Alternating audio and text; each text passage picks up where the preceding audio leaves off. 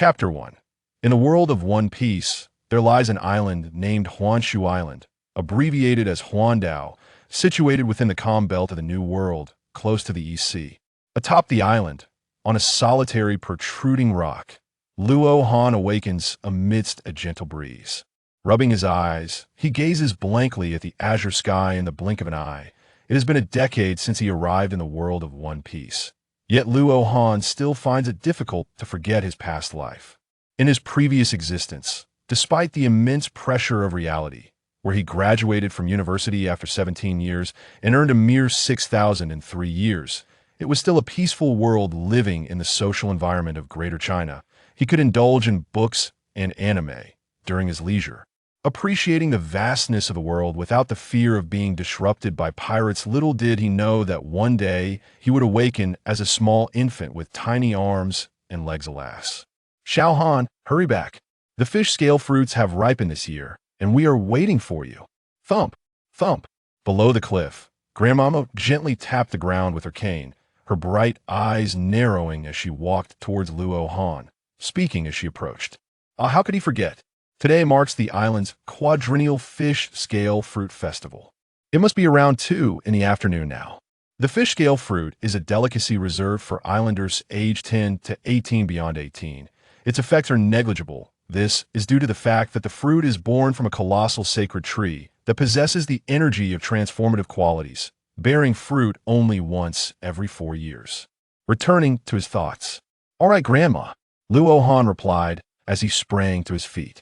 I've told you countless times, do not sleep on the cliff, it's perilously deep below, Grandma Mo said, looking at him with tender concern.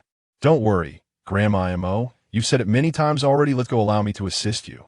As they made their way to the inner edge of Honshu Island, Luo Han marveled at the sheer grandeur of the sacred tree, which still astonished him even after a decade of gazing upon it.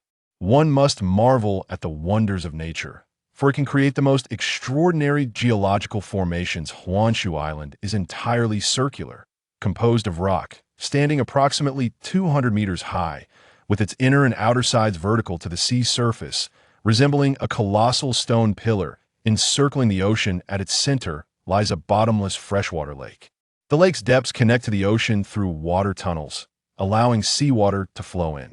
The sacred tree takes root in the center of the lake, its pinnacle level with the island itself, rendering it invisible from the outside. The tree's remarkable nature lies in its ability to desalinate seawater, providing the island with fresh water.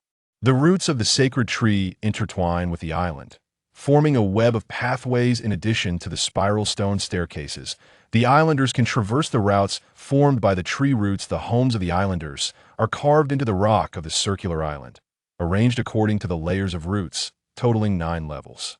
Lost in thought, Luo Han and Grandma Mo arrived at the root plaza on the 9th level. The roots of the sacred tree grew increasingly dense as they approached its core, ultimately forming a square of 2 square kilometers. The plaza was bustling with islanders, all gathered together, with the fish scale fruits already harvested and laid out on long tables. Xiao Han, you were napping on the cliff again, weren't you?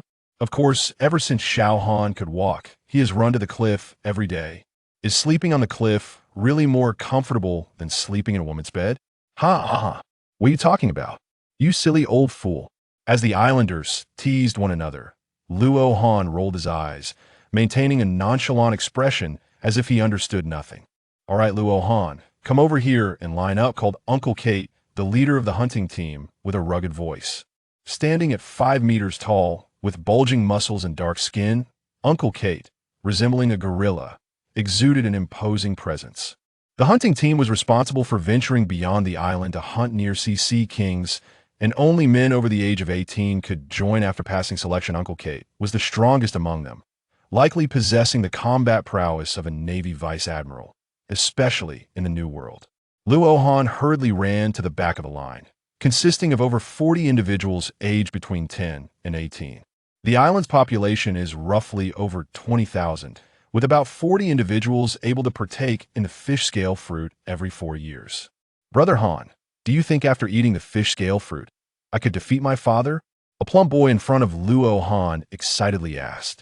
The boy, named Philcall, was the same age as Luo Han, both being 10 years old, and he enjoyed trailing behind Luo Han. He was also a food enthusiast, never rejecting any culinary delights.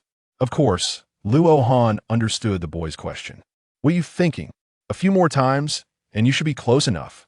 I don't want to wait." "Why not?" "At night, my dad always hits my mom, making loud slapping sounds. I tell my dad not to hit her so often, but he says it's for exercising. I don't believe it." You are quite remarkable. So, you believe that if you can defeat your father, he would stop hitting your mother? How naive. Life is about movement. I digress. All right, starting from the front, come one by one to collect your fish scale fruit. After consuming it, you will become the new men of the island-o, and women too.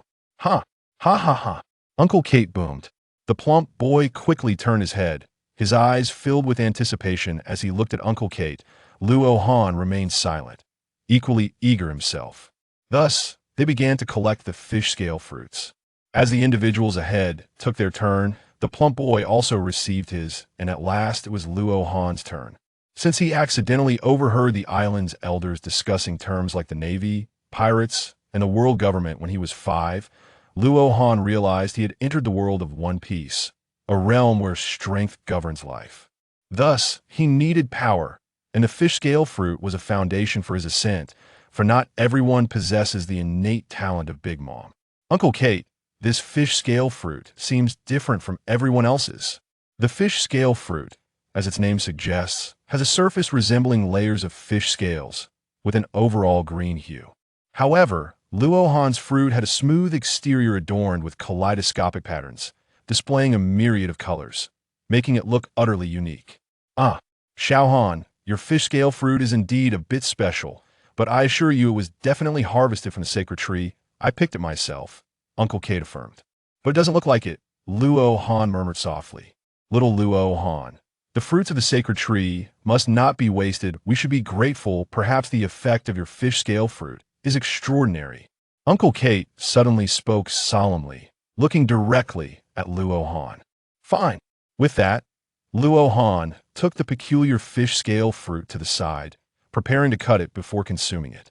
At that moment, everyone began slicing their fruits to eat, as the effects of the fish scale fruit would take time to manifest, enhancing individuals based on their innate talents, with the most significant improvements occurring over 3 years of training. Sigh. Luo Han glanced at the fish scale fruits of others, then at his own, frowning. However, this fish scale fruit bore a striking resemblance to a devil fruit. In his previous life, he recalled that devil fruit abilities would randomly reincarnate into a piece of fruit upon the death of the user. Could it be that this extraordinary fish scale fruit came about in such a manner?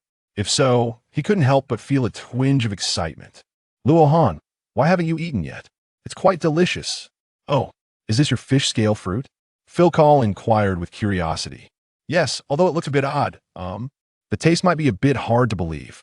After saying that, Luo Han picked it up. If it truly was a devil fruit, then it should taste quite terrible. How strange. Why did he feel a mix of anticipation and fear? Luo Han pondered. Looking at the shape, it didn't resemble an animal-type banana, nor a natural-type pineapple, so it must be a superhuman type. Luo Han took a bite, and the taste was indescribable, evident from his pallid complexion. Yet he felt exhilarated, for this meant that this peculiar fish scale fruit was indeed a devil fruit. In the next moment, however, his excitement waned. "Little Luo Han, we cannot waste it. Quickly finish the rest." Uncle Kate's booming voice made Luo Han's face turn a shade greener. What choice did he have? Tears streamed down his face as he forced himself to finish the devil fruit, truly weeping profusely. "How is it, little Luo Han? Is it effective? Given your expression, it must be quite good." "Ha! Ha ha!" Uncle Kate quivered as he looked at Luo Han. "Uncle Kate, what are you seeing with those eyes? Is it my pale complexion? Is it my tear-streaked face? This devil fruit is undeniably dreadful." Luo Han lamented internally. "It's tolerable. What do you think, Uncle Kate?" Uncle Kate chuckled. "As long as it's effective, that's all that matters." Subsequently, Uncle Kate summoned the adult men and women of the island to gather together. "Uncle Kate, everyone listen up. I trust you know what comes next." The crowd responded in unison. We know. Uncle Kate, it is time for our quadrennial fish scale fruit festival, also known as the Harvest Festival, so grab your spears and join me in the water to catch some fish. All right, Captain, let's begin. We can hardly wait. The group joyfully replied as they began to descend to the lake, leaving only a few elderly individuals remaining in the square. Among them were Luo Han and his companions, who had just finished eating the fish scale fruit. All right, everyone, please take a seat and fully absorb the transformative effects of the fish scale fruit on your bodies. This will aid in your future training. The elder Rain addressed the crowd. Little Fatty and Xiao Han, you two should hurry and sit down, as while you're both 10 years old, you will have another opportunity to partake in 4 years from now. Immerse yourselves in this experience, as it will greatly enhance your progress next time. Rain lowered his head and spoke to Luo Han and Cole. Okay, coming right away. Luo Han and Little Fatty responded in succession.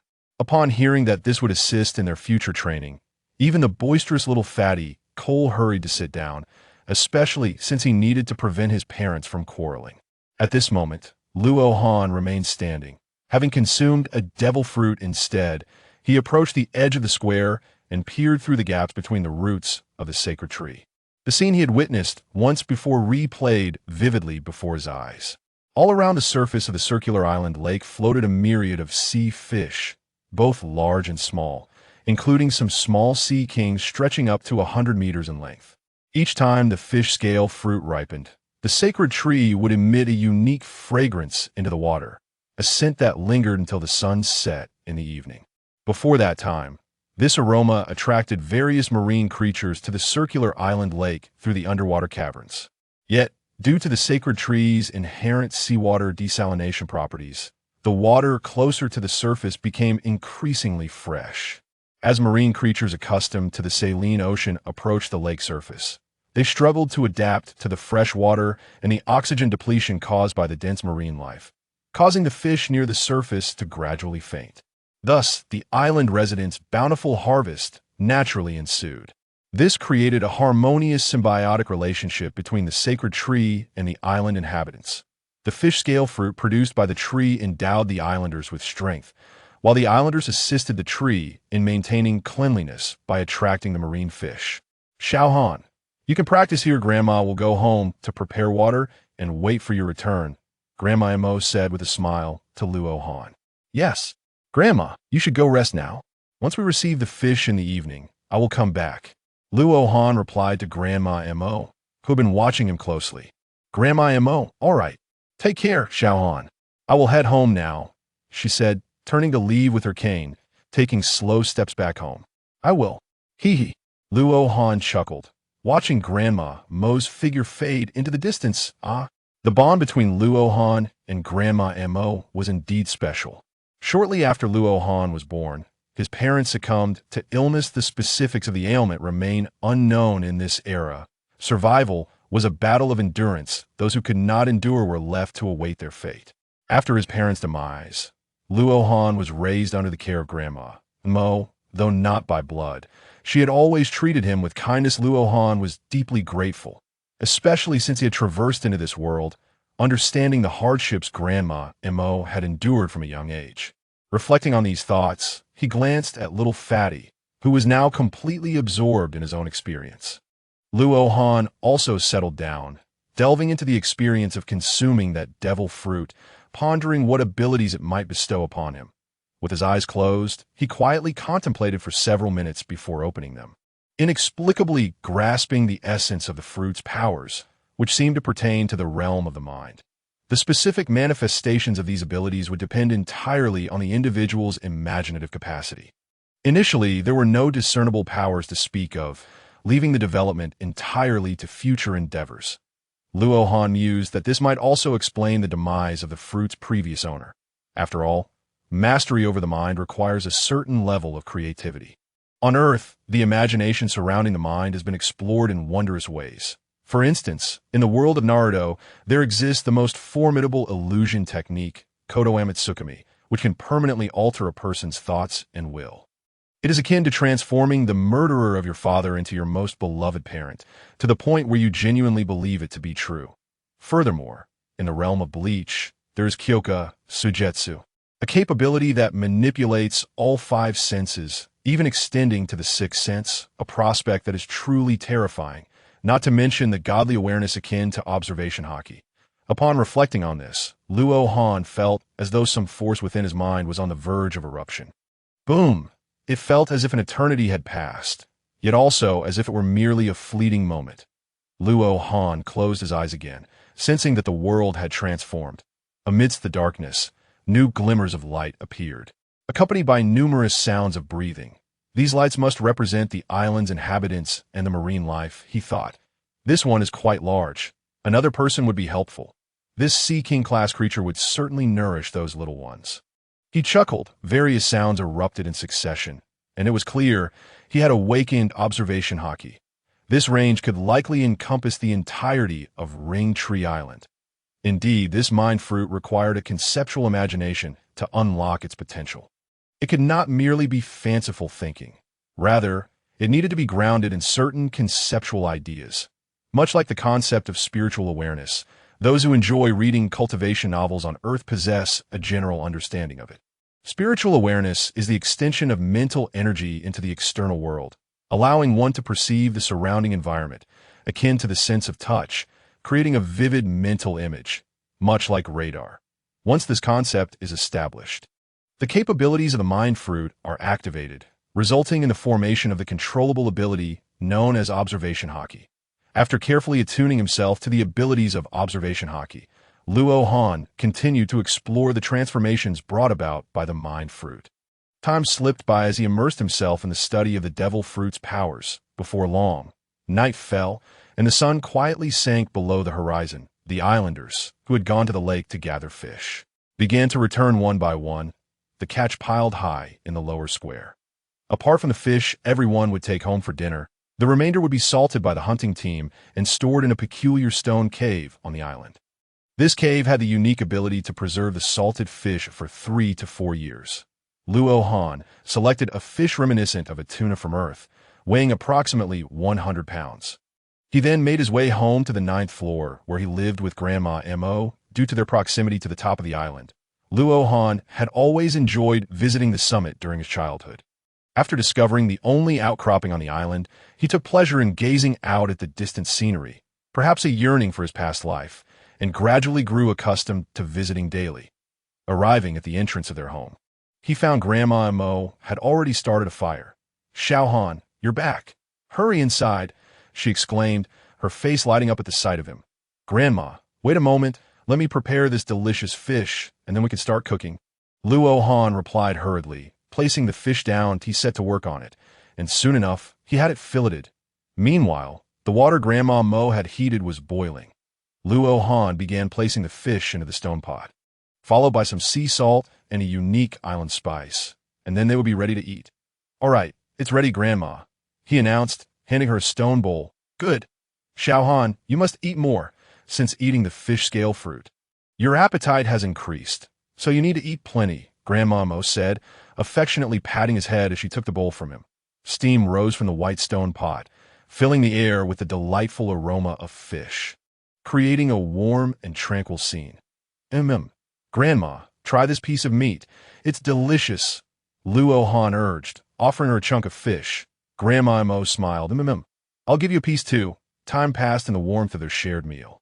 After finishing dinner and tidying up, Luo Han turned to Grandma Mo and said, "Grandma, I'm done cleaning up. I'm going to find Xiao Pang to play. Be careful, and remember to come back early to sleep." She reminded him, bending down to prepare the remaining fish for salting. Luo Han nodded. I understand," before heading out. Before long, Luo Han and Xiao Pang arrived at the top of the island, which was covered in various grasses and plants, with spices also growing there, resembling a green cap atop the land. The island's peak at night was breathtaking. The silvery moonlight bathed the grass, complemented by a dazzling starry sky. In that moment, Luo Han felt as if he could embrace the entire universe. Only in the world of pirates could one experience such beauty. "Xiao Pang, have you ever thought about the future?" Luo Han asked dreamily, lying beside Xiao Pang. "The future? I want to eat lots and lots of meat," Xiao Pang replied, grinning with a blade of grass in his mouth. "Xiao Pang, do you want to go out to sea?" Luo Han inquired. Like the pirates the elders speak of? Xiao Pang asked, something like that. Luo Han affirmed. But my dad says there are many giant monsters outside the island that will eat people. We can't go out to sea. Xiao Pang replied that I've heard that the meat of those giant monsters is very tasty. I wonder if that's true, Luo Han said with a smile. Really? When are we going to set sail? Xiao Pang asked excitedly, his saliva mixed with grass. Luo Han thought to himself, the allure of delicious food is inescapable.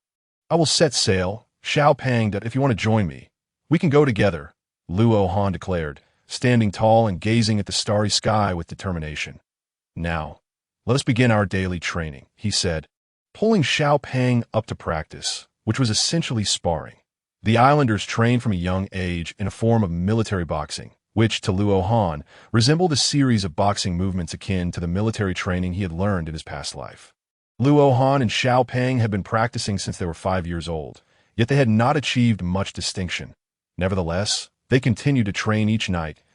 As they practiced, Luo Han noticed something unusual. Xiao Pang's speed seemed to have increased, and his strength had grown as well.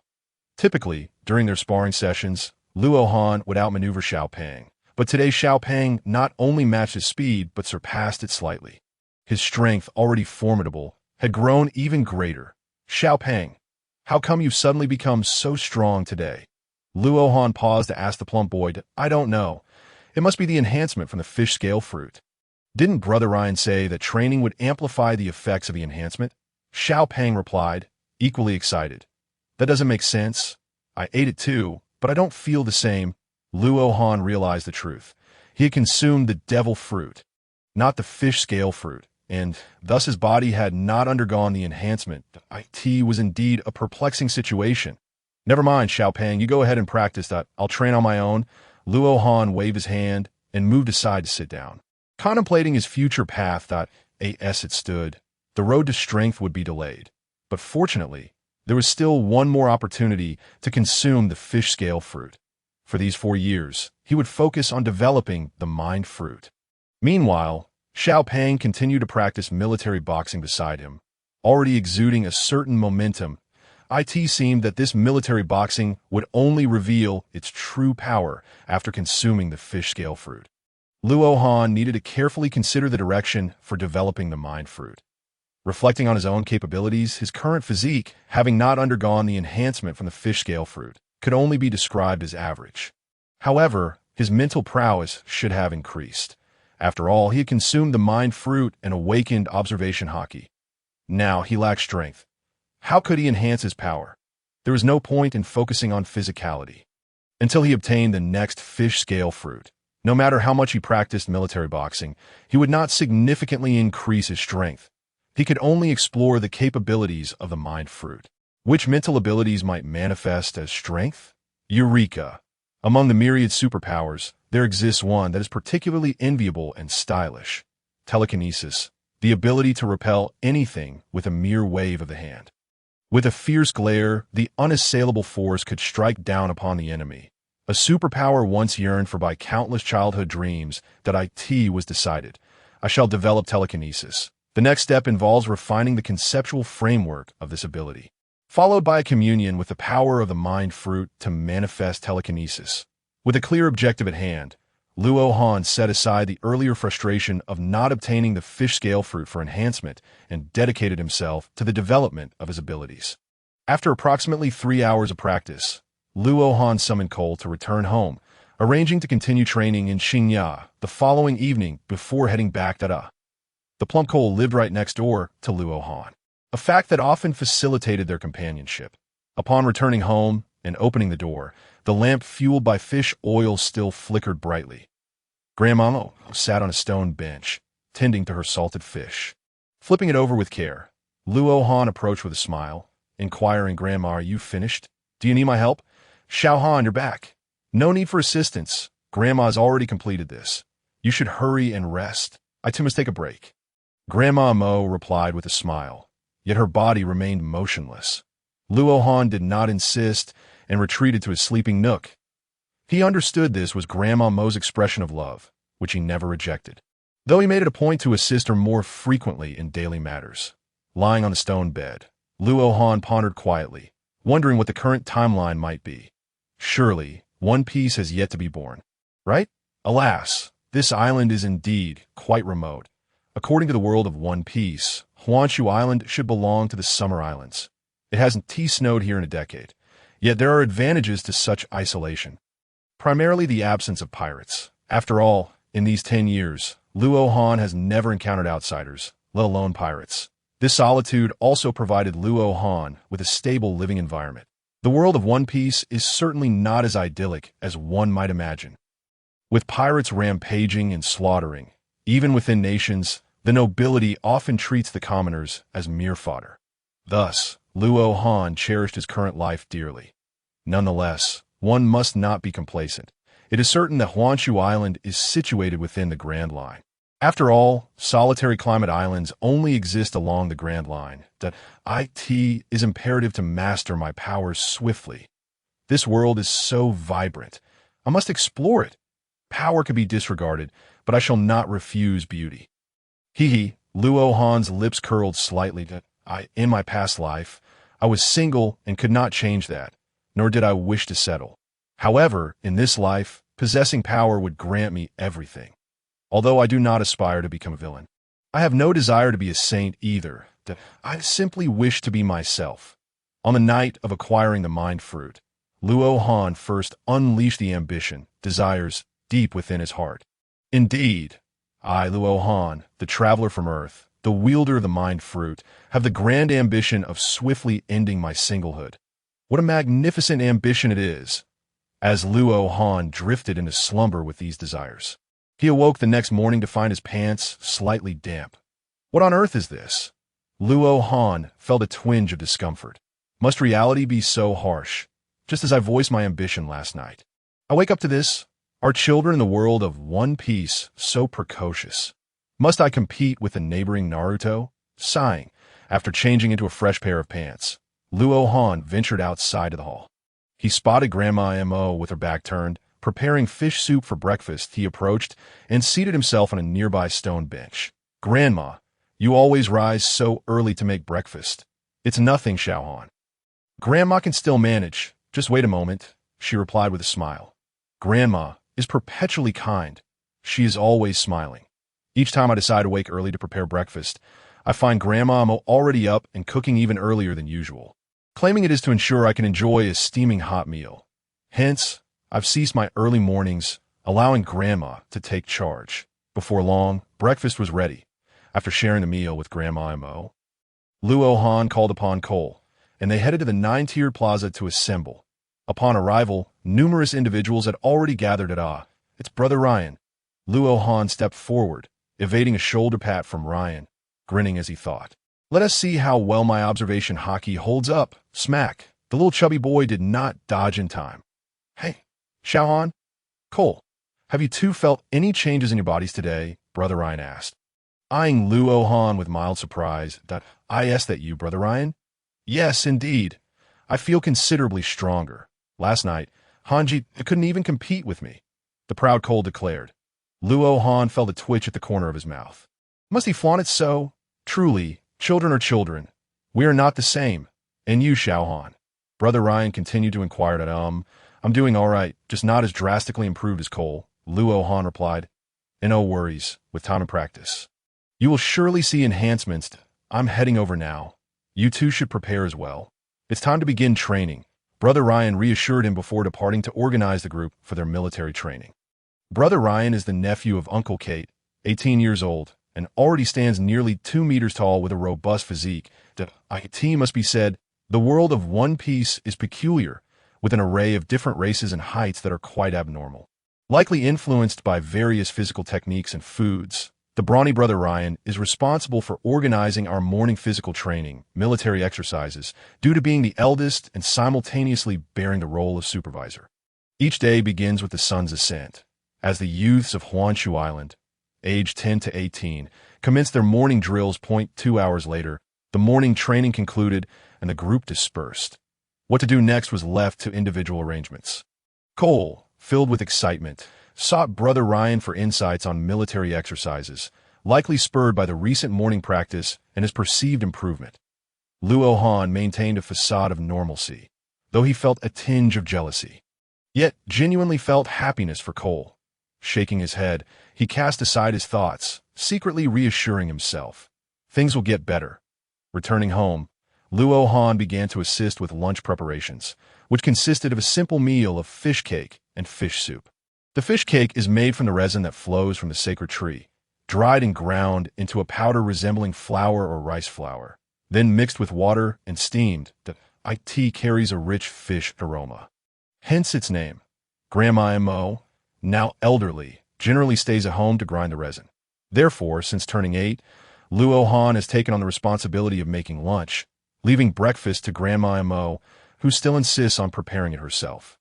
An hour later, lunch was ready, and Luo Han called Grandma Mo to join him for the meal. Soon after finishing lunch, he took a short rest before informing Grandma Mo of his departure to the island summit. At this moment, the hunting team members were already preparing. Today marked the day the hunting team would venture into the sea to harvest sea salt, the only source of salt for all residents of the island. Hanji, come over here. I'm over here. Cole and Brother Ryan waved to Luo Han from a distance. That I'm coming, Luo Han replied as he approached Cole and the others. All the youths aged 10 to 18 were present. Previously, those under 10, including Luo Han and Cole, merely observed the commotion. Now, assistance was needed. Brother Ryan and a few older individuals were already organizing the salt harvesting tools. Upon arrival, Luo Han joined in the efforts. Xiao Han, first connect the vines with the rope, then place the rope in the basket, followed by stacking it atop the other bundled vines, Brother Ryan instructed. Understood, Brother Ryan, Luo Han replied, diligently assisting in organizing the salt harvesting tools alongside Cole and the others. Half an hour later, all tools were neatly arranged. The hunting team soon arrived, each brawny member wielding a fish spear crafted from fish bones, measuring 4 meters long, perfectly suited to their average height of over 3 meters. They also carried a shovel resembling a military spade, made from the bones of sea creatures. That moment, Cole suddenly pulled Luo Han aside, glancing left and right to ensure no one was eavesdropping. A somewhat endearing display. By the way, Hanji, my dad mentioned he has something to discuss with us at Qingya tonight. He wants us to wait for him there. Uncle Wei-Te. All right, I understand, Luo Han responded. All right, prepare the tools. Let us head out. Uncle Kate's booming voice resonated through the air. All set. The hunting team responded in unison. Uncle Kate declared, then let's descend. Subsequently, Uncle Kate and the hunters secured the rope to a specially anchored stone pillar, gripping one end of the vine while wielding a harpoon, and descended straight down the sheer rock face. Soon, the hunting team reached the base of the island, where the shallow beach was only 1 meter deep. Devoid of any stable footing, the seabed, extending outward from the shallow beach, formed a breathtaking curve. Remarkably, the depth of the sea only increased by 10 meters over a distance of 10 kilometers, meaning that at 10 kilometers from the shore, the water reached a depth of 11 meters. Beyond that point, the seabed plunged into a sheer cliff, descending thousands of meters into the abyss, teeming with various large marine creatures. Fortunately, the sea salt was distributed across this 10-kilometer radius of the seabed. Otherwise, it would have posed a significant challenge. The sea salt was formed by the divine tree expelling desalinated seawater, which after accumulation resulted in blocks of rock salt scattered across the seabed. Now the hunters merely needed to dive to extract it, though not without peril. Dark green seaweed clung to the salt blocks and sandy rocks at the bottom, casting a murky hue over the waters surrounding the island. This unsettling sight had become second nature to the hunters, who, after firmly grasping their tools, cautiously descended into the depths in pairs. They swam towards the 6-meter deep waters, where the salt was more concentrated and easier to harvest, albeit fraught with danger. Brother Ryan and the island's youths anxiously watched the dark green surface below, as if some terrifying creature lurked beneath the waves. Luo Han, too, felt a sense of trepidation, although most of the divers were family members of these children after years of care from the islanders. He had come to regard them as family as well. The hunters worked in pairs, one extracting the salt while the other stood guard. Once the vine was filled with salt blocks, Luo Han and the others on the island would haul it up. Then they would switch roles. One would harvest while the other kept watch. Time passed slowly in the tense atmosphere. The hunters had nearly all taken their turns, with only Uncle Kate remaining at the forefront. His gaze intensely fixed on the depths below, as if his eyes could penetrate the ocean floor. "They're coming. A lot of them." Uncle Kate's expression grew more composed. "Hey, you rascals, the little fish are approaching. Don't let those little pests near our harvesting partners." Uncle Kate's booming voice rang out. At this moment, the hunters stood alert, their faces graved out on the island. Luo Han and the others, though unaware of the specifics, noticed the hunters on alert and focused intently on the distant sea surface. Their role was not only to pull up the harvested salt blocks, but also to serve as a warning against imminent danger. "Look out! The salt sharks are here! Everyone, be careful!" Suddenly, someone shouted nearby. The salt shark, a species that voraciously consumes salt, was what the islanders had come call it, each time the hunting team harvested sea salt. They faced attacks from these sharks, varying in intensity. Observing the situation, Luo Han thought to himself that it didn't seem too overwhelming this time. The hunting team should be able to manage. In the distance, he noticed a wave shaped like an arrow rushing toward the hunters. "Pull the rope. Warn the hunters." Brother Ryan, aware that the hunting team had likely spotted the salt sharks, called out loudly, urging everyone to pull the rope. Luo Han quickly tugged on the rope, one end connected to the hunters. Pulling the rope would alert them to the impending danger. Looking along the rope, he saw a large swarm of salt sharks rapidly approaching the hunting team. The salt sharks were comparable in size to great white sharks, measuring 3 to 4 meters in length. While they appeared small, they were far more ferocious and ruthless. Their bodies were dark green, making them even harder to detect in the murky waters. Only Luo Han and the others on the island could clearly see the sharks' movements. After the warnings from Luo Han and Cole, the hunters still underwater began to surface one by one. They quickly formed an arrow-shaped formation, pointing toward the approaching salt sharks. Clearly, the hunters had already anticipated the arrival of the sharks. Faced with the looming threat, they tightened their grips on their harpoons and slowly retreated. Uncle Kate floated at the rear, commanding the operation. "Everyone, pair up and cover each other," Uncle Kate urged, his gaze fixed on the tranquil surface of the sea. "They're here, 30 sharks to my right. Engage them directly, 30 more to the left, including one that's 6 meters long. Be ready to close in and attack," Uncle Kate commanded with unwavering seriousness. The hunters on the right tightened their grips on their 4-meter harpoons, their veins bulging like springs compressed to their limits. As the salt sharks drew near, they thrust forward. In an instant, invisible projectiles shot toward the swarm of sharks. Boom! The dramatic collision produced explosive sounds as compressed air erupted between the salt sharks and the hunters. The sharks recoiled as if hitting an invisible wall, scattering in disarray. Only shallow bloodstains marked the bodies of the retreating sharks, indicating that the previous attack had not inflicted any fatal damage. Pow! The left side also repelled an assault, with a 6-meter-long salt shark being cleaved in two by Uncle Kate's harpoon. Vivid red blood quickly spread through the water. The swarm of salt sharks hastily retreated toward the deep sea. Seemingly frightened, cheers erupted from the island. The chubby Cole and others raised their hands in excitement, as if they had personally driven off the salt sharks. Only Luo Han and Brother Ryan remained silent, for the swarm did not scatter, but rather swam rapidly in one direction. Clearly, something was restraining the salt sharks from fleeing in terror. It must be their king. The hunting team, observing the sharks lingering a kilometer away, remained on high alert. Suddenly, Uncle Kate's eyes narrowed. "That's enormous, at least 10 meters long. Moreover, my observation hockey didn't even register its presence. What incredible stealth," he thought with unease. "This could be troublesome. Let us call it a day and head back." Uncle Kate instructed the team. The hunters responded quietly, slowly retreating. Uncle Kate lingered at the back, providing cover while using his observation hockey to monitor the movements of the salt sharks. Just as the hunting team began to swim backward, a massive wave surged toward them, far larger than before. Clearly, the earlier attack had merely been a probe. The Salt Shark King had realized that its delectable prey was attempting to escape and commanded the swarm to split into 2 groups, flanking Uncle Kate to cut off the team's retreat. Indeed, it was the Salt Shark King orchestrating the assault. Uncle Kate thought grimly that "We don't have time. Gather around me." quickly. At this point, the salt sharks were already within 10 meters. Uncle Kate's eyes were steely as he pivoted, raising his harpoon and unleashing a flurry of thrusts toward the right. Invisible projectiles shot forth, striking the group of salt sharks. Blood and flesh erupted as the water turned crimson. The shark swarm halted, charging toward Uncle Kate with reckless abandon. A slight smile crept onto his face. "Just deal with this side first," Uncle Kate mused. However, trouble erupted on the left, while Uncle Kate attacked the right.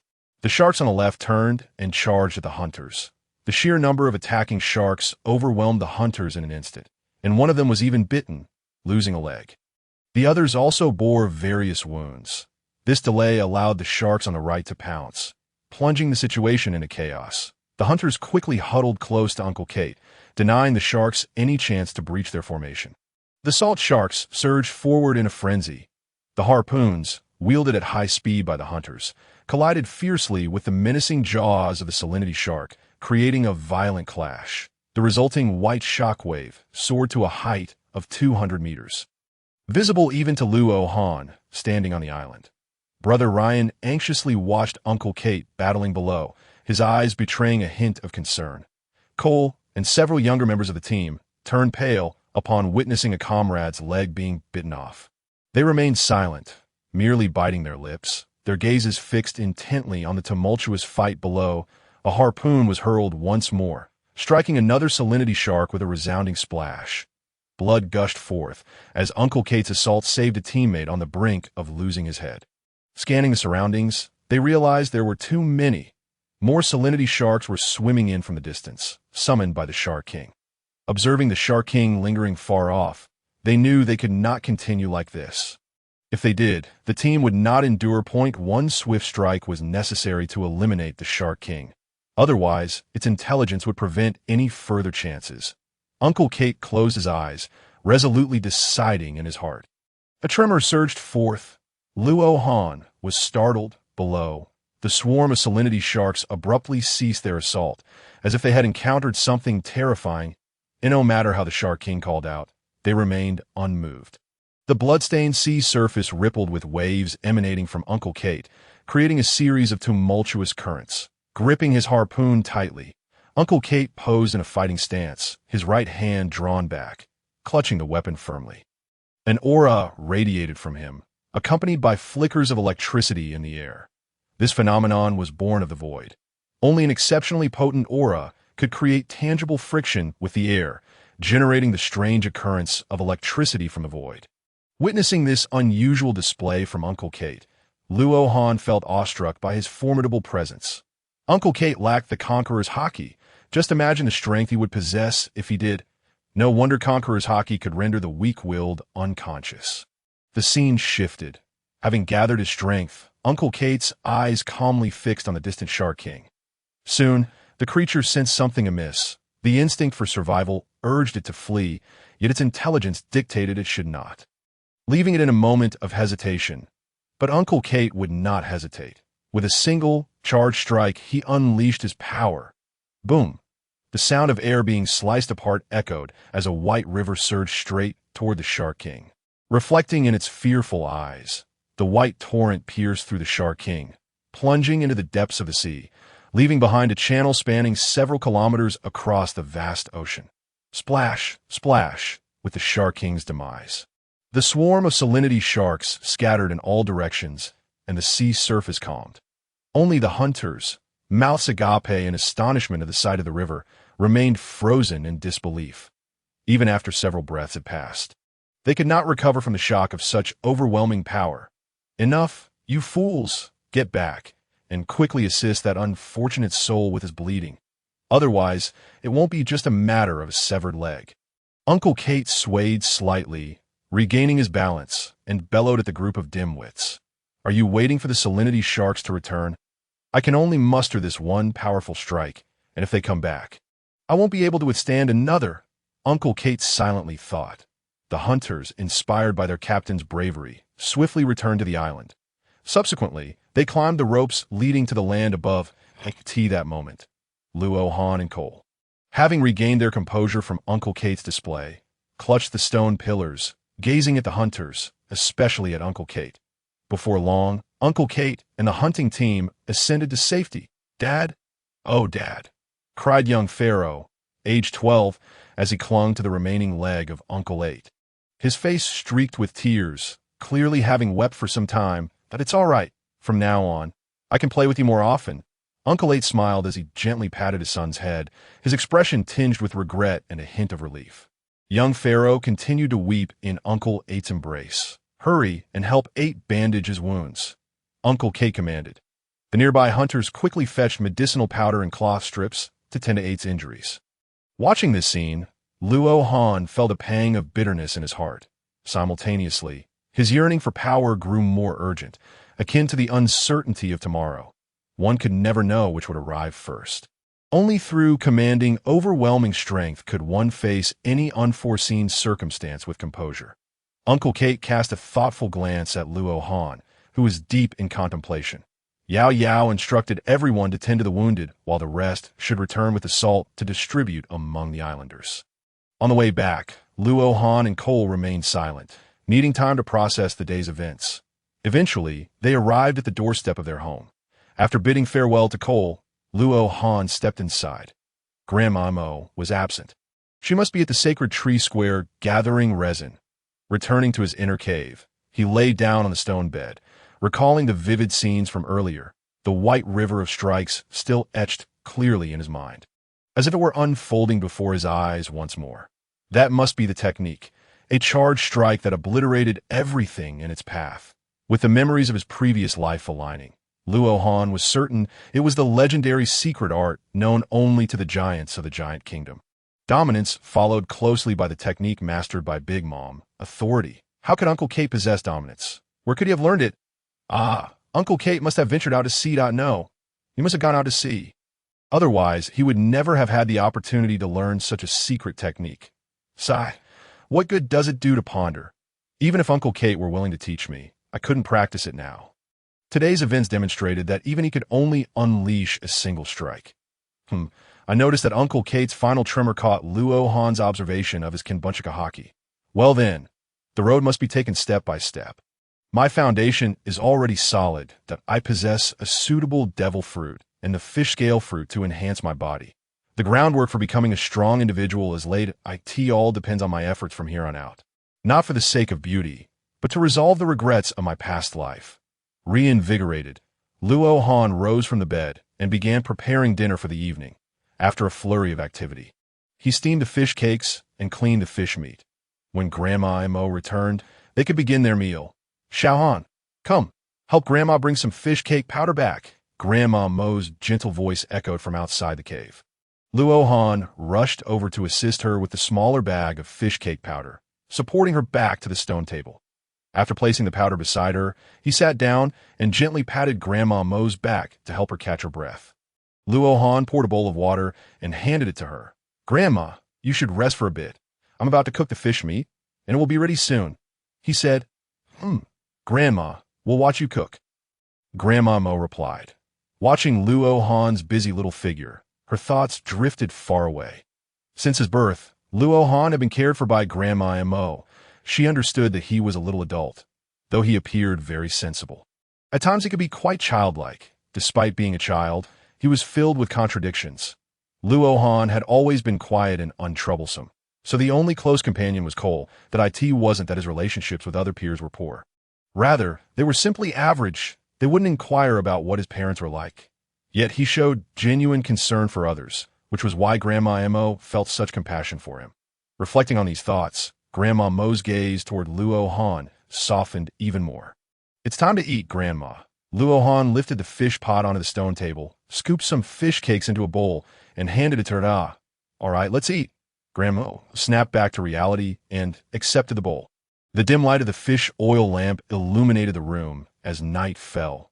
The aroma of fish filled the air, and both Luo Han and Grandma Mo enjoyed their meal together. After dinner, Luo Han bid Grandma Mo farewell and made his way to Cole's house, where Uncle Wit and Cole had already finished their meal. Cole's mother, Lillian, was tidying up. "Little Luo Han, you're here again to fetch coal for the island," Lillian said warmly, her gaze soothing. "Let's go." Up to the island, Luo Han remained silent. Uncle Wei T's calm voice resonated. Simultaneously, they made their way outside. Luo Han, feeling helpless, offered a wry smile to Aunt Lillian and followed Uncle Wei Te alongside Cole. On their journey, Luo Han's gaze fell upon Uncle Wei T's right arm. It was empty. From the moment Luo Han laid eyes on Uncle Wei Te, his right hand was gone. He could not fathom how it had been lost. The towering figure, illuminated by the moonlight, resembled a great mountain advancing forward. Luo Han sensed a formidable aura emanating from Uncle Wei Te, akin to that of Uncle Kai Te. What special connection might exist between them? It appeared that this night would be unlike any other. Luo Han pondered thoughtfully.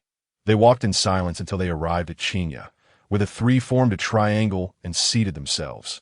Usually boisterous, Cole quietly observed the grassy expanse, while Luo Han turned his attention to Uncle Wei Te. Luo Han, have you noticed any changes in your body? Uncle Wei Te suddenly asked with a serious expression. Luo Han was somewhat taken aback. Was he inquiring about the transformation effects of the fish scale fruit? Unsure, he replied, "No, there hasn't been any change. Perhaps my innate abilities are just too poor." That cannot be. Although the superhuman-type devil fruit is unique, it should not yield no changes whatsoever. Uncle Wei Te scrutinized Luo Han with an inquisitive gaze. Little chubby Cole tilted his head, perplexed by his father's words. Unaware of the mention of demons. Unbeknownst to him, Luo Han was equally astonished. Uncle Wei Te knew that he had consumed a devil fruit. Indeed, Uncle Wei Te and Uncle Kai Te must have ventured out to sea together and encountered devil fruits. No wonder Luo Han sensed a similar aura between Uncle Wei Te and Uncle Kai Te. Realizing this, did it not imply that Uncle Kai Te had also long been aware of Luo Han's consumption of devil fruit? Luo Han, I have something to say. Why, then, had he referred to it as a mutated fish scale fruit? Luo Han was confused. Uncle Wei Te, once more gravely, urged Luo Han. Luo Han, you must honestly tell me if you feel any difference in your body. Luo Han responded, No, I do not feel any changes. Uncle Wei Te's expression instantly darkened, staring silently at the sea. However, my spirit may have undergone a transformation. Luo Han's words ignited a spark in Uncle Wei Te's eyes. What kind of change has occurred? A hint of his imposing aura seeped out, causing Luo Han and Cole to feel as if a heavy burden rested upon them, sensing the overwhelming pressure. Only for Uncle Wei Te to retract it and softly say, Speak slowly. Luo Han continued, I feel as though I can perceive many sound. Seems these sounds transform into individuals, their breaths manifesting as specks of light. This resembles observation haki, does it not? Could it be that this superhuman-type devil fruit possesses the ability to awaken observation haki? He thought it unlikely, as he had never heard of such a capability. Uncle Wei Te, lost in thought, inquired, Is there more? Luo Han mused that he would surely be able to develop other abilities in the future, so it was best to share with Uncle Wei Te. After all, he would be learning haki from Uncle Wei Te and Uncle Kai Te in the future. Luo Han felt a surge of joy within. Yes, I sense that there is some power accumulating in my mind, but I cannot ascertain what is. Uncle Wei Te erupted into laughter. I would have thought that the often taciturn Uncle Wei Te would laugh. Was it because he had confirmed that the devil fruit I consumed was genuine? Little chubby Cole continued to interject with curiosity. Tonight, Dad and Hanji's conversation is so strange. What demons and light? Could this be the reason Dad summoned us to Chinya? Forget it, Cole thought, returning to his tussle with the weeds. After Uncle Wei Te's laughter subsided, he fell into a contemplative silence, seemingly lost in sorrowful thoughts. A pained expression etched across his brow. Luo Han, how well do you know your parents? Uncle Wei Te asked. I only know that they passed away shortly after my birth, Luo Han replied. Would you like to know their story? Yes, Luo Han replied succinctly, observing Uncle Wei Te's somber countenance. Luo Han sensed that his parents shared a significant connection with Uncle Wei Te and Uncle Kai Te. Uncle Wei Te began reminiscing about events from 20 years ago. Luo Han and Cole listened intently. It was 20 years ago, when we were 18. It all began when, as children, we discovered a stranded pirate ship. Together with your father, Vincent Carter, and Kevin Kai Te, also known as Uncle Kaite, we deciphered the news printed on the pirate ship's papers. Aided by a talking snail that could read the news, it felt like we had opened the door to a new world. From the newspapers, we learned that the world was vast, with 4 seas, and that our Ring Tree Island was situated along the Grand Line. That we also became aware of the legend of the Pirate King, that one could ascend to that title by navigating the Grand Line in its entirety. Of course, we also learned of the world's cruel realities, the clashes between pirates and the Marines under the world government, the conflicts between pirates and the indigenous peoples of the islands. With this knowledge, we began to harbor both a yearning for the outside world and a fear of the unknown fate awaiting Ring Tree Island. We trained our bodies relentlessly, even sneaking away with some fish scale fruit before we departed. As time passed, we gradually grew stronger. By the time we turned 18, our ambitions could no longer be contained. One moonless night, we repurposed the stranded pirate ship into a small vessel and set sail. Our luck was not favorable. Shortly after departing, the unpredictable weather of the latter half of the Grand Line separated us in a storm. After we parted ways, our circumstances varied. I was swept ashore to an island with a Marine garrison, where I subsequently joined the Marines. Thanks to the effects of consuming 2 fish scale fruits, my physique was remarkable that I soon received an invitation from the Marine Headquarters Military Academy, where I spent 6 years training. Eventually, I set sail once more as a rear admiral. I fought against various pirates for another 2 years, eventually rising to the rank of vice admiral. It was during an operation against pirates that I encountered your father, Vincent Carter. That moment, I learned that your father had been swept away by the storm and had fallen in with the pirate crew he now belonged to. Recognizing his potential, the pirate captain accepted your father as a combatant aboard the ship. Following a path similar to mine, your father rapidly ascended through the ranks, ultimately becoming the chief combat officer, effectively the 3rd in command on that pirate ship. Due to my prior training at the Marine headquarters, I was unaware that your father had become a pirate, and a notorious one at that, with a bounty of 300 million berries. Our reunion on the high seas was joyous, despite our differing identities now. We both remembered our original intentions when we left Ring Tree Island.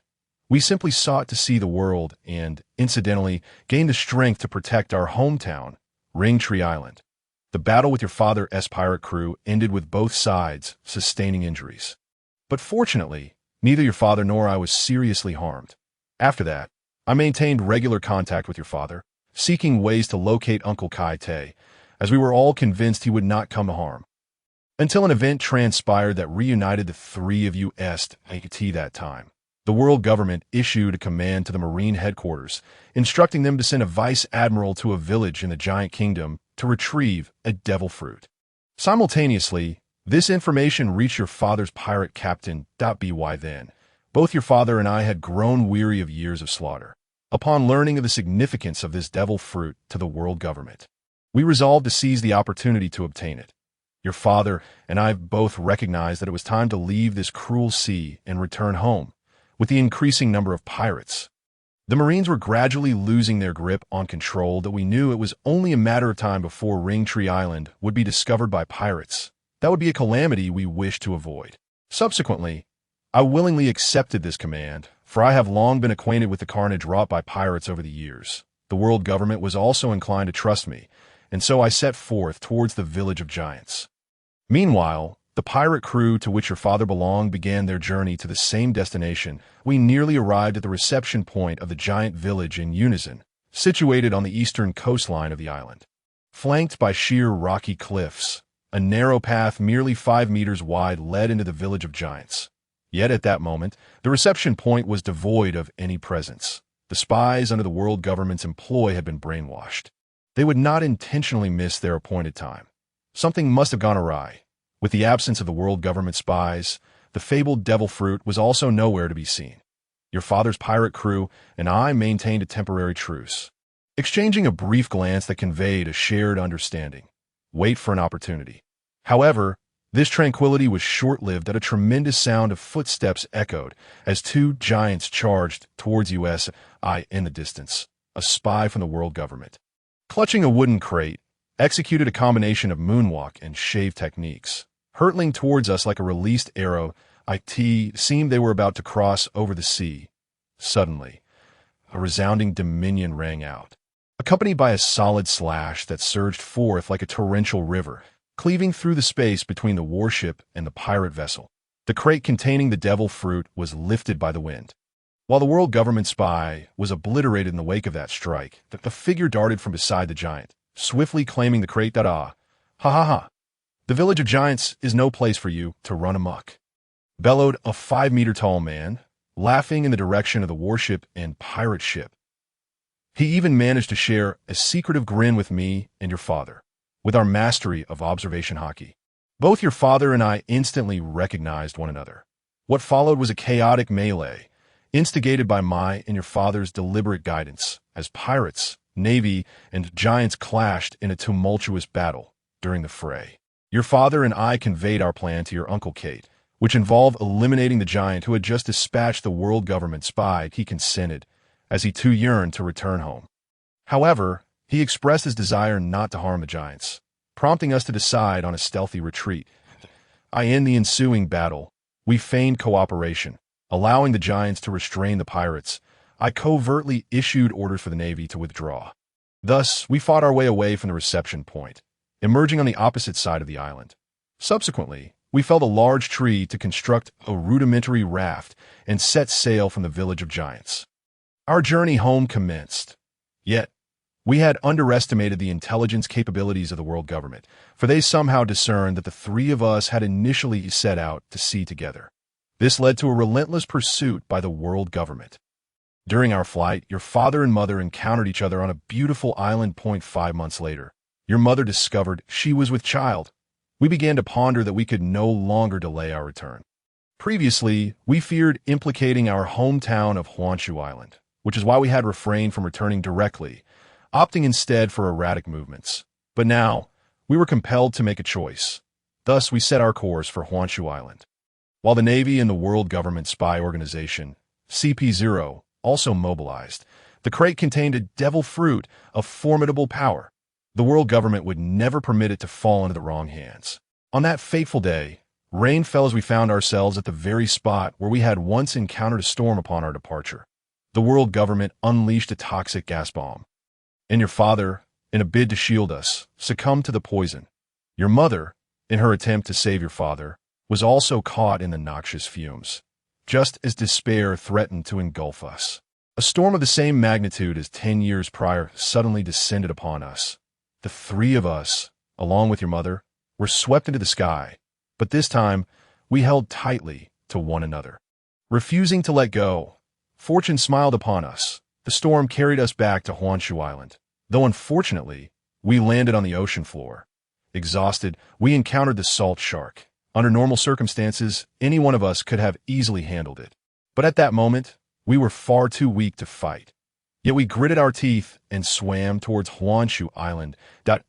My right hand was a sacrifice made for your mother, but in comparison to your father's life, my right hand felt insignificant. After a fierce skirmish, we finally returned to Honshu Island. The islanders did not blame us for the theft of the fish scale fruit from years ago. Rather, they graciously welcomed us and your mother. Subsequently, your mother persevered for 4 months before giving birth to you, only to pass away shortly thereafter, and your father followed suit the very next morning. In the aftermath, your Uncle Kate became the captain of the hunting team, dedicated to training the members. Upon my return, I encountered Cole's mother, your Aunt Lillian, and we soon became inseparable. Before long, we welcomed Cole into the world as for the crate containing the devil fruit. I have safeguarded it all these years. Uncle Wit, and that is the tale of your parents. Isn't this your own story? Luo Han remarked with a look of disdain directed at Uncle Wit. Sigh. Luo Han gazed at the starry sky. His expression complex, such as the love that binds bloodlines. Though I cannot fulfill my filial duties to you, I shall carry this love as I traverse the world. Uncle Wit, you must be curious about the nature of the devil fruit within the crate. Right? Cole looked at his father, his face brimming with curiosity. Luo Han feigned interest as well. Uncle Wit, the devil fruit is a treasure of the sea, each possessing a unique ability. Once consumed, an individual gains that ability. However, one can only consume one devil fruit. Should one accidentally ingest more than one, it would result in a fatal explosion of their body dust. So, what ability does the devil fruit in that crate possess? Dad, Cole eagerly inquired. Uncle Wit. In fact, there are two devil fruits within the crate. One the Zoan type and one of the Paramecia type. That we are unaware of their specific abilities, but they must possess formidable powers. I see, Luo Han replied. Uncle Wit, why didn't you consume those two devil fruits back then? Perhaps had you done so, you would have returned safely to this. Uncle Wit looked at Luo Han and Cole with a serious expression. Luo Han and Cole, you must remember this clearly. Consuming a devil fruit grants one special abilities, but simultaneously curses them with the sea's wrath. If a user of a devil fruit falls into the water, they become weak and are rendered incapable of swimming. This is why we were hesitant to consume the devil fruits ourselves. If we were pursued, we would have no chance to escape by jumping into the sea. Just like during that storm, had we eaten the devil fruits, we would have met our demise at the ocean's depths, and neither of you would have existed. Therefore, you must be cautious not to fall into the sea in the future. Luo Han. Understood. Uncle Wit, Cole, puzzled, asked. What is wrong? I need to be careful too. I haven't eaten any fruit. At that moment, Uncle Wit glanced at Cole and then produced two fish scale fruits from his voluminous robe. No, one was a fish scale fruit, and the other was a devil fruit. Luo Han and Cole were immediately captivated by the sight of the devil fruit, which bore a banana-like shape adorned with a series of large, mouth-like patterns interwoven together. That must be the other devil fruit from the crate, Uncle Wit declared. Luo Han, you now realize that what you previously consumed was a devil fruit and not a fish scale fruit. You may be wondering why we are only now presenting you with the devil fruits. The truth is, we had contemplated their fate from the beginning, intending to bestow them only upon those deemed worthy. We hoped that the individuals who consumed these two devil fruits would protect our homeland. The Paramecia-type devil fruit is designated for you, Luo Han, as you have always demonstrated exceptional intelligence since childhood, making you well-suited for its development. Meanwhile, the Zoan-type fruit is intended for Cole, as your physical aptitude exhibited after consuming the fish scale fruit is the strongest we have witnessed in over 20 years. Thus, consuming the Zoan-type devil fruit will only enhance Cole's strength. Cole felt a bit bewildered. So, it was meant for me. It seems that Hangu also consumed a devil fruit, so I shall eat one too. The chubby Cole's mind was racing with thoughts. Cole, go ahead and eat. Don't you love to eat? Uncle Wit urged, holding out the devil fruit while smirking. Give it to me. Give it to me. The chubby boy snatched the devil fruit and took a big bite. Chewing it thoughtfully, Luo Han watched in amusement as Cole's complexion shifted from green to pale to dark. How amusing, Cole exclaimed. What is this? It's terrible. Dad is lying. The chubby boy burst into tears. However, it is understandable. Luo Han was also brought to tears at that moment. This juncture, Uncle Wei-Tei handed Luo Han the fish scale fruit, which he had previously overlooked. This is your fish scale fruit. Last time, Uncle Kate was merely joking with you. He specifically exchanged it from me, Uncle Wei-Tei remarked with a hint of helplessness. Luo Han accepted the fish scale fruit with delight. With this fruit, his foundation could match that of an average monster's physique, of course. It was incomparable to the chubby one, who had been consuming increasingly larger portions and had grown significantly over the years. Especially after consuming the fish scale fruit, he felt as though his body had expanded considerably within just 2 days. That moment, a primal aura emanated from the little chubby Cole. His form gradually transformed into a massive fish with a large mouth, reminiscent of a whale, complete with 2 grand fins. Observing this fish, which measured over 100 meters in length, Luo Han couldn't help but think it resembled the mythical Koin from the game advertisements of his previous life. Particularly since it seemed to float, it appeared capable of flight as well. Legend spoke of this Koin growing stronger simply by consuming food. Surprisingly, if this were true, it would indeed suit Cole perfectly. Yet a tinge of jealousy crept in. Luo Han fell into deep contemplation. Transform back, Cole, Uncle Wei-Tei urged, anxious for Cole to revert to his original form if such a large fish appears on the island. It could cause misunderstandings among the islanders. How do I change back, Dad? I don't know how, Cole replied, a hint of panic in his voice. Uncle Wei-Tei was also flustered. What kind of devil fruit ability is this? But it must be quite powerful, right? He quickly advised. Think about your original form and gradually regain control to change back.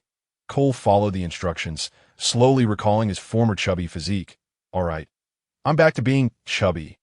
Gradually, the enormous fish began to shrink back into Cole's form.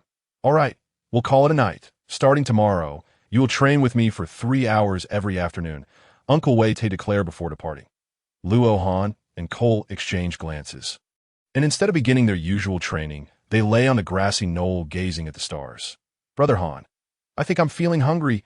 Cole remarked that I expected you to say something about becoming stronger or more powerful. Instead, you're just hungry. Luo Han sighed. Never mind, there is too much to process from tonight. Let us head back, Cole.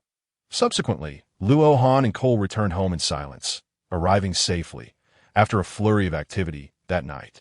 As Luo Han lay in bed, he contemplated the events of the day. First, there was Uncle Kate's outburst, followed by the revelations about his parents from Uncle Wei-te. Luo Han realized that the world of One Piece was far from the idyllic realm he had imagined while watching the anime. Or perhaps, goodness was reserved for the strong. This was indeed a world for the powerful, where the weak could only live in humility. Sigh. Having consumed the fish scale fruit, should he focus on developing his devil fruit abilities or prioritize refining his physique? Perhaps he should pursue both simultaneously. For now, he decided to observe Uncle Wei-te's training session tomorrow afternoon before making any decisions.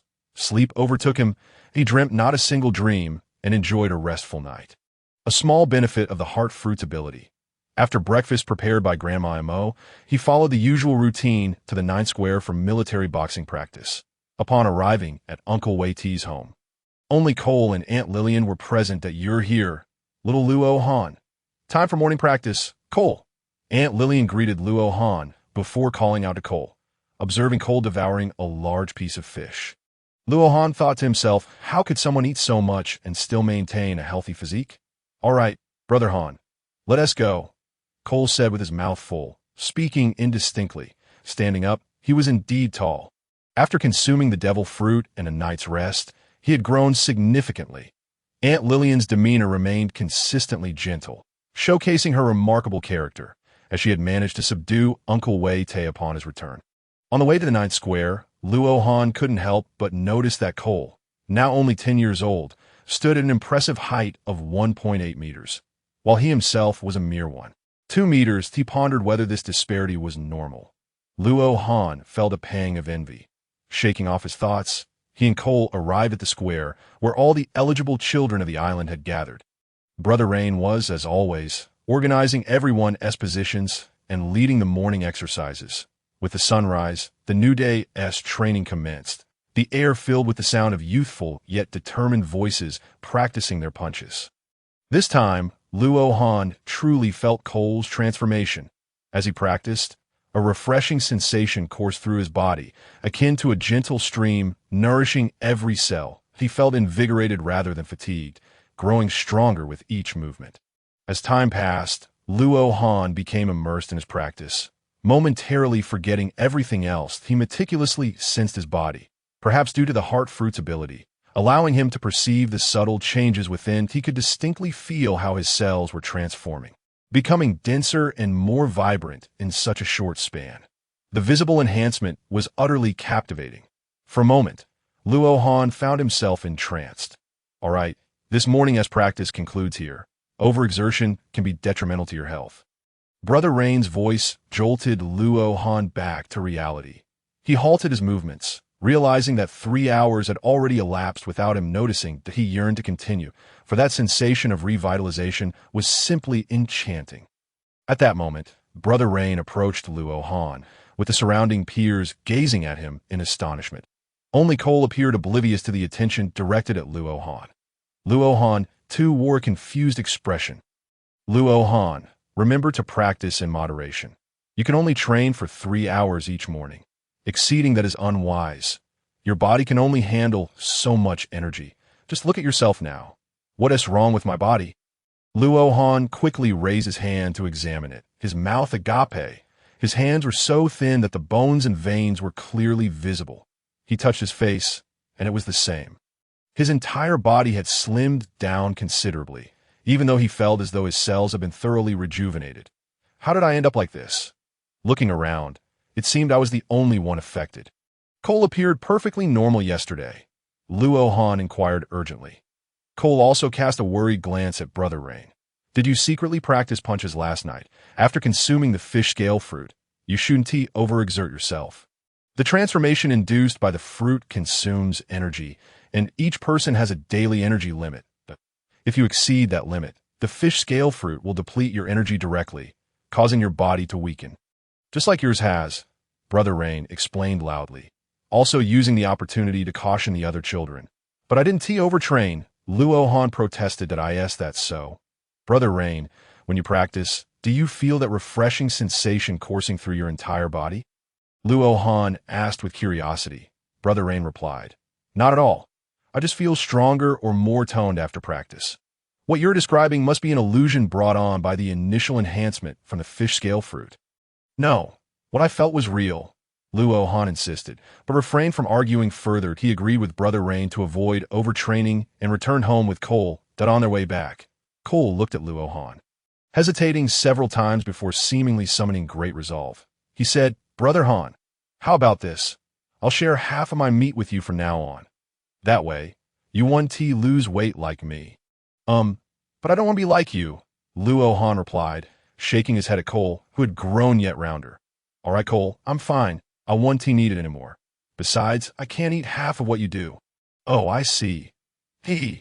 Cole sighed in relief. Well then, I can still eat my fill, he thought to himself. The two figures, one large and one small, gradually faded into the distance, supporting one another. Upon returning home, Luo Han felt a pang of fear. He was worried that Grandma Mo might see his current appearance. If she did, it would surely sadden her.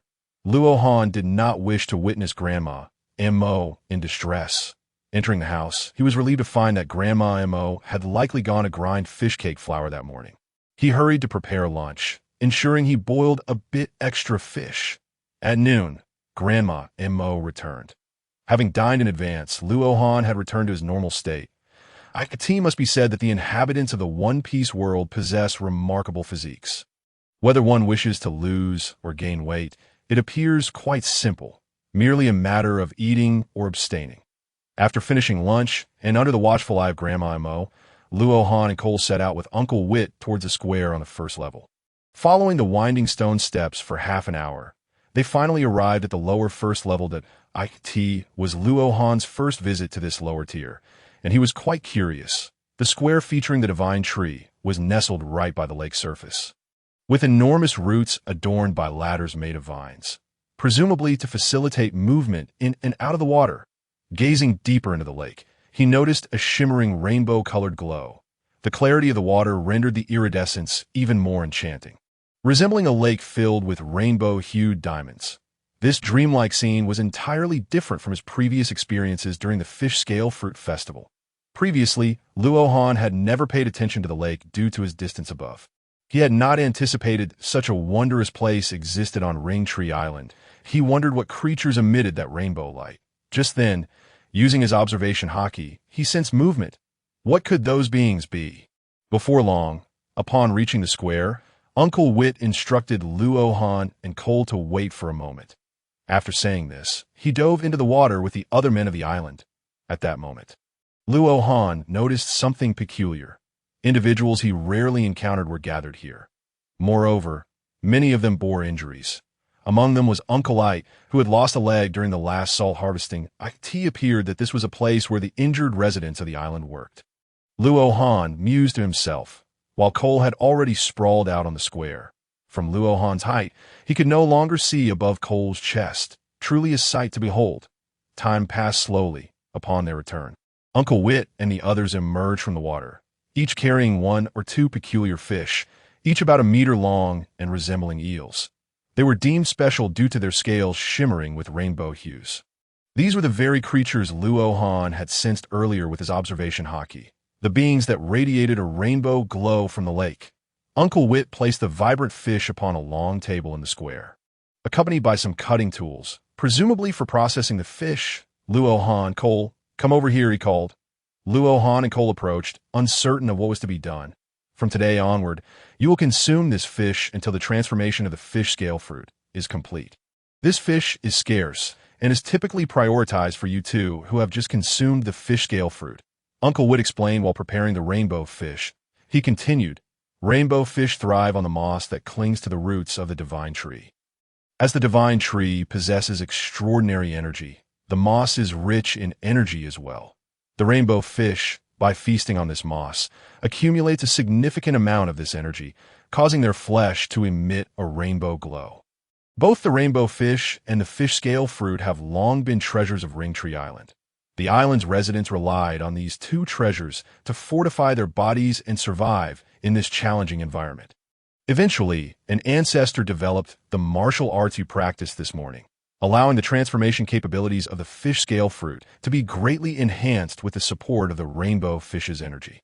This enabled the island's inhabitants to firmly establish themselves here, leading to a gradual increase in population.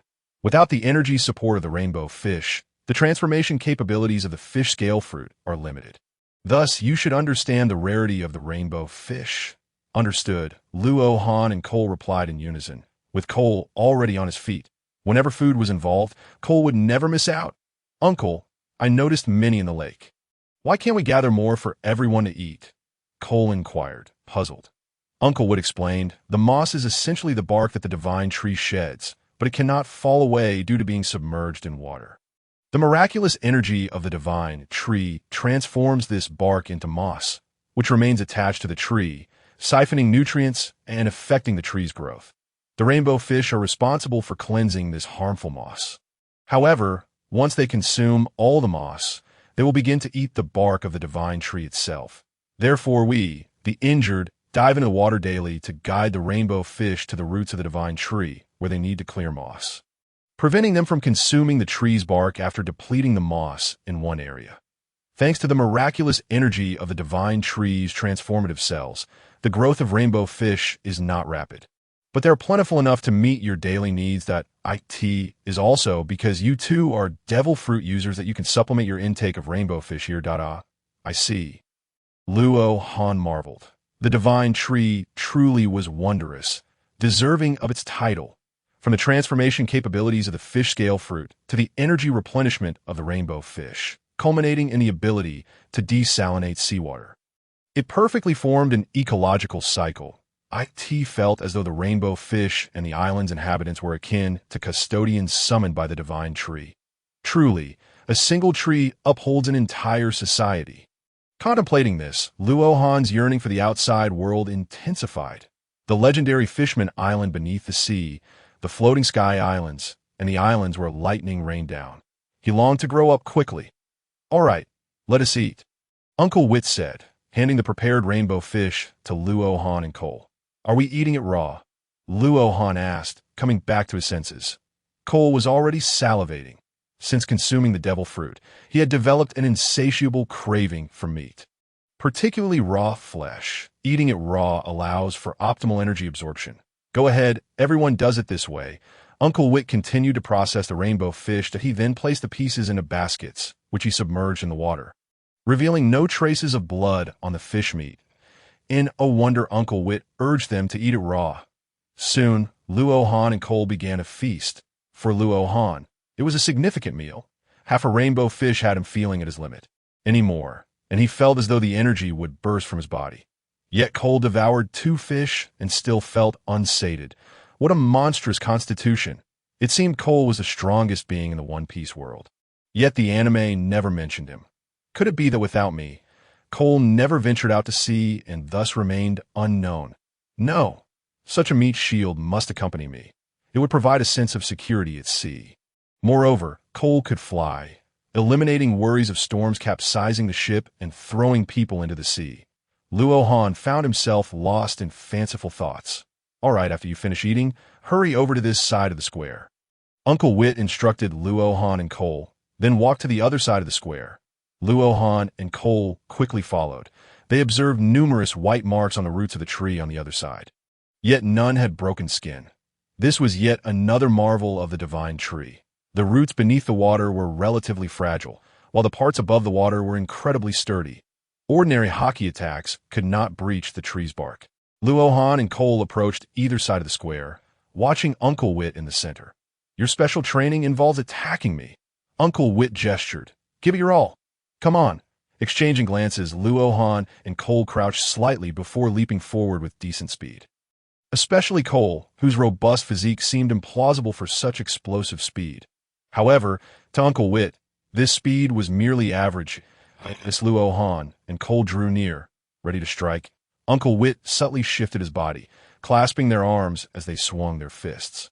With a gentle motion, he flung them aside, resulting in 2 thuds as they hit the ground. Luo Han remained momentarily on the ground. That root was indeed hard, rubbing his shoulder, which had taken the brunt of the impact. He felt a twinge of pain. Cole, however, was unfazed by the collision and promptly rolled over to his feet. This time, Cole was different. His muscles rippled with energy.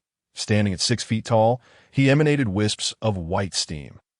With a sudden burst, Cole charged towards Uncle Wit with explosive speed, the sound echoing in Luo Han's ears as Cole's fist struck Uncle Wit in the abdomen, sending invisible waves rippling between them.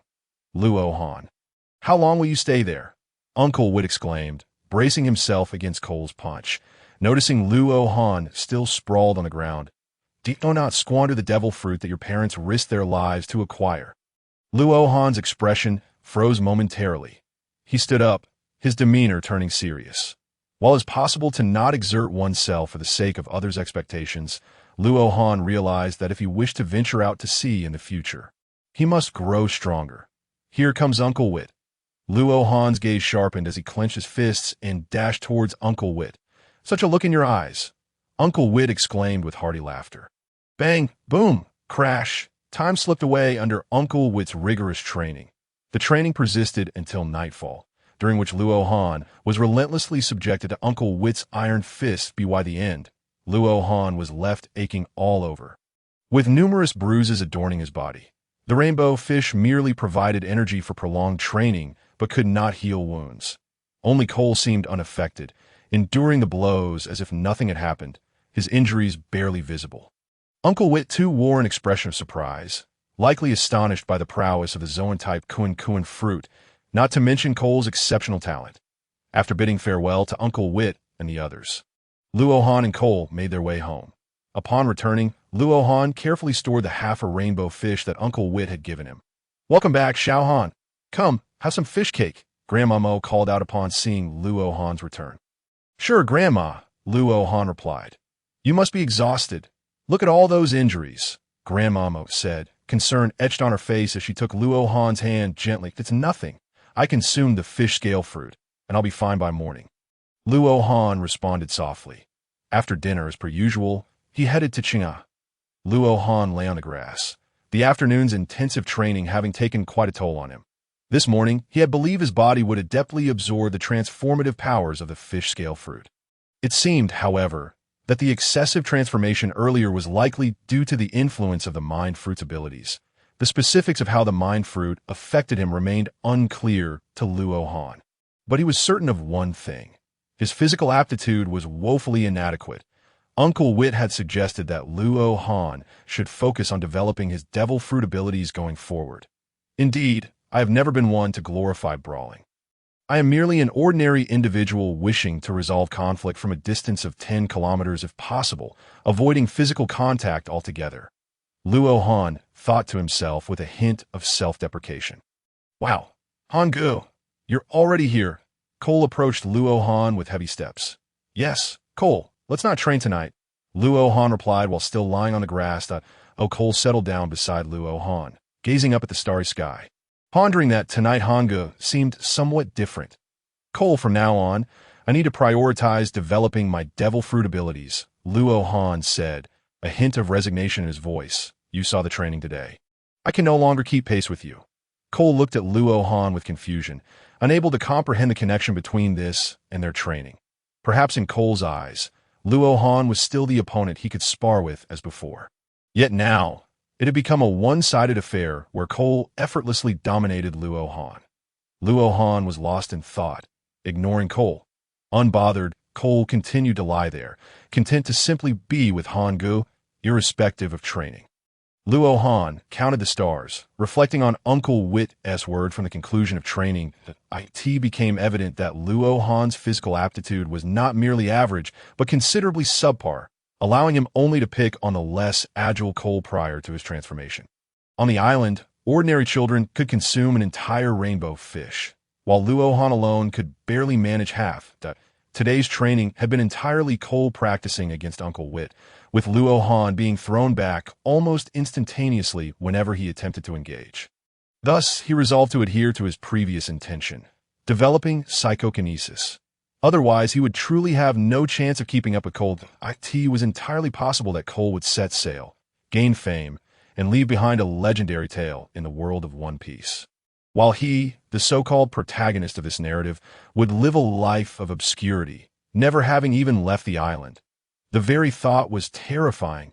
Returning to the matter of developing psychokinesis, he aimed to harness the mind fruit's abilities to cultivate this power. The first step was to comprehend the essence of the mind fruit's abilities. Regarding this, Luo Han had formed some conjectures. Ultimately, the mind represents a form of idealistic power. It cannot directly alter reality. For instance, merely wishing someone dead does not cause them to die. No, thoughts alone cannot kill. One must take action for that to occur. However, the mind fruit can transform the illusion of killing someone through thought into a realizable ability. Luo Han termed this capability mind manifestation. This is precisely what renders the mind fruit so formidable. Nevertheless, such conceptual abilities likely require numerous restrictions to manifest. In Luo Han's view, the most challenging condition to fulfill is that the fruit user must sincerely believe at a mental level that the conceptual ability truly exists. This may be a condition difficult for the inhabitants of the One Piece world to achieve. After all, unlike a traveler like himself, who has crossed from the third dimension into a two-dimensional anime, Luo Han has come to genuinely believe in the existence of various psychic abilities on a mental level through his transition from reality to a virtual world. The next step was to find a way to manifest psychokinesis using the mind fruit's abilities, ideally devising specific methods for training, which would make the manifestation of psychokinesis somewhat easier. As the moonlight shone and the stars twinkled brilliantly, Luo Han and Cole each pondered their thoughts on Shinya. "Let us head back, Cole." Luo Han stood up from the grass, stretching. "I've discovered my path. Once my abilities are fully developed, I will surely astonish you." "Haha. All right, Hanga." Cole wiped his mouth at "Let's head back to sleep." The following morning, Luo Han rose early. He began meditating. Though uncertain of its effects on his fruit abilities, he remained optimistic. Thus, starting today, he vowed to meditate for an hour every morning. The hour quickly passed, yielding little in terms of results. Ate tea this time. Grandma Mo had prepared breakfast. After eating, he went to Cole's house to invite him to join for morning exercises at the square. In the square, Luo Han meticulously felt the modifications to his body brought about by the fish scale fruit in conjunction with military fist. It turned out that the reason he had become so gaunt after practicing military fist yesterday was due to the guidance of the mind abilities. Luo Han discovered yet another characteristic of the mind fruit's powers. While it cannot directly influence the external reality, it can affect the fruit user's body. The most direct manifestation of this is the ability to clearly perceive changes in the user's physique and even exert some degree of guidance. The excessive transformation Luo Han experienced yesterday was a result of the mind fruit's influence, which accelerated the modifications induced by the fish scale fruit. The actual transformation from the fish scale fruit is a gradual process, typically requiring years, even with the supplement of rainbow fish. However, under the guidance of the mind fruit's abilities, Luo Han completed in a single morning what would normally take others an entire year. Thus, when his physical energy could not keep pace, he had to rely on his body to supplement it. Therefore, this time, Luo Han resolved not to passively allow the mind abilities to guide the transformation of the fish scale fruit as he had done yesterday. Instead, he would slowly guide the process, halting once his energy was nearly depleted. Even with that, Luo Han swiftly accomplished today's transformation quota. After he paused, others were still training, with 2 hours remaining until they finished. "Brother Ryan," Luo Han approached Brother Ryan. "I feel I've reached my limit. Continuing will lead to a repeat of yesterday." "How could that be? Didn't you add extra training yesterday to get into this state?" Brother Ryan halted. I'm just as helpless. Luo Han replied with a pained expression. Yesterday afternoon, Uncle Whit mentioned that my physical aptitude is too poor. Therefore, I can't train for too long. Is that so? This is the first time I've encountered such a situation, Brother Ryan said, astonished. You should head home for now. Okay, then I'll take my leave. Luo Han said a word to Cole before heading back, while the others at the square looked at him with puzzled expressions as he departed. Upon returning home, since it was still early, Grandma Mo had not yet returned. Luo Han noticed a few wooden sticks meant for kindling and picked up two. Contemplating. Closing his eyes, he attempted to use observation haki to sense them. It appears that only Roger's haki of observation can perceive the sounds, or rather the presence, of inanimate objects. Luo Han pondered that the concept of telekinesis is a force exerted by one's will upon reality.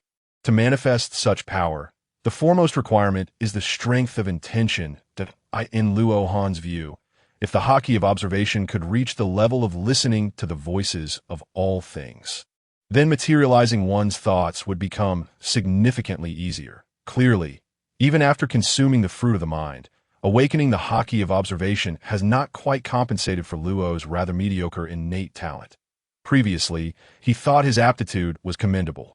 However, reality has delivered a harsh lesson.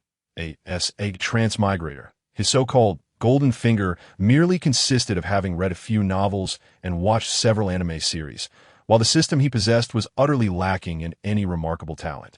Returning to the main topic, directly materializing one's thoughts is too vague and fraught with difficulty. Luo Han had previously attempted to forcefully imagine the concept of telekinesis and then utilize the abilities granted by the fruit of the mind to construct it. However, he met with failure, always feeling that something was lacking, perhaps a sense of direction or a clear path. Luo Han believed that the manifestation of his thoughts might first require a particular trait of the power to guide the process, thereby increasing the likelihood of success. Analyzing telekinesis, as Luo Han understood it, there are two types. The first involves a force created by intention acting upon an object, while the second, more aligned with Eastern thought, involves directly infusing one's will into an object, transforming it into an extension of oneself, allowing for agile manipulation. Both forms of telekinesis share a critical prerequisite. The manifestation of intention is paramount, yet simultaneously the most arduous task. The first type introduces an additional step, the force generated by intention. Luo Han speculated that there must be a kind of catalyst for this transformation, that if he could identify this catalyst, he would be able to reverse engineer the manifestation of his thoughts. Yet, this elusive catalyst proved to be quite difficult to locate. Conversely, the second type of telekinesis, infusing one's intention into an object, offered Luo Han a glimmer of inspiration. If the infused object becomes a part of the body, one must possess an understanding of its shape. Thus, if Luo Han could perceive the object's form through his mind, he would subsequently be able to convert this perception into the concept of intention within the abilities of the fruit of the mind, thereby achieving manifestation. After contemplating these ideas, Luo Han resolved to pursue both paths simultaneously, welcoming whichever might succeed first. He prepared two wooden sticks of varying lengths and, by merging his mind with the haki of observation, sought to feel their shapes as a means of honing his perceptual skills. As noon approached, Luo Han adeptly busied himself with lunch. Xiao Han, Grandma's back. Upon entering, Grandma Mo saw that Luo Han had already prepared the meal. You've done well, Xiao Han, she said with a warm smile. Let's eat, Grandma Mo. Luo Han assisted her as they sat down to enjoy their meal. After finishing lunch, Luo Han and Cole made their way to the first-level plaza. By now, few uncles remained in the square, having all ventured into the water. After waiting for about half an hour, Uncle Vid emerged, followed shortly by others who, as before, carried one or two rainbow fish. Come on, little Luo Han and little Cole, we are eagerly anticipating your performance. A group of disabled uncles laughed heartily nearby, providing a rather unique spectacle. Alas, while others practiced together, Luo Han found himself on the receiving end of blows. The situation was disheartening for him. The familiar scene replayed itself, with Luo Han quickly overwhelmed. Yesterday, he could occasionally coordinate with Cole's attacks to distract Uncle Vid, but today he found himself utterly unable to intervene. and any attempt to engage was met with being forcefully repelled. Cole's talent evoked deep envy within Luo Han, who fancied himself the main character of a transmigration tale. Luo Han, you should focus on developing your fruit abilities from the sidelines. Uncle Vit noted that Luo Han had yet to meet the standards for special training in terms of fruit development. No one on this island can assist you. It all depends on you. All right, I understand, Uncle Vit, Luo Han replied weakly. Next, Luo Han took out the 2 wooden sticks of differing sizes, closed his eyes, and combined the haki of observation with the abilities of the fruit of the mind to sense their shapes. The author, having read novels for many years, gradually formed a concept of a fictional world in his mind, longing to realize it.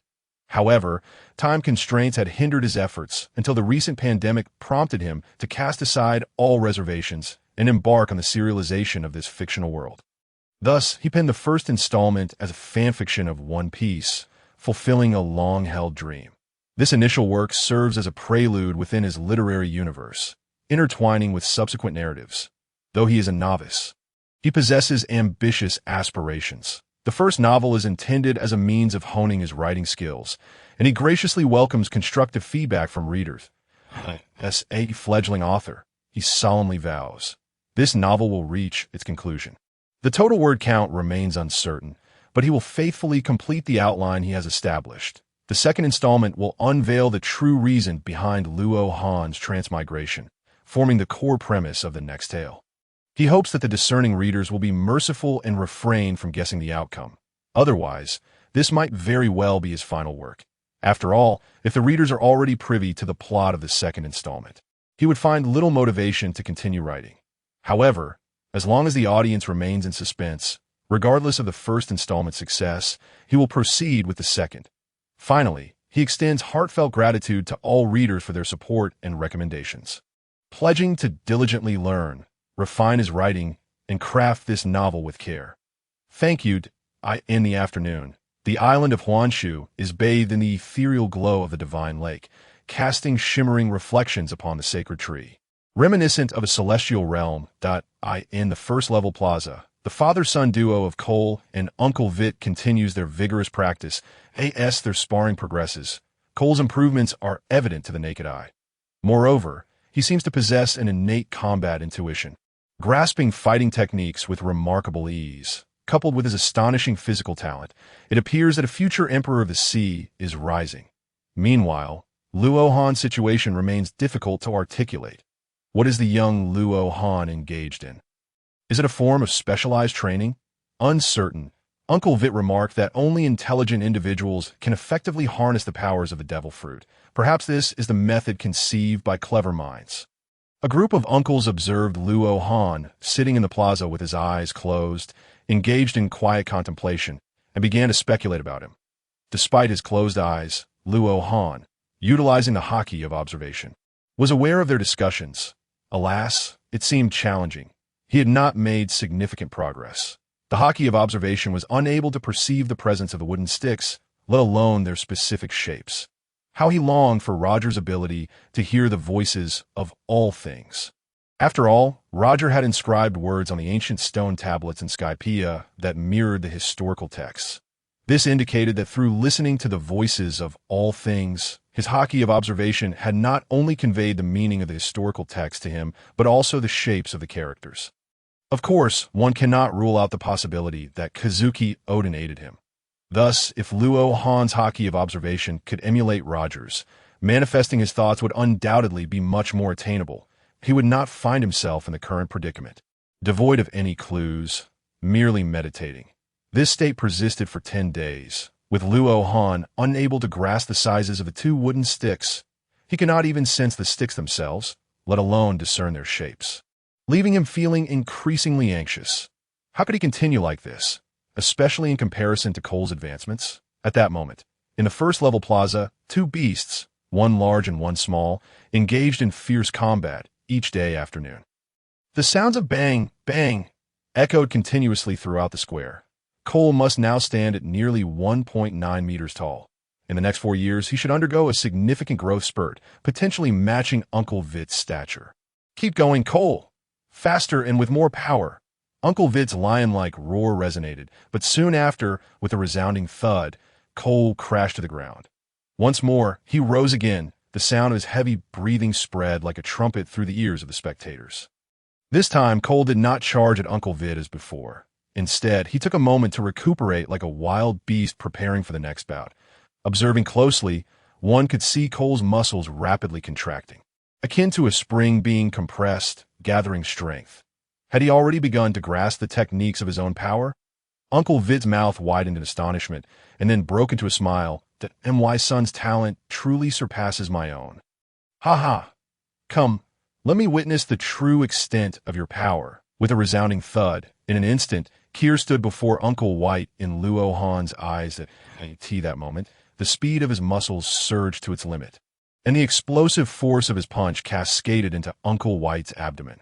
The sound resonated like a blow against steel as an invisible shockwave surged through Uncle White, striking the distant divine tree. Echoing with a thunderous boom, the crowd in the square collectively gasped in astonishment. Such an attack!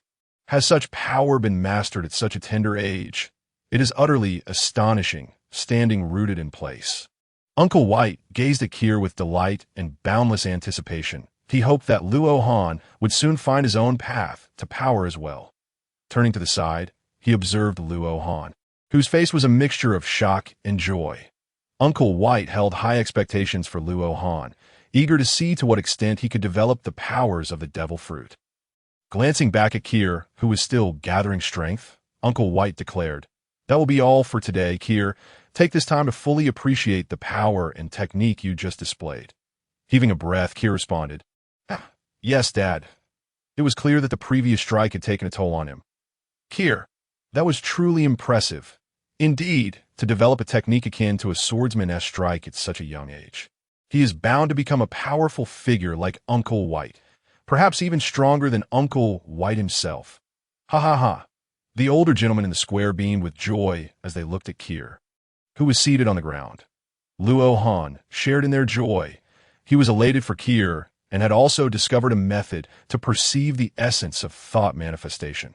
Just witnessing Kier deliver a strike reminiscent of slashing attack led Luo Han to realize that the essence of thought manifestation bore a striking resemblance to the invisible force generated by Kier's punch. Typically, a person's fist striking through the air produces no explosive force beyond the movement of air caused by their hand. However, when Kier unleashed that kind of external power, there must have been an essence that facilitated this medium. Compared to the concept of thought manifestation, which exists solely in imagination, Kier's tangible form of striking power was far easier to perceive, as it was a reality before Luo Han's eyes. From here, Luo Han recognized two approaches to sense this essence. The first was to perceive the state in which Kier unleashed such power, the advantage being that he could begin immediately. The downside was that since it was not his own experience, he might not succeed, yet it was certainly an improvement over Luo Han's previous state of meditative isolation. The second approach was for him to master this striking technique himself. Once Luo Han acquired it, he would naturally be able to sense that essence. However, considering his physical aptitude, Luo Han could only self-soothe, telling himself he aimed to be a man capable of resolving battles from 10 kilometers away. "Han-go, how are you? Have you made progress?" Kier approached with inquiry. He was aware that Luo Han had been attempting to develop the abilities of the mind fruit over the past few days, seemingly trying to visualize 2 wooden sticks. Kier could not comprehend why developing fruit abilities required visualizing sticks. To him, it simply meant being able to consume the fruit. Kier. Luo Han looked at him with an endearing gaze. Han-go, what is up?" Kier was slightly taken aback by Luo Han's demeanor. Luo Han replied, "In the future, we shall practice together. You will demonstrate while I observe, as I wish to learn your technique of projecting power outward." It would be impossible to engage in practice unless he surpassed Kier. "All right then, Han-go, I shall demonstrate for you now." With that, Kier stood up, ready to gather strength. "No, not now. Please hold on." Luo Han stopped him, urging him to take a break first. "Let us leave it for today. Tomorrow, after you practice with Uncle White, you can showcase that power technique for me to sense," given Kier's current physique. That technique was still quite taxing. Sensing it once a day would suffice.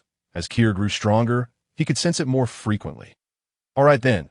I'm a bit hungry, Hanga. Shall we return for a meal?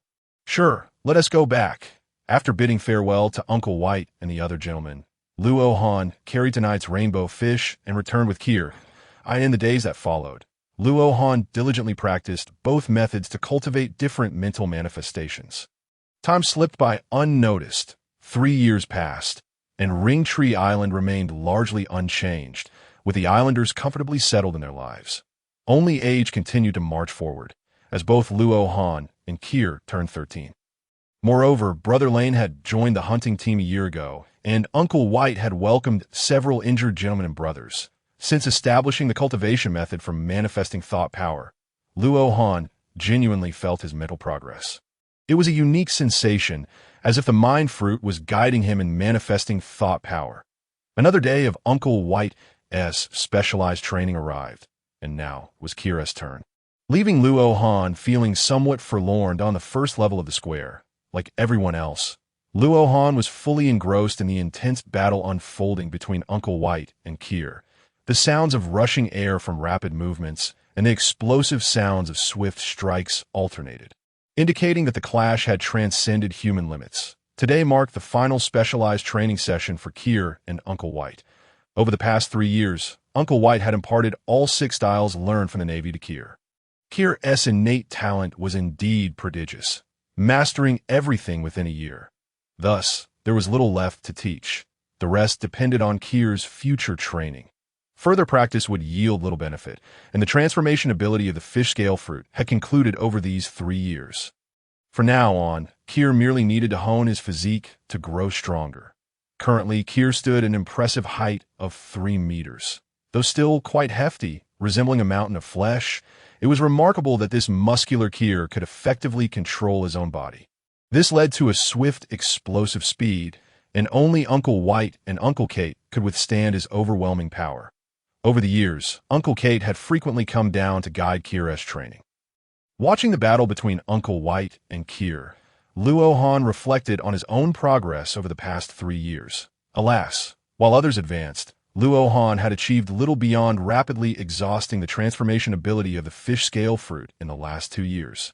Uncle White and Uncle Kate were equally perplexed. Regardless of the other devil fruits, at least some transformation occurred. Yet with Luo Han, aside from the initial awakening of observation haki, there had been no further developments. They had also observed Luo Han practicing some rather peculiar training methods. However, 3 years had elapsed without any tangible results. Were it not for the initial awakening of observation haki, affirming Luo Han as potential to utilize the fruit's abilities, they would genuinely question his suitability for this devil fruit. Now, they were beginning to waver in their belief that Luo Han could fully develop this superhuman devil fruit. Another matter causing Uncle White and the others concern was Luo Han's height, which had plateaued at 1.8 meters at IT. Was noteworthy that others had experienced significant growth, soaring above 2.5 meters following the transformation from the fish scale fruit. Luo Han, however, had taken a year to grow from 1.3 to 1.8 meters and then stagnated. Sigh. Uncle White and the others could only hope Luo Han would swiftly unlock his fruit abilities. Yet in truth, Luo Han was quite content with his height, coming from Earth. He had no desire to grow excessively tall. Normality sufficed. However, the transformation ability of the fish scale fruit left him somewhat disappointed, as its effects were not as pronounced as anticipated, although it did enhance his physical aptitude to some extent. The sole consolation was that he was nearing the ability to perceive the essence of thought manifestation. Fortunately, with Kier's assistance, he could attentively sense the moment that force surged through his fist, transforming physical strength into invisible energy. Luo Han silently expressed gratitude to Kier. With a thunderous crash, the battle concluded. Luo Han refocused his thoughts and approached Kier and Uncle White, who had paused. Kier, you performed excellently. From now on, you must dedicate yourself to training, lest you squander your talent and that devil fruit. Uncle White gazed proudly at Cole, feeling a deep sense of satisfaction with his son that if he maintained this progress, he might very well attain the rank of admiral in the future. From now on, focus on honing your devil fruit abilities. Cole gradually calmed his breath and replied, Understood, Dad. Hongo will assist me. Upon hearing this, Uncle White cast a complex glance at Luo Han. Luo Han felt a bit embarrassed. Luo Han, when it comes to your devil fruit abilities, no one can assist you. It is solely up to you to develop them. Uncle White scratched his head, feeling somewhat troubled, as he had little insight into the development of devil fruit powers AS for combat techniques. We can only wait until a year later, after you consume another scale fruit, to see if your physical strength can keep up. I am contemplating whether to teach you the 6 forms. I will diligently develop my devil fruit abilities. I feel I am on the verge of a breakthrough. Luo Han replied confidently. Really, Han-ge? That's wonderful. Ha! Cole exclaimed joyfully, well aware of the dedication Han-ge had shown over the past 3 years in developing his abilities. Luo Han assured him, indeed, I will guarantee to astonish you all. Ha! Afterward, Uncle White busied himself, and the other uncles in the square began to disperse, leaving only Luo Han and Cole. Come on, Cole. All right. Luo Han closed his eyes and stood beside Cole, who prepared his stance, clenched his fists, and then struck out. An invisible wave of energy surged forward in a cylindrical shape, distorting the air along its path, and creating a visible shockwave that propelled ahead. The moment Cole's fist connected with the air, it felt as though the atmosphere had solidified, with energy emanating from it. Still like this? I cannot sense what solidified the air. How about it, Han-ge? Cole inquired after retracting his fist that you're almost there. However, I can sense that it should be imminent, Luo Han replied, shaking his head. Just a bit more energy is needed. After a short rest, Cole struck again for Luo Han to sense, resting in between each strike. Cole had now developed the ability to unleash this attack multiple times, thanks to the extraordinary regenerative powers of his Zoan-type devil fruit. He had essentially extended Luo Han's training time until the sun sank beneath the horizon. Once again sensing Cole's strikes, the time arrived as the sun neared the sea's surface. Luo Han and Cole concluded their training and began their journey home. This time, they did not need to carry the rainbow fish, as it had become ineffective for transformation. Luo Han had not consumed the rainbow fish for 2 years. Cole had only stopped recently. Upon arriving home, Grandma Mo had already prepared dinner, as their training sessions lengthened. Grandma Mo took to cooking in the evenings, allowing Luo Han to enjoy meals upon his return. Upon seeing Luo Han return, she inquired as usual, "Did you make any progress today, little Luo Han?" "Yes, every day brings improvement. Hee." Luo Han replied with a smile, that he then happily shared a meal with Grandma Mo that night. The bright night sky reflected upon the vast ocean surface, standing on the cliff. It felt as though he possessed the entire universe. Each time he beheld such beauty, Luo Han's yearning for the outside world intensified, longing to explore this magical realm that it won't be long. In 5 years, I will turn 18 and can set sail. Luo Han murmured to himself, that be why then, I should have manifested my psychokinesis. No, that's too late. I must manifest it before the next Scale Fruit Festival. Only then will I have ample time to strengthen my psychokinesis. Han-ge, why did you come up first? At that moment, Cole approached with a steady stride. In truth, Cole's physique resembled that of a character from a Marvel comic in his previous life, boasting thick thighs rather than the short legs commonly seen in the pirate world. I wanted to come up and ponder some matters and also consider how you should develop your devil fruit abilities. Luo Han casually gestured to Cole, indicating that tonight's task of helping Cole with his devil fruit development was quite simple. Just eat more meat. Cole, do you remember what you most wanted to do after consuming the devil fruit? Luo Han asked. Generally, upon consuming a devil fruit, one's primal desires are ignited. Eat meat. Cole answered promptly. No hesitation at all. Indeed, this devil fruit suits Cole perfectly. Exactly. To develop your devil fruit abilities, eating meat is essential. Luo Han affirmed. Of course. The larger and higher quality the meat, the better it will be for you. Is that so? That would be fantastic. I won't have to close my eyes and stare at a wooden stick like you. Han-ge. Cole replied cheerfully. Luo Han felt disheartened. I don't want to close my eyes and stare at the wooden stick either. Strangely enough, despite having trained for 3 years, using observation haki and mental abilities to sense the wooden stick, he had made no discernible progress. Well, it's not that I haven't made progress. At least my observation haki has significantly improved.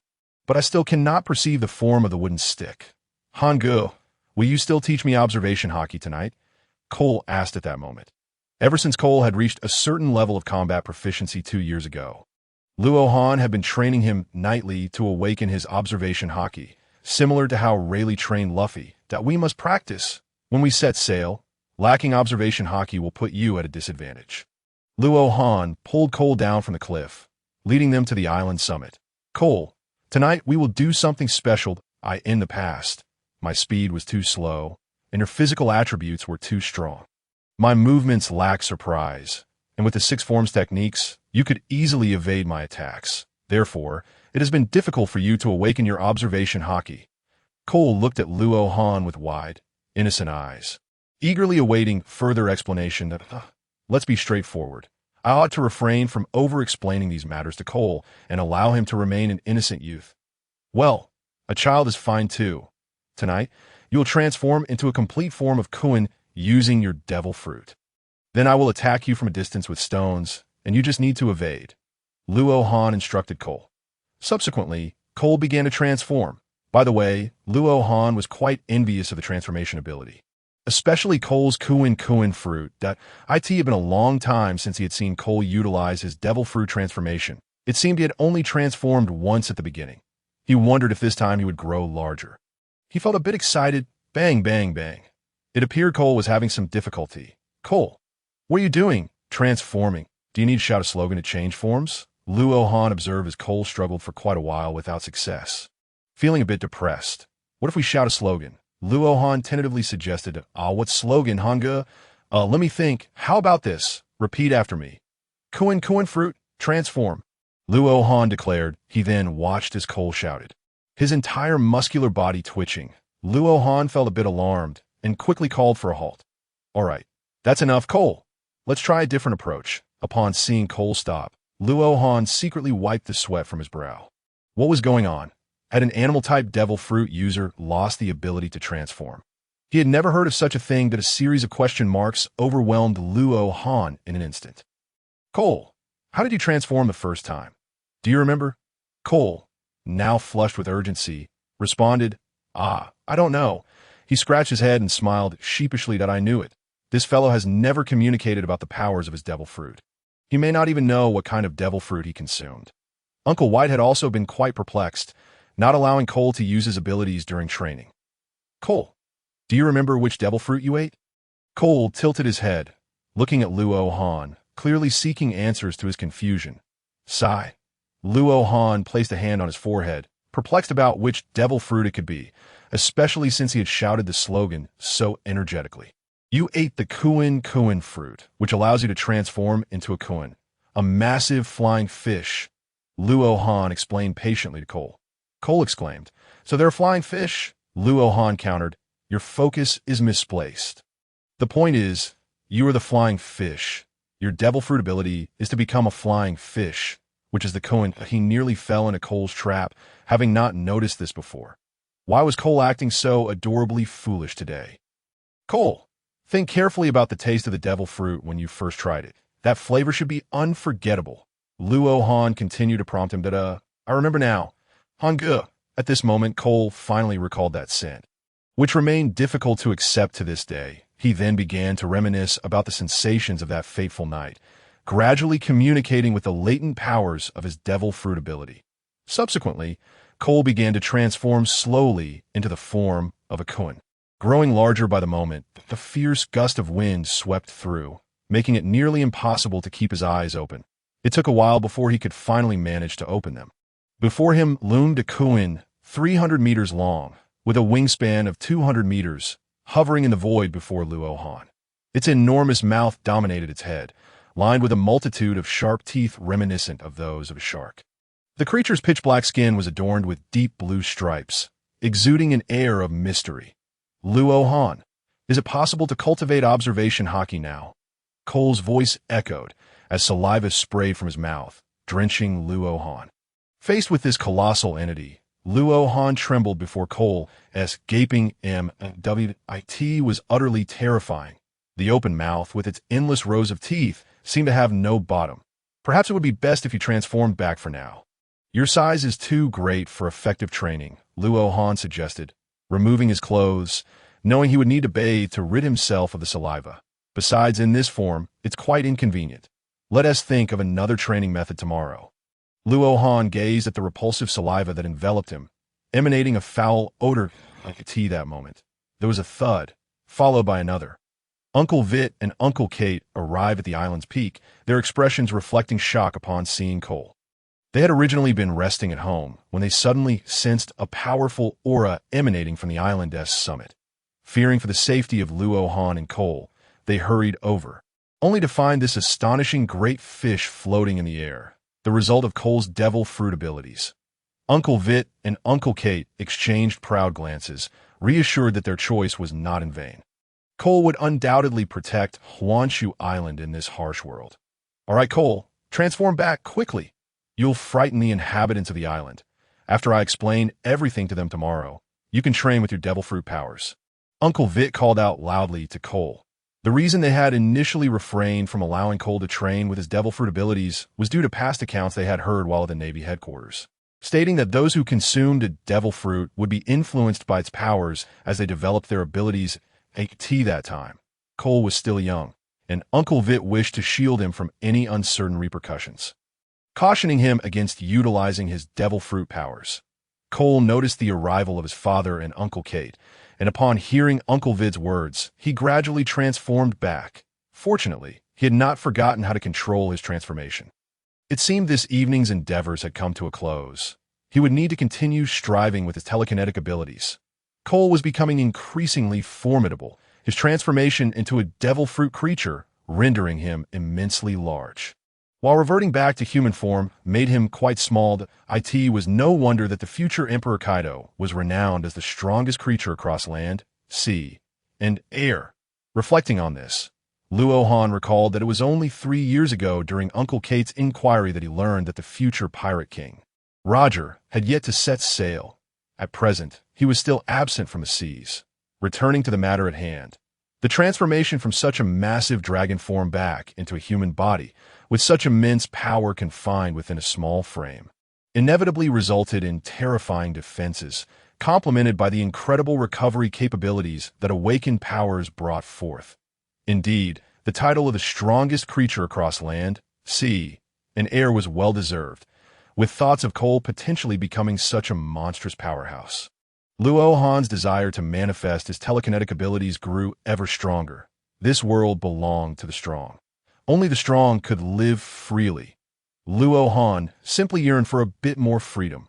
The next day, as the sun rose, a mundane day began on Honshu Island.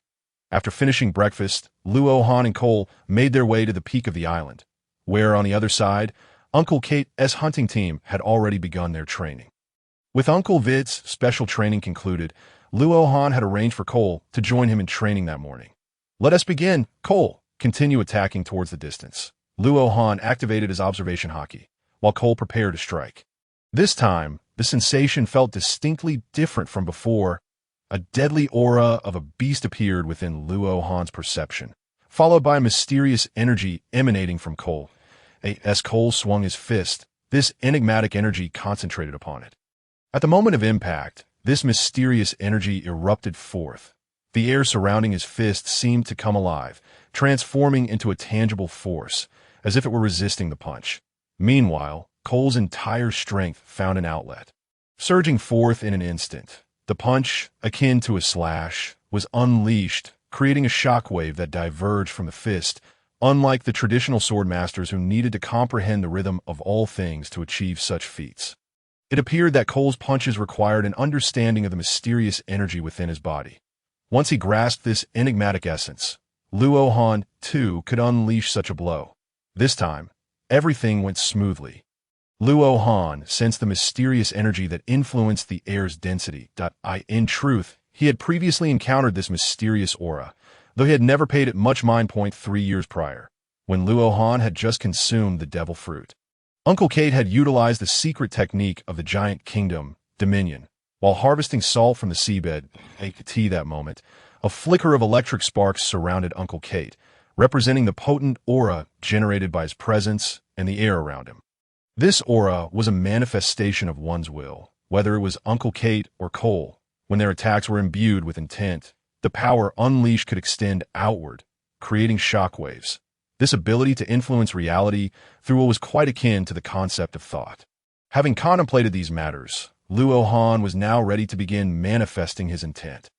Immersed in the manifestation of his consciousness, Luo Han exuded an ethereal aura, as if he were not of this world. Observing Luo Han's peculiar state, Cole understood that this time success was within reach, that he moved aside to meditate, ensuring Luo Han would not be disturbed by that moment. Luo Han's consciousness traversed the channels of his mind, extending further and further. After what felt like an eternity, Luo Han's awareness finally arrived in a realm devoid of color and taste, where space seemed to lack distance and flowed endlessly with Luo Han's arrival. The surrounding space appeared to acquire a master, ceasing its fluidity. With a mere thought, Luo Han's consciousness commanded the space around him, moving freely at will. A profound understanding resonated within his mind. This, indeed, was the realm of thought manifestation, where from now on, any movement of Luo Han's thoughts within this space could generate telekinetic effects in the tangible world. Luo Han. Luo Han. The urgent voice of Cole echoed in his ears, filled with urgency. Luo Han. Luo Han. You've finally awakened. If you don't wake up soon, I might have to interrupt you. With that, Luo Han opened his eyes to see Cole in tears. What happened to me? He wondered, observing his emaciated form. Had an extensive amount of time truly passed? Cole, how long was I unconscious? Upon awakening, Luo Han felt as though only a brief moment had elapsed, yet his frail body left him uncertain. With tears in his eyes, Cole recounted, Brother Han, I saw you enter a meditative state, and I thought you were on the verge of manifesting your telekinetic abilities, so I sat beside you to protect you. Then, you began to grow thinner, and I was terrified. I didn't know what to do. As you continued to lose weight, I kept calling out to you, and just as I was about to interrupt your state, you suddenly awakened. Cole remained caught in a tearful state, and Luo Han felt a twinge of emotion. Having played together since childhood, I'm fine, don't cry. Let me show you what my telekinetic abilities can do. Luo Han stood up and said to Cole. With a mere thought, Cole was lifted by an invisible force and floated in mid-air. How wondrous! Brother Han, Cole exclaimed, twisting and turning in the air, yet not falling. It was as though he were enveloped in an unseen force that did not hinder his movement. Luo Han smiled and closed his eyes. In an instant, the world revealed itself in a marvelous state within Luo Han's mind. The observation haki now allowed him to perceive the shapes, colors, temperatures, and auras of everything in his surroundings, combining the five senses of the human body with the powers of observation haka. In that fleeting moment of manifesting his intent, Luo Han, who had trained for 3 years using observation haki in conjunction with his mental perception, achieved a breakthrough, merging observation haki with mental perception to form a new type of special observation haki that he termed divine consciousness. With the addition of telekinesis, Luo Han could now freely unleash his telekinetic abilities within the range of his divine consciousness, achieving a realm where heart and intent were harmonized and will and strength were united. Cole, would you like to experience the sensation of rapid flight? Luo Han inquired, gazing at Cole with confidence. Absolutely. Cole nodded vigorously. Enveloped in telekinetic energy, they shielded themselves from the onslaught of wind pressure. Whoosh! Luo Han and Kier instantaneously departed from Qingya. Soaring into the sky, a distance of 1,000 meters was traversed in the span of a single breath, and Luo Han sensed that their speed could surpass this as he floated in midair. Luo Han gazed down at the Honshu Island, experiencing it from an entirely new perspective, which evoked a unique sensation within him. Wow, this is exhilarating. Hange. Kier also marveled at the sight of Honshu Island below. Hange, I wish to transform and fly on my own. Although the telekinetic energy felt light, it still exerted a tangible force upon him, and Kier believed he would feel more at ease if he could fly independently. Luo Han replied, Sure, go ahead and transform, and once you're done, I will withdraw the telekinetic energy. Subsequently, Kier began his transformation, and soon, a 300-meter-long koan appeared before Luo Han's eyes. Come, let us traverse the skies, Luo Han declared as he released the telekinetic energy that had enveloped Kier. The fierce winds howled 1,000 meters above the ground, causing the hunters on the island to look up in astonishment. In the sky, Kier had transformed into a Kun, gliding majestically through the clouds. With a small figure trailing beside him, Luo Han. Wow, this is the power of Kier's Zoan-type devil fruit. Truly a formidable devil fruit. Little Luo Han has finally discovered his path to strength. Haha! The hunters observed the two soaring through the sky. Engaging in animated discussion, Rain, standing nearby, gazed up at the sky with envy. If only I too had a devil fruit, but there's no need for envy.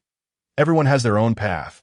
A devil fruit can only unleash its true potential in the hands of those suited for it. Look at Luo Han. Despite his peculiar training methods, many might not openly express it, but I know that quite a few believe that the Paramecia-type devil fruit should not have been granted to him. After all, Luo Han's physical aptitude is rather unimpressive, unlike Kier, who stands out. Yet now, Luo Han is soaring through the sky at incredible speeds. Uncle Kate observed Luo Han's swift flight above. This indicates that his approach to harnessing the devil fruit is indeed correct. If it were given to any of you, you might not even comprehend the fruit's abilities. Rain, you too have your own path. Don't lose heart. Uncle Kate patted Rain's shoulder, gazing skyward with a sense of nostalgia. Carter, your child has set sail. After playing in the sky for a while, Luo Han and Kier returned to the island, careful not to venture too far lest they lose their way. Upon returning to the island, Luo Han hesitated momentarily. In his exhilaration from flying, he had neglected to consider his own physical state. He was famished. He needed to replenish a considerable amount of energy. Kier, I'm going to ask your father for a rainbow fish. I am too hungry. Without waiting for Kier's response, Luo Han swiftly flew down to the first layer of the island. Arriving at the first layer, he coincidentally found Uncle White present. Uncle White. I am extremely hungry and need a rainbow fish to replenish my energy, Luo Han exclaimed eagerly. Come over. I happen to have a few here. Let me prepare them, Uncle White replied as he rose and approached the long table. Before long, after processing the fish, Luo Han eagerly devoured one, feeling as if he were a deflated balloon rapidly reinflating. Clearly, this time he had expended an extraordinary amount of energy, as he usually could not finish a whole fish. Congratulations, little Luo Han. You have not let down the expectations placed upon you by the devil fruit, Uncle White remarked, having evidently noticed the earlier spectacle in the sky. Luo Han grinned foolishly. Indeed, I have lived up to everyone's hopes. All right, you can head back now. Uncle White smiled at Luo Han. After exchanging pleasantries with Uncle White and the others amidst their cheers, Luo Han slowly ascended toward his home on the 9th level, where someone he yearned to share his experience with awaited him. Upon swiftly returning home, Luo Han spotted Grandma Mo bustling about preparing lunch. He came to an abrupt halt, a wave of happiness flooding his heart. Having grown up without parental companionship and maturing early, Luo Han had always harbored a sense of solitude. It was Grandma Mo's kindness that had allowed him to navigate the fears of his early years in this harsh and lonely world, granting him the warmth of a familial bond. In that moment, Luo Han found himself calm, walking steadily toward Grandma Mo. Grandma, I'm back. Grandma Mo turned in surprise, then smiled warmly. Luo Han, why are you back so early? Grandma, I successfully manifested my telekinetic energy, Luo Han replied with a smile, taking the stone pot from Grandma Mo's hands. Really? That's wonderful, Little Han. Although Grandma Mo spoke little, her sincerity in wishing him well was palpable. Soon, the ordinary rhythm of life resumed. Life is not filled with grand joys or sorrows.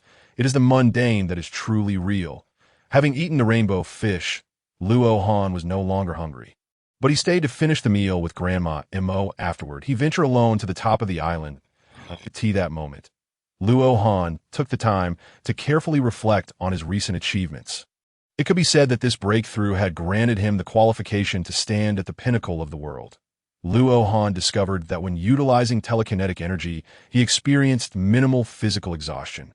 Or rather, as long as he did not exceed his current limits, he could continue. The limits were dictated by the size of the passageway through which the mind's intent communicated with the realm of the mustard seed, thus influencing the extent of that realm. Consequently, Luo Han could continually wield telekinetic energy as a means of attack until his body naturally succumbed to fatigue and unconsciousness. For reasons unknown, it seemed that aside from the initial manifestation of telekinetic energy through the mind fruit, which had drained an overwhelming amount of physical energy and even vitality, subsequent uses of telekinetic energy felt disconnected from the mind fruit's capabilities.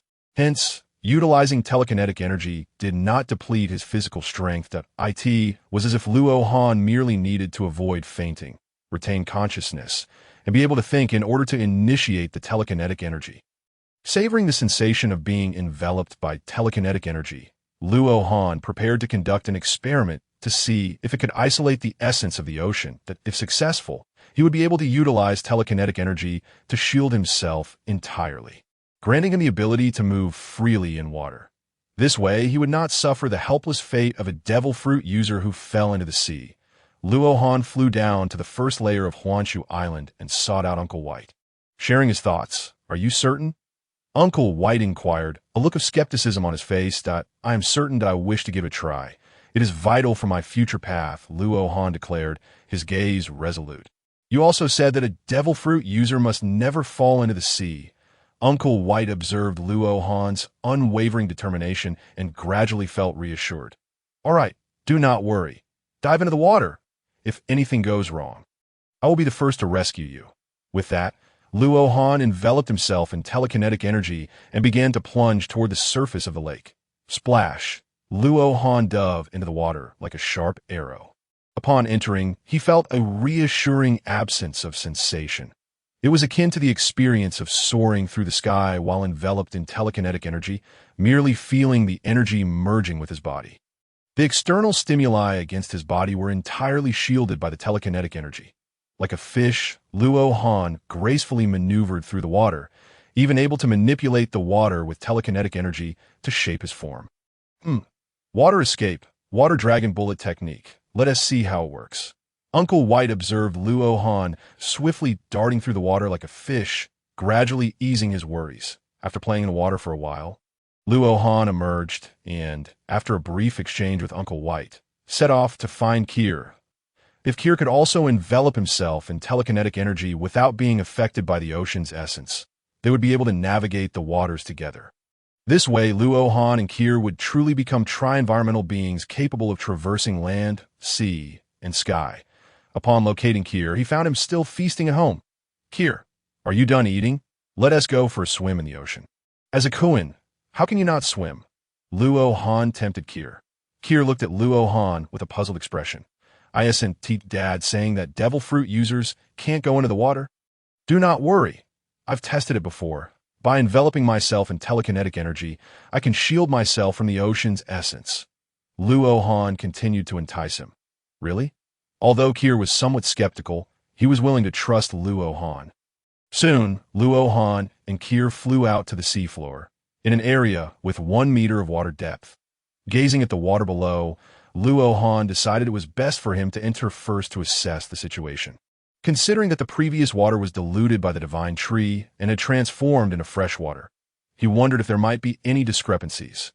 Luo Han slowly dipped his hand into the water, feeling it to avoid plunging in entirely. As his hand entered the water, his eyes lit up. It feels the same. Plop. Luo Han leaped into the water, his entire body submerging, just like in the lake. It appeared he had no need to fear the seawater any longer. "Han-go, are you all right?" Cole observed as Luo Han suddenly leaped into the water and remained still, a flicker of concern washing over him. "No worries, Cole. I have enveloped your body with telekinetic energy. You can dive in and give it a try." Luo Han emerged from the water, declaring, "All right, Brother Han, I'll give it a go, but if it doesn't work, you must pull me back up," Cole admitted, still a bit apprehensive. "Rest assured, come on down." With that, Luo Han drew Cole into the sea, observing that he exhibited no signs of discomfort in the water. "Steady now," Luo Han thought to himself. "Brother Han, this is incredible. It feels as if I'm wearing an additional layer of clothing. The seawater cannot penetrate." Cole exclaimed joyfully, akin to a jolly giant, perhaps even exceeding 300 pounds. Watching Cole frolic in the water, Luo Han felt a swell of emotion, Upon arriving in this world, he had been persistently belittled by Cole, leading him to doubt whether he could ever escape the confines of this island. Now, he could finally gaze confidently at the vast world beyond, with only one last hurdle to overcome before he could contend with the world's champions. After a while of playing in the ocean, Luohan and Cole soared back to Qingya. The next step was to evaluate the extent of their morning's revelations. Cole, let's engage in a long-awaited battle. Luohan's eyes sparkled with anticipation as he looked at Cole. I wish to discover the limits of telekinesis. Cole, too, felt a surge of eagerness. Ever since consuming the fish scale fruit, he had not practiced combat with Luohan. Brother Han, can your body keep up? Though eager to spar with Luohan, Cole hesitated, fearing he might cause harm, that I am no longer the same. Come on, give it your all. I promise that once I develop my telekinesis, it would astonish you all. Now is the moment. Observing Luohan's serious demeanor, Cole steeled his resolve. With a powerful leap backward, Cole began to gather strength, his gaze fixed on Luohan. Brother Han, here I come, he declared earnestly. Then, with fists clenched and legs slightly bent, he propelled himself forward. The explosive force translated into instantaneous acceleration, bringing Cole swiftly to Luohan, who stood still, unmoving within the realm of Luohan's perception. Cole's actions appeared to slow down. Just as Cole was about to unleash his punch, Luohan thrust his right hand forward. An invisible wave of telekinetic energy suddenly acted upon Cole, as if his entire body encountered immense repulsive force, rendering him motionless before rapidly propelling him backward. Bang! Cole landed heavily on the ground, sliding a considerable distance. Such an unpreventable assault left him utterly defenseless. Instantly recovering, Cole gazed at Luohan, disbelief etched in his eyes. The gentle abilities from earlier that morning had transformed into such formidable strength. Although Cole emerged unscathed, it was a testament to his own physical prowess. Had it been anyone else, the outcome would have been vastly different, that Cole's physical strength had already surpassed that of Uncle Kate and others. What he lacked was sheer dominance. Surprised, are you? Ha-ha! Luohan chuckled. Cole, now unleash your strongest attack. I wish to see. All right, Brother Han, here I go. With a fierce glint in his eyes, Cole began to transform, his body expanding. And fish fin-like appendages sprouted from his arms. His mouth gradually elongated, teeth sharpening into those reminiscent of a shark's. His skin morphed into a texture akin to that of a koan, adorned with deep blue patterns that glimmered. This was Cole's Beastman form, a manifestation that combined strength with speed, and it marked the first time he revealed this transformation. Clearly, Cole was taking this seriously. A formidable aura enveloped Luohan's perception, indicating that this punch would be powerful. Yet Luohan remained unfazed, exuding confidence, for telekinesis was not limited to mere ranged attacks. Channeling all his telekinetic energy under the immense force of his mental will, a vast reservoir of telekinetic power surged into his body, akin to compressed air filled with terrifying pressure, endowing every movement with extraordinary strength. This was a unique capability that only Luohan could wield, as telekinesis stemmed from the communion of his mind. Thus, he could integrate telekinetic energy into his body, firmly binding it without causing harm to himself. Come forth, Cole! Luohan exclaimed, his gaze fixed upon Cole's towering 5-meter form. Excitement palpable as he observed Luohan, who radiated a soft blue glow. Cole felt an immense pressure. Koan punch, divine way. With a fierce roar, Cole unleashed his muscles in a split second, charging towards Luohan with a punch. In response, Luohan prepared his own telekinetic punch, compressed to its utmost limit. Telekinetic armament. Luohan silently urged himself.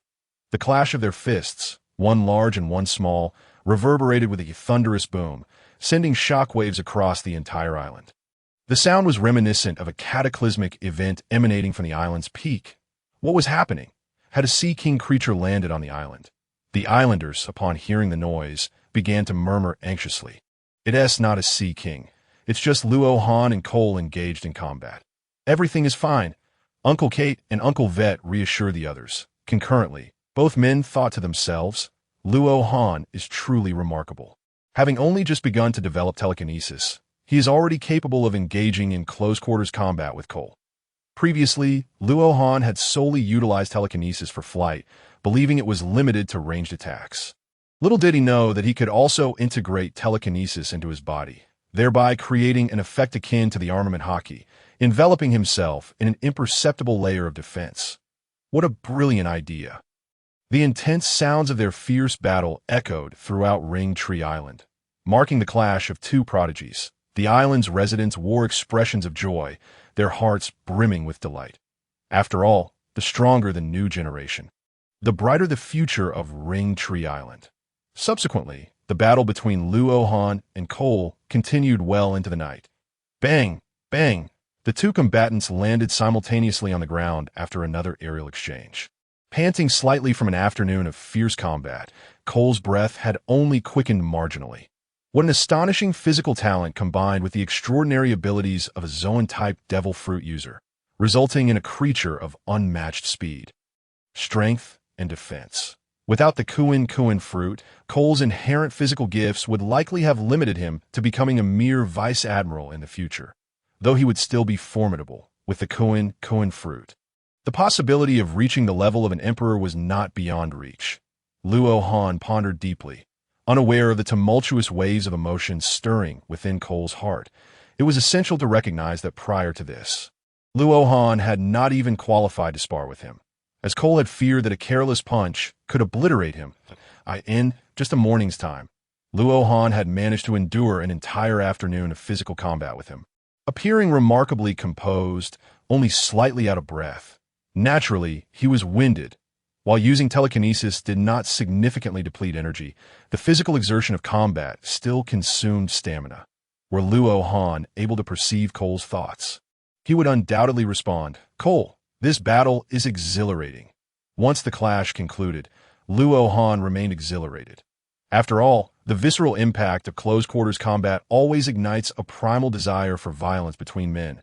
What an incredible experience! "Brother Han, you have become so strong." Cole's astonishment persisted. "I hadn't anticipated it either." Telekinesis hardly drains stamina, and it can be integrated into the body to enhance strength, speed, and defense. Haha! Luo Han shared in the joy with Cole. Simultaneously, Luo Han noticed some changes after the battle.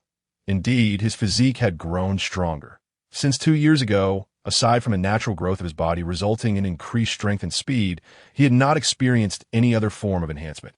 However, this time, he could feel a tangible increase during combat. This was a remarkable transformation that began with the unexpected acquisition of his spiritual perception, which evolved from the observation of haki into a refined form of spiritual awareness. In addition to his sensory perception, the awareness of the presence of others had also undergone evolution. Now, Luo Han could perceive various unique auras and record them. Among them, he sensed a distinctive aura emanating from Cole, which opened his eyes to the potential for his own physical enhancement. It was a manifestation of the aura of physical strength. After all, human cellular genetics are fundamentally similar. Every individual possesses immense potential within their cells. However, an enigmatic force akin to a genetic lock governs the intensity of different people's talents. Presently, the physical strength aura recorded by the divine consciousness from Kur appears to have unlocked this genetic lock, particularly when compared to Luo Han's. The divine consciousness that captured this aura can adeptly utilize the ability of the mind fruit to guide Luo Han's body towards this evolutionary path. Previously, during the consumption of the fish scale fruit, the mind fruit demonstrated its capability to direct bodily evolution. Now, Luo Han's physique seems to possess the key to unlocking the next layer of the genetic lock. By employing the mind fruit's ability to guide his body, he can attain a physical endowment akin to Kur's. Naturally, all of this had existed solely within Luo Han's hypotheses until his recent confrontation with Kur, which unequivocally confirmed that the mental guidance of bodily evolution is indeed feasible. Henceforth, once his physical shortcomings are rectified, Luo Han shall be able to witness the magnificent splendor of this vast ocean. "Today is splendid, Kur. Let us return for a meal," Luo Han exclaimed, gazing at the sea in awe, before calling Kur to prepare for their return, as he felt quite famished after the earlier exertions. "All right, Han Ge. Now that you mention it, I am even hungrier, haha." Kur scratched his head, responding cheerfully. The duo then descended the stone steps together. Later that evening, at the edge of the first-level square, upon the massive tree roots, Uncle Kate and Uncle Wei each held a jug of wine. The silvery moonlight filtered through the layers of the divine tree roots, casting a gentle glow upon the two. Gulp. Gulp? Ha! It's been 13 years. Reflecting on the days we set sail back then fills me with nostalgia, Wei remarked, wiping the wine from his lips and laughing heartily at Kate. Without uttering a word, Wei cast a sidelong glance at Kate, raised the jug to his lips and drank deeply, his eyes clouded with memories. Observing Wei lost in reminiscence, Kate chose not to interrupt, allowing his own memories to resurface. After all, following the tempest that separated the three of them during their initial voyage, Kate had settled into the giant village, forging friendships with the giants despite some initial distrust. Alas, he had never encountered the two captains of the giant pirates. As the memories of life in the giant village echoed in his mind, Kate couldn't help but chuckle. Kate, I believe Kerr and Luo Han are ready to join the hunting team, Uncle Wei said, a hint of gravity in his gaze as he looked at Uncle Kate. Concern etched on his face. I sense a great tide is about to rise in this ocean. Kerr and Luo Han must strengthen themselves swiftly to safeguard the tranquility of Ring Tree Island. Are you certain? Should we not wait until after the Fish Scale Festival? After all, there is only a year until then. Kate questioned, somewhat perplexed by Uncle Wei's intentions. Surely, we should be able to hold out until their strength rises. Over the past few years, the newsbird had visited Ring Tree Island several times. Approximately 8, if memory serves. It is worth noting that never before had a newsbird ventured this far. This implies that the outside world has become even more vibrant than before. Who knows when it might reach Ring Tree Island? We all understand the power of those pirates who have survived the latter half of the Grand Line. Furthermore, we are fugitives of the world government. Should Ring Tree Island be discovered, the residents will be in peril, Wei stated gravely, fixing his gaze on Kate. Upon hearing this, Kate's expression grew serious. It is imperative to ensure the safety of his homeland. Caution is never excessive. Very well, tomorrow, I shall commence their training and take them hunting for sea kings in the afternoon, Kate declared. The two then raised their cups in a toast, drinking together. As time flowed on, the moonlight remained constant. The following morning, Luo Han and Kerr were summoned by Uncle Kate to the hunting team's training ground, situated opposite the verdant cliffs of the island. At that moment, all the hunting team members had gathered, each brimming with vigor. Only Kerr and Luo Han appeared groggy, clearly still not fully awake. Hey, Kerr, Luo Han, why has your uncle summoned you? Are you joining the hunting team now? Brother Ryan queried, observing Uncle Kate escorting Luo Han and Kerr to the training ground. Speculation in his tone, and no need to inquire further. Ryan, their abilities have long been sufficient. They are merely joining ahead of schedule. You ought to rouse them. Training begins shortly. Uncle Kate replied, somewhat exasperated at the sight of Luo Han and Kerr still appearing half asleep. After a moment of exposure to the morning breeze atop the island, Luo Han finally shook off his drowsiness. Is this the summit of the island? What brings Uncle Kate here so early? The sun hasn't even risen. Luo Han shivered slightly. The morning chill was still biting, prompting him to envelop his body in a psychic shield for warmth. The psychic power has a warming function. Indeed, I brought you both here because you and Kerr are joining the hunting team today. From this day forth, you shall train alongside them, Ryan replied, looking at Luo Han with a hint of disbelief. Kerr, why are you still keeping your eyes shut? You're no longer in bed. You're at the summit of the island. Ryan continued, playfully prodding Kerr. The hunting team? Joining, it appears the aftermath of my battle with Kerr has influenced this decision. After all, I am a man who has ascended from the strength of a naval soldier to that of a major in a single morning. Luo Han reveled in his thoughts. Just then, Kerr also began to regain his senses. Where am I? Hey, Han-gu, what are you doing at my home? Kerr exclaimed, still slightly bewildered. Wait, I think I was tossed out by my dad. Stop overthinking. We are atop the island. Uncle Kate brought us both here, Luo Han explained. You and Luo Han have now officially joined the hunting team and are set to train immediately. Hurry up and find Uncle Kate, Ryan urged. guiding Kerr and Luo Han before heading off to train. "Come on, Kerr. Let's see what Uncle Kate has to say," Luo Han suggested as they approached Uncle Kate, who stood at the cliff's edge. As they made their way, the hunting team members practiced the military fist, their movements slow and deliberate, akin to Tai Chi, yet their muscles appeared to vibrate with effort. Luo Han's curiosity was piqued. Could the military fist be a secret technique? Upon reaching Uncle Kate, he turned to face them. "Luo Han, Kerr, initially we planned to have you join the hunting team after a year. However, both Wei and I believe your bodies are already capable of performing the enhanced version of this unnamed fist technique. Therefore, we decided to let you join now." Luo Han thought to himself, this must be what the hunting team members are practicing. Ah, there is an enhanced version. I want to learn it. Uncle Kate, Kerr, always fascinated by martial arts, inquired eagerly. "Haha, very well. Let me first tell you about the origins of this technique." Uncle Kate chuckled heartily before elaborating slowly. The so-called enhanced version refers to the deeper practice of the unnamed fist technique, which can only be mastered by those whose bodies have been transformed to a certain extent by the fish scale fruit. The essence of this power lies in vibration, specifically the vibrations of the body. The reason the fish scale fruit accelerates transformation is due to the practice of this unnamed fist technique. As he spoke, Uncle Kate gestured towards the distant hunting team members engaged in their training. Once the transformation is complete and the body fortified, one can practice the enhanced version currently being practiced by the hunting team. Although it is labeled as an enhanced version, the movements remain unchanged.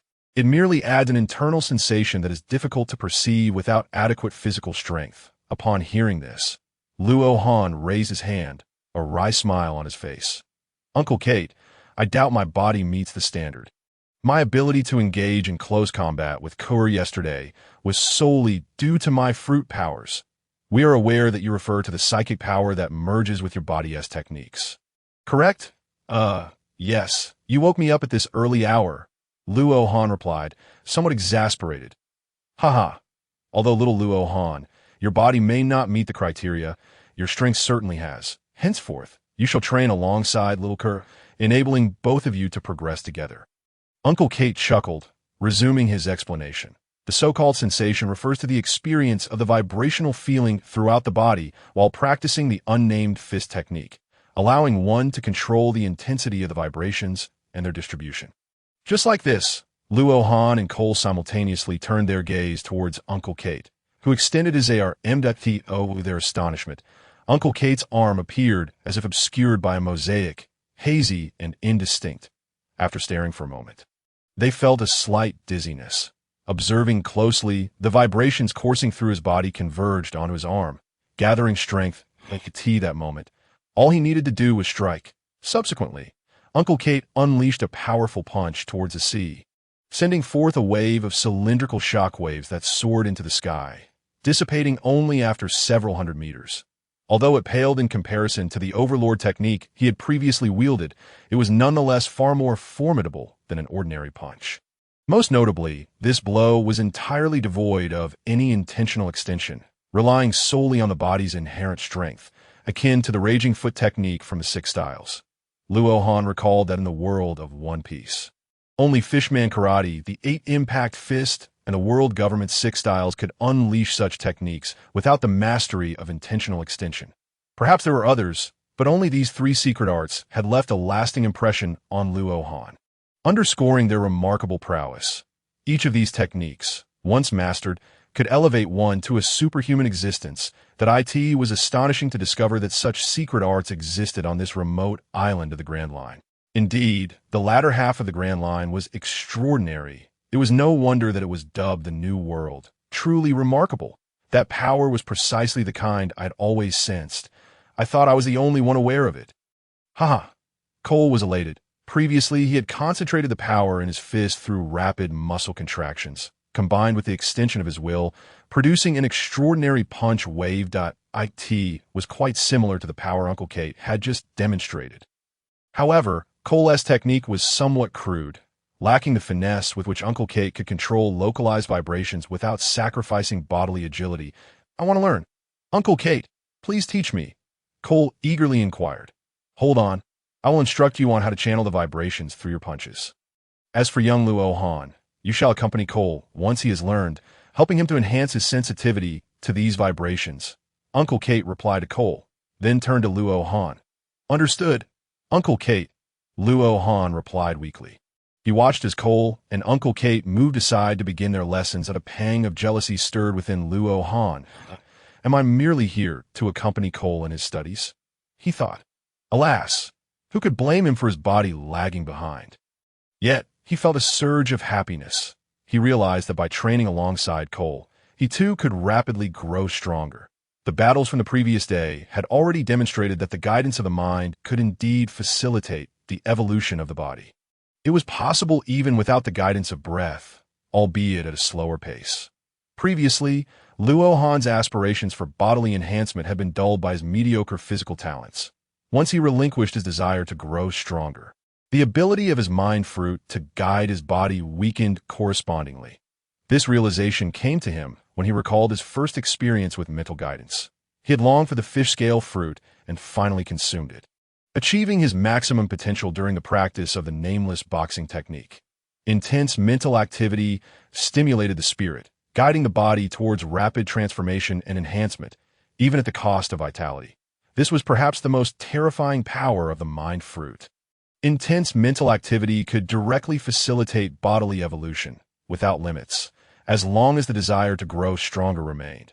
The morning's practice had passed amid Luo Han's various conjectures regarding the capabilities of the mind fruit. As noon approached, the training came to an end.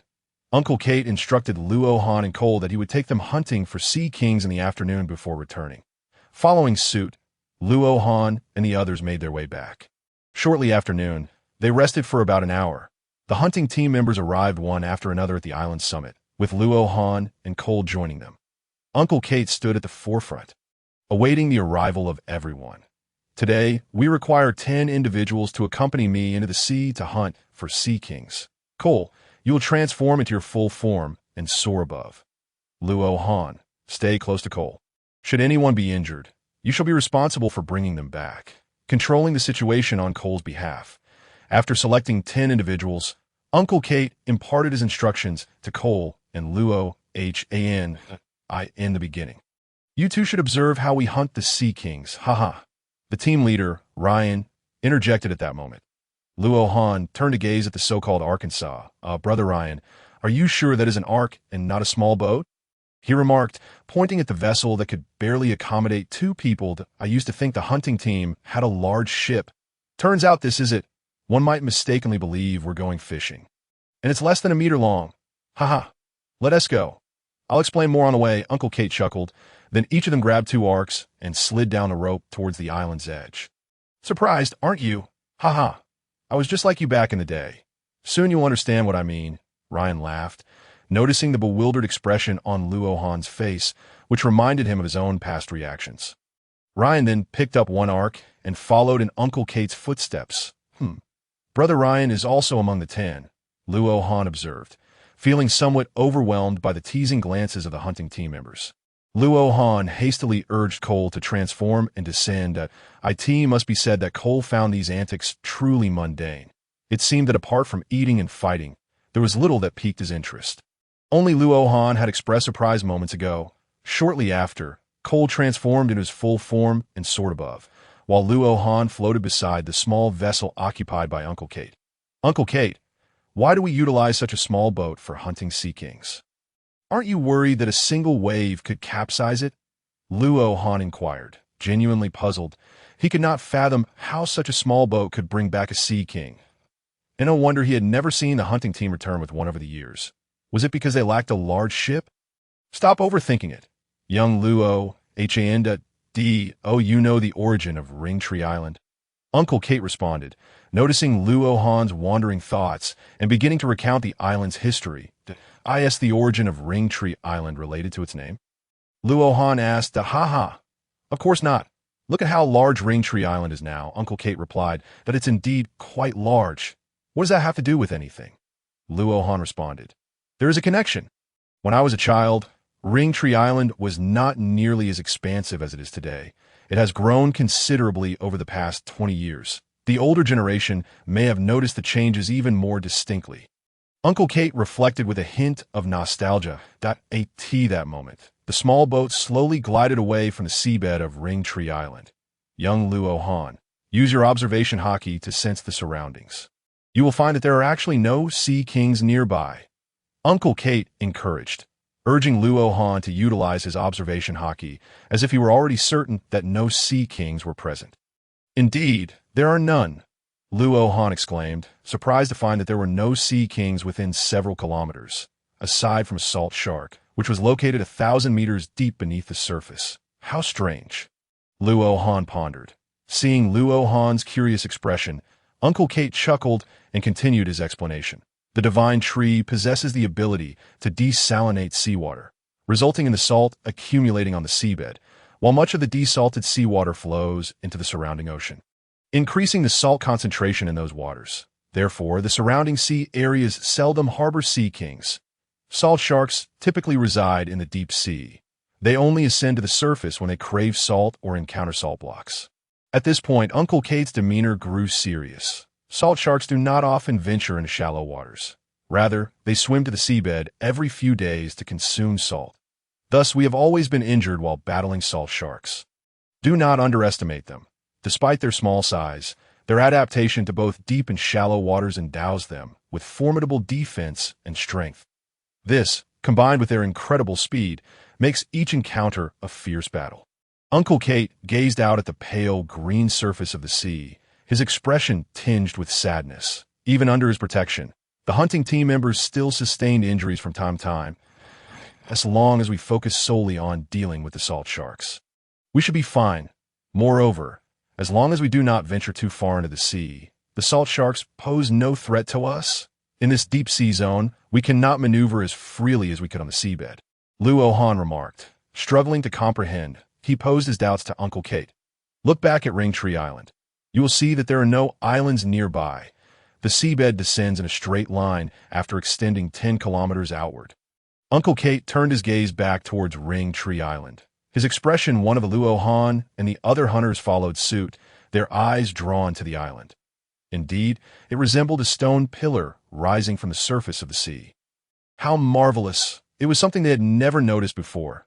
Lane exclaimed with excitement, evidently hearing Uncle Kate's word for the first time. The other hunters, too, were contemplating the appearance of Ring Tree Island for the first time, perceiving it not merely as an island, but rather as an entity. Luo Han murmured as he stared in the direction of Ring Tree Island. Uncle Kate cast a glance at Luo Han, surprised that he had come to such a realization. Long ago, this place was devoid of any islands, until a great tree emerged from the depths of the sea. It was the first time the majestic tree basked in sunlight, and it began to grow uncontrollably, in a matter of years. Its roots spread across a vast expanse of over 100 kilometers, forming a colossal island that reached a height of 1,000 meters. At this point, Uncle Kate surveyed the group, declaring that this was the predecessor of Ring Tree Island, and that the great tree now stood as the island's divine tree. Luo Han inquired, but how did the rocky pillars surrounding the divine tree come to be? Moreover, Ring Tree Island isn't as large now as it was then. Uncle Kate, sensing the curiosity, laughed heartily before his expression turned serious. The divine tree, which had been expanding fiercely, began to bear a peculiar fruit known as fish scale fruit when it reached a height of 100 kilometers. Until then, the divine tree had remained submerged and had never borne fruit. Unbeknownst to it, once the fish scale fruit matured, it released an irresistible aroma through its roots, captivating and driving sea kings into a frenzy. Uncle Kate recounted this with a hint of trepidation, imagining the ensuing chaos. Due to its proximity to the windless zone, the aroma emanating from the fish scale fruit attracted countless massive and supermassive sea kings. Ranging from 3,000 to tens of thousands of meters in length, a fierce struggle ensued among the sea kings, and even the towering form of the divine tree crumbled under the destructive force. The divine tree was utterly destroyed, leaving only the main trunk we see today. Hearing this, Luo Han was taken aback. The divine tree was destroyed? Then how did Ring Tree Island come to be? And why would the emergence of the fish scale fruit attract supermassive sea kings?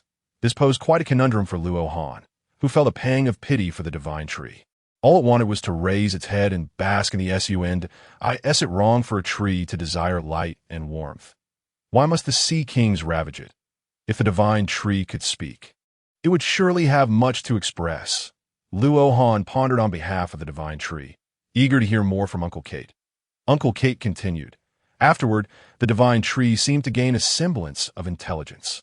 It began to grow gradually, acquiring the ability to desalinate seawater. With this newfound power, the divine tree started to release various minerals it absorbed from the ocean floor, forming a protective ring of rock around itself. Uncle Kate marveled at the ocean's wonders, astonished that such a miraculous being as the divine tree could exist. Over time, the divine tree slowly ascended towards the ocean's surface, and after a century, it once again graced the sea with its presence, basking in sunlight.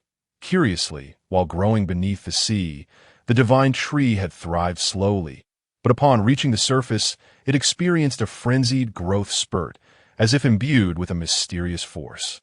Luo Han could envision the scene where the divine tree emerged from the sea. Expanding at an astonishing rate, he wondered whether it would again face destruction at the hands of the sea kings. However, this time, the divine tree refrained from rapid expansion, choosing instead to channel its growth into absorbing minerals from the ocean floor. Thus, the layered rock formations that constitute Ring Tree Island today were established, with each layer anchored by the roots of the divine tree, resulting in the 9-tiered structure we now observe. The fresh water produced by the divine tree's desalination process was stored within Ring Tree Island, while the salt and excess minerals were expelled, creating the current seabed. It came as a revelation to discover that Ring Tree Island was formed in this manner, with the rocky formation surrounding the divine tree being a product of its self-preservation. The group gasped in astonishment, their mouths agape as they gazed at the magnificent Ring Tree Island, their eyes reflecting a sense of wonder. Uncle Kate chuckled, recalling how he too had reacted similarly when he first heard the elders speak of the origins of Ring Tree Island. Moreover, the divine tree possessed even more astonishing qualities. As the divine tree continued to grow, Ring Tree Island expanded in tandem. Ships lost to storms brought human inhabitants, the ancestors of the current residents of the island. Gradually, the divine tree approached the time of bearing fruit once more. This time, it surely was not destroyed by the sea kings, right? Everyone thought in unison. After all, the existence of Ring Tree Island was a testament to the divine tree's survival through that crisis. The mystery remained as to how it had succeeded. Do you think there will be an attack by sea kings this time? Uncle Kate asked, observing the engrossed expressions on the faces of his audience. Yes or no, they speculated eagerly. There will be. Cole's booming voice suddenly interrupted, startling everyone. Unbeknownst to them, Cole had drifted close to the water's edge, evidently captivated by Uncle Kate's narrative and unable to contain his curiosity. Ha! Uncle Kate laughed heartily before continuing. No, nothing at all. Not a single sea king appeared. The unique aroma of the ripened fish scale fruit was obstructed by the rocky formations surrounding the divine tree. Additionally, the tree's roots were embedded deep within the rocks, not exposed to the sea. Thus, the aroma did not permeate the waters, which naturally meant no sea kings arrived at, of course. If that were all, it wouldn't completely eliminate the aroma's allure to the sea kings. After all, the fragrance of the fish scale fruit would still diffuse into the air, albeit in lesser amounts compared to the ocean, potentially attracting some sea kings that occasionally surfaced. However, the reason no sea kings came at all was due to the divine tree's desalination process, which expelled salt as the divine tree grew larger. The amount of salt it released increased, ultimately raising the salinity of the surrounding waters to a level at which many marine creatures could not adapt, causing them to flee the area, and the sea kings followed suit. Thus, the aroma of the fish scale fruit became nearly undetectable after traveling a considerable distance, failing to entice the sea kings to approach. That it was astonishing to realize that the divine tree might possess wisdom, deliberately transforming the surrounding waters into a high salinity environment prior to the maturation of the fish scale fruit, effectively driving the sea kings away. Luo Han speculated uneasily, pondering whether the divine tree might fatten them up only to consume them later. Surely not. After all, The divine tree lacks a mouth or anything of the sort. He decided to refrain from scaring himself with such thoughts and instead focus on Uncle Kate's explanation.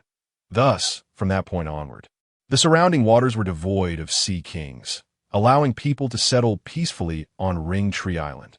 The group expressed their astonishment, marveling at the divine tree's remarkable intelligence, as they learned of their ancestors' arrival on Ring Tree Island as survivors of a storm. They had never considered this before. They had assumed they had always lived on Ring Tree Island. It was even more surprising to discover that the island had come into being due to the divine tree's struggle for survival. Hearing this, Luohan felt a profound stirring within him. If even a tree possessed such a strong will to survive and thrive, why could he not strive to endure and grow stronger in this harsh sea? But then, wouldn't it mean there would be no fish to eat?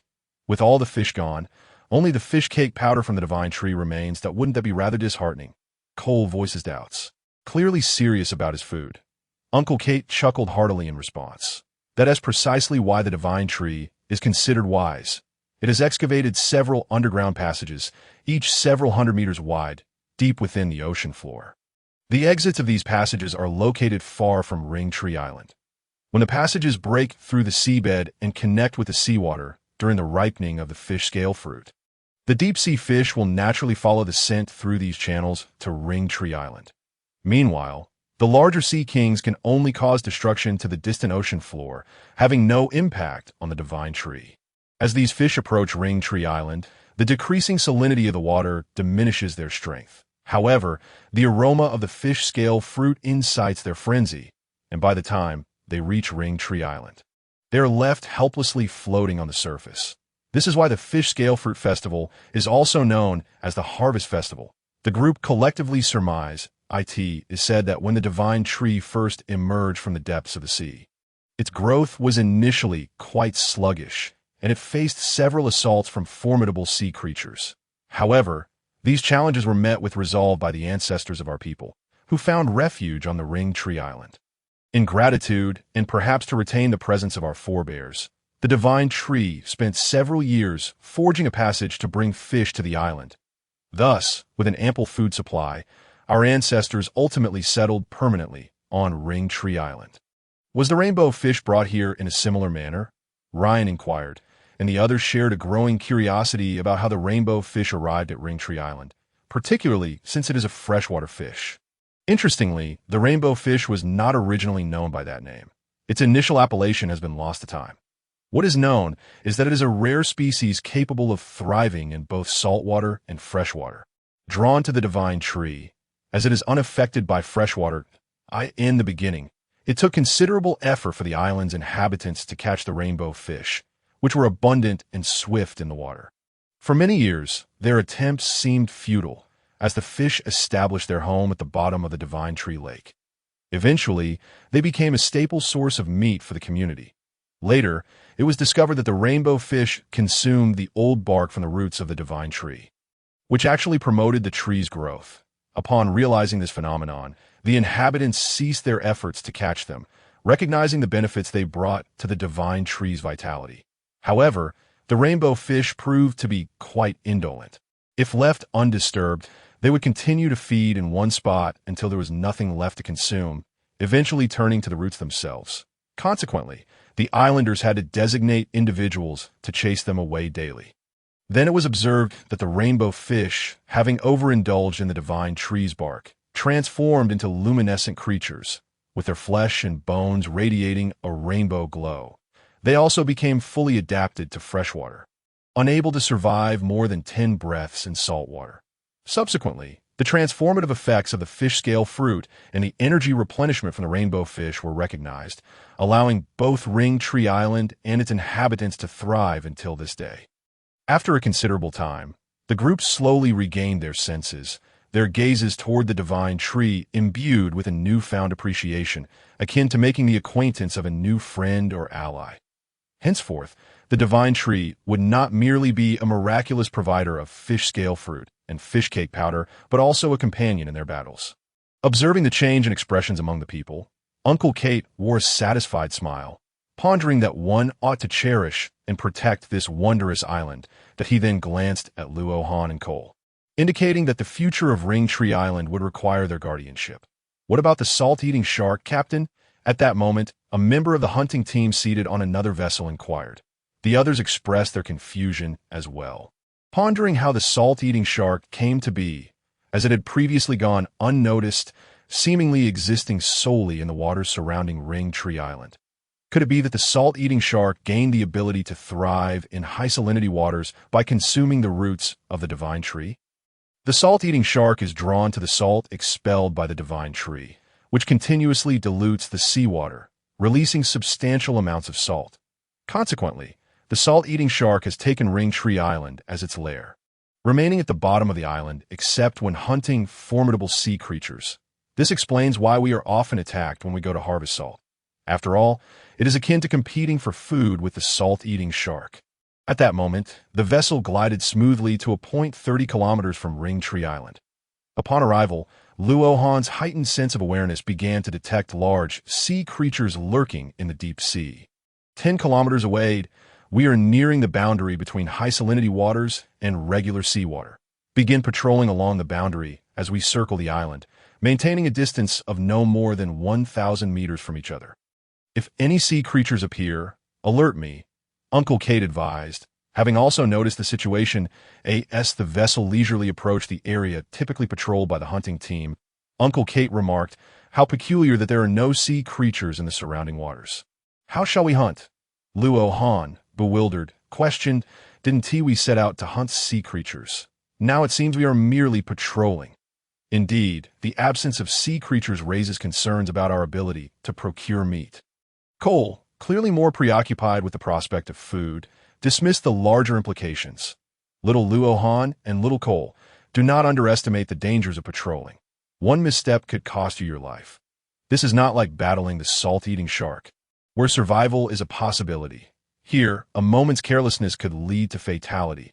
Approach this task with utmost seriousness, a senior member of the team cautioned, one who was of similar age to Ryan. Yes, Jack is right.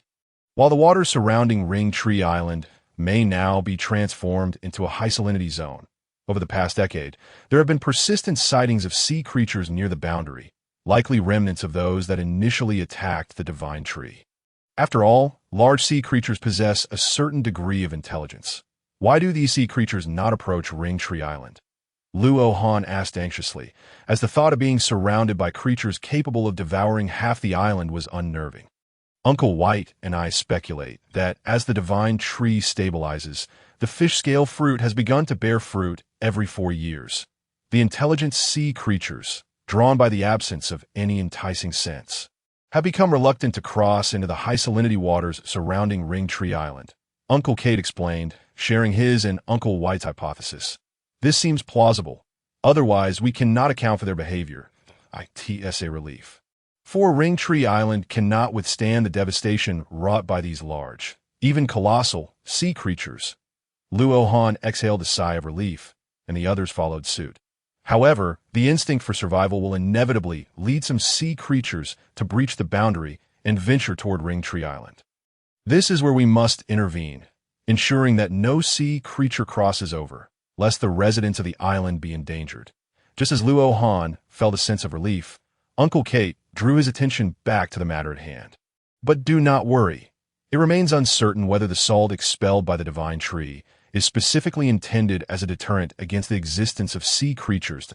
It appears to possess a certain restraining effect, particularly on the larger sea creatures.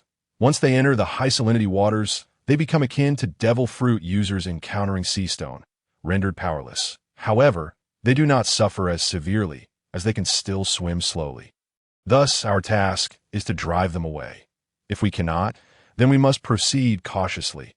With that, Uncle Kate produced a handful of finely grained white salt, demonstrating how to scatter the high salinity crystals into the sea. By casting this salt into the waters, which the salt-eating sharks find irresistible, we can attract them to consume the weakened sea creatures. In the face of life-threatening circumstances, those creatures will either retreat or meet their demise at the jaws of the salt-eating sharks. However, the scent of blood can also summon sea creatures, inciting frenzy. Only the salt-eating sharks can bring calm to these large entities, as they are specifically adapted to hunt formidable sea creatures in the deep ocean. Much like a swarm of ants on land. Once their numbers swell, even lions become prey.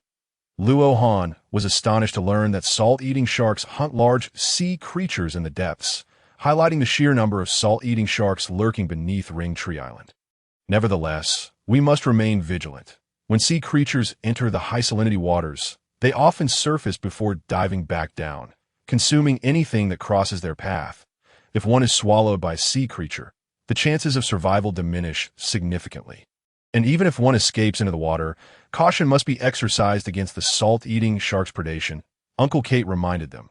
Subsequently, Luo Han and Cole followed Uncle Kate as they patrolled the area.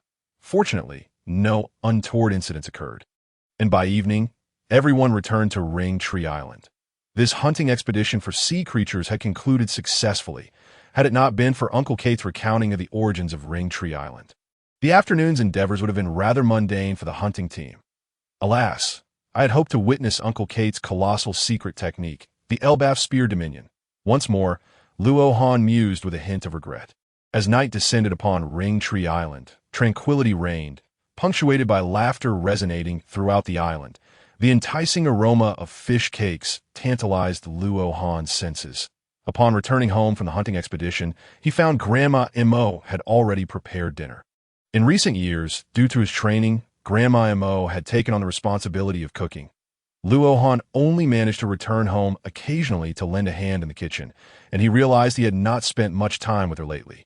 Observing Grandma Mo bustling about, an uncomfortable feeling stirred within Luo Han. Have I been too consumed by the pursuit of strength? Since arriving in this world of One Piece, he had once yearned for the kind of untainted friendship, fantastical adventures, and that elusive freedom embodied by Luffy. Yet, it appeared that his aspirations were merely that. Aspirations. Let us first acknowledge that Luffy has yet to be born, and it is entirely possible that even Luffy's father has not yet come into existence. Considering Luo Han's character, he truly embodies the essence of an ordinary individual. The fear he experienced upon his arrival in this new world stemmed from his lack of self-confidence and unfamiliarity with his surroundings. It was only after he confirmed the safety and stability of Ringtree Island, coupled with the nurturing care of Grandma Mo, that he began to find his footing, as the saying goes. A full stomach breeds desire. Living a stable life, Luo Han started to yearn for the wonders of the world of pirates. Yet he feared his own inadequacy. He was acutely aware that one could perish before achieving their goals. At his core, Luo Han maintained a mindset akin to that of an ordinary person. Stability. Indeed, stability. When contemplating leaving the island to explore the world, Luo Han could only think of enhancing his strength, aspiring to attain the prowess of Vice Admiral before venturing forth. Consequently, he became engrossed in the pursuit of power, inadvertently neglecting the companionship of Grandma Mo. Luo Han should have realized from the outset that one need not become a pirate to explore the world. This way, the Navy would not target him. As long as he could run swiftly, he would be just fine. With this understanding, Luo Han felt no need to impose pressure upon himself, recognizing that protagonists in novels rarely meet their demise. They exist solely within the realm of fiction. With this newfound perspective, both his mind and body felt significantly lighter. At the dinner table, Luo Han and Grandma Mo shared a tranquil meal together. "Xiao Han, have you joined the hunting team today?" Grandma Mo inquired with a hint of concern, having heard the news from Aunt Lillian earlier that afternoon. Luo Han looked apologetically at Grandma Mo and replied, "I only learned of it this morning when I arrived at the training grounds for the hunting team." "I am sorry for not informing you, Grandma." Sighing, she expressed, I had anticipated that you would join the hunting team. Ringtree Island requires your growth to better safeguard it. Just be mindful of your safety and avoid recklessness." "Understood?" With a mix of resignation and understanding, Grandma Mo sighed, leaving only her worry and counsel behind. Hoping for Luo Han's safety, a confident smile spread across Luo Han's face as he reassured her. "Grandma, do not worry.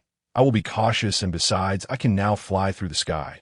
Nothing will happen to me." "Ha!" Grandma Mo chuckled in response, saying, "All right, if our Xiao Han can fly, then Grandma can rest easy and prepare delicious meals for my dear grandson."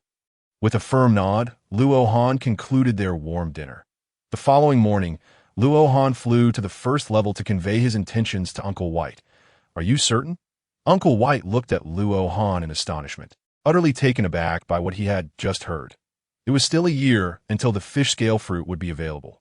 Yet Luo Han claimed he could utilize the power of the mind fruit in conjunction with the energy of the rainbow fish to rapidly enhance his physical talents. This was akin to the function of the fish scale fruit. The crux of the matter was that Luo Han's devil fruit ability could evolve and strengthen a person's physical talents. It was well known that an individual's physical talents were inherently limited. Not everyone could grow stronger through training, and even if they could, there would always be a cap. Upon reaching that limit, further advancement would be unattainable. While those with innate talents, like Kerr, could effortlessly reach the current limits achieved by some members of the hunting team. This was merely the foundational phase of Kerr's strength, yet he had not even reached his peak. Luo Han, are you certain you are enhancing your physical talents and not merely increasing your physical strength? Uncle White inquired hastily. It should be the enhancement of physical talent. Luo Han confirmed. He was somewhat surprised. Although he knew this ability would astonish others, he had not anticipated Uncle Kate's profound shock. After some reflection, it seemed clear that it was indeed an enhancement of physical talent.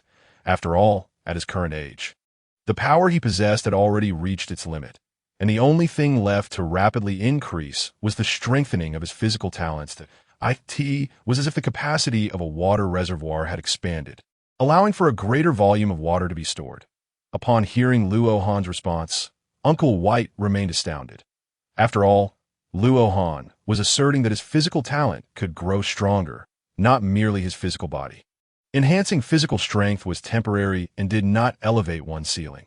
However, strengthening talent indeed had lifelong implications and could raise the upper limits of one's physical capabilities.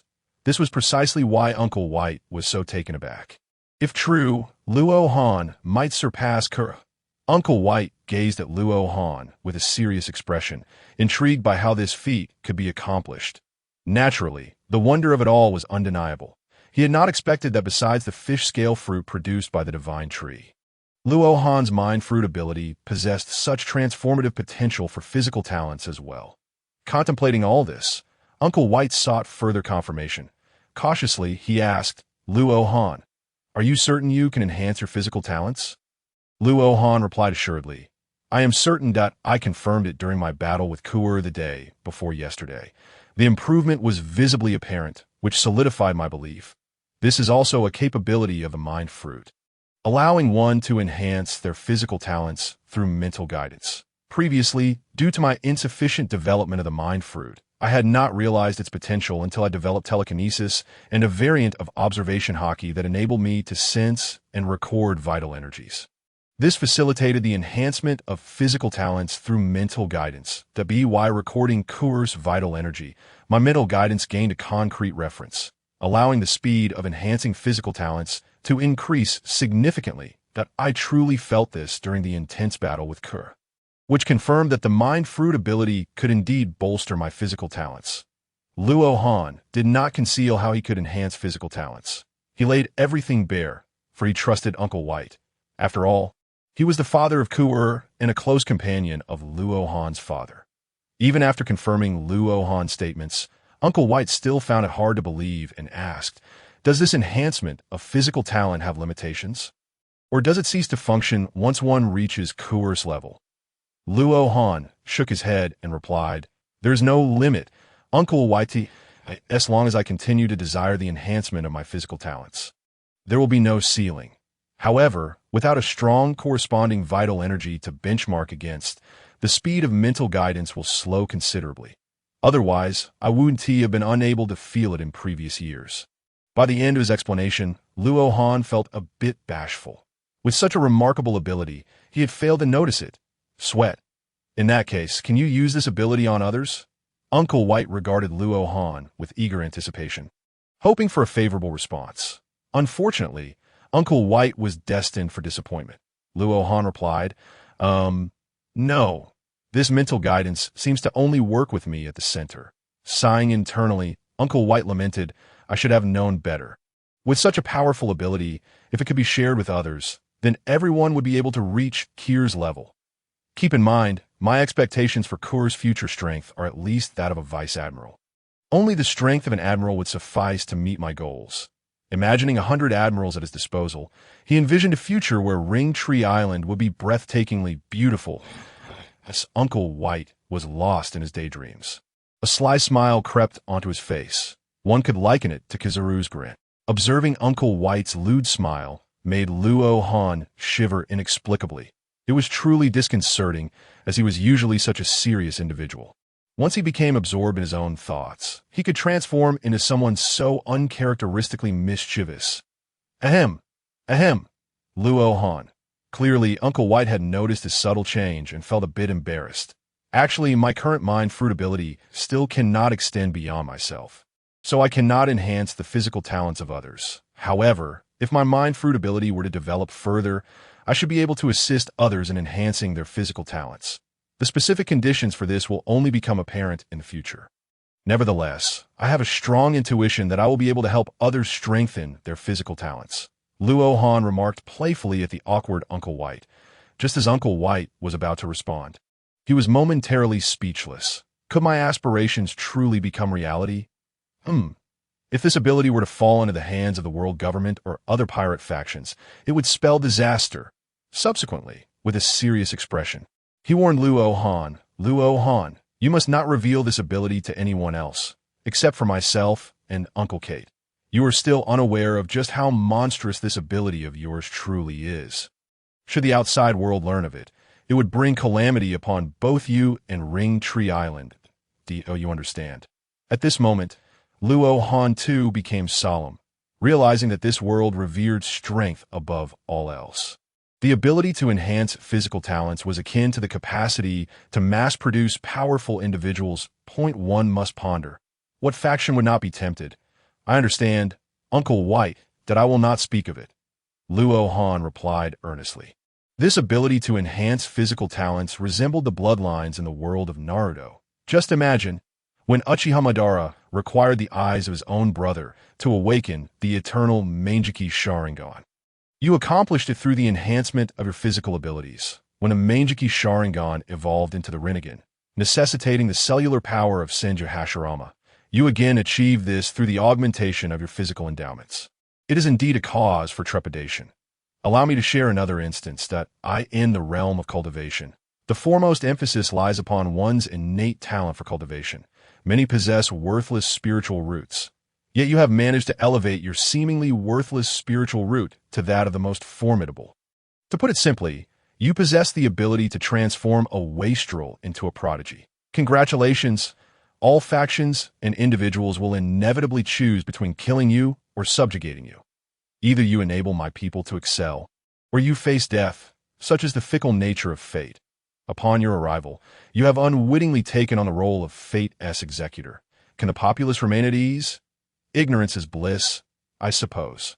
Fortunately, I am still on Ring Tree Island and have only confided in Uncle White. Otherwise, if the world government were to learn of this, I would be doomed at it is conceivable that I might spend my entire life fleeing from the relentless pursuit of the world government as intelligence agency. Or worse, be slain outright. How fortunate I am! Luo Han silently rejoiced. Observing Luo Han's expression of relief, Uncle White smiled. Then, realizing something, he turned serious and addressed Luo Han. Luo Han, do not fret excessively. It is fortunate that you have developed a unique psychokinesis through the mind fruit. From now on, rely on your psychokinesis in battle. Externally, I shall claim you have consumed the psychokinesis fruit that not readily display your physical talents. In close combat, envelop your entire being with the psychokinesis you have cultivated. This way, others will hardly suspect the nature of your fruit ability. I suspect that the devil fruit the world government sought was your mind fruit, rather than Cole's Kuin fruit. That Zoan-type devil fruit was likely procured by one of their spies. The world government remains oblivious. However, if you and Cole venture out to sea in the future, exercise caution, avoid revealing your fruit abilities whenever possible. Luo Han replied, I will be vigilant, Uncle White. Luo Han felt fortunate that he had prioritized the development of psychokinesis as a FAAD. It was indeed a fortuitous choice. Yet, how did Uncle White know of my desire to sail? Upon reflection, it made sense. Every day, I gaze out at the sea from Qingya with longing. Anyone could deduce my aspirations to set sail. Perhaps Uncle White and my father once stood on that very precipice, yearning for the world beyond. For now, I must bide my time and endure patiently. No recklessness. Understood, I know, Uncle White. May I come to collect rainbow fish in the future? Luo Han inquired of Uncle White, as the rainbow fish would greatly expedite the enhancement of his physical talents. Very well. Henceforth, I shall procure one for you each evening. You may consume it while training at night. I will claim it as my own, and I doubt anyone will question it. Uncle White contemplated before adding solemnly, although the people of Ringtree Island are kind, it is best not to disclose your ability to enhance physical talents through mental guidance. Fortunately, we were initially unaware of the nature of this fruit. I understand. I shall return to the hunting team for training now, Luo Han affirmed, then soared to the island's summit to train alongside Cole. In the ensuing days, Luo Han engaged in combat, training with Cole in the mornings, followed by patrolling the island's periphery with Uncle Kate and the others in the afternoons, while there were usually rotations. Due to Luo Han and Cole's unique circumstances, they fulfilled the role of first responders and thus remained on patrol continuously. Upon returning home at night, Luo Han refrained from visiting Qingya, opting instead to converse with Grandma Mo. Grandma Mo's health had deteriorated significantly. She must be nearing 100 years old. Luo Han wished to spend more time with her, for the elderly often feel profound loneliness as they witness familiar friends departing from this world. It is as if the memories of their existence gradually fade, leaving them in a world where they no longer recognize anyone, enveloped by an overwhelming sense of solitude akin to darkness. In such moments, the companionship of family is paramount. Luo Han yearned to accompany Grandma Mo through the final leg of her life's journey. Late at night, once Grandma Mo had fallen asleep, Luo Han began consuming rainbow fish to guide the enhancement of his physical talents.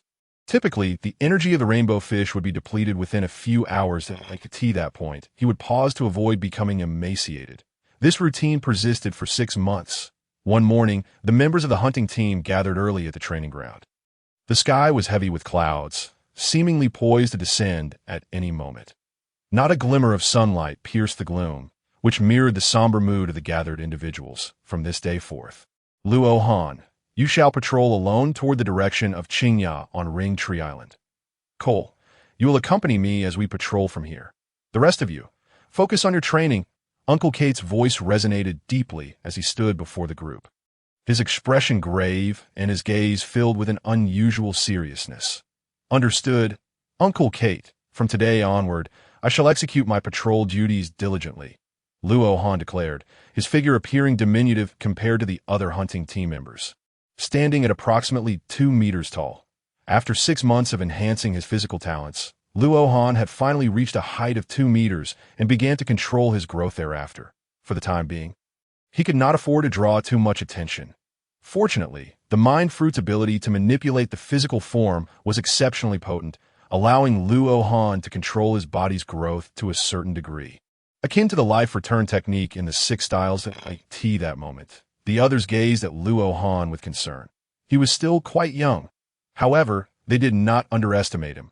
Given Cole's nearly 5-meter stature, it was evident how much he had grown in strength over the past 6 months. And considering that Luo Han had consistently held his own against Cole, it was clear that he too had grown formidable.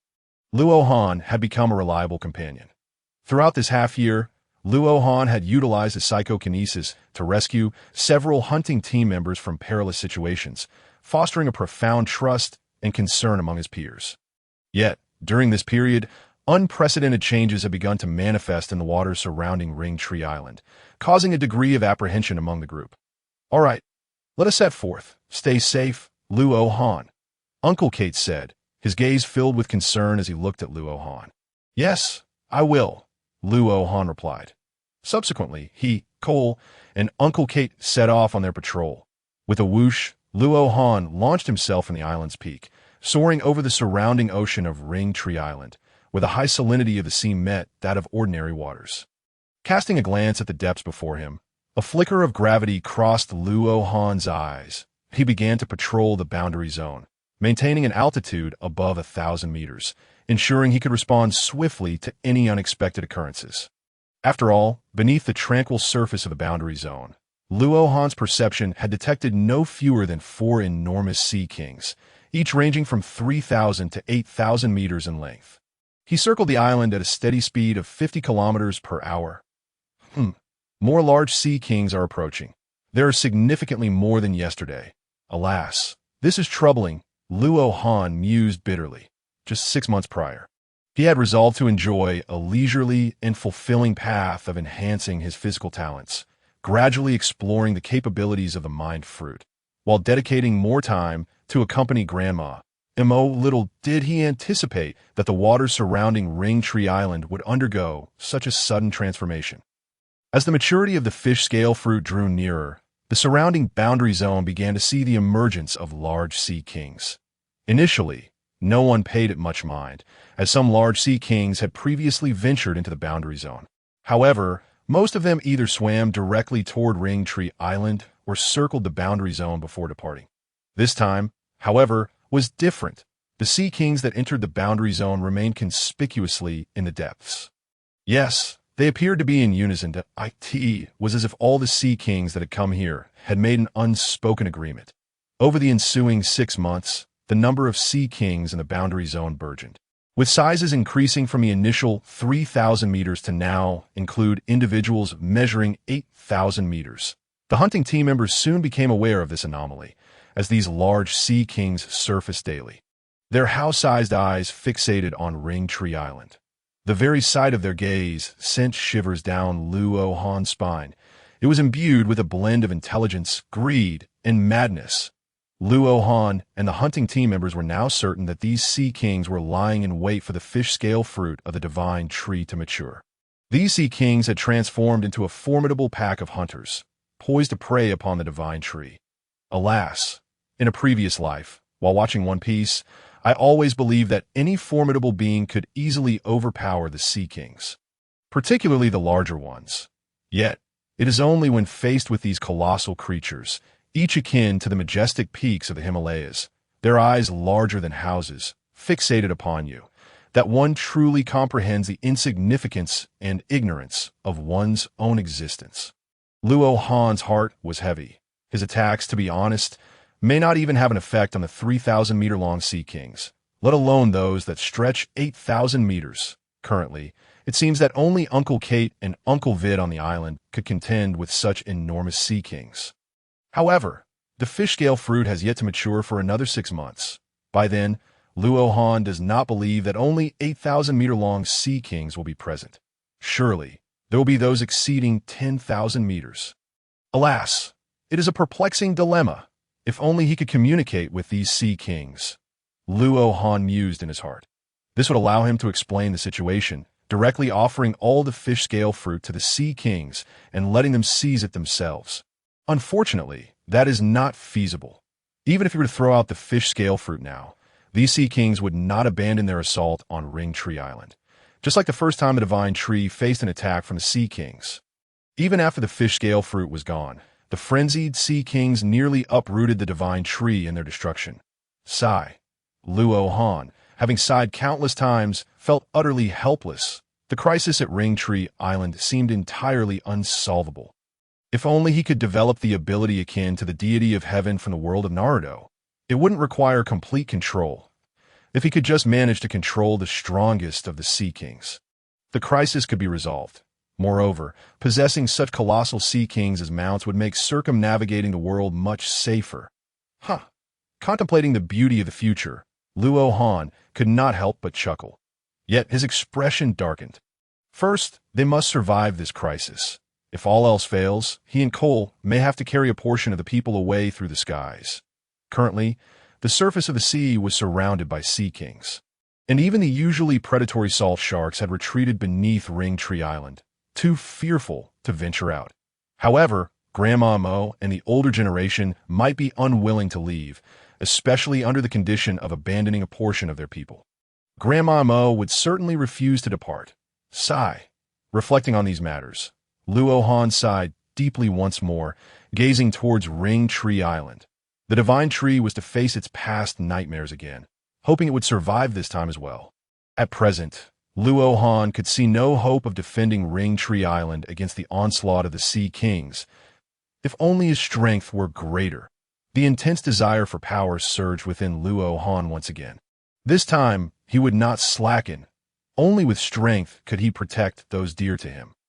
Just like now, if only his psychic ability were stronger, he could lift the 100,000 inhabitants of the island into the sky. Yet, currently, he could manage to carry at most 2,000 people aloft, which was woefully insufficient. Thud! Thud! The heavy clouds unleashed enormous raindrops, each the size of basketballs, crashing down upon the sea.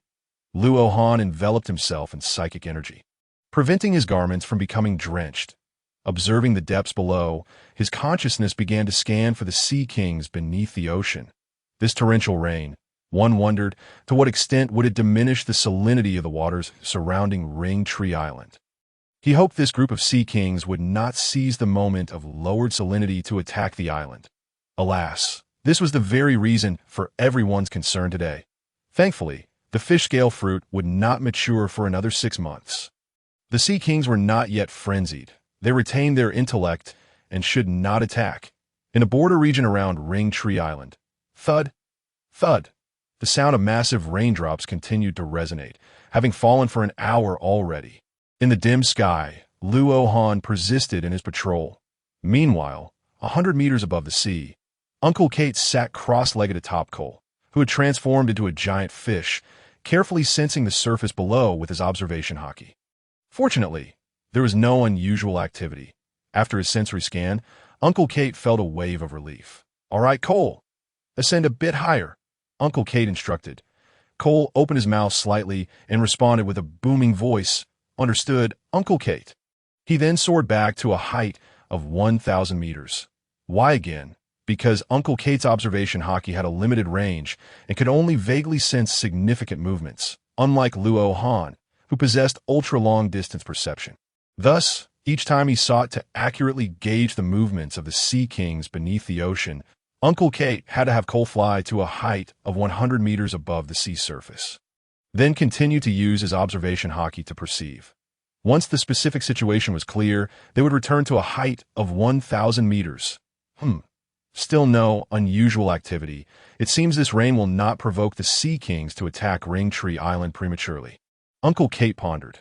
Meanwhile, Luo Han, facing the torrential raindrops, continued to fly at an altitude of 1,000 meters. Blurp, blurp. Suddenly, a series of strange sounds echoed. Luo Han halted, intently using his consciousness to sense. It seemed that something sizable was rising from the ocean floor.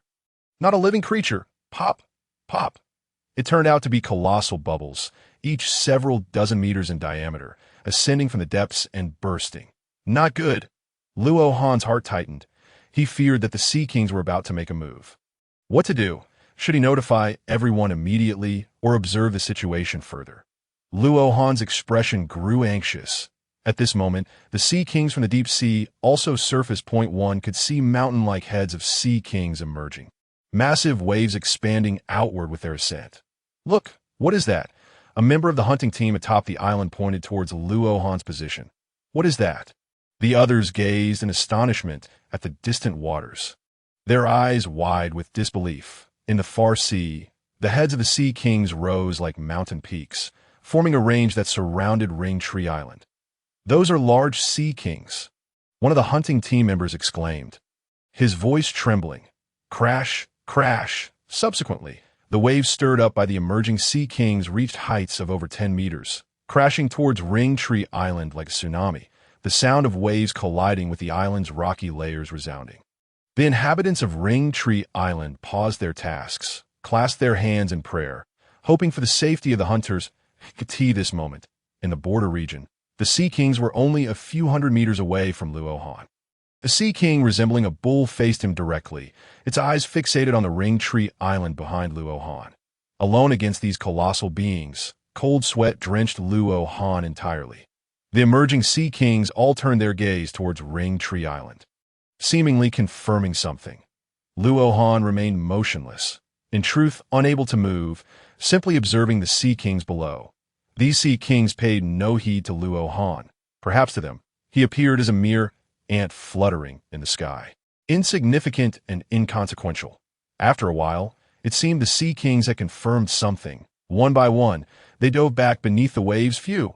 A heavy breath escaped Luo Han's lips. It's over. After a long moment, Luo Han finally relaxed, exhaling in relief. It seems I'm not the protagonist.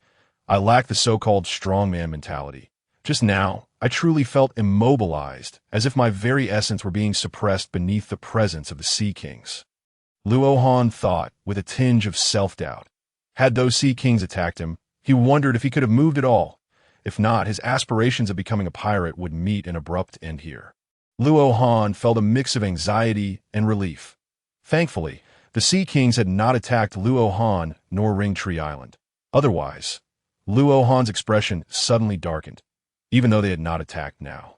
The scent of the fish scale fruit ripening in 6 months would surely provoke these Sea Kings to assault Ring Tree Island, and it would only be more terrifying than it is now. Contemplating this, Luo Han felt a sense of despair, gazing upward at the heavy, dim clouds. The sound of raindrops crashing against the ocean mirrored the clamor in his heart. If it truly comes to that, he would indeed have to lead a portion of people away. Uncle Kate and Uncle Vit must be pondering these matters as well. Sigh. My head aches. Such matters are best left to the adults. After all, I am merely a 13-year-old child, albeit one nearing 2 meters tall. Luo Han feigned a relaxed demeanor and continued his patrol. Meanwhile, Uncle Kate and Cole also breathed a sigh of relief. The earlier incident, indeed, startled the two individuals. First, a massive bubble erupted from the sea, followed by the sudden emergence of dozens of colossal Sea Kings' heads. Uncle Kate, whose mastery of Kinbunchika hockey was not particularly far-reaching, found himself caught off guard. Fortunately, this transpired at an altitude of 1,000 meters. Had he descended to inspect the Sea King's movements, a collision would have been inevitable. It seems that during the next inspection, he must exercise greater caution, Uncle Kate pondered. Subsequently, Uncle Kate and Cole resumed their patrol, braving the torrential raindrops, while Uncle Kate, perched atop Cole, gazed into the distance. His expression somewhat somber, he recalled the situation that had crossed Rohan's mind earlier. Was there truly no way out? Uncle Kate, unwilling to surrender, reluctant to abandon Ring Tree Island or forsake anyone, felt an overwhelming sense of helplessness. He stared out at the boundless ocean, for the first time resenting his own feeble strength. Had he persevered in his training over the past few years, perhaps he would have attained the power of a general and could have salvaged the crisis plaguing Ring Tree Island. Ultimately, the tranquility of their environment had lulled him into a false sense of security, leading him to believe that he would never encounter insurmountable challenges in his lifetime. With these thoughts weighing heavily on his heart, the burden grew more pronounced as time passed. Rohan, Uncle Kate, and Cole continued their aerial patrol around Ring Tree Island. After a midday meal atop the island, they resumed their vigilance. Thus, the day drew to a close. And with the onset of night, the rain ceased. It seemed unlikely that any disturbances would arise, as the Sea Kings generally remained inactive during the night. Only a few members of the hunting team, endowed with the awakened Kinbunchika hockey, would remain vigilant. Upon returning to the summit of the island, everyone expressed concern for Rohan and Cole. Are you tired? Make sure to eat plenty and rest well. Be extra cautious during the next patrol. Their repeated inquiries finally allowed Rohan and Cole to extricate themselves. Given the recent upheaval, it fell upon Rohan, Cole, and Uncle Kate to conduct the patrol, as the other members of the hunting team were deemed unsuitable. Should any unforeseen event arise, escape would be impossible. Soon after, Rohan and Cole hastened homeward, for their family must have been anxiously awaiting their return. Upon arriving home, Grandma Mo had once again prepared a meal, eagerly anticipating Rohan's return. You're back. Shaohan, come quickly and sit down to eat. Upon seeing Rohan at the door, Grandma and Mo rose hastily, her expression filled with concern. Did anything happen today? Shaohan, I heard a tremendous noise. You must be careful. Her anxious demeanor mirrored the depth of Rohan's gaze. I will ensure Grandma and Mo survives. Rohan resolved inwardly, then donned a smile and replied, Today went smoothly. There were no issues. You can rest easy, Grandma. I will be cautious. Seeing Rohan smile, Grandma Mo felt somewhat reassured. Then hurry and eat. I've prepared plenty of meat for you to enjoy. Yes, yes. I've been craving your cooking all day, Rohan exclaimed, eliciting a gentle smile from Grandma Mo after dinner. Rohan ascended to the Chingsai tea that moment. Several members of the hunting team were on night watch. Older brothers who were 4 or 5 years his senior are, "Oh Han, what brings you up here?" One of the older brothers exclaimed, surprised to see him. The others turned in astonishment as well. Indeed. Rohan, you need to rest more since you have another patrol tomorrow. Faced with their caring gazes, Rohan could only explain that he had just finished eating and was merely taking a stroll before heading back to rest. After a brief while, he returned home. That night, after enjoying a meal of rainbow fish, Rohan lay in bed, focusing on guiding his spirit toward bodily evolution. Indeed, he was simply lying down. It seemed that everyone believed cultivation required a seated posture. Was there some special benefit to it? Rohan was unsure. Having finished his rainbow fish, he lay down to cultivate and subsequently fell asleep. However, after today's training, as Rohan closed his eyes, sleep eluded him. The images from the patrol lingered vividly in his mind.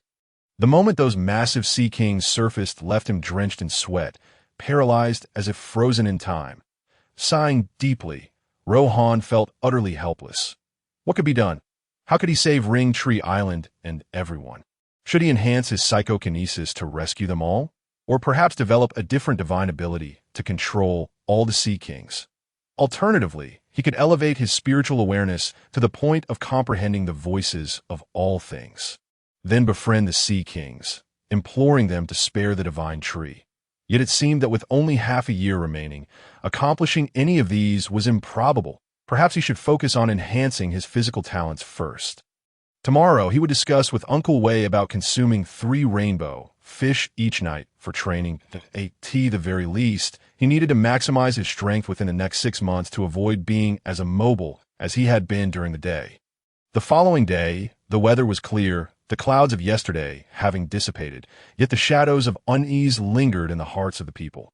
Early on, Rohan spoke with Uncle Wei about increasing his rainbow fish intake for training. Uncle Wei, after a moment of silence, acquiesced to Rohan's request. Thereafter, Rohan resumed his daily routine, patrolling by day and training by night. Day by day, Rohan's physique grew stronger, his height gradually reaching 2 meters and 50 centimeters. Though no one seemed to notice, with just a month remaining until the maturation of the fish scale fruit, the water surrounding Ring Tree Island finally revealed the presence of colossal sea kings. Measuring over 10,000 meters in length, in midair, atop Cole's transformed giant form. Both Uncle Kate and Rohan, employing their Kinbunchika haki and spiritual awareness to perceive the unfolding scene, were engulfed by profound despair. Below them, in the depths of the ocean, a sea king resembling an eel, stretching 20,000 meters long, coiled upon the seabed like an underwater mountain range, while not a single sea king could be seen within a kilometer's radius. The other sea kings lay in wait, maintaining a respectful distance, as if serving the king of the sea. Indeed, the sea kings exceeding 10,000 meters were of an entirely different caliber than those below that threshold. This disparity was not merely a matter of combat prowess. It was chiefly a matter of intellect. The greater sea kings exuded an intelligence indistinguishable from that of humans. Do not despair, Kate. At least we still have Rohan and Cole. Uncle Wei spoke solemnly, observing Uncle Kate's despondency. Uncle Kate shuddered, casting a determined gaze at Uncle Wei as his resolve gradually returned. Since the torrential rains 6 months prior, the accumulation of sea kings had only intensified. Thus, Uncle Wei began patrolling alongside Rohan, primarily to ensure his safety. Yes, we still have Rohan and Cole. At least we can save a portion of the people, Uncle Kate responded, regaining his composure. As the 2 strongest individuals on the island, if they succumbed to despair, how could the others possibly find hope? It was not yet time to surrender to hopelessness. There remained a month to devise a plan to rescue Ring Tree Island. And at the very least, they must save all the inhabitants. Uncle Wei declared firmly, gazing resolutely into the depths below. Rohan remained silent, his eyes betraying a sense of helplessness and dejection. Over the past few months, he had exhausted every conceivable method, Yet none seemed viable to rescue Ring Tree Island and its people. That night, after sharing a meal with Grandma Imo, Rohan returned to his bed to cultivate, determined to train even in the absence of hope for saving Ring Tree Island. Perhaps it was the pressure of the external environment. Rohan's ability to guide his spirit was enhanced, and tonight he might finally achieve the physical talent level of Cole. With the energy derived from the rainbow fish and the resonance of his spiritual awareness, Rohan's body was undergoing evolution at a terrifying pace. In a typical scenario, Rohan would be immensely satisfied. However, time was of the essence. Alas, time remained insufficient. If only he had a few years, rescuing Ring Tree Island might be feasible. Yet, ensuring the safety of everyone was still within reach. Moreover, under the current circumstances on Ring Tree Island, even a general might prove ineffective. As long as he could evacuate everyone, Rohan would find contentment. As Rohan felt his spirit guiding his body toward the gradual evolution of his spiritual awareness. He contemplated his situation. Cole's physical essence had waned. It was time to record a stronger essence of physical talent to expedite his own evolution. Simultaneously, he thought of those Sea Kings. They could be said to possess the highest physical talents in the world of One Piece. He wondered if his spiritual awareness could record the essence of those colossal Sea Kings. Surely, their physical talents were remarkable. Yes, it seemed plausible. Luohan was suddenly filled with excitement as he realized that as long as a breath could be recorded by divine consciousness, it should be possible. Tomorrow, he would put to the test. The following morning, Luohan enveloped Uncle White with telekinesis and flew to the boundary zone. Before commencing their patrol, Luohan briefed Uncle White on the situation. Luohan, Uncle White, my physical aptitude has evolved to the level of Kur. I wish to attempt to record the physical aptitude breath of those Sea Kings that dwell beyond 10,000 meters today. If I can record it, my physical aptitude will enhance even more rapidly. Uncle White gazed at Luohan, his expression a mix of surprise and astonishment. He had not anticipated that Luohan could reach Kur's level of physical aptitude so swiftly. Moreover, the ability to record the breath of the Sea Kings was remarkable, especially considering that the physical aptitude of these beings was undoubtedly formidable, particularly those residing at depths greater than 10,000 meters. Observing the vague, colossal forms in the ocean below, Uncle White's demeanor grew solemn. What a pity. Time is still insufficient. Is there anything you need me to do, Luohan? Uncle White inquired. Luohan fixated on the gigantic eel-like Sea King in the depths and contemplated before responding. I believe not. I will simply use my divine consciousness to record the physical aptitude breath of that colossal Sea King that I wonder if it will sense my presence.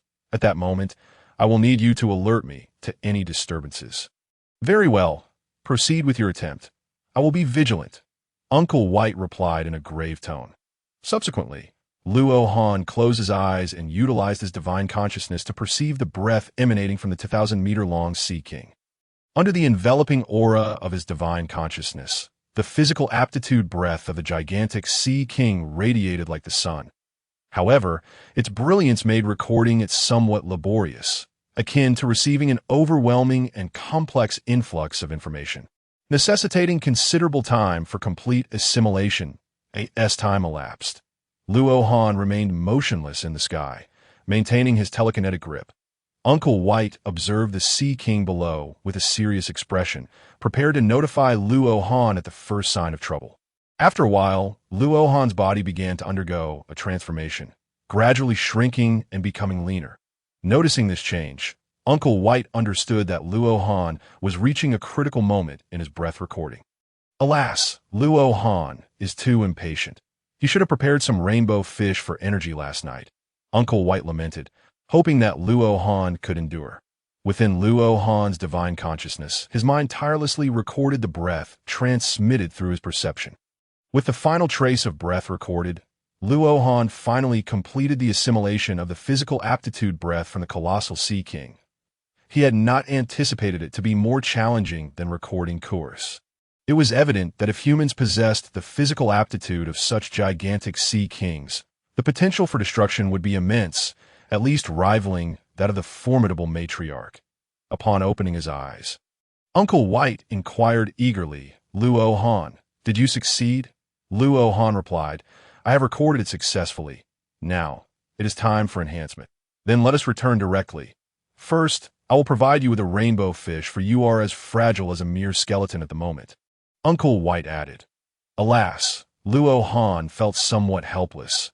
Each time he utilized the abilities of the fruit of the mind, his physical stamina proved insufficient. Yet, this indicated that the capacity to record physical aptitude breath stemmed from the fruit of the mind, with divine consciousness merely serving as an intermediary. Let us depart, Uncle White. Luo Han responded.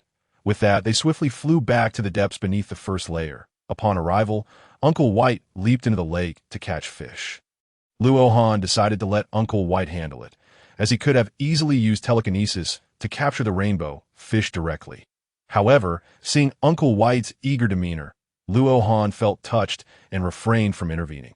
Before long, Uncle White resurfaced. Here, eat. After preparing the fish, he handed the meat to Luo Han. Without further ado, Luo Han accepted and consumed it. As the flesh of the rainbow fish filled his stomach, his body swelled once more. It still seems insufficient, Uncle White. Luo Han observed his arms, which still appeared somewhat thin. Here, for you, there's more. Uncle White presented another processed rainbow fish. Luo Han took it and continued to eat. At last, I have restored my physique, Luo Han exclaimed, satisfied with his body's recovery. Now, let us resume our patrol. Indeed, Uncle White replied. With a swift motion, Luo Han and Uncle White soared from the island's depths to its peak. Returning to the boundary zone to continue their patrol, the sound of the wind whistled around Luo Han as he and Uncle White hovered over the ocean below, cloaked in an aura of exhaustion.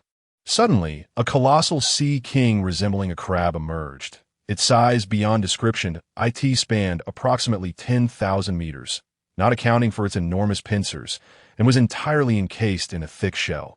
Despair seeped into both Luo Han and Uncle White, causing Luo Han to instinctively kneel in mid-air, tears welling in his eyes. What shall we do, Uncle White? Luo Han turned to Uncle White, striving to hold back his tears. Upon hearing Luo Han's words, Uncle White trembled, falling into silence. In that moment, even a usually steadfast Uncle White found himself at a loss for words to comfort Luo Han. Luo Han turned his gaze back to the gigantic Sea King. Within his divine consciousness, its physical aptitude breath was even more potent than that of the previous eel-like creature. Let us return, Luo Han. There is no need to patrol any longer, Uncle White declared. Why not? Luo Han whispered. Have you resigned yourself to fate, Uncle White? Uncle White glanced down at the ocean and then back at Luo Han. There is no need to patrol. It is evident that these sea kings will not attack the Ring Tree Island until the fish scale fruit ripens. More colossal sea kings will arrive, and their rulers will restrain the others, that we must return and devise a plan to rescue everyone from Ring Tree Island. Hearing Uncle White's words, Luo Han rose silently, his gaze resolute. All that mattered was ensuring everyone's escape. Subsequently, Luo Han and Uncle White rejoined Uncle Kate and the others, explaining the situation before flying back to Ring Tree Island. That night, the bright moonlight illuminated the entirety of Ring Tree Island, its pure radiance seemingly capable of dispelling all sorrows. Yet, it could not alleviate the heavy sentiments weighing upon the hearts of the people. The situation was dire. The only feasible escape from Ring Tree Island was through the skies. For traversing the ocean's surface would invite attacks from the Sea Kings. Previously, when Luo Han had used telekinesis to maneuver several arcs across the boundary zone, they had been instantly devoured by the Sea Kings. Uncle White observed the silent crowd and spoke. Is there truly no way out, Brother White? Can we not all leave? I wish to stay. A similarly maimed uncle's voice trembled as he suppressed his tears. The crowd turned their eyes towards Uncle White in unison. He regarded all the able-bodied men on the island, his gaze gradually solidifying with determination. Luo Han and Kuura's abilities cannot transport everyone at once. Starting tomorrow, I will pair with Luo Han, while Kuura will team up with Uncle Kate. We will fly in two directions to search for islands surrounding Ring Tree Island, if we find any. We will take advantage of the time before the fish scale fruit ripens to evacuate everyone in batches. Uncle White paused momentarily before continuing. However, if we venture too far, we may become lost and unable to find our way back to Ring Tree Island. Therefore, we will strive to fly at a higher altitude, searching for any islands in the surrounding seas while ensuring we do not lose our bearings. The crowd turned to Luo Han and Kur. Luo Han, Kur, we entrust you with this task. Please exercise caution to not feel burdened. This is not a decision anyone can control.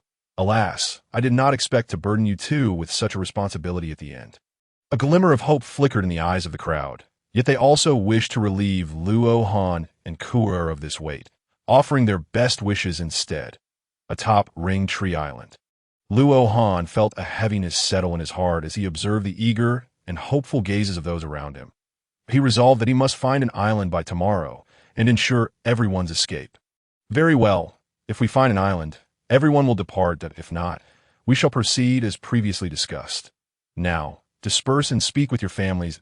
I ask that clear? Uncle White instructed as he noticed the mood of the crowd slightly ease. Luo Han and Kur, we will gather at dawn on the Chinya. Uncle White addressed the two standing before the crowd. Understood. Luo Han and Kur Chi exchanged words. Shortly thereafter, everyone gradually made their way home. Once the crowd had dispersed, Uncle Wei and Kate stepped aside to gaze at the vast sea ahead.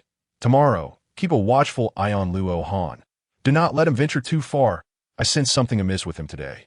If it truly comes to taking only a few people, he ought to realize that Grandma M.O. will not be leaving, Uncle Wei stated solemnly.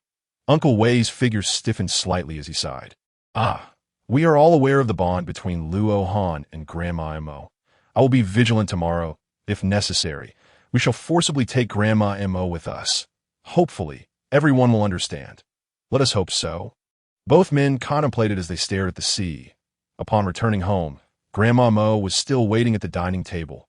Grandma, I'm back. You should really get some rest. Luo Han approached and embraced Grandma M.O. All right, good. By the way, how did your discussions go tonight? Have you devised any plans? Please, Xiao Han, do not overexert yourself. Think of the future of the island, all right? As Grandma Mo's incessant chatter filled the air, Luo Han's resolve to find a way to evacuate everyone from the island grew even stronger. Rest assured, Grandma, we have already thought of a solution. Tomorrow, I will join Uncle Wei and the others in search of another island. Once we find it, we can all leave Ring Tree Island and start anew elsewhere. That's wonderful. Do take care tomorrow, Grandma M.O. said, affectionately patting Luo Han's head with a smile. I will. You should hurry to bed now, Grandma, Luo Han replied as he stood up. All right, off to bed I go. Just don't practice too late, Grandma M.O. said with a gentle gaze as she rose to retire to her room. Luo Han nodded and, after watching Grandma M.O. enter her room, returned to his own. After consuming the radiant fish from tonight, Luo Han lay on his bed, engaging in mental guidance for physical evolution. As energy drained away, Luo Han's innate physical abilities evolved rapidly. His body gradually resembled that of a colossal sea creature. Feeling the cells tighten and brimming with energy, he sensed an enhancement in his resilience, strength, and agility, indicating that this evolution leaned towards a fortification of physical prowess. With a sense of urgency, Luo Han urged the brilliant essence within him to evolve swiftly. As his body strengthened and the mental guidance took effect, he noticed that his telekinetic abilities, long stagnant, had also increased. The power of his telekinesis became more formidable. He hoped everything would proceed smoothly and that they could evacuate everyone from Ring Tree Island before the fish scale fruit matured. Morning arrived before the sun had risen, the sky shrouded in gray. Luo Han met Uncle Wei and his son, arriving at Shinya, only to find Uncle Kate had also joined them. Now that we are all here, let us depart. You and Uncle Kate will search from this direction. Luo Han and I will explore the other side, Uncle Wei instructed. Very well. Let us hope for good news, Uncle Kate remarked discreetly, casting a glance at Uncle Wei. Soon, Ku'er transformed into a colossal fish. Whoosh! Uncle Kate leapt onto Ku'er's back, soaring towards Shinya. We shall be on our way too, Luo Han, Uncle Wei said, addressing him. Luo Han nodded in agreement. With a shared thought, their telekinetic energies enveloped them both. Whoosh! Whoosh! Luo Han guided Uncle Wei and himself into the air, heading in the opposite direction of Chinya. The sound of the rushing wind filled their ears. At this moment, Luo Han and Uncle Wei soared 6,000 meters above sea level, 20 kilometers away from Ring Tree Island, but a few white clouds accompanied them. From this vantage point, Ring Tree Island appeared merely as a large. We cannot ascend any higher. If we do, we may lose sight of Ring Tree Island entirely. The divine tree certainly chose its location wisely. Uncle Wei mused, surveying the surroundings with a complex expression, realizing there was nothing but the solitary Ring Tree Island standing amidst the desolate sea. Luo Han also took note of this. It seems we need to rise a bit higher for a better view. Uncle Wei, you stay here while I ascend further. Don't worry. I'll maintain our connection through telekinesis that I won't lose my way, and my spiritual perception reaches far. Even at this distance, I can still sense Ring Tree Island. Luo Han assured. All right then, go ahead and rise. I shall keep an eye on Ring Tree Island from here. Uncle Wei replied, considering it a reasonable plan. By remaining lower, he could monitor Ring Tree Island to ensure it remained in sight, while Luo Han had a greater chance of discovering an unfamiliar island from above. Luo Han continued to rise, quickly reaching an altitude of 12,000 meters. This is as far as I can go, he exclaimed, feeling the onset of oxygen deprivation. Any further ascent would leave him breathless and disoriented. Standing at this height, he could discern some curvature of the sea. However, his mood darkened. The weather in the world of One Piece is notoriously unpredictable and permanent.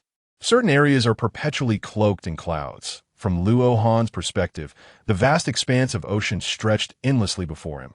The unseen regions were obscured by thick cloud cover, rendering the waters below invisible. Reluctantly, he decided to proceed further. Upon returning to Uncle Wei, Luo Han reported, Uncle Wei, I found no islands up there. We need to venture further out to sea. Uncle Wei glanced at the position of Ring Tree Island before responding. We should fly in our current direction. Let us not change course. I worry that if we do, we might lose sight of Ring Tree Island altogether. Understood. Uncle Wei, I will fly slowly to ensure Ring Tree Island remains in view. Luo Han assured.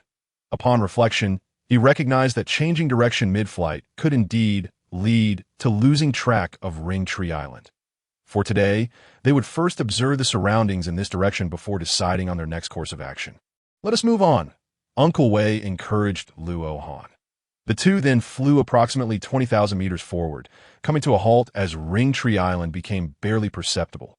This was their limit. Subsequently, Luo Han ascended once more, repeating the process of observation, only to receive the same results. What in the world? He exclaimed in frustration. This One Piece world truly so unreasonable. At such heights, not a single island in sight. Only the unmoving clouds. Luo Han felt a surge of irritation, wanting to vent his frustrations, yet he remained helpless. However, gazing at the distant, unmoving clouds, Luo Han pondered. According to the conditions in the One Piece universe, such stationary clouds often conceal the existence of an island beneath them. Perhaps, he thought with excitement, he hurried back to Uncle Wei. Uncle Wei, I might have discovered an island. Do you see those clouds that don't move? There's likely an island beneath them. Let us check it out? Luo Han exclaimed with enthusiasm. Yet Uncle Wei appeared less than thrilled, a worried expression crossing his face as he looked at Luo Han. Rohan, can you see Ring Tree Island behind us? Uncle Wei asked, his tone tinged with resignation. Luo Han turned around and, after a moment, spotted a tiny black in the mirror-like blue sea. You see it too. We've reached our limit. If we go any further, we might lose our way back. Luo Han fell silent, and Uncle Wei's gaze reflected his own discomfort. Yet there was no other choice. This was their boundary. If they were to stray, it would spell despair for those on Ring Tree Island. But there must be an island, Luo Han insisted, his eyes gleaming with hope as he looked at Uncle Wei. Sigh. Uncle Wei, don't you wish to see for yourself? But we truly cannot proceed further. Without a navigational record, once we stray from the island, returning becomes exceedingly difficult. Uncle Wei cautioned, Rohan, setting aside whether those clouds are indeed stationary. Even if we were to discover an island, how would we return to Ring Tree Island? You understand the situation. If we go further, we can't ascertain the position of Ring Tree Island. If we lose our way, Grandma Mo would be heartbroken. Luo Han's mouth fell agape. unable to respond, as if a stone lodged in his throat. After a moment, he steadied his emotions. Right, I cannot afford to get lost. I cannot abandon Grandma and Mo, he thought. Hey, Uncle Wei, didn't you return to Ring Tree Island after sailing out? I recall you mentioning that you were aware of the location of the Ring Tree. In that moment, Luo Han suddenly remembered that several years ago, Uncle Wei Te had shared tales of his parents and mentioned that the three of them had made their way directly to Ring Tree Island. However, they were swept away to the island by the onslaught of the world government snipers in a tempest. Luo Han. In truth, we merely speculated about the storm that separated the three of us. We were truly floundering about back then. Moreover, Ring Tree Island is devoid of magnetic force. Hence there are no permanent pointers. Uncle Wei Te gazed upward, a sheepish smile gracing his lips. Luo Han looked at Uncle Wei Te in silence. So, it turns out that he had merely wished to portray their trio as wise, leading them to feign their aimlessness. Very well. The last flicker of hope has vanished, as he gazed out at the boundless sea. An unexpected sense of relief washed over Luo Han. Reflecting on his past life, he mused that for an ordinary person in the world of One Piece, the modern society of Earth must seem exceedingly safe and peaceful, free from the ravages and oppression of pirates and nobility. Yet, rather than confronting the harsh realities of his previous life, laden with money and illness, Luo Han now found himself more inclined to face the brutalities of the One Piece world. A faint smile curled at the corners of Luo Han's mouth. Unbeknownst to him, he had relinquished his past and fully immersed himself in this world. He even began to contemplate the notion of saving the world. I, Luo Han, have always been an ordinary person, irrespective of the past or the present. The crisis of Ring Tree Island is beyond my capacity to resolve. At the very least, I can still rescue a portion of the people. Can I not? Having come to this realization, Luo Han seemed to release his obsession. Let us return and recalibrate our location, then search for unfamiliar islands in another direction. Uncle Wei Te, Luo Han spoke calmly. Observing Luo Han's serene countenance, Uncle Wei Te felt a twinge of concern. However, at that moment, he found it difficult to articulate his feelings, as he too was struggling internally. Uncle Wei Te replied, Then let us return to locate Ring Tree Island and continue our search. Subsequently, the two began their flight back to a point near Ring Tree Island before altering their course. This search persisted for an entire day. That evening, as the four returned to Qingya, a heavy silence enveloped them. A palpable air of melancholy lingering. Have you received any news?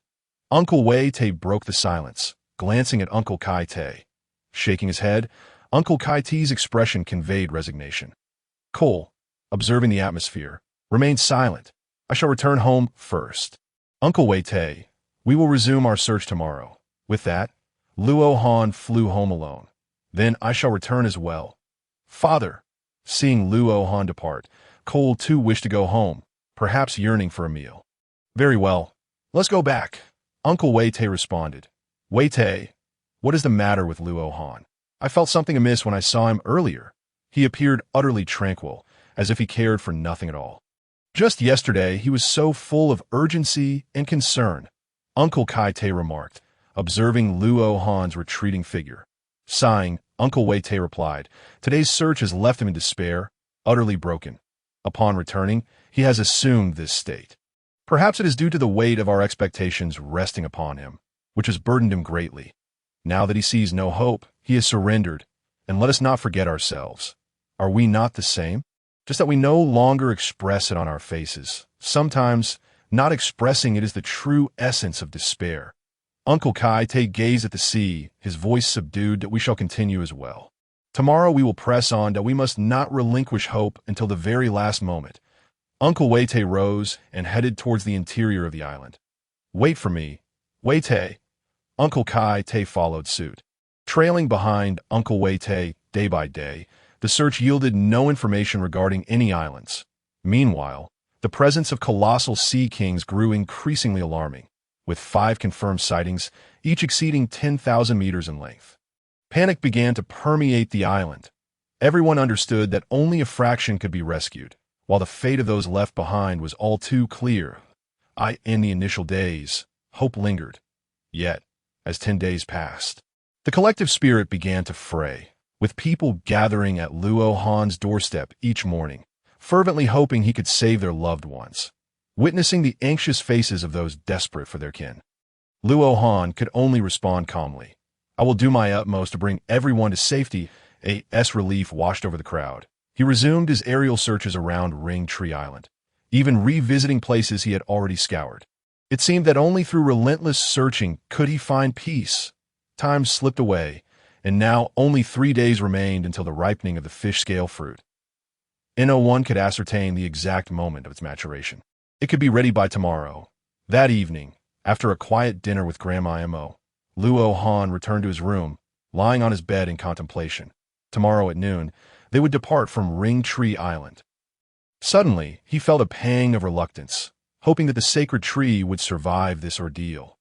With that thought, Luo Han's gaze dimmed once more.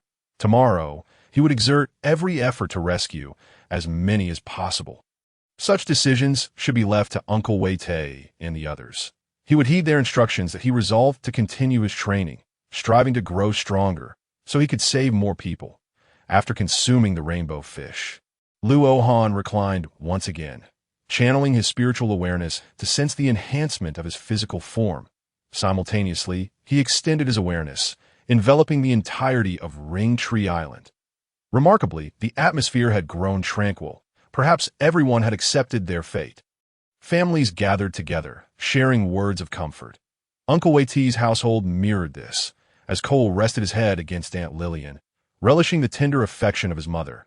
Like a languid kitten, Uncle Wei Tei sat opposite Aunt Lillian, observing in silence. Meanwhile, Uncle Kai Tei and his nephew, Brother Lane, sat together, their faces adorned with smiles as they exchanged light-hearted banter. Within the serene confines of Ring Tree Island, laughter occasionally punctuated the stillness. This must be the brilliance of humanity. As he absorbed the sound of laughter, Luo Han felt an overwhelming sense of release from his obsessions. With his attachments relinquished, Luo Han experienced a profound emptiness in his heart, as if he had broken free from the shackles that had burdened his spirit. His spiritual perception transformed.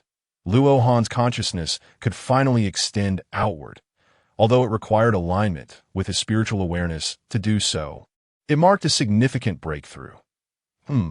Within the realm of his spiritual awareness, it seemed there were new fluctuations. These fluctuations appeared to sense Luo Han's awareness, their intensity surging, almost as if they possessed life. What is this? Luo Han wondered. As he focused on these newly emerged fluctuations, he could not discern their nature. Suddenly, the fluctuations began to adjust their frequency. "Sorry, no," a sudden, disjointed voice echoed in Luo Han's mind. "Who are you?" Luo Han exclaimed, rising to scan his surroundings. No one was there. The voice vanished. It defied logic. No one could conceal themselves within my awareness. Luo Han pondered. Could it be those fluctuations?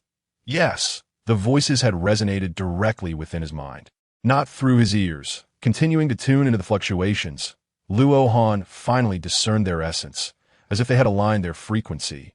"Sorry," a somewhat indistinct voice emerged, yet it had become comprehensible. "Sorry? Is that directed at me?" "Who are you?" Luo Han inquired, uncertain whether the entity could hear him. "I am the sacred tree. I can't hear you if you think your thoughts." This time, the voice was clearer, reminiscent of a young girl's tone. And Luo Han understood. "You are the sacred tree. You can speak?" After a moment's hesitation, Luo Han stammered, "It took me several hundred years to learn your language." The melodious voice of the girl echoed. Luo Han was now certain that the fluctuations originated from the sacred tree. Think the sacred tree possessed human-like wisdom. How wondrous! It could converse, albeit having spent centuries mastering human language. Yet for a tree, that was an extraordinary feat.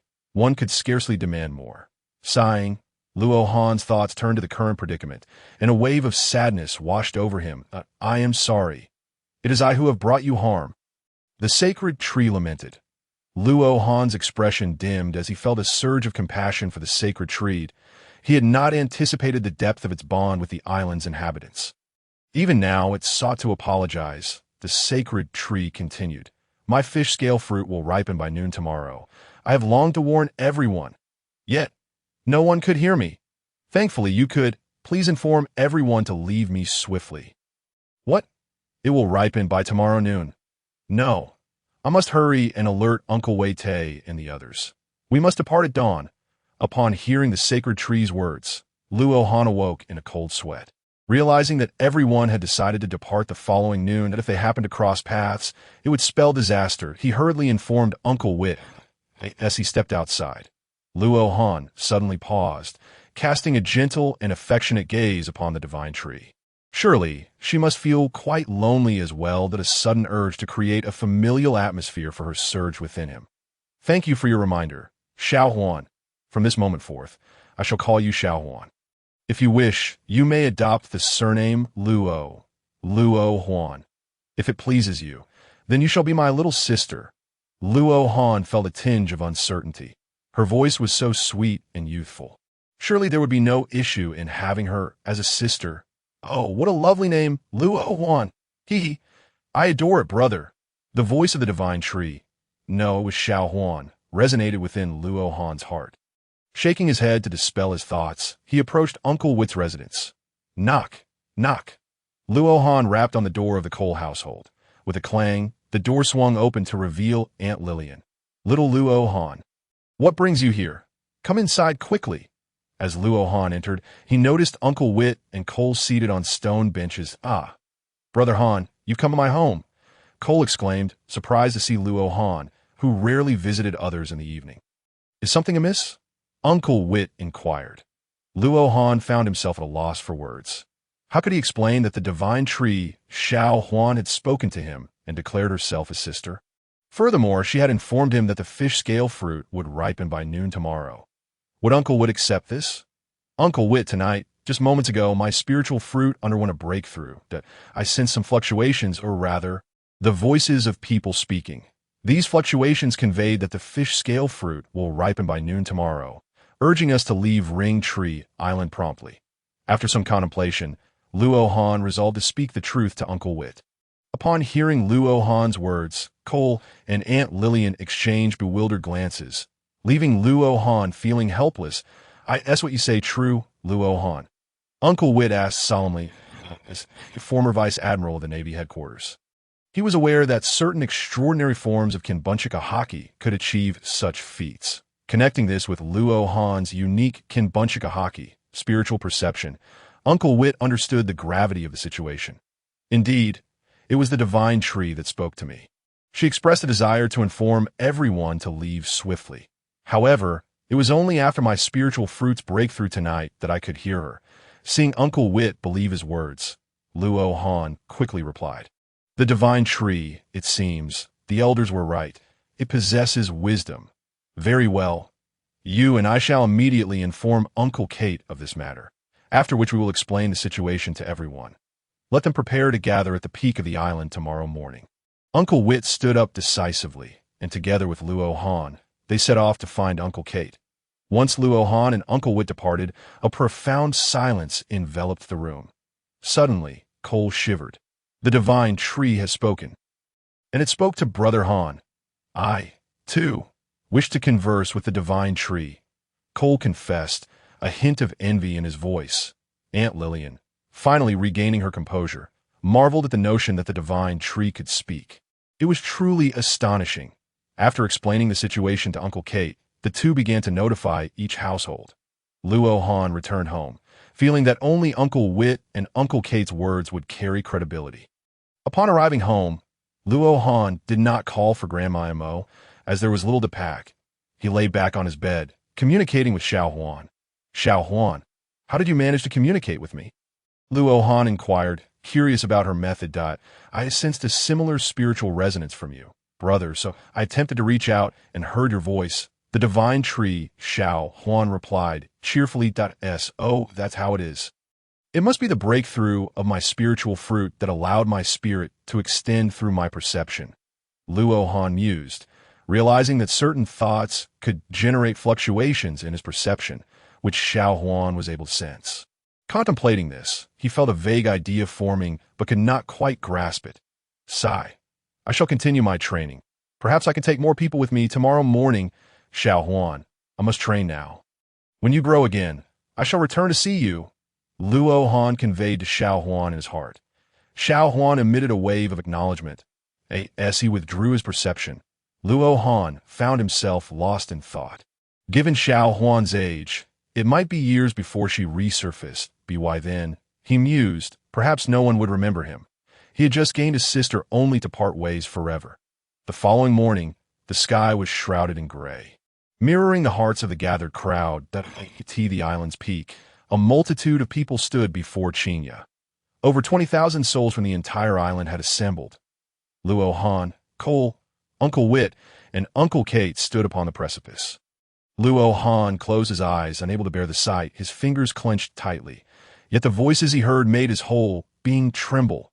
"Mother, where is Grandma? I want Grandma." A distressed child cried, "Be calm, dear. Grandma is on the other side.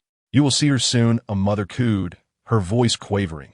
"Father, is Grandpa going to stay?" "Yes, be strong. Do not harbor resentment towards anyone. If we must blame, let be our own weakness. A father and son console one another." "Ah, Grandma Mo, are you also staying behind? I am old. I do not wish to struggle any longer. Let the others depart. You should leave. Little Luo Han has done so much for everyone that if you remain. How shall we face little Luo Han?" The crowd urged. Grandma Mo repeatedly insisted that everyone else should leave. Tears streamed down Luo Han's face, his heart swelling with the weight of sorrow. Yet what was destined to happen would still come. "Luo Han, Cole, prepare yourselves." Uncle Wit's voice pulled Luo Han back to reality. Wiping his tears, Luo Han focused his thoughts, summoning a circular rock layer, 10 centimeters thick and 100 meters in diameter, to detach from the island and drift towards Chinya. Cole transformed into a 3,000-meter-long koan, yet his fish form limited the number of people who could stand on him. Now, everyone prepare. The young and able-bodied should board with Cole. Those with physical limitations, women, and children should board the circular rock layer controlled by Luo Han. "Hurry, get on. We are about to leave."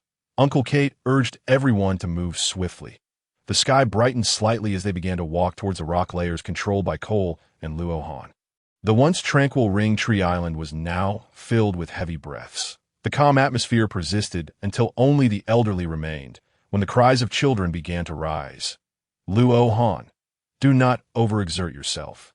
Any mishap outside would be unacceptable," Uncle Wit cautioned, observing Luo Han's strained form. "But not everyone is boarded yet." Luo Han insisted stubbornly. "Luo Han, do not act foolishly. Do not toy with the lives of others. Should you encounter an accident in these treacherous seas, not many would escape unscathed." Uncle Wit's brow furrowed deeply, his voice grave. "But Grandma Mo has yet to come," Luo Han protested. Uncle Wit's furrowed brow slowly relaxed, his mouth slightly agape, unsure of how to respond. "Little Han, have you forgotten what Grandma told you before? To protect Ring Tree Island? Only where everyone is gathered can it truly be called Ring Tree Island." Grandma Mo, leaning on her cane, gently reminded him that "I am old. I do not wish to struggle outside anymore. Be obedient, little Han." Luo Han opened his mouth, attempting to voice something, but all that emerged was a single utterance of Grandma. "Let us go, Luo Han," Uncle Wit urged, suppressing his tears. With a deep sigh, Luo Han's expression turned complex. He then guided the rock layer to ascend into the sky as they reached 5,000 meters above Ring Tree Island. The sun's rays bathed everyone in a radiant glow. Below, Grandma Mo gradually blurred in Luo Han's vision. As noon approached, a thunderous roar erupted. A colossal shadow began to shroud Ring Tree Island, with a unique aura rapidly emanating from the divine tree's fish-scale fruit. The Sea Kings in the surrounding waters surged forth, advancing toward Ring Tree Island. As the Sea Kings approached within 10 kilometers of the Ring Tree Island, massive roots, each measuring several meters in diameter, surged from the ocean floor at alarming speed. Like giant pythons, they swiftly coiled around the advancing Sea Kings, while a multitude of saline sharks spread through the water like a splatter of green ink, entangling the Sea Kings. The Sea Kings, in turn, opened their gaping maws to gnash at the roots, devouring the schools of saline sharks. In an instant, The assault of the Sea Kings was forcibly halted. Ensnared by the roots of the divine tree and the saline sharks, now 10 kilometers away from the island. Soon, the sea was stained crimson with blood, transforming everything into shades of red. Saline sharks, roots, and Sea Kings alike. The battle reached a stalemate. Luo Han felt a flicker of hope.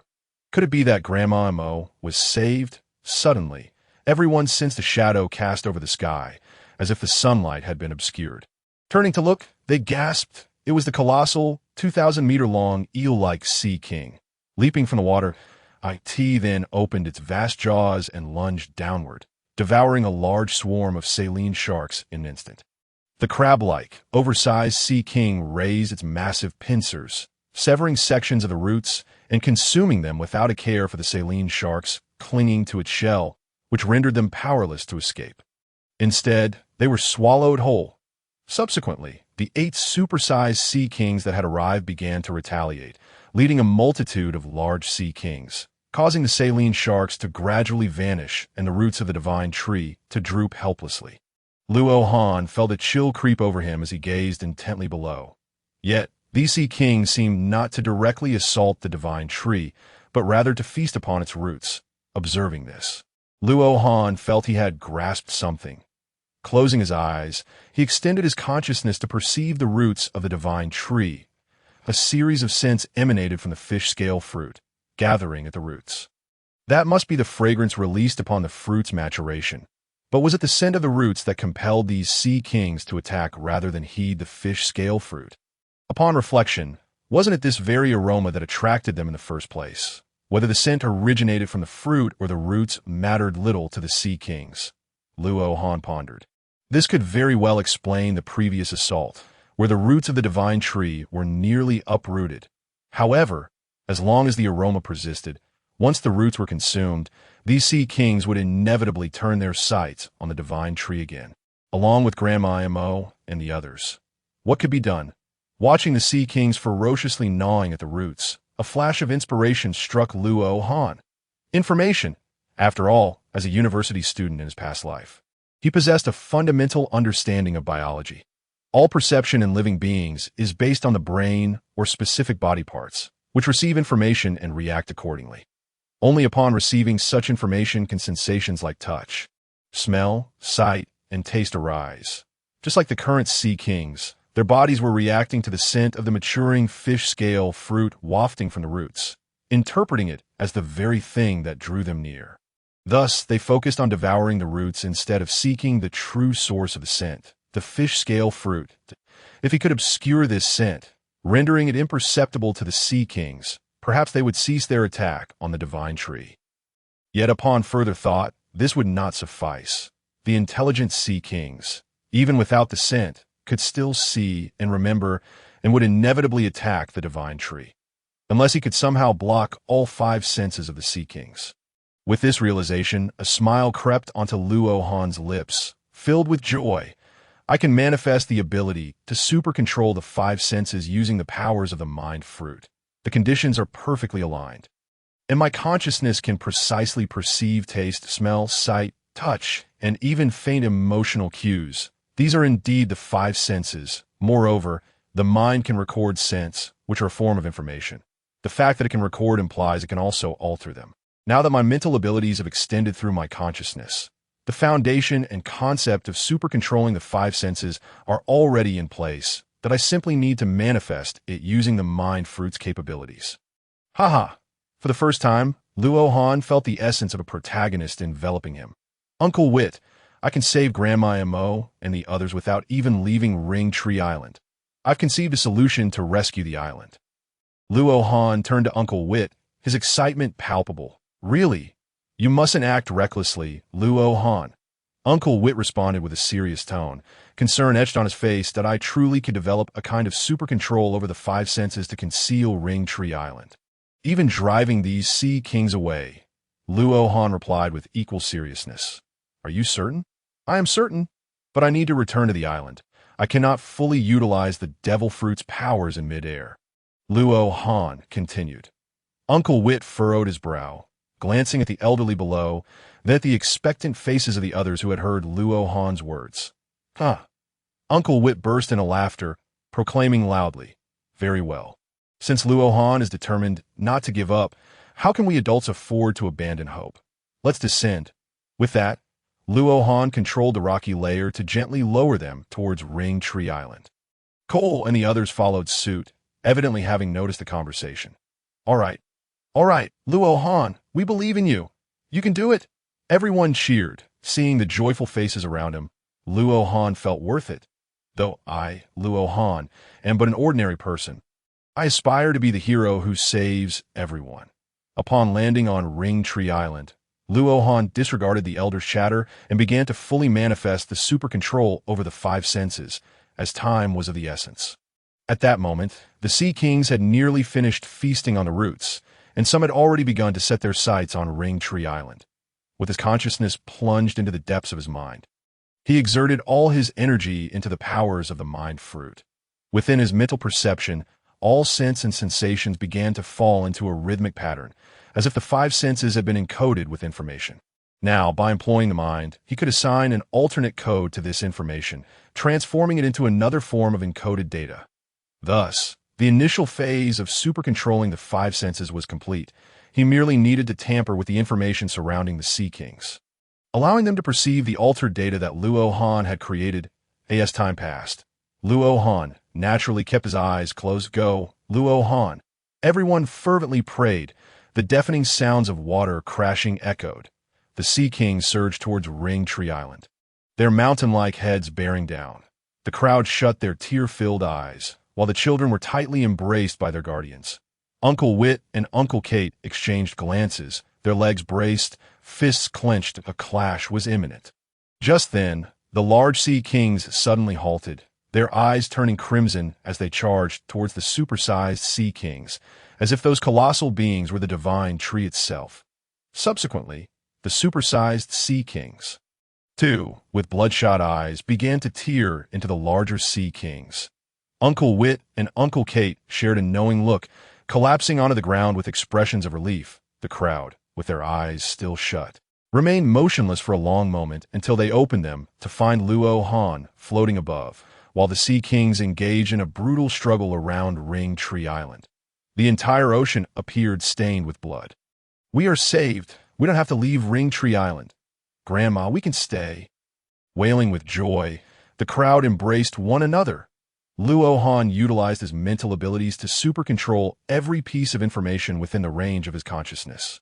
This manifestation felt distinctly different from the telekinesis before.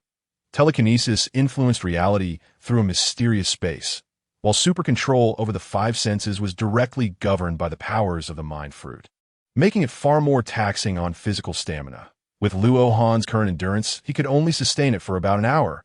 He needed to resolve the situation with the Sea Kings swiftly. Perhaps due to the further development of the mind fruit, the range of his consciousness had expanded to roughly a diameter of 50 kilometers, completely enveloping the entirety of Ring Tree Island and its outskirts. By super-controlling the five senses, he gradually guided the Sea Kings surrounding Ring Tree Island into a frenzy of mutual slaughter. This should expedite matters. In the midst of the fierce battle, the colossal Sea Kings seemed to sense a hint of something amiss. However, as a group of large Sea Kings launched their attacks, they became ensnared once more in the fray. After all, under Luo Han's extraordinary sensory control, the colossal Sea Kings perceived these large Sea Kings as akin to the roots of trees that had previously ensnared them, exuding an intoxicating aroma that enthralled their very flesh, with even the sensation reminiscent of roots entwining around them. The other large Sea Kings regarded the colossal Sea Kings as the roots of a divine tree, viciously tearing at them.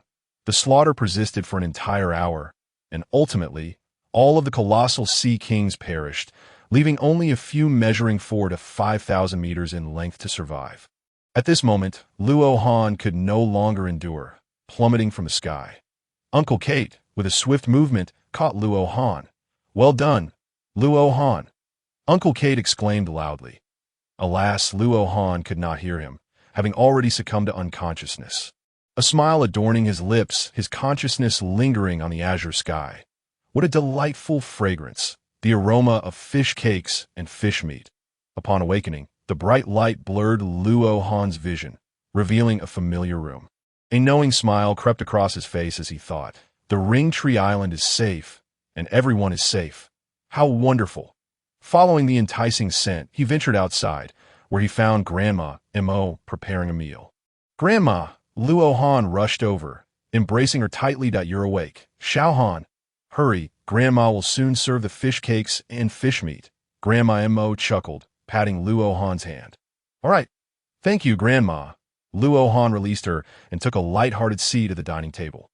As the fish cakes and fish meat were served, Luo Han and Grandma M.O. enjoyed their meal, just as they always had. How delightful! After dinner, Luo Han ascended to the island's peak, where he beheld chunks of sea king meat laid out on the ground. The women of the island were sprinkling salt over them, preparing to cure them into jerky. The hunting team and some strong young men assisted in transporting the cured meat to the storage located at the entrances of the 7th and 8th levels. Xiao Luo Han, you're awake. That's wonderful. Upon seeing Luo Han, the others greeted him enthusiastically. Aunties, let me help. I can use telekinesis to speed things up. Luo Han observed the aunties struggling a bit and prepared to assist. No need. We feel more at ease when busy. You should rest assured, they urged him. All right then, I'll go find Uncle Veet and the others. Noticing the aunties engrossed in their tasks, Luo Han refrained from insisting further. When he located Uncle Veet and the others, they were gathering salt from the seabed. Luo Han soared to Uncle Veet's side. Haha! Luo Han, you're awake. Come see your masterpiece. Uncle Veet pointed to the Crimson Sea. Laughing, indeed. Luo Han, yesterday was simply beyond words. It was truly astonishing. Before Luo Han could respond, Uncle Kate added, Fortunately, we succeeded yesterday. Thank you all for your trust in me. Luo Han expressed his gratitude to everyone. It should be us thanking you, Luo Han, right? Without you, we wouldn't be celebrating today. The crowd chimed in. Luo Han laughed heartily in response. Where's Cole? Luo Han glanced around, not spotting him. Cole went to the boundary area to keep watch. Fearing that some sea kings might be attracted by the scent of blood, we sent him to serve as an early warning, Uncle Veet explained. Then I shall go find Cole. Go ahead. We can manage here. After conversing with Uncle Veet, Luo Han soared into the sky, choosing a random direction toward the boundary area. As he flew through the air, he gazed down at the blood-red sea. After a day, the blood of the sea kings had yet to fade from the ocean's surface. Bathed in sunlight, the crimson reflection cast a somewhat sinister shadow on Luo Han's face. He flew all the way to the boundary area, but did not find Cole. He must be on the other side, Luo Han thought as he hovered above the sea where red met blue, reflecting on the events of yesterday. Ah, Luo Han roared, Luo Han, am no longer a weakling. From this day forth, I shall be immensely strong. In the solitude of the vast ocean, Luo Han could no longer contain his rage, releasing the pent-up negative emotions that had built up over the past 6 months. As he vented, he felt an incredible lightness. It was exhilarating, reminiscent of his university days, free from pressures and worries, only longing for romance. With a chuckle at the thought of love, Luo Han couldn't help but laugh. Initially, his first ambition upon arriving in this world was to put an end to his solitary existence that had persisted since his previous life. Alas, his crossing had severed all ties to his former life, even allowing him to perfectly evade the COVID-19 pandemic. Yet the specter of solitude remained ever present. It was amusing to contemplate. Brother Han, you're awake. At that moment, Cole flew from a distance, coming to Luo Han's side. Cole, I recall there were still a few sea kings left yesterday, right? Luo Han inquired. Did anything happen afterward?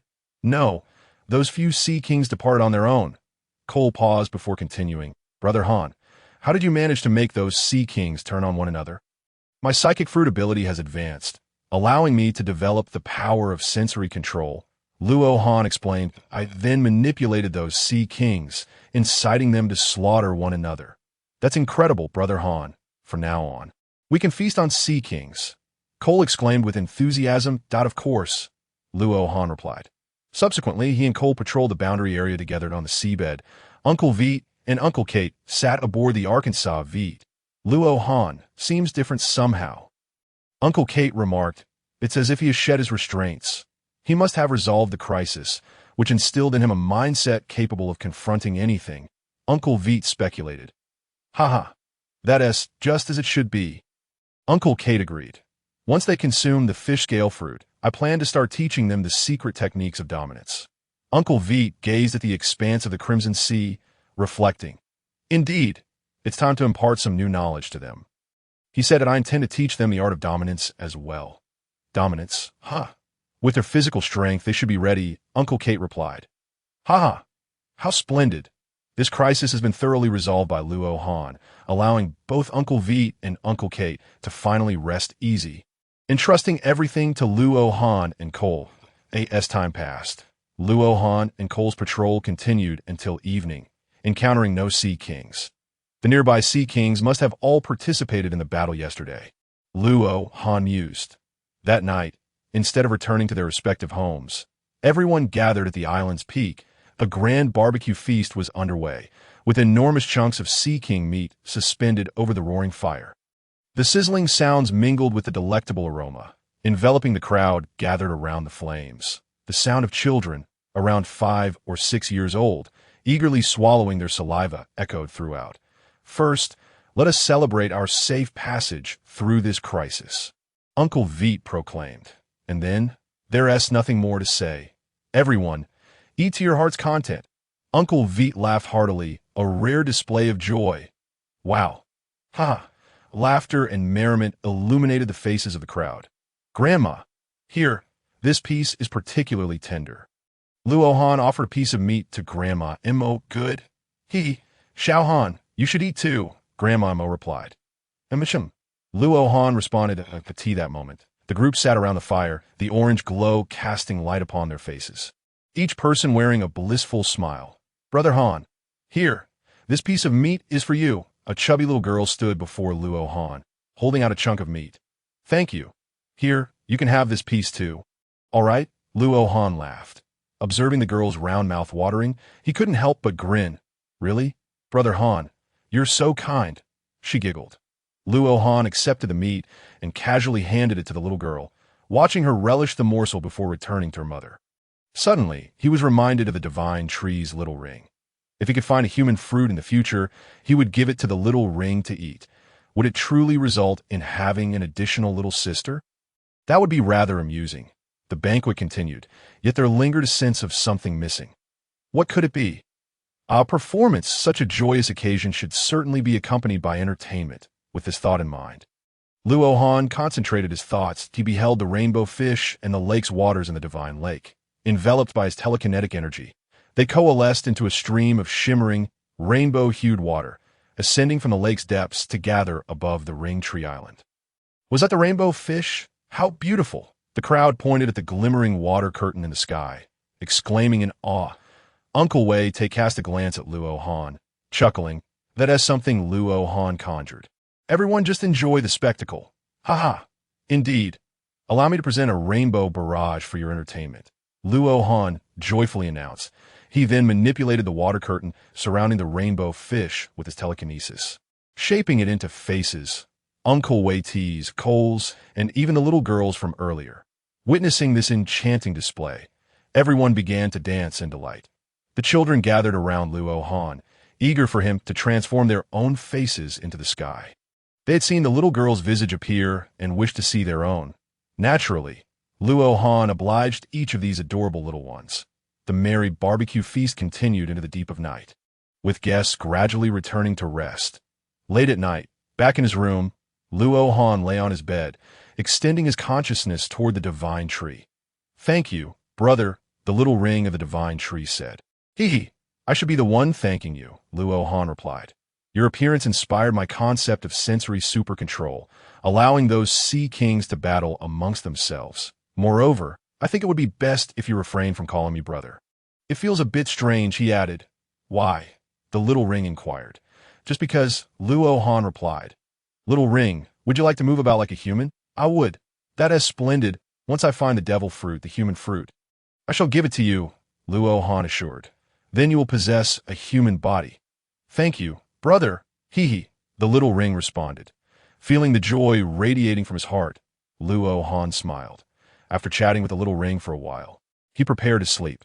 "Good night, little ring," Luo Han silently wished. The following morning, while everyone remained in slumber, a thunderous crash jolted them awake. The islanders rushed to the island's peak, peering outward at a colossal ship approximately 300 meters long. Lay half sunken on the seabed.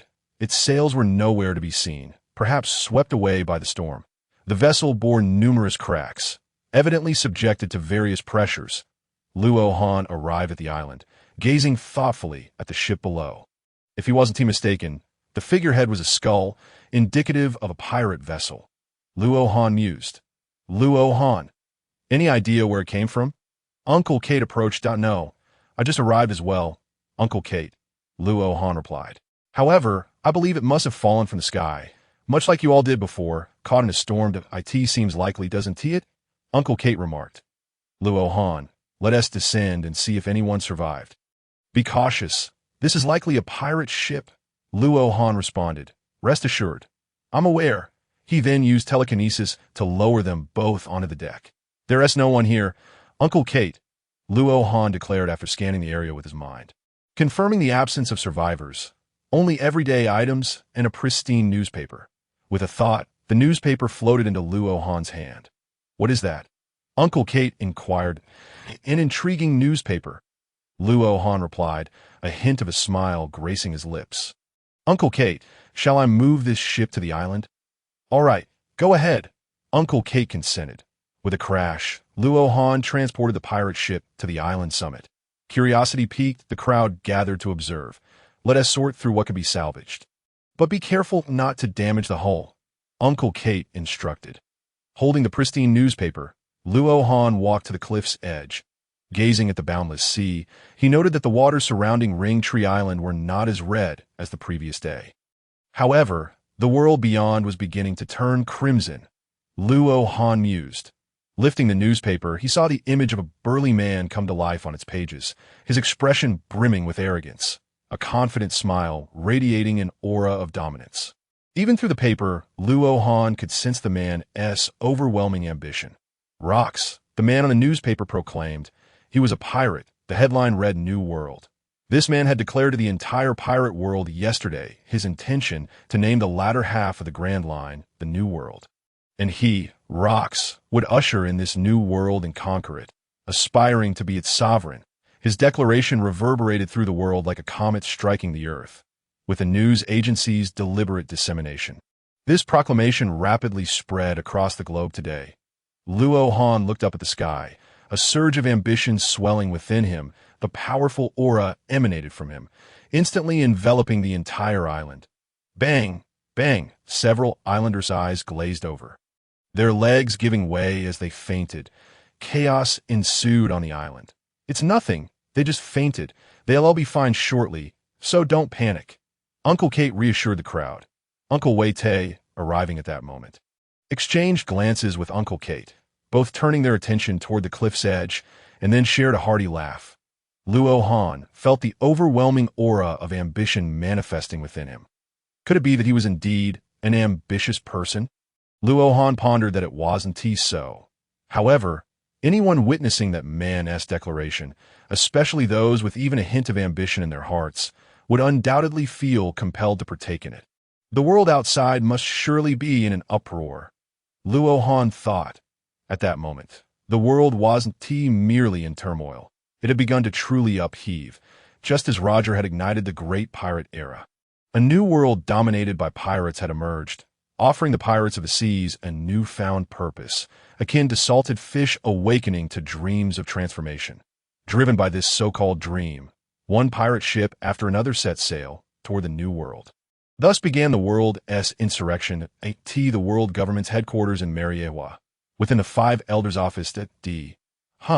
The bald elder with a sword cradled in his arms remarked, settling into a sofa while holding a dossier featuring Roxy. Zebek, his expression turned grave. "What a troublesome lineage," the elder with the bushy mustache commented.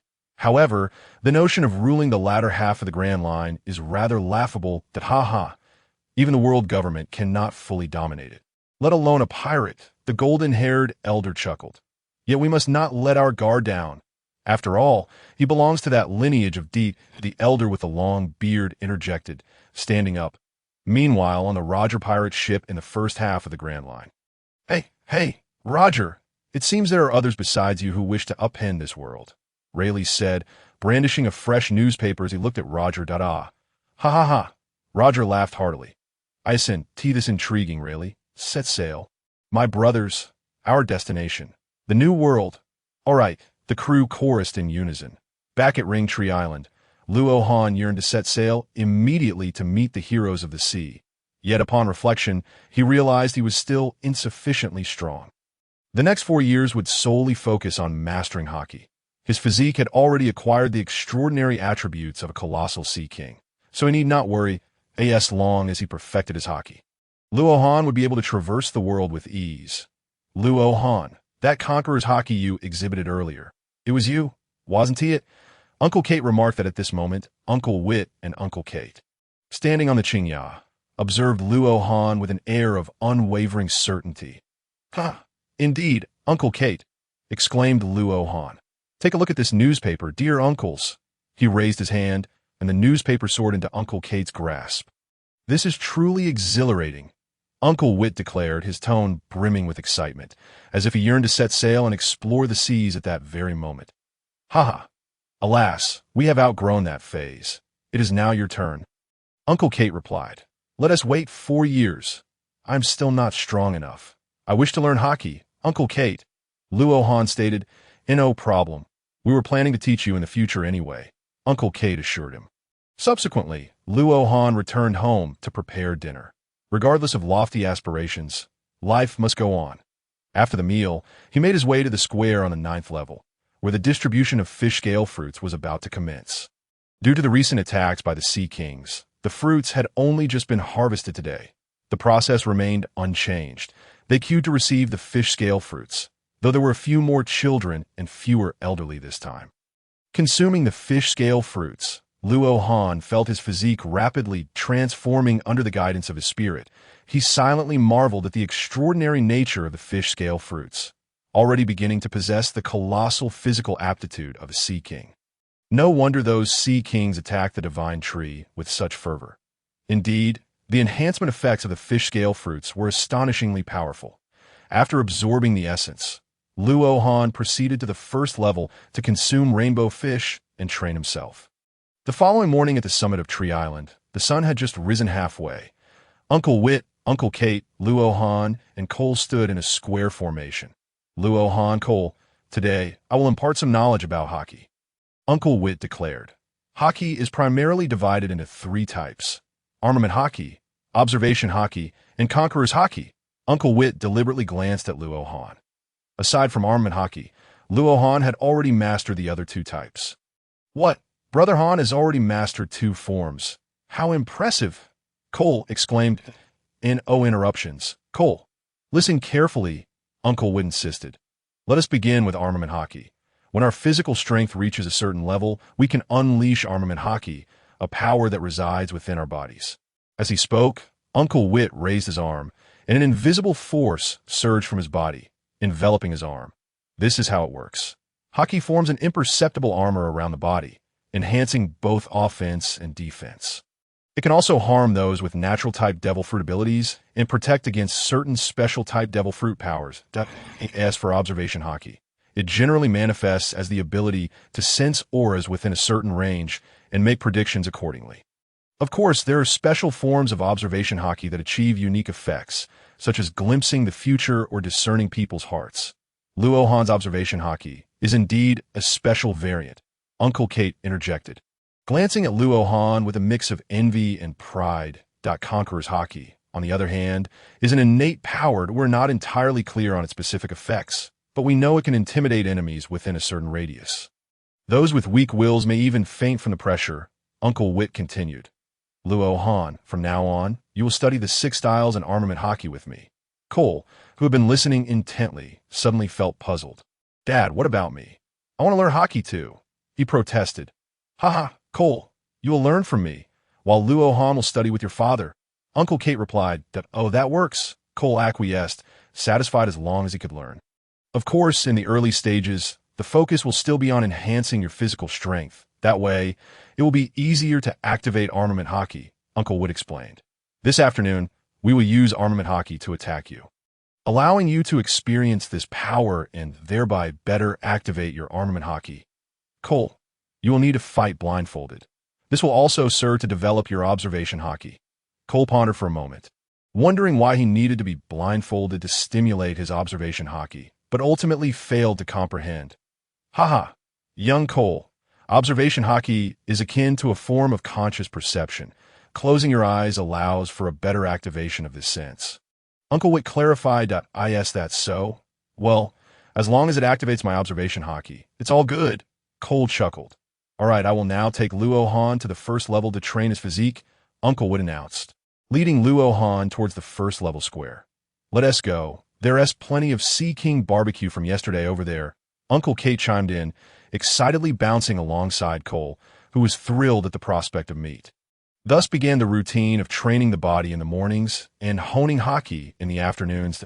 In the evenings, Luo Han would engage in self-study regarding the development of his mind fruit abilities. By now, he had unlocked 2 powers, telekinesis and mirror flower water moon. Indeed, Luo Han, with a flair for the dramatic, had named his ability to control the 5 senses after the Shinigami Blue Dye's initial release. Mirror flower water moon. Frankly, for Luo Han, the ability of Mirror Flower Water Moon resonated more with him than telekinesis.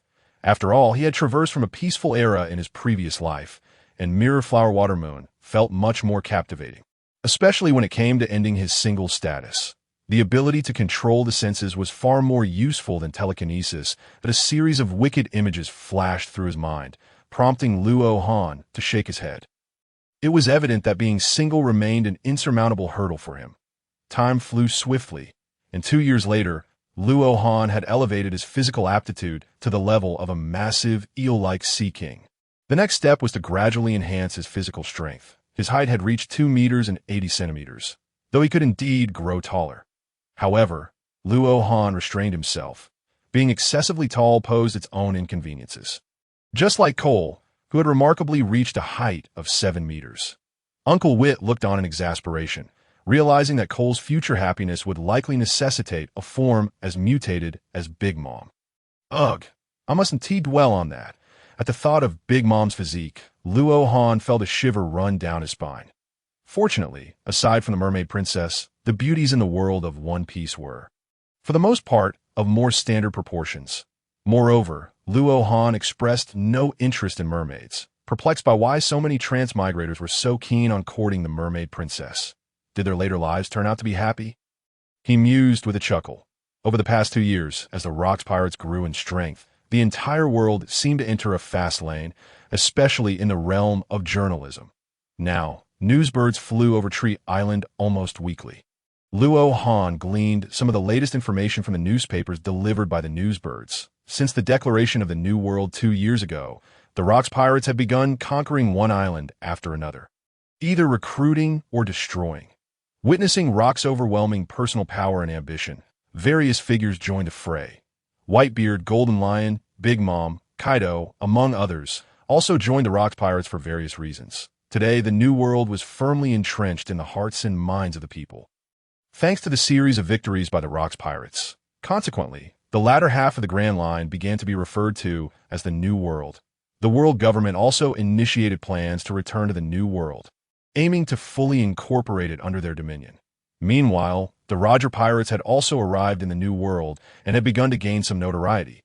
However, unlike most pirates who had come to the New World, they did not join the Rocks Pirates. The new generation of the Navy, led by figures such as Garp, Sengoku, and Zifa, also began to engage in battles within the New World. At this point, the stage for the struggle for supremacy was being set in the New World.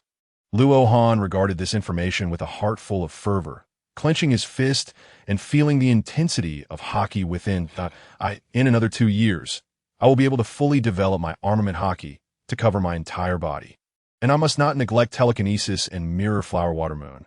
Both are equally important. In the afternoon atop the island, Uncle Wit called out, Luo Han, come on, today marks the beginning of your sparring sessions with Cole. Uncle Kate chimed in with a smile of agreement. 2 years later, Luo Han and Cole no longer require each other as sparring partners. "Come on, Cole. I am eager to see how your observation hockey has developed," Luo Han remarked. Subsequently, the two commenced their training atop the island, engaging in a battle reflective of their 2-year progression. "Shave!" Luo Han exclaimed, instantly dashing towards Cole. In response, Cole turned and delivered a punch toward the suddenly appearing Luo Han on his right, clearly indicating that Cole's observation hockey had sensed his approach. With a resounding crash, a visible shockwave emanated from the collision of their fists, sending shards of stone scattering around them, forming a distinct circle. A sizzling sound erupted between their fists, reminiscent of two pieces of iron grinding against one another. Observing his own arm trembling slightly in tandem with Luo Han's, Cole was taken aback. It was noteworthy that Luo Han had not infused his body with psychic energy, relying solely on physical prowess during their confrontation. Over the course of 2 years, Luo Han's physical strength had remarkably caught up to Cole's, leaving him pleasantly surprised. With a thud, both Luo Han and Cole retreated backward. "Hanji, I'm about to enter my semi-beast transformation," Cole announced. "Bring it on, Cole," Luo Han replied, his expression becoming serious. "Shave!" Cole instantly appeared beside Luo Han, executing a side kick. Luo Han's eyes narrowed, silently acknowledging the speed. "There's no time." With a powerful clash, Luo Han brought his hands together, colliding with Cole's kicking leg. After a brief contact, an immense force surged toward Luo Han. Puff! Luo Han was sent flying, landing some distance away and stirring up a cloud of dust. "What?" Cole exclaimed, his eyes wide with disbelief at the spectacle before him. Not only Cole, but even Uncle Wei and Uncle Kate were equally astonished. Was it possible that Luo Han had not infused his body with psychic energy? Otherwise, how could he be sent flying by a single blow from Cole? Previously, when Luo Han's physical strength had not yet fully developed, he had been able to engage Cole in his semi-beast form after infusing himself with psychic energy. Why, now that his physical strength had improved, did he seem to falter? The three men exchanged bewildered glances toward the prostrate Luo Han. Rising to his feet and shaking his hands, Luo Han reassured them that he was unscathed, having defended himself with armament hockey. However, he was taken aback by the sheer power Cole now possessed. Luo Han noticed the puzzled expressions on the faces of his companions, feeling somewhat awkward. He was unsure why. But when he infused his body with psychic energy, he found himself unable to release armament haki. That it was as if the psychic energy had become isolated within his body. Thus, when Luo Han attempted to utilize armament hockey, he could not simultaneously infuse his body with psychic energy. If he forcibly tried to do so, the hockey enveloping his body would lose control and gradually dissipate. Feeling slightly embarrassed, Luo Han shared his predicament with Uncle Wei and the others, their mouths agape in astonishment and embarrassment on Luo Han's behalf. Luo Han could only manage a helpless smile. Fortunately, although he could not simultaneously use armament hockey while infusing himself with psychic energy, he could still envelop his entire body in psychic energy, enhancing his defensive capabilities alongside armament hockey. Once they understood Luo Han's situation, Cole resumed his normal state and continued their training in the days that followed. Luo Han and Cole maintained their practice while keeping an eye on the world's developments. 2 years later, both Luo Han and Cole had turned 18, having just celebrated the Fish Scale Fruit Festival the day before. One morning, standing atop Qingya, gazing down at the endless sea, Luo Han inquired Cole, "Would you like to accompany me out to sea?" Beside Luo Han stood a towering figure, nearly 10 meters tall, who glanced down at him. "Absolutely, Hanji," Cole replied. "Dad mentioned that there are no more sea kings around Ring Tree Island, so we'll have to venture outside to find food." "Well, that's certainly true," Luo Han conceded. Over the past 2 years, as Cole and Luo Han matured, their bodies grew rapidly, necessitating a significant increase in energy intake. The rainbow fish could no longer satisfy their needs, especially since hunting them was prohibited. Furthermore, Cole's devil fruit powers demanded robust meat, leading to an increased appetite. Over the course of 2 years, the surrounding waters had been nearly depleted of sea kings. This was not solely due to their voracious appetites. Luo Han's extraordinary long-range spiritual perception, combined with the mirror flower water moon technique, left the Sea Kings with no place to hide, resulting in their swift consumption, predominantly by Cole. Observing Cole's physique, Luo Han noted that he resembled a later-stage Kaido, perhaps even surpassing him in height. Cole, while there is indeed an abundance of meat outside, it is fraught with danger, Luo Han cautioned. Although we do not intend to become pirates, danger does not discriminate based on one's identity. Cole, however, appeared invigorated by Luo Han's serious demeanor. Hanji, are there people out there stronger than Uncle Kate and my dad? He asked eagerly. It seems that aside from meat, only battles pique your interest, Cole, Luo Han chuckled. The outside world is not just populated by individuals stronger than Uncle Kate. There are many who surpass them in strength. Yes, that's so. That's fantastic. There's meat to eat, and we can fight, Cole exclaimed. Luo Han inwardly laughed, finding Cole's simplicity endearing. If you're eager for battle, then let us take to the skies, Luo Han declared. He then soared to an altitude of 2,000 meters above Ring Tree Island. Cole, with a powerful leap, followed suit. Indeed, Cole no longer needed to fully transform into his beast form. He could fly in his human state. Contemplating this, Luo Han appreciated the utility of the Kuin fruit. Unlike Luo Han, who enveloped himself in psychic energy for flight, Cole seemed to swim through the air as if it were water, propelled forward by an unseen force. Regaining his focus, the distance between Cole and Luo Han expanded to 100 meters in the sky. With a low growl, Cole transformed into his semi-beast form that a wave of invisible energy rippled outward from beneath his feet as he executed the moonwalk and shave. Cole charged at Luo Han with a punch imbued with armament haki. In response, Luo Han raised an invisible psychic barrier. A thunderous crash erupted, accompanied by the crackling of electricity, echoing through the heavens. Cole's fist halted before Luo Han, producing a sound akin to clashing steel. After a brief contact, Cole leapt back, creating some distance, and unleashed a barrage of attacks around Luo Han. However, each time he aimed to strike, an invisible wall blocked his path. Now, Luo Han had developed his spiritual perception to a significant degree, even achieving a bullet-time effect, which, when combined with the psychic energy derived from the mind fruit, rendered the task exceedingly manageable. After all, physical speed has its limits. Luo Han was able to position his psychic barrier the instant Cole initiated his attack. This is frustrating. Hanji, I feel like I'm just hitting air, Cole remarked, somewhat disheartened. This is hardly enjoyable. Haha, but I find it quite delightful, Luo Han responded, confident that he could now match Cole using only his psychic abilities. All right, Cole, the next stage will be a pure clash of physical haki. With that, Luo Han withdrew his psychic energy, enveloping himself in deep black armament haki, his gaze sharpening. Seeing Luo Han's demeanor, Cole too enveloped himself in armament haki. With a powerful thrust, the two surged toward one another in the air. Their disproportionately sized fists collided, sending red and black lightning flickering between them. Luo Han's invisible conqueror's haki radiated outward, ensuring that the chaos remained confined to the 2,000-meter altitude. Otherwise, the island below would descend into turmoil once more. From that point onward, their battle consisted primarily of direct confrontations. Both possessed similar physical strength and armament haki, with Luo Han having a slight edge in observation haki. However, it was not enough to dominate, leading them to fully engage in a contest of might and speed. Over the past 2 years, Luo Han had successfully transformed the physical attributes of the colossal Sea Kings into his own strength. Even with Cole's mythical Zoan Devil Fruit capabilities, in his semi-beast form, he was only marginally superior in defense. In terms of strength and speed, the two were nearly equal. Their clash continued until nightfall. With no end in sight, with the extraordinary physical prowess of the two individuals, it is entirely feasible for them to engage in continuous combat for 5 days without any issue. All right, let us conclude for today. Luo Han paused, casting a glance at Cole. Sure thing, Brother Han.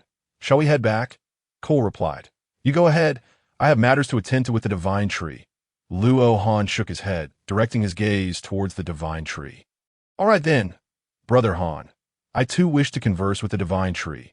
Cole shyly looked at Luo Han. A shiver ran through Cole, causing Luo Han to feel an unsettling chill. I am at a loss. Your observation haki is insufficient. What can I do? Luo Han shrugged helplessly. It was perplexing. Ever since Cole awakened his observation haki, he had been persistently pestering Luo Han for guidance on how to communicate with the divine tree. Luo Han had no prior knowledge of such matters. Initially, it was the divine tree's little ring that reached out to Luo Han, prompting him to respond. Otherwise, he would have been at a loss. Sigh, Cole sighed, shaking his massive head. Then I shall return, Brother Han, Cole declared. He then soared towards the gigantic wooden house on the 9th floor of the plaza. As of now, Cole had already separated from Uncle Veit and Aunt Lillian. Chuckling to himself, Luo Han reflected on the situation with a sense of resignation. Due to Cole's towering height, he could not reside in his home. Uncle Veit and the others had to construct a large house in the plaza for Cole's accommodation. During the day, they shared meals with Cole in the plaza, only to return home for sleep at night. However, it was for the best. Cole was finally liberated from the worry of his parents quarreling late at night. Whoosh! Luo Han flew up to the branch of the divine tree's little ring. Brother, you have arrived, he heard Little Ring say as he opened his consciousness. You mentioned you had a surprise for me today. What is it? Luo Han inquired, his eyes filled with anticipation. Brother, if you take a few steps forward, you will see, Little Ring replied. Is it a fish scale fruit? It doesn't seem so. It's rather large, Luo Han mused. Sensing a fruit ahead, he approached the fruit, and indeed, it was a golden fruit adorned with green patterns, resembling a fish scale fruit, yet larger in size. In truth, this is what the Sea Kings desire. Little Ring explained. What special properties does this fish scale fruit possess to warrant such a prolonged wait from so many Sea Kings? Luo Han pondered silently. This is my child, Little Ring suddenly announced. Cough, cough, Luo Han, who was intently observing the golden fruit, froze, his expression one of sheer astonishment as he gazed at Little Ring. Whose child is this? Luo Han asked. Forgive Luo Han, a single man, for feeling a twinge of jealousy. Even a tree was schooling him on the ways of life. How disheartening. It's mine. I gave birth to it myself, Little Ring replied. Luo Han suddenly recalled that some trees are hermaphroditic. Could it be that Little Ring was one of those? Disturbing thoughts began to swirl in his mind.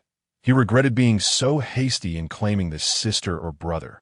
Brother, when you go to sea, you can take my child with you. It can also become like me. Little Ring said. Goosebumps erupted all over Luo Han. The once melodious sound of brother now felt indescribably awkward. You want me to take your child out to sea and then plan it? Luo Han's words began to falter. Yes, brother, Little Ring affirmed. All right, when I set sail, I will take it with me, Luo Han replied. I don't need to take it now. No, Little Ring insisted. Then I shall return, Luo Han declared. Okay, brother, Little Ring said. Subsequently, Luo Han descended from the branch and flew towards home. As he passed by several houses, the enticing aroma of dinner wafted through the air, prompting Luo Han to quicken his pace. He mused that tonight's meal would surely be delightful. Upon returning home, he shared a serene dinner with Grandma Mo. After the meal, Luo Han informed Grandma Mo of his plans to set sail in a few days. That he anticipated her opposition, but to his surprise, she remained silent and instead offered to help him prepare provisions for his journey. How delightful! Observing Grandma Mo's kind demeanor, Luo Han felt fortunate as a transmigrator. A peaceful night ensued. Bang! Bang! The following afternoon, the sounds of battle between Luo Han and Cole resonated continuously in the skies above Ring Tree Island. The island's inhabitants had grown accustomed to it, continuing their activities without any disturbance. What is that? At that moment, a hunter standing atop the island pointed towards a distant dark spot. With two soft thuds, Luo Han and Cole also took notice. Luo Han squinted. This was troublesome. The dark spot's perception was not merely a shadow, but a pirate ship. That is indeed a pirate ship, and it is sailing safely upon the waves, Uncle Kate remarked. Uncle Kate, who had also arrived, gazed gravely at the approaching pirate vessel. As the ship drew nearer, the figures on board became clearer. Among them was a brazen figure with spiky hair and a wide grin, accompanied by a burly man with a crescent-shaped white beard and a lion-maned individual with golden hair. Indeed, the Rock's pirates have finally arrived. Luo Han felt a surge of ambition welling within him as the Rock's pirates anchored at the seabed of Ring Tree Island. A wave of Conqueror's haki erupted from Luo Han, swiftly expanding towards the Rock's pirates. It seems there is a formidable presence. It should be a powerful ally. Rox turned to address his crew. His gaze then shifted towards Luo Han atop the island. Rock's eyes narrowed slightly, followed by an even more potent surge of Conqueror's haki that instantly suppressed Luo Han's own. Haha, you wish to compete with the captain in Conqueror's haki. Truly a bizarre-looking pirate. One pirate exclaimed. Haha, if he knew there were over a dozen Conqueror's haki users on our ship, he wouldn't be so confident. Another pirate chimed in. Whitebeard gazed at the marvelous island ahead, a hint of sympathy crossing his face, while the others remained expressionless. Such powerful Conqueror's haki. Luo Han murmured, retracting his own haki and fixing his gaze on Rox. A sudden battle fervor igniting within him. Luo Han yearned to test his current strength. A year prior, Uncle Veit and Uncle Kate were already no match for him and Cole. Sensing Luo Han's fighting spirit, Rox flew directly towards him and Cole. A flying devil fruit user? Luo Han mused. Suddenly, Luo Han's expression shifted, his brow furrowing that a scan of his surroundings revealed something astonishing. Luo Han gasped in disbelief. It was utterly abnormal. Surrounding Rox was a layer of flowing, invisible armament haki, approximately 1 meter thick. This haki enabled Rox to fly, akin to Luo Han using telekinesis to propel himself through the air. Rox had managed to utilize armament haki as a means of telekinesis. Moreover, the dense sensation was reminiscent of water compressed to its limits, poised to unleash immense destructive power. Clearly, both his offense and defense were formidable. Luo Han had never imagined someone could wield armament haki to such an extent. No wonder he was capable of forcibly recruiting formidable figures like Whitebeard and Golden Lion. As Rox approached, the island's inhabitants instinctively recoiled, recognizing the oppressive Conqueror's haki that had subdued Luo Han. Understanding that they were in the presence of a terrifying individual. Most notably, they all recognized Rox as the pirate known for conquering the New World. Hey, with those looks, you should know who I am, right? Ah, ha! Rox boomed from above the heads of the crowd. So, who is the strongest on this island? Everyone turned their gazes towards Luo Han and Cole. Uncle Veit and Uncle Kate stepped forward, hesitating to speak, ultimately remaining silent. The audacious little fellow, just now, and this larger one as well. Rox observed the expressions of those around him directed at Luo Han and Cole, slightly taken aback. So, my rules, you are aware of them, I presume. Rox intoned gravely. Choose, join, or perish. As his words fell, the sky seemed to darken, impacted by the weight of his declaration. Luo Han intercepted Cole, shaking his head, and then soared into the air to meet Rox's gaze. An intangible pressure emanated from Luo Han, causing those on the island to regard him with concern. Rox regarded Luo Han calmly, as if utterly unconcerned that he might resort to violence, or perhaps confident in his ability to handle any unforeseen circumstances. Well then, come forth. Do you not wish to experience the might of the world's strongest? Rox proclaimed, subsequently gliding towards the edge of the island. Luo Han was astonished, pondering how Rox could discern his thoughts. Could it be his special observation haki that allowed him to perceive one's innermost feelings? Sighing, Luo Han found himself at a loss for words. Such mastery over observation haki, combined with that monstrous proficiency in armament haki, explained why Rox dared to publicly declare his intention to dominate the New World. Indeed, this is a realm for the strong. Come now, unleash your mightiest attack, Rox urged with an air of nonchalance. Without further ado, Luo Han concentrated, gathering his psychic energy and launching it towards Rox. However, an overwhelming pressure suddenly enveloped Luo Han. His expression dimmed. Nothing transpired. There was no cataclysmic clash, no shockwaves.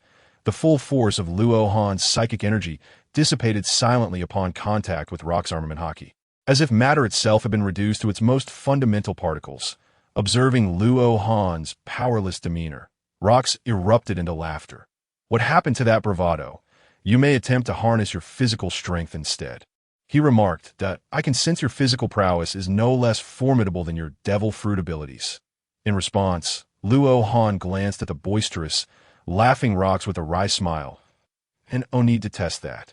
Captain Rock's armament hockey is lethal, Luo Han replied. Having witnessed such power, what other option remained but to join?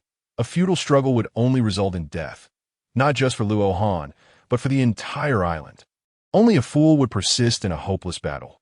Thus, Luo Han chose to follow his instincts and join the Rock's pirates. Moreover, he felt an undeniable intrigue towards the application of that armament hockey.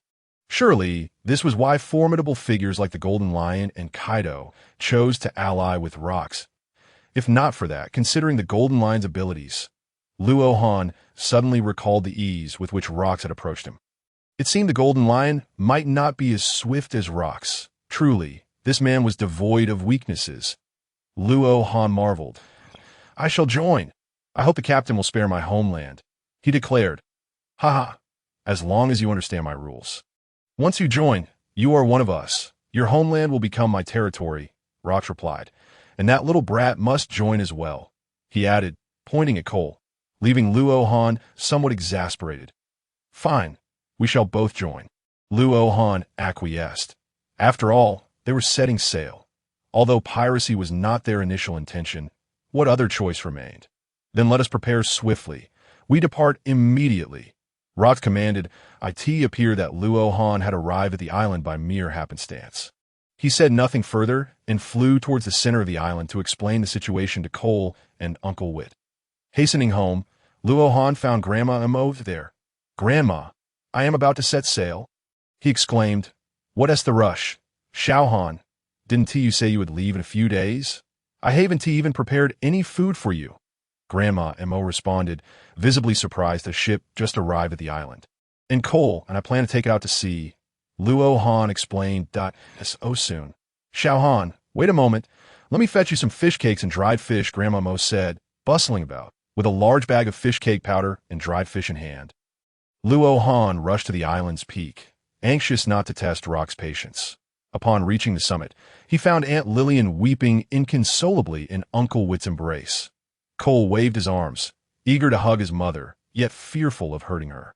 Brother Ryan watched the scene with a somber expression, feeling helpless, while also harboring worry for Luo Han and Cole. Luo Han, I entrust Cole to your care from now on. Uncle Wit said that I will. Rest assured, replied Luo Han. Cole, you must listen to your brother Luo Han from now on. He is the only one you can trust, understand? Uncle Wit admonished Cole, clearly aware of the perilous nature of the Rock's pirates. Understood, Dad, Mom. I will return, Cole replied. Luo Han, you are now true men. It is up to you both from here on out, Uncle Kate said, approaching them. Fear not, Uncle Kate. We shall take good care of ourselves, Luo Han assured him. Let us go, Cole. And just like that, amidst the reluctant gazes of those they left behind, Luo Han and Cole soared towards the Rock's pirates. Ha! We have a big one coming down, the Golden Lion remarked as he observed Cole's descent. What a splendid physique, Big Mom exclaimed. Luo Han fell silent, contemplating Big Mom's current beauty, contrasting it with her appearance 30 years hence. Indeed, childbirth often led to weight gain. Even someone with Big Mom's constitution could not escape the side effects of bearing numerous children. There will be moments of intimacy in the future, Rocks quipped. Now, let us depart from this place and see where that scoundrel Roger has fled. Aye, Captain, the helmsman replied, retrieving a log pose and adjusting the ship's course towards the right side of the island. The Rock's pirates began their journey away from the island, headed for their next destination. Luo Han and Cole sat at the stern of the ship, exchanging few words. There was little to discuss. As most aboard had come for various reasons, the pirate vessel sailed slowly, navigating through the waters surrounding the island for an entire night before finally breaking free. After 3 more hours at sea, they finally arrived at their destination, Boat Island. As the ship drew near, the scenery of Boat Island unfolded before them, a quaint medieval town complete with a small harbor. That's it, Captain Rock's ship, exclaimed a resident. Hey, Captain Rocks, weren't you pursuing the Roger pirates? Could it be they've already been defeated? That's a certainty. After all, it's Captain Rocks. The islander speculations left Rocks feeling somewhat embarrassed as they neared the dock. Nevertheless, he said nothing. As a man who aspired to dominate the new world, he had to maintain a certain demeanor. To celebrate the arrival of our new companions, let us prepare a feast, Rocks proclaimed. "Aye, Captain, a feast it shall be," cheered the crew. They disembarked, making their way along the pier toward the central square of the town. As they walked, Luo Han observed the island's residents, bustling about with an air of tranquility. He pondered deeply. It appeared that during these 4 years, the Rock's pirates had begun to stabilize their hold over the New World. If this continued, it was conceivable that Rox might indeed achieve his ambitions. However, the battle for God's Island was likely to commence soon. "Brother Han, the houses here are so beautiful, albeit a bit small." Cole remarked, "Do you think everyone is your height?" Luo Han replied, "The inhabitants are generally of my stature. Thus, they reside in such homes, but we can always build a larger one on Huan Tree Island," he added with a chuckle. "Yes, let us build a big one." Cole agreed enthusiastically. "Hey, is that called Cole? What a massive physique. Would you like to join my ranks?" exclaimed Aunt Lingling suddenly. Observing the towering figure before her, whose breath was akin to hers, Charlotte Lingling felt quite pleased. "No, I only follow Brother Han." Although Cole was unaware of the connection between his immense stature and the proposition to join her subordinates, he instinctively declined. However, Han couldn't help but think, "But having you follow me could lead to misunderstandings." Did he not notice Kaido and the others' astonished expressions? Han could no longer contain himself. "Lingling, Cole is still young. His body is yet to fully develop and requires time to grow," Han stated.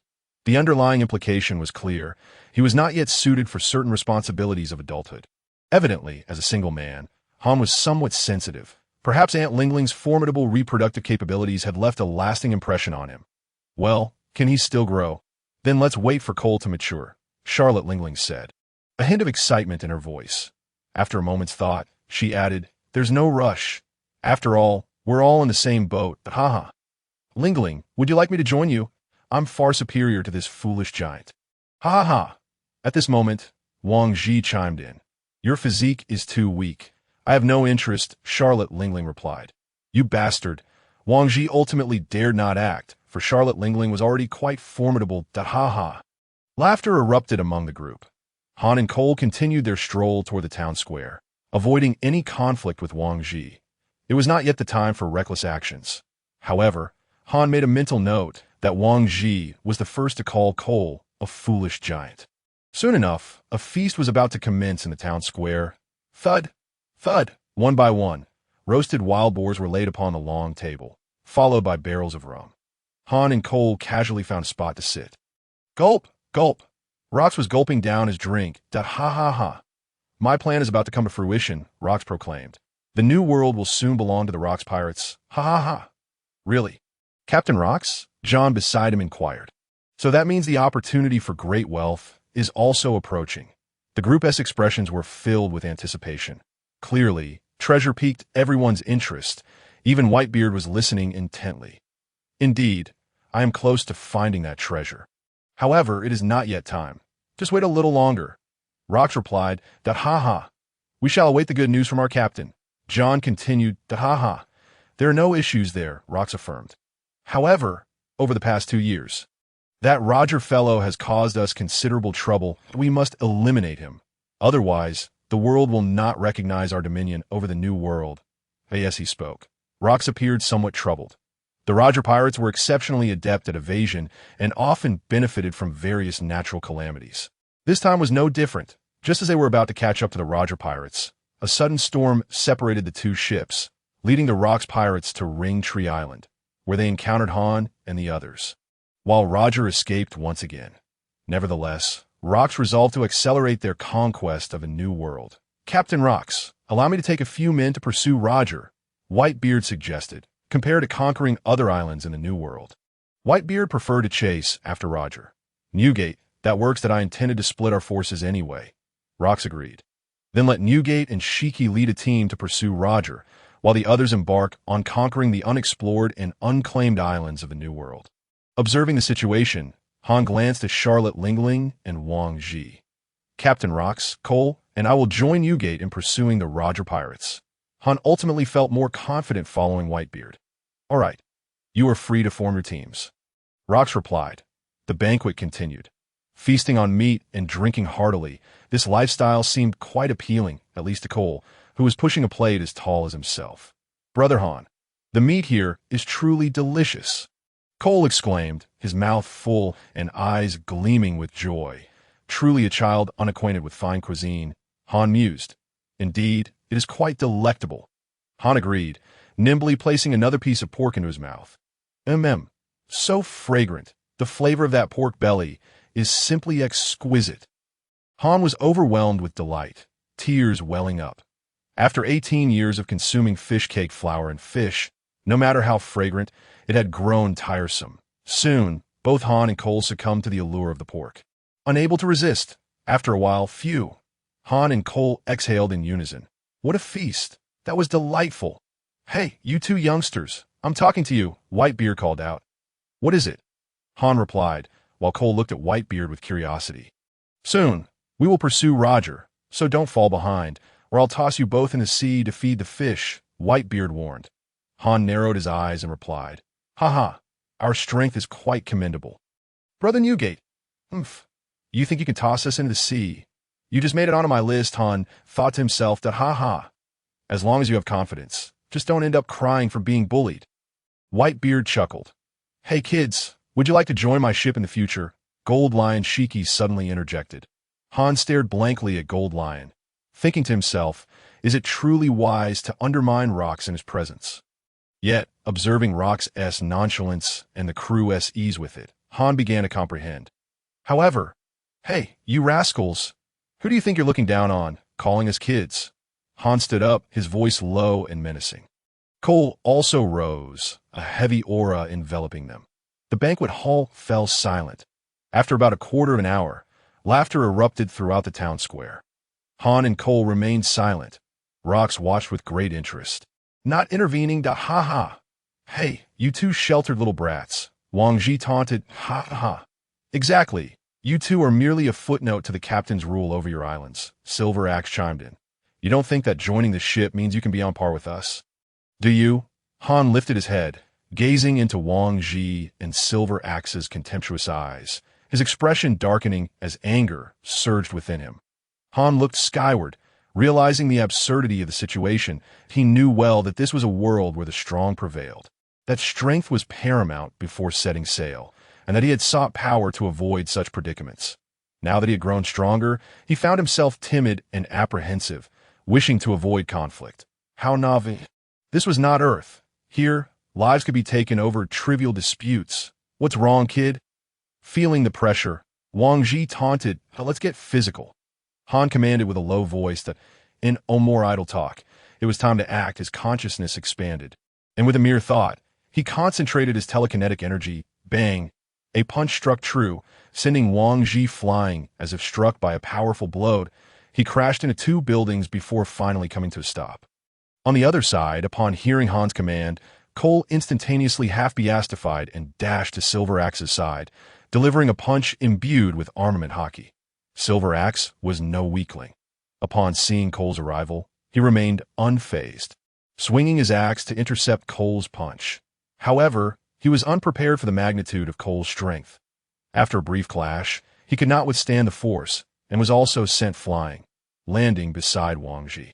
Witnessing this scene, the square fell into a hushed silence. Everyone stared, dumbfounded, at Han and Cole. It was important to note that Wang Ji and Silver Axe were not weaklings. The ability to send them both flying indicated that Han and Cole's strength was indeed formidable. As this realization dawned, the disdain in the eyes of the onlookers gradually dissipated. After all, given the current prowess of Luo Han and Ke, their future prospects are unlikely to be bleak, wherever they go. They shall undoubtedly be formidable individuals. No one dares to underestimate the strong, for doing so would only reveal their own folly. A faint smile graced the corners of Locke's lips as he observed the changing expressions of those around him, secretly remarking, these two youngsters are certainly no pushovers. Bang! Wang Ji rose, discarding the stone slab that had been pinning him down. Ding! He leaned on his long sword, casting a cold gaze at Luo Han, feeling somewhat humiliated. However, what had just transpired with that sudden attack? It had appeared out of nowhere. Bang! Beside Wang Ji, Enak swung his axe, sending the stones flying off him.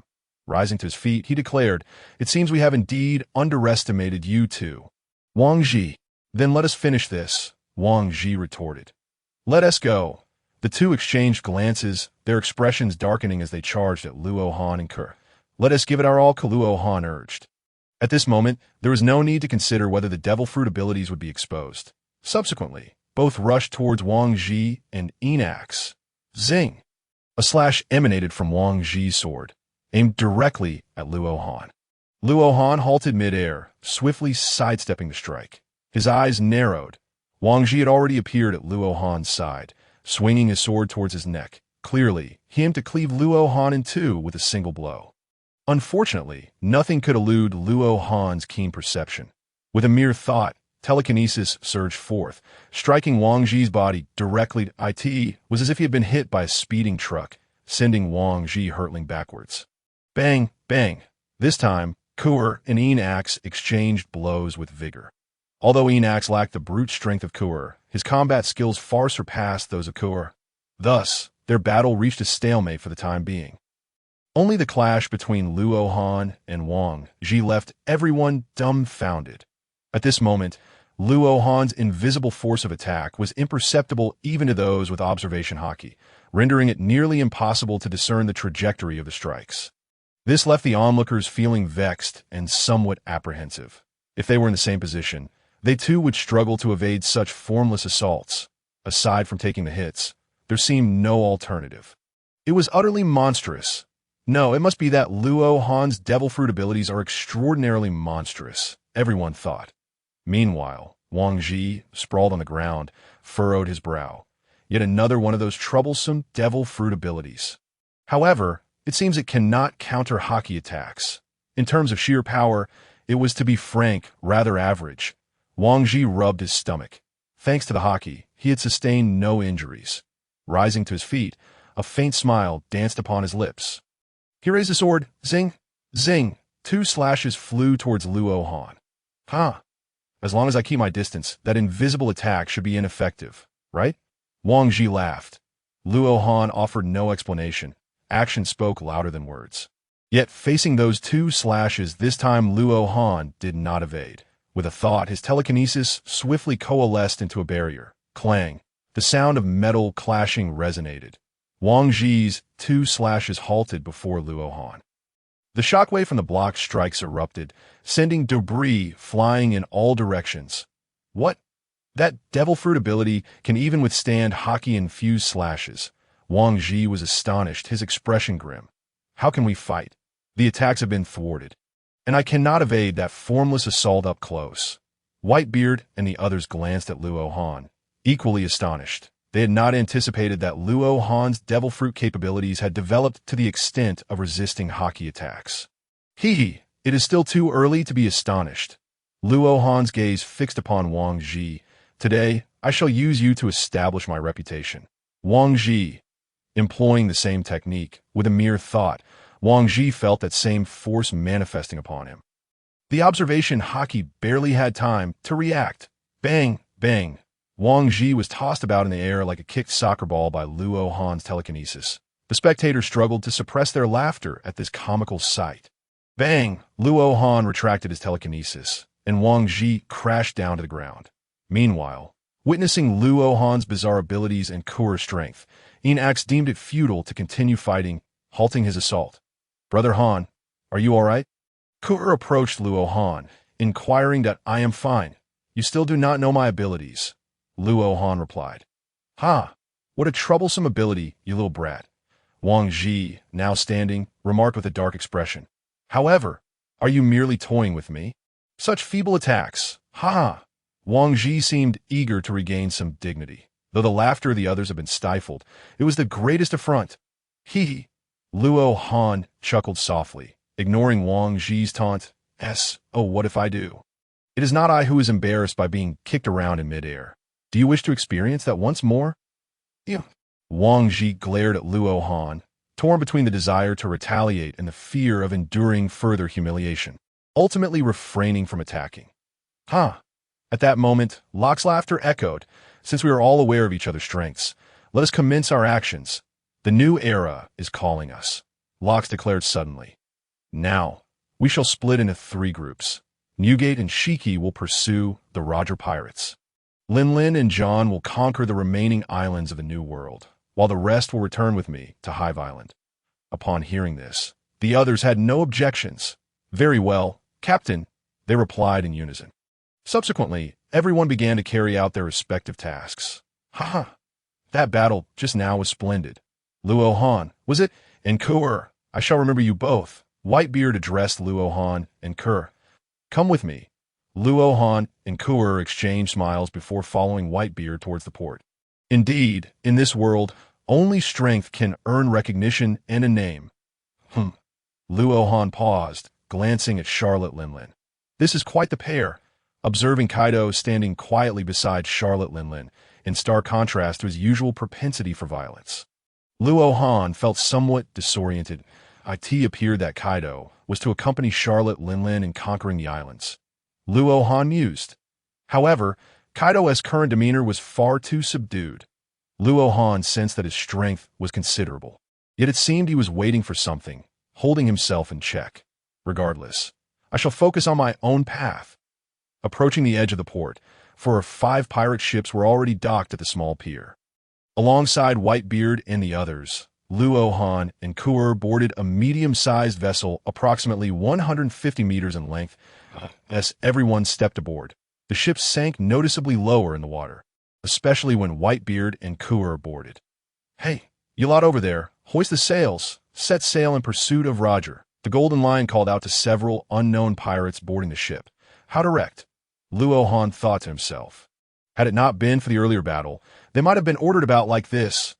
Luo Han and Kur found a spot on the edge of the gangplank, gazing out at the vast ocean beyond the port.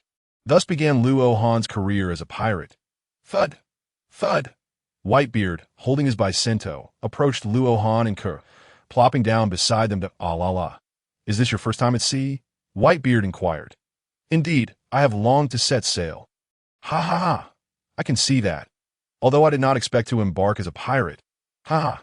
As the ship glided along, Luo Han conversed with Whitebeard. I never imagined someone like you would join the Rocks Pirates. Luo Han remarked, la. Did you not already guess? Whitebeard replied. The great pirates who join the Rocks Pirates either have someone to protect, like you and I, or they join for treasure and power. When you think about it, it makes perfect sense. Kaido must have joined for the sake of power. Luo Han suddenly thought of Kaido. Hey Luo Han, little brat, what are you setting sail for at that moment? Whitebeard asked, I want to eat a lot of meat, and to fight. Kur chimed in. Seeing Kur drooling again, Luo Han felt helpless. He had initially intended to convey something more grandiose. Never mind, following one's heart is good enough. As for us, we have no grand ambitions. I'm simply curious about the world outside, so I wish to see it for myself. Luo Han stated, that is indeed a unique yet ordinary aspiration. Ha! Whitebeard chuckled. It seems Whitebeard has taken a liking to Luo Han and Kur. All of them joined the Rocks Pirates solely to protect their families, unlike those who are driven by the allure of power and treasure. It seems you have established quite a rapport with these 2 young lads. Newgate, the Golden Lion, approached, observing Whitebeard seated with Luo Han and Cole. His expression won a mild surprise. Whitebeard is not typically one to engage in idle chatter, especially not aboard the Rocks Pirates. Ha! What's this, Shiki? Are you feeling envious? Whitebeard chuckled. Envious of what? Let us see how these 2 fare after the upcoming battle, the Golden Lion retorted before striding into the ship's cabin. Clearly, the skirmish today only served to elevate Luo Han and Cole from the ranks of the weak, failing to earn the Golden Lioness approval on the gangplank. Luo Han wore a stern expression. Honestly, these fellows are not just arrogant, but also quite foul-mouthed a couple of brats. If it weren't for the circumstances, I'd have taken them down a peg. There will be other opportunities. He mused internally. Shiki's point was not without merit. The next battle would be against the Roger Pirates, and one careless move could indeed result in death, Whitebeard solemnly remarked. Thank you, Newgate, Cole, and I are not so easily dispatched. Luo Han replied with a grin. However, his mirth was short-lived. After a tranquil half-day of sailing, the unchanging sky abruptly darkened. Thick gray clouds seemed to materialize out of nowhere, pressing down upon them. Soon, hailstones began to plummet, causing the ship to sway violently. Luo Han stared in disbelief. Had he ever seen hailstones the size of houses? Quit daydreaming. You two, clear the hail ahead, commanded the Golden Lion. Right, Luo Han and Cole quickly snapped back to attention. This was no time for banter. One misstep could lead to catastrophe. Luo Han swiftly employed his telekinetic powers to disperse the hail before the ship, while Cole managed the left side, and a strikingly beautiful woman took charge of the right. Whitebeard handled the overhead, utilizing vibrations to shatter the hailstones raining down. Meanwhile, the Golden Lion focused on steering the vessel to prevent it from capsizing or straying off course. After several hours of navigating, the crew finally emerged from the hailstorm. Luo Han and Cole, drenched, exchanged excited glances on the deck. Is this your first encounter with the new world as climate, boys? Inquired the alluring woman who had approached them. Who are you? Luo Han asked. The woman, with her oval face, short black hair, and long legs, possessed a beauty that was not striking but exuded a mature, sensual charm. Was Luo Han's solitary world about to come to an end? He pondered, momentarily lost in thought. I haven't introduced myself yet. My name is Shao, she replied. After a brief silence, Luo Han asked, That's it? What about your height? Your measurements? Realizing he had perhaps strayed off topic. He chuckled. Just call me Sister Shao, young man. She laughed. All right, as you wish, Luo Han replied. Observing the woman who identified herself as Sister Shao, he felt as if he were overlooking something significant, but he couldn't pinpoint what it was. Forget it. Is the climate of the new world always this perilous? Luo Han inquired.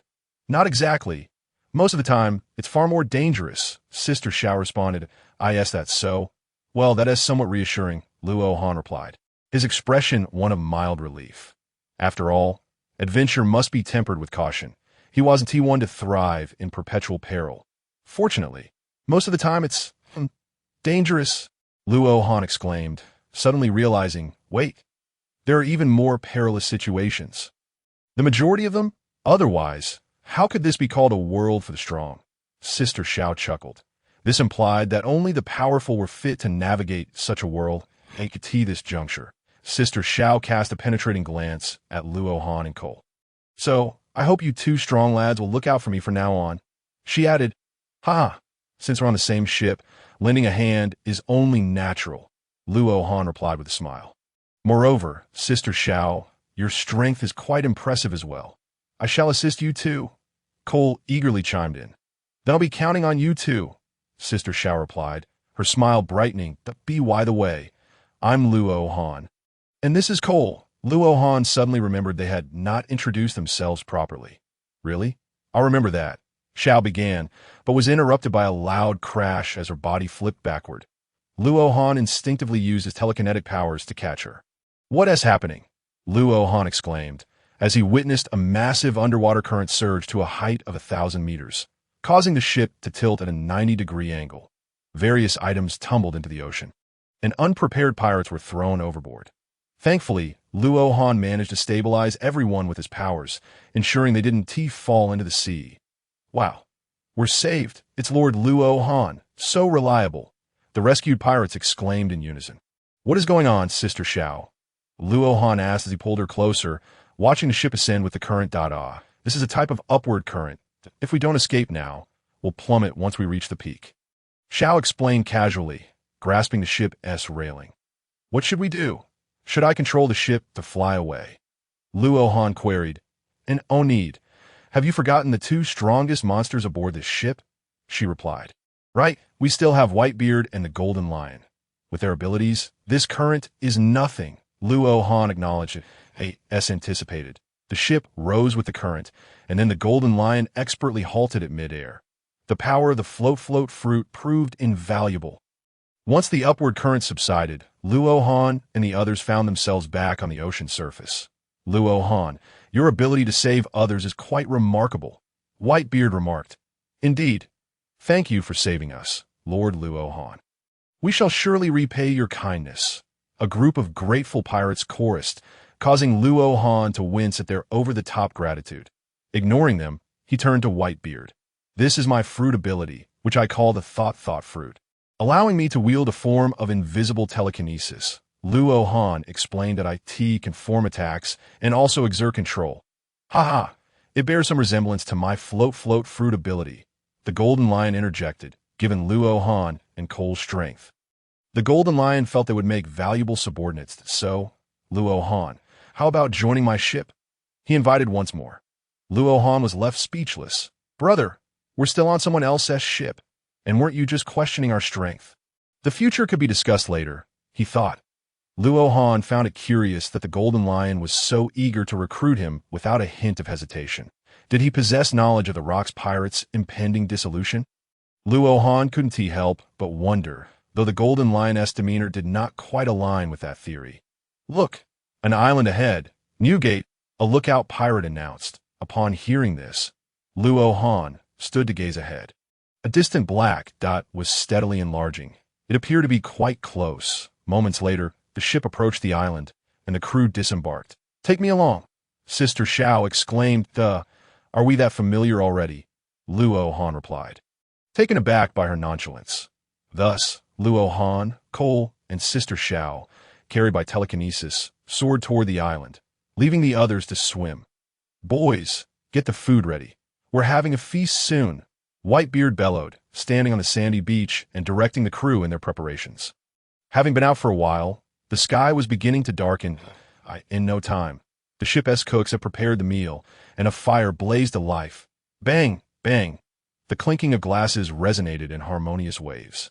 Luo Han, alongside Cole, Whitebeard, Gold Lion, and Spoon Sister, gathered around the flickering fire. With heads tilted back to embrace the moonlight and feet nestled in the sand, they savored exquisite delicacies. This was the essence of life. Luo Han appeared utterly enraptured. Hey, Luo Han, is that Cole a member of the giant tribe? Whitebeard inquired, eyeing Cole with curiosity, noting his towering stature, which seemed beyond that of an ordinary human. Gold Lion also regarded Cole with keen interest. Ah, Cole? No, he merely transformed after consuming a devil fruit. Luo Han replied, his mouth full of meat. Yes, that's so. That must be a remarkably potent fruit. Whitebeard remarked. What type of devil fruit is it? Gold Lion asked. I'm the user of the Kuin fruit, Cole declared proudly. Indeed, it is an ancient Zoan-type Kuin fruit. Luo Han supplemented. La. An ancient Zoan-type, how exceedingly rare, Spoon Sister exclaimed. This is my first encounter with such a thing. Hey, Luo Han and Cole, would you like to join me on my ship in the future? Whitebeard extended an invitation to them. Truth be told, the prospect intrigued Whitebeard, with Luo Han and Cole's abilities. They would undoubtedly prove to be reliable allies. Moreover, despite their piratical pursuits, their previous act of rescuing those about to fall into the sea indicated they retained a benevolent heart, which was something Whitebeard greatly valued. Hey, I've been meaning to ask, Luo Han interjected. While still within the Rocks Pirates, were you already contemplating forming your own crew? Do you truly believe you can leave the Rocks Pirates? This had been a lingering question in Luo Han's mind. Ha. Luo Han, just take a moment to consider the individuals gathered on this ship, and then reflect upon yourself, and you'll understand. Whitebeard laughed heartily. Are you genuinely planning to remain with the Rock Pirates indefinitely? Luo Han's expression shifted. If Rock's plans ultimately succeeded, and they triumphed in the Battle of God Island, would he really stay with the Rocks Pirates? Obviously not. Luo Han could never accept the fate of perpetual subservience. Ha. Luo Han has come to a realization. Gold Lion noted, It appears you are also a restless spirit. It seems none of us are inclined to remain beneath others. Whitebeard added. Luo Han and Cole exchanged glances, suddenly feeling a twinge of sympathy for Rocks. Those beneath him were all contemplating their own strength before departing. And oh wonder the Battle of God Island ended in defeat. It was likely a cacophony of raucous cheers echoing around him. Just imagining it stirred a sense of pity for Rocks. Well, I must say, I'm not in alignment with your path. I have no desire to be a pirate, Luo Han asserted. This is the only certainty I possess. My sole focus is on becoming stronger. Only by becoming powerful can one attain the freedom to navigate this cruel world. Then let us grow stronger together. We shall address the future when the time comes. Cheers! Whitebeard lifted his glass, surveying the group. Ha! Cheers! Everyone echoed, raising their glasses to drink. For now, revelry was all that mattered. Gulping and munching, they engaged in light-hearted conversation. Only Cole remained engrossed in his feast, oblivious to the world around him.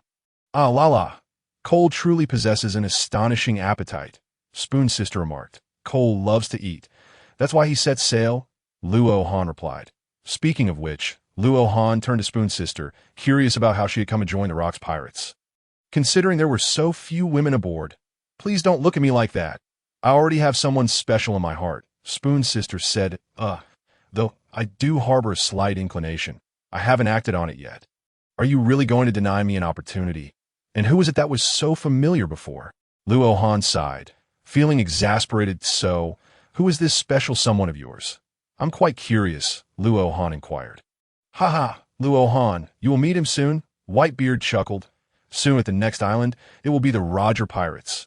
Wow, how thrilling. On an enemy ship. Luo Han mused, feeling a rush of excitement. The banquet gradually drew to a close. Nestled within Luo Han's daydreams. Subsequently, everyone returned to their ships to rest. Why not rest on the island? You ask.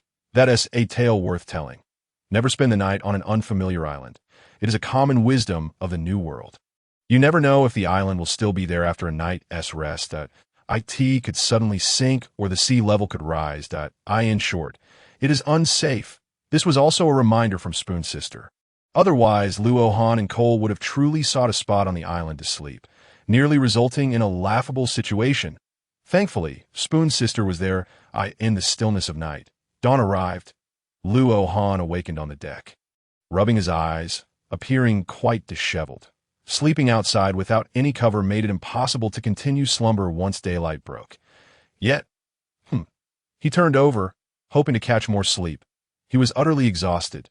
This was his first time at sea, spending the night on a ship, and he was unaccustomed to it, unlike the comfort of sleeping at home on Ring Tree Island.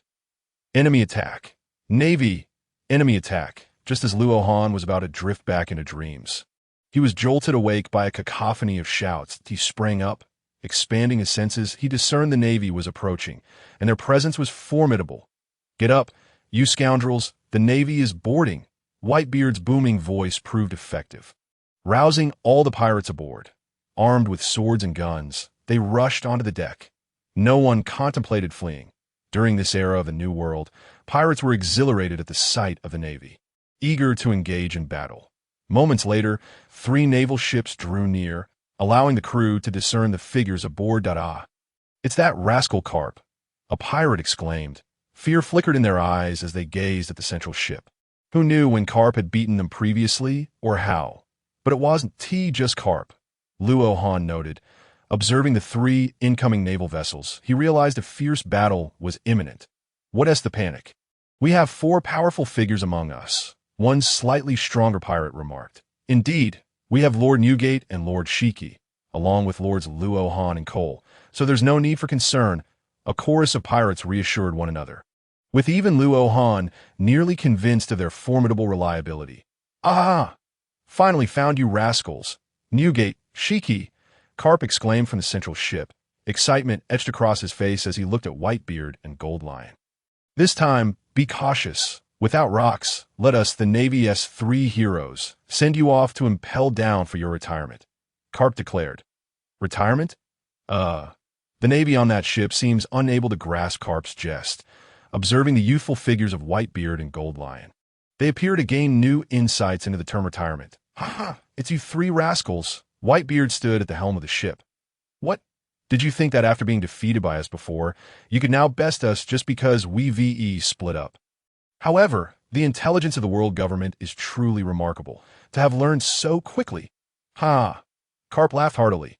Here, this is this morning's newspaper, which details the happenings of the Rock's pirates. Carp waved the newspaper in his hand. Whitebeard's mouth twitched. It truly was Captain Rock style. Carp chuckled, eager to continue speaking, only to be interrupted by Sengoku. Whitebeard, Gold Lion, we cannot allow you to continue as you please. Zifa, aboard another ship, declared. Here, we will send you down to impel down to conclude your remaining days. Clang, clang, 3 crescent-shaped slashes soared towards the naval ships.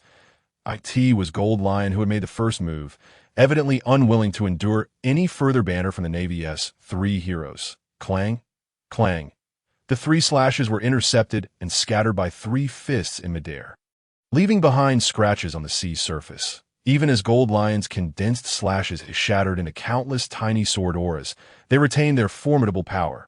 Luo Han recognized the caliber of strength possessed by a Navy admiral.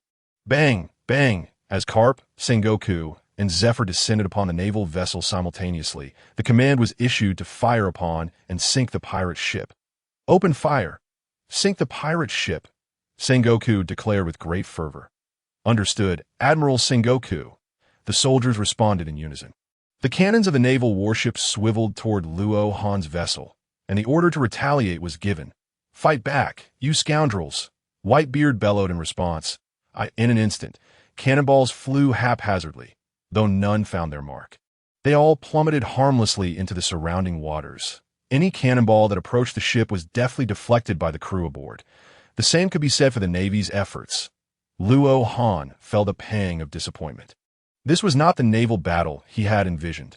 Only Cole appeared exhilarated, watching the cannonballs explode like fish in the sea, while Sister Shao stood calmly, a faint smile gracing her lips that, it seems to lack effect.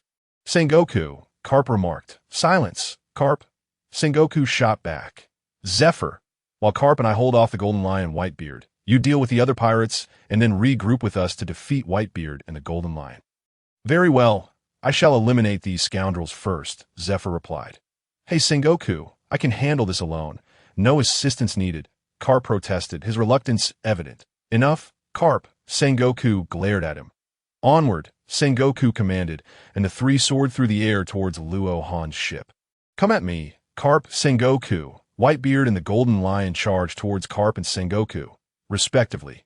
Clang, crash. The clash of fists against blades reverberated as blows were exchanged mid-air. The atmosphere shattered under Whitebeard's might, creating invisible shockwaves that sent the crew reeling. This won't do. At this rate, the ship will be caught in the crossfire. You rascals, get the ship away from here, Luo Han ordered. It seems Whitebeard's influence is causing everyone to resort to name-calling. You lot of scoundrels, where do you think you're going? Zephyr had now reached the ship, eyeing Luo Han and his band of ruffians. Suddenly, Zephyr felt an immense force bearing down on him, barely managing to defend with his haki. With a resounding thud, he was sent flying overboard and into the sea. With a splash, he utilized his moonwalk to return to the air, staring at Luo Han and his crew with a mixture of surprise and confusion. He had expected no strong adversaries aboard the ship. His curiosity piqued about the origin of the previous attack. This naval officer shall be left to Luo Han and Cole, Sister Shao declared. Let us steer the ship away and give him some space. How reliable. It's such a blessing to have Master Luo Han at this critical moment, a group of onlookers mused, lost in their own fantasies. Luo Han, momentarily taken aback, finally conceded, fine, you all take the ship, while Cole and I handle Zephyr. Ultimately, that was the only option left, as only Luo Han and Cole could withstand Zephyr's onslaught. Perhaps Sister Shao could assist. But it seemed she was not inclined to fight. With that thought dismissed, Luo Han and Cole took to the skies, confronting Zephyr. Clang, clang, crash. Another round of fierce exchanges ensued. Carp and Sengoku took notice of the situation involving Zephyr. It appears there has been an unforeseen development, Sengoku remarked. No worries. Zephyr should be capable of managing. However, there was no intel on these two individuals. They must be recent additions, Sengoku noted, scrutinizing Luo Han and Cole, surprised by the lack of information. Sengoku, we have indeed divided our forces, indicating their strength, the Golden Lion interjected. Let us not forget, the Rocks pirates still dominate the New World. Hearing the Golden Lioness taunt, Sengoku felt a twinge of irritation. While it was true, it was still infuriating. So what? Today, I shall send you all to impel down, Sengoku declared. The four continued their aerial clash, each unable to gain the upper hand. If no unforeseen events occurred, they could battle for days on end, with the outcome hinging on Zephyr's confrontation with Luo Han and Cole. Meanwhile, Zephyr regarded Luo Han and Cole floating in the air with a serious expression. It must be due to a devil fruit ability, perhaps flight, or is it their natural state? Zephyr pondered, his thoughts muddled As Zephyr contemplated, Cole could no longer contain himself. "Brother Han, allow me to go first." Cole exclaimed that he activated his half-beast transformation and, with a swift leap, propelled himself towards Zephyr. "Divine Fist!" Cole shouted, launching a punch at Zephyr. Huh. Zephyr enveloped his hands in haki, countering with a punch of his own. Clang! An invisible shockwave radiated from the clash of their fists, sending ripples across the sea beneath them. After a brief standoff, both retreated 10 meters. "Who are you, young lad? With such power, why align yourself with pirates?" Zephyr questioned, eyeing Cole's youthful visage with a hint of regret. "I am Cole. Wherever Brother Han goes, I follow," Cole replied, his eyes darting. "What a pity," Zephyr lamented. He glanced at Luo Han, then at Cole's half-beast form, realizing that the earlier invisible attack must have originated from the young man known as Luo Han. Such boundless potential, to possess such combat prowess at such a young age, and both are devil fruit users. Given Cole's ability to fly, he must wield an ancient Zoan-type devil fruit, while Luo Han appears to be a special Paramecia-type user. Alas, it is precisely that reason I cannot let you two go. Otherwise, you may become a future nuisance akin to Whitebeard and the Golden Lion. Zephyr mused, his expression growing serious. "Regrettably, today I must send you both to Impel Down for reformation," Zephyr declared, his brow furrowing as he gazed at Cole and Luo Han. Luo Han gasped as he sensed a notable intensification in Zephyr's Hakaidapi. "Careful, Cole," Luo Han warned. Suddenly, as Luo Han spoke, Zephyr appeared before Cole in an instant, delivering a powerful punch to his abdomen. Cole's body was thrust backward, creating ripples in the air, and with a thunderous crash, he was sent crashing onto a nearby island. "Zephyr! That scoundrel!" Luo Han's expression darkened. Clang! Zephyr then materialized before Luo Han, aiming a punch at him. Yet, Luo Han managed to erect a telekinetic barrier to block the blow. Unfortunately, the barrier crumbled under the force, and with a resounding impact, Luo Han was also struck in the abdomen, hurtling towards the island. Thud! Luo Han landed beside Cole. "Brother Han, are you all right?" Cole rushed to inquire, alarmed by the commotion. Gasping for breath, Luo Han waved his hand to indicate he was fine, though the pain was excruciating, akin to a drill boring into his abdomen. Fortunately, his body had grown significantly stronger, yet he could not compare his defenses to Cole's as Zephyr's attacks were too fierce, and while Luo Han could withstand them for the time being, prolonged exposure would take its toll. Most importantly, it was genuinely painful. Thud! Zephyr arrived on the island, impressed by Luo Han's keen observation. "Such remarkable Kinbunchika haki," he remarked, recalling Luo Han's earlier reaction. "And yet it didn't prevent my strike," Luo Han retorted. "But next time, I want to allow you to hit me again. Let us go, Cole. You take the lead while I support you." "Understood, Brother Han." Cole nodded in agreement. Cole charged at Zephyr, delivering a punch imbued with haki. Alas, Zephyr's extensive combat experience, coupled with a superior Kinbunchika haki, allowed him to easily evade Cole's blow with a sidestep in a swift counter. Zephyr aimed a kick at Cole's abdomen. Luo Han sensed the impending attack. "This time, I won't let you off so easily," he thought, gathering his telekinetic energy and directing it forcefully at Zephyr's abdomen. In that moment of exertion, Zephyr found himself without leverage, as Luo Han's strike propelled him straight into Cole's path, where he was met with a retaliatory punch. Clang! Cole struck against a steel mass, producing a sound akin to metal colliding. Fortunately, Cole's strength was formidable enough that Zephyr, airborne, was unable to leverage any force and was still sent flying. Bang! Zephyr crashed into the depths of a small island on the other side of the battlefield. Carp and the others, witnessing Zephyr being hurled by Cole, paused momentarily, their brows furrowing. "This is troublesome," Sengoku thought. "Haha." "Sengoku, what do you think?" Whitebeard inquired. "Our Han's devil fruit ability is quite formidable." Sengoku remained silent, contemplating the scene of Zephyr being struck away. "Indeed, it is quite troublesome." That unseen attack appeared instantaneously upon Zephyr, lacking any discernible trajectory and moving at great speed. Unless one possesses the observation haki to foresee the future, evasion is nearly impossible. Carp's gaze sharpened as he spoke in a low voice. Upon hearing Carp's words, Sengoku's expression darkened further that he thought. In this case, while Zephyr's body haki can withstand such attacks, it does not mean he could defeat Rohan and Cole. The plan has essentially failed. Don't dwell on it too much, Sengoku. Seemingly sensing Sengoku's frustration, Carp exclaimed, once I deal with Newgate, I'll take care of those two brats, ta-ha. Buzz, Whitebeard gathered the power of the Tremor fruit and swung a blade directly at Carp. I will take you down, Carp. Whitebeard growled that it will be me. Newgate, Carp retorted with a punch. The four then unleashed a flurry of normal attacks, causing the sea to churn and sword energies to crisscross. The sea surface and the island resembled a cake being indiscriminately sliced. The warships and Rohan's pirate ship were pushed far away. The pirates aboard the ship, having witnessed these monsters treating their special moves as mere ordinary attacks, though accustomed to such sights, could not help but exclaim in awe at the terrifying world of the strong. Sister Spoon, on the other hand, was more concerned about Rohan and Cole. Seeing Zephyr being sent flying by Cole, she felt a slight sense of relief in her heart. In the depths of the small island, Zephyr stood up. He examined his body, finding no significant issues.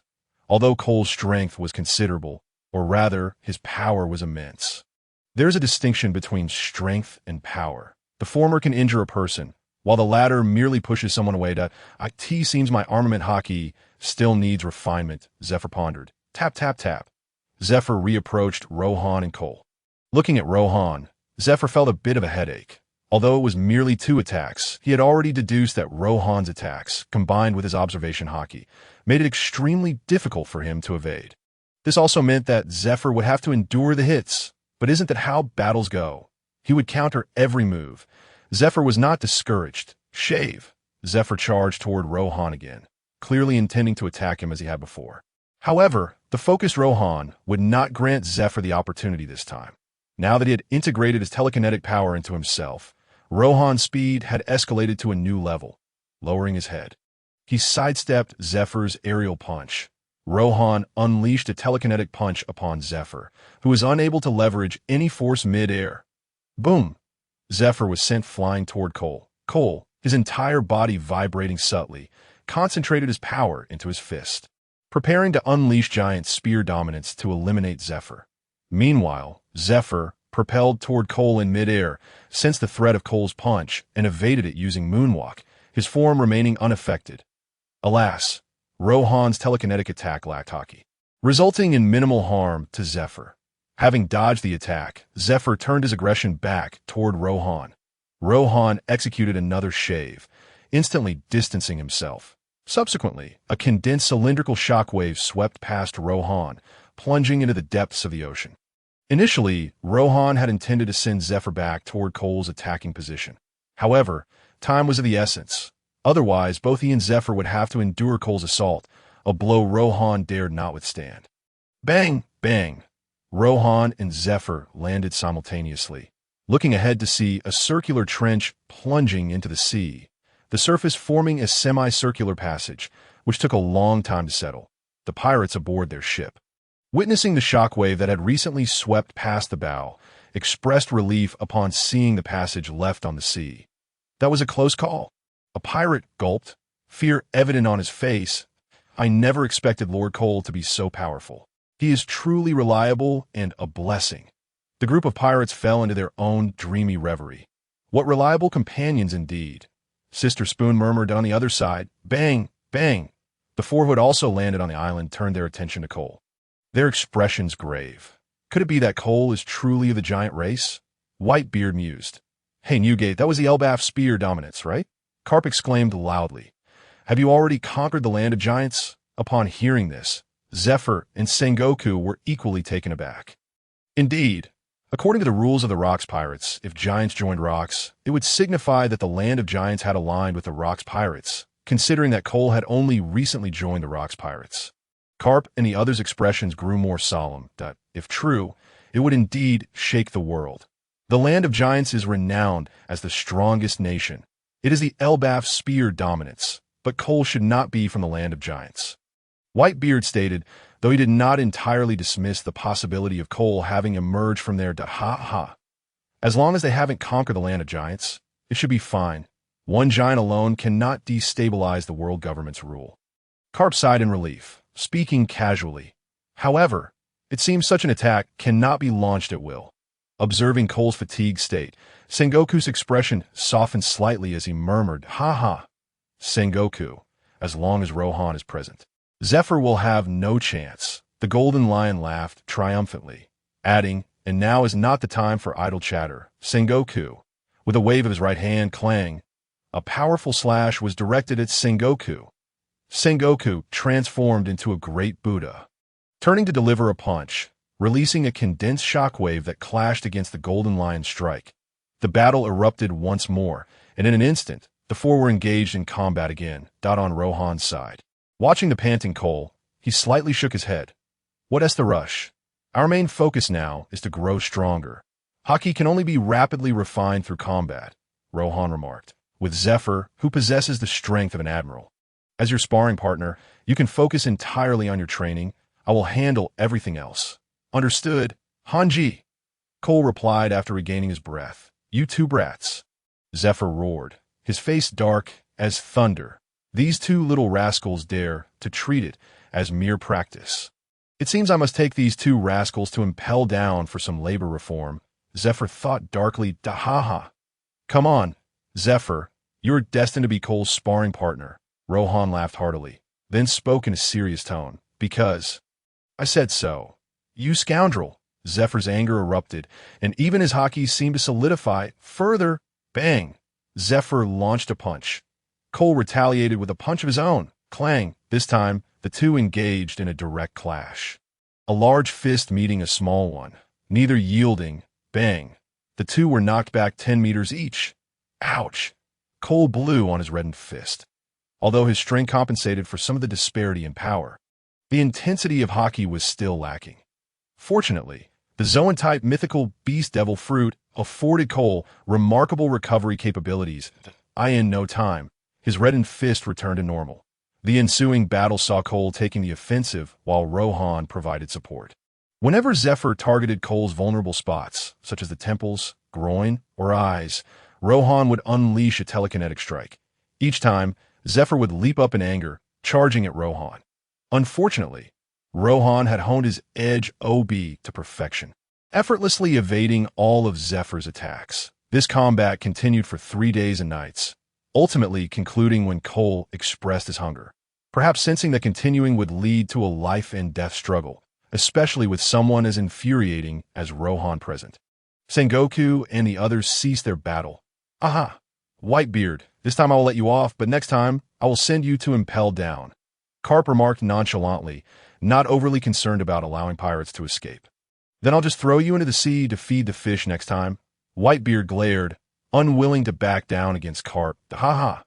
Kapu burst into laughter before returning to the warship alongside Zephyr and Sengoku. Luo Han and his companions also made their way back to their respective vessels. Upon their return, they were greeted by a throng of boisterous individuals, each wearing expressions of bliss that caused Luo Han a headache. Ignoring the ruckus, he promptly instructed the ship's chef to prepare a meal that he then took a seat on the deck with Cole, observing the myriad bruises adorning Cole's body. Luo Han felt a twinge of guilt, having gone a bit overboard in his training under the pretext of honing Cole's haki, while he had been relentlessly pounding away at him. Fortunately, with Cole's robust physique, he should recover after a hearty meal. And Luo Han reassured himself with this thought, feeling considerably better. Thud! Thud! Whitebeard and the Golden Lion approached Luo Han and Cole. What a formidable physique to withstand 3 days and nights against Zephyr. "Cole, you have earned my respect," declared the Golden Lion, secretly pondering that Cole might become a formidable rival in the future. As for Luo Han, that fellow who merely shouted 666 from the sidelines, despite his peculiar attacks, posed little threat due to his lack of haki. Alas, poor Luo Han remained oblivious to the fact that this battle had diminished the Golden Lion's regard for him. However, it was likely that even if he became aware, Luo Han wouldn't be overly concerned. Ha! Cole simply smiled and remained silent. There was little to say, being on the receiving end of the punishment. And to make matters worse, he had failed to inflict even a scratch on Zephyr. The strength of an admiral was evidently extraordinary. "Ha ha! The mere fact that Cole could withstand ZFA through sheer physicality was already quite remarkable. Now then, Cole, are you a giant? After all, the Haki of the Conqueror is not something everyone can wield, Whitebeard remarked, recalling a giant who had once been stranded on an island. Indeed, just like Ling Ling. Whitebeard continued. Although still somewhat puzzled, he deemed there was no need for further inquiry. As his curiosity was merely fleeting, he then sat down to rest with the golden lion. As time passed, the ship sailed a considerable distance. Soon, Spoon's sister approached, followed by a gaggle of attendants bearing food. Ah la la. You must be famished. Eat up, my young sirs, she said, smiling at Luo Han and Cole. A multitude of delectable dishes was soon laid before them. Luo Han and Cole hardly had time to respond, eagerly tearing into the meat. Whitebeard and the Golden Lion joined in, ravenously devouring the feast. All four were known for their hearty appetites, and in no time, the plates were emptied. More dishes continuously emerged from the bustling kitchen, as the chefs worked tirelessly to satisfy their voracious hunger. The gastronomic revelry concluded first for Luo Han and the Golden Lion, with only Whitebeard and Cole still in the throes of consumption. Both, being of considerable stature, possessed terrifying appetites. Ultimately, however, Whitebeard conceded defeat. Cole remained the last man standing at the table, though he too was nearing his limit, as the ship's provisions were dwindling. After all, Cole's Kuan fruit bestowed upon him an almost limitless capacity for consumption, akin to food entering an infinite space. No matter how much was presented, he could devour it all. Huff, huff. Cole exhaled deeply, feeling all his injuries vanish. That's enough? No more food needed, he informed the head chef. Oh. Very well, Lord Cole, the chef replied, momentarily taken aback. How are you feeling, Cole? Is your body all right? Luo Han inquired. Yes, all is well, Han-gu, Cole responded. That is good. Otherwise, I would have felt quite guilty, Luo Han admitted, albeit slightly. Have you noticed your haki becoming more solid? Luo Han asked. Indeed, Cole raised his right hand, enveloped in armament haki, and took a moment to feel it. It certainly feels more substantial than before. He confirmed, Luo Han Cole, it is indeed through battle that haki progresses, Whitebeard proclaimed, eagerly anticipating a duel with the young Cole. Observing Whitebeard's enthusiastic gaze upon Cole, Luo Han felt a pang of frustration. After all, he was the one who had been the most dashing throughout the ordeal. He had only been sent flying once, after which he had unilaterally dispatched ZFA. Why did everyone insist on praising Cole? Was it jealousy over his fruit ability's allure? Luo Han found himself engulfed in a spiral of doubt. Meanwhile, Whitebeard and the Golden Lion exchanged awkward glances, aware of Luo Han's discontent. The crux of the issue lay in Luo Han's bothersome ability. Although his offensive power was not particularly strong, he could still send others flying as if they were mere balls. Neither Whitebeard nor the Golden Lion wished to endure such indignities, especially after witnessing ZFA's furious reactions. They each retreated to their own comfortable spots to rest. The ship continued its voyage towards the next island, White Island. 2 days prior, on the island of Honeycomb in the New World, countless pirates reveled in festivities on this island that never ceased its celebrations. A haven exclusively for pirates, atop a skull-shaped building, in the highest chamber, Rox sat on a sofa, leisurely sipping from a bottle of liquor. So, the news has been disseminated across the globe? Rox inquired. Indeed, this morning, the news bird delivered the papers to the entire world. Lord Rox, came a thin voice from the telephone bug on the table before him. Then the world government must be aware as well. I wonder how they will respond? I am eager to see, Rox exclaimed, rising to gaze out the window at the throng of reveling pirates below. The plan is flawless. We shall see how the world government reacts. However, as long as you, Lord Rox, remain in command of Honeycomb Island, even if the world government learns of it, they will be powerless. Upon hearing the thin voice again from behind him, Rox turned back and resumed his seat. Now we merely await time. Take care not to be captured by CP0. Rox cautioned. That I will, Lord Rox, the thin voice replied. Very well then, Rox concluded. Farewell, Lord Rox. The voice this time was less shrill. With a click, the telephone bug fell silent, leaving the room enveloped in stillness. Rox reclined on the sofa, eyes closed, contemplating the transformations the new world had undergone over the past 4 years, a cold smile creeping across his lips. The world government was indeed ruthless in their quest for advantage. 4 years ago, when Rox declared his intent to dominate the new world, it was no mere whim, but meticulously crafted plan. He had sought out a news agency owner eager for expansion and shared his ambitions to conquer the new world. The news agency owner instantly recognized the opportunity for growth and allied with Rox, thus launching the declaration of the new world. However, it seemed the world government was indifferent. As Rock's pirate crew grew, they merely dispatched the likes of Carp to the new world for training exercises, seemingly biding their time.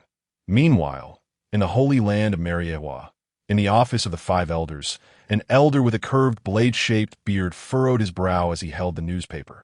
Have they sensed it? Or are they simply trying to expedite their dominion over the new world? He mused, placing the paper down and stepping aside. Regardless of the situation, let's observe for now.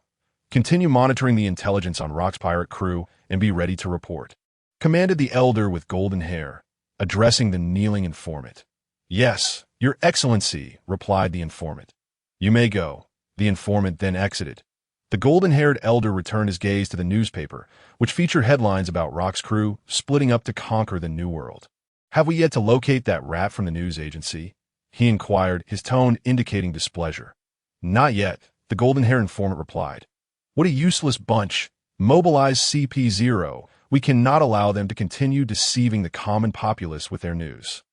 The elder wielding a long sword expressed his dissatisfaction with CP9's inability to locate the news agency owner. Very well. No objections from the others, he instructed, subsequently relaying orders to the guards. Bang! Bang! Gunfire echoed above a small town on an island in the West Sea. This island housed the only town where its citizens were being slaughtered by pirates. Captain, did you see this morning's paper? Rock's pirate crew has split up. The rulers of a new world can no longer wait. I have heard that it is a world ruled by pirates, with bloodied blades in hand. The pirates stand nonchalantly, discussing the state of the new world. Zing! The captain, standing in the midst, draws forth his bloodied long sword and bellows with laughter. Ha ha! After plundering this small town, we have gathered sufficient supplies. We can now embark on the Grand Line. Is that true, Captain? That is splendid news. Are we finally setting sail for the new world?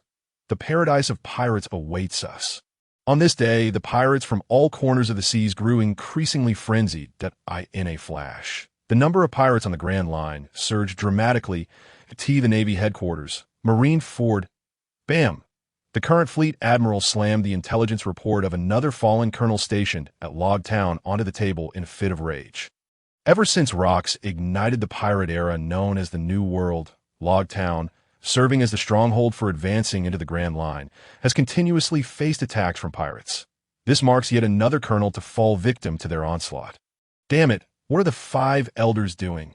Not allowing anyone above the rank of captain to reinforce Log Town. What kind of absurd order is this? The admiral exclaimed. He then seized the newspaper from that morning. Dividing our forces? That hardly seems in line with Rock style. Is there some unknown reason behind this? On that day, the world appeared to accelerate due to this newspaper. Returning to the present, on the island of White, Luo Han and his companions finally caught sight of a newspaper that would alter the course of the world. A group sat together, feasting, with meat in one hand and the newspaper in the other. Luo Han sat beside the long table, his face etched with confusion. It was at this moment that Luo Han realized it was Rox himself who had allowed the news agency to report on the division of forces. What was Rox thinking? Why would he willingly leak his own intelligence, risking a concentrated assault from the Navy and the world government? This was baffling. Chomp. Luo Han bit into a piece of meat. Never mind, just stay vigilant. If things go awry, we can always flee. When it comes to the art of escape, I dare say I am unmatched, whether soaring through the skies or plunging into the depths. I can navigate it all. For now, let's eat our fill first. Brother Newgate, how do we pursue the Roger pirates? Luo Han inquired, perplexed at how one might chase enemies across the vast ocean. These past few days, it feels more like a leisurely stroll than a pursuit of Roger. We are primarily stopping at islands with people. Laughed Newgate. Ha! Luo Han, do you not realize that without knowing the exact location of the Roger pirates, We cannot effectively pursue them. However, as long as we continue landing on inhabited islands, we are bound to encounter the Roger pirates eventually. Luo Han remains somewhat doubtful. Isn't that rather casual? How can we predict when we will meet them? And what about Rock's orders? Do you still not understand, Luo Han? At that moment, the Golden Lion approached, brandishing a bottle of wine. Rox did not mandate that we capture Roger. He merely instructed us to pursue the Roger pirates. Moreover, given Roger's personality, he would not remain on an uninhabited island for long. Besides, after seeing the newspaper from 3 days ago, he would be unlikely to flee. He might already be heading our way. Upon hearing the Golden Lion's analysis, Luo Han pondered the possibility. In his previous life, he had seen in an anime that Roger was a man who did everything with great flair, without Rock's pressure. Roger need not worry about the safety of his crew and would naturally not evade confrontation. That means we will soon meet the most charismatic man in the world of pirates. Luo Han thought excitedly. As night descended, the bright moon hung high in the sky, resembling a luminous disk from White Island. One could still see 2 dark spots, one large and one small, upon the surface of the disk. At this moment, the 2 dark spots, one large and one small, gazed back toward White Island. Call. From here, White Island appears as though it has been sliced in half, Luo Han remarked, observing the circular shape of White Island. A deep black gorge cleaving through its center, marveling at the wonders of nature. Indeed, it is quite astonishing, Call replied. Some landscapes are only visible from a greater height. The 2 dark spots referred to were, in fact, Luo Han and Call. Later that night, Luo Han brought Call to soar above White Island for a brief debriefing post-battle. The encounter with Zephyr had illuminated Luo Han's shortcomings. To speak candidly, Luo Han felt a tinge of despondency that day. His earlier battle with Zephyr had ended in a complete rout for both him and Call. It was clear that if they continued, it would be a matter of life and death, and the outcome would surely spell doom for Luo Han and his crew. Everyone in the world of One Piece like this?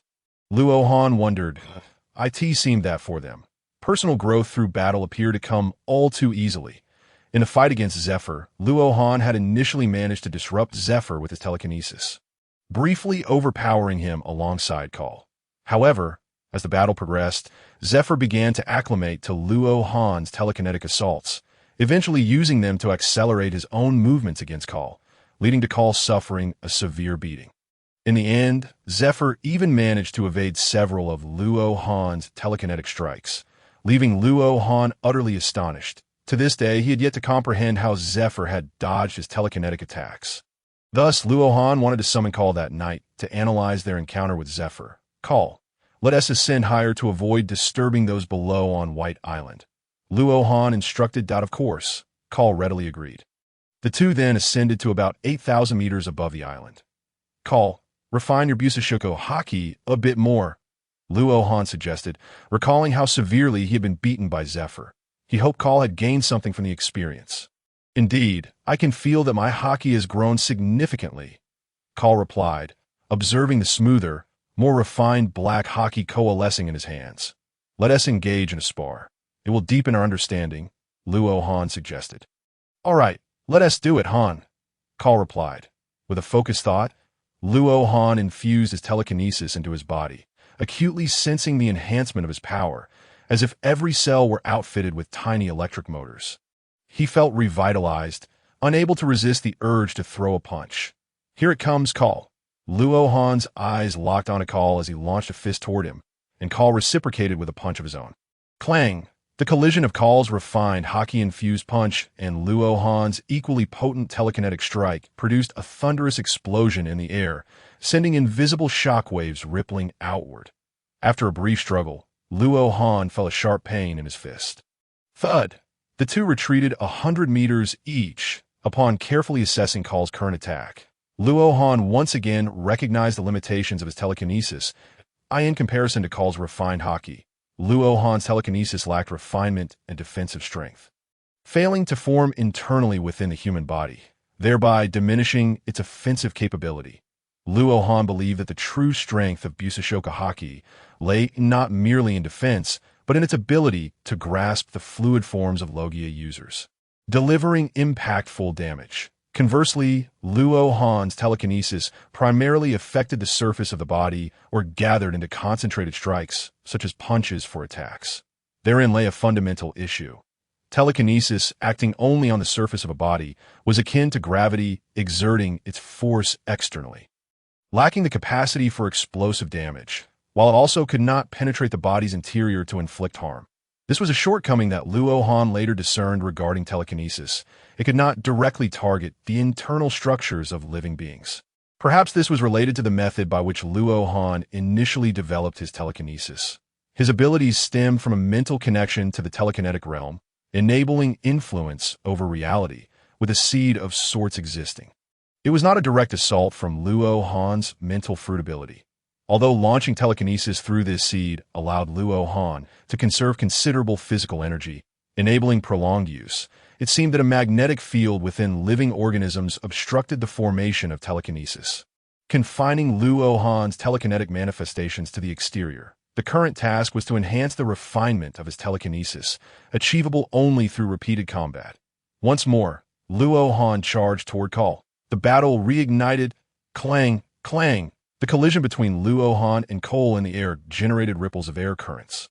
As time passed, Luo Han sensed a solidification of his psychokinesis, as if the domineering aura was remarkably enhancing its refinement. With a clang, after yet another clash, Luo Han called out to Cole to halt. "Cole, let us descend and engage in combat." Luo Han declared, "It is impractical to utilize the domineering aura up here." "All right, Hangu," Cole replied. The two then descended to the other side of the island, the side devoid of a town. Bang, bang. Luo Han and Cole both landed simultaneously. Luo Han dissipated his psychokinesis, enveloping his entire body in armed haki. Well, here lies another of Luo Han's predicaments, due to the incompatibility between armed haki and psychokinesis. When Luo Han flew while enveloped in psychokinesis, he could only cover himself in armed haki from within. Consequently, during combat, it was the psychokinesis that absorbed the attacks, failing to effectively temper the haki. Thus, Luo Han had no choice but to descend to the ground. "Let us engage in a direct clash, Cole." Luo Han stated if he intended to hone his haki, a head-on confrontation was the most effective training. Clang, another thunderous sound echoed as sand and stones flew about. An enormous black fist and a smaller one were interspersed with invisible crimson lightning. Clang, clang, just like in the air, Luo Han and Cole continued to exchange blows.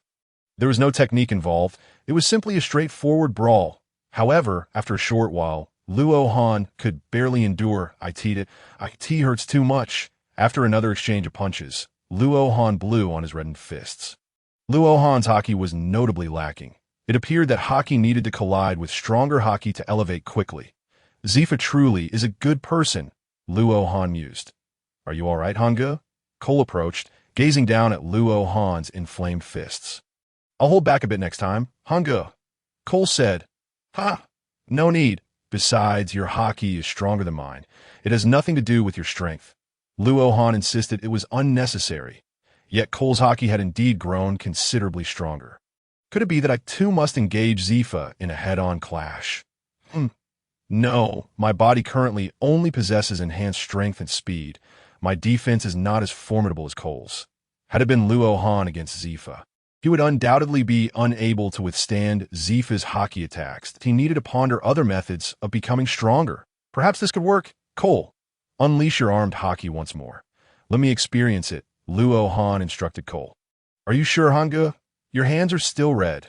Cole replied sheepishly. Luo Han subtly tucked his hand behind his back. "No fighting. Just use your armed haki, so I can perceive it with my spiritual sense." Luo Han said, "I see. Now that I understand." Cole relaxed, realizing there was no need to injure Hangu further.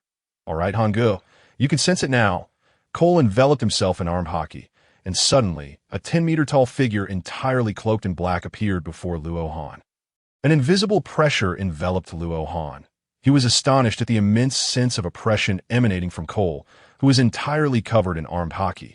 The tranquil white island, on the other side of the town, occasionally echoed with the sounds of insects.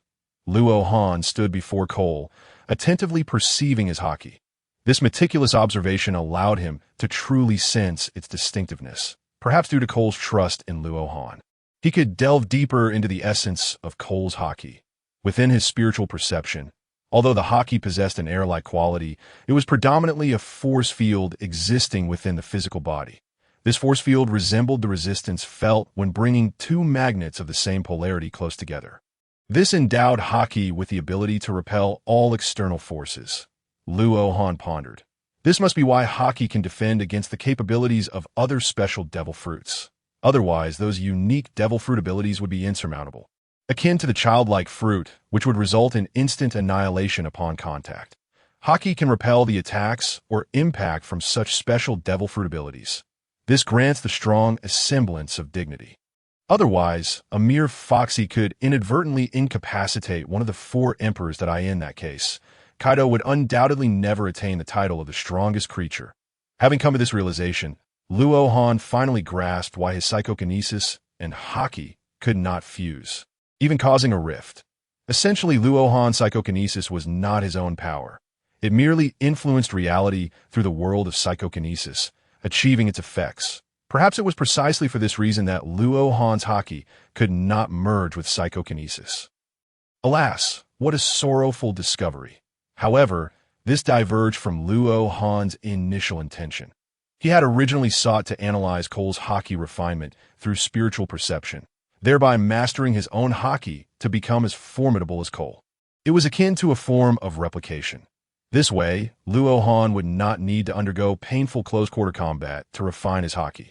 Yet now, he understood that each person's haki was a unique force field emitted by their body, rendering replication impossible. This was unlike guiding the spirit to evolve the physical form. Haki could not be evolved through mental guidance. As he pondered this, Luo Han suddenly felt that guiding the spirit to enhance haki might be feasible. Armed haki is fundamentally a physical capability that if the body can evolve and strengthen through spiritual guidance, then the armed haki, which is based on a body, should also be capable of such evolution. But how to record the essence? In his previous spiritual perception, he had only sensed the essence of the body within Cole's haki, with nothing else discernible. In O Solution, Luo Han felt a bit frustrated. He had hoped to quietly grow stronger. Han Go, are you done yet? Observing Luo Han's fluctuating emotions, Cole couldn't help but inquire. Primarily, Cole was somewhat unaccustomed to maintaining his entire body enveloped in armed haki. Feeling rather odd that, I'm done, Cole. Sorry, I got lost in thought, Luo Han said, glancing at Cole with a hint of apology, as if he had been continuously using Cole for experiments without considering his feelings. This habit needed to change.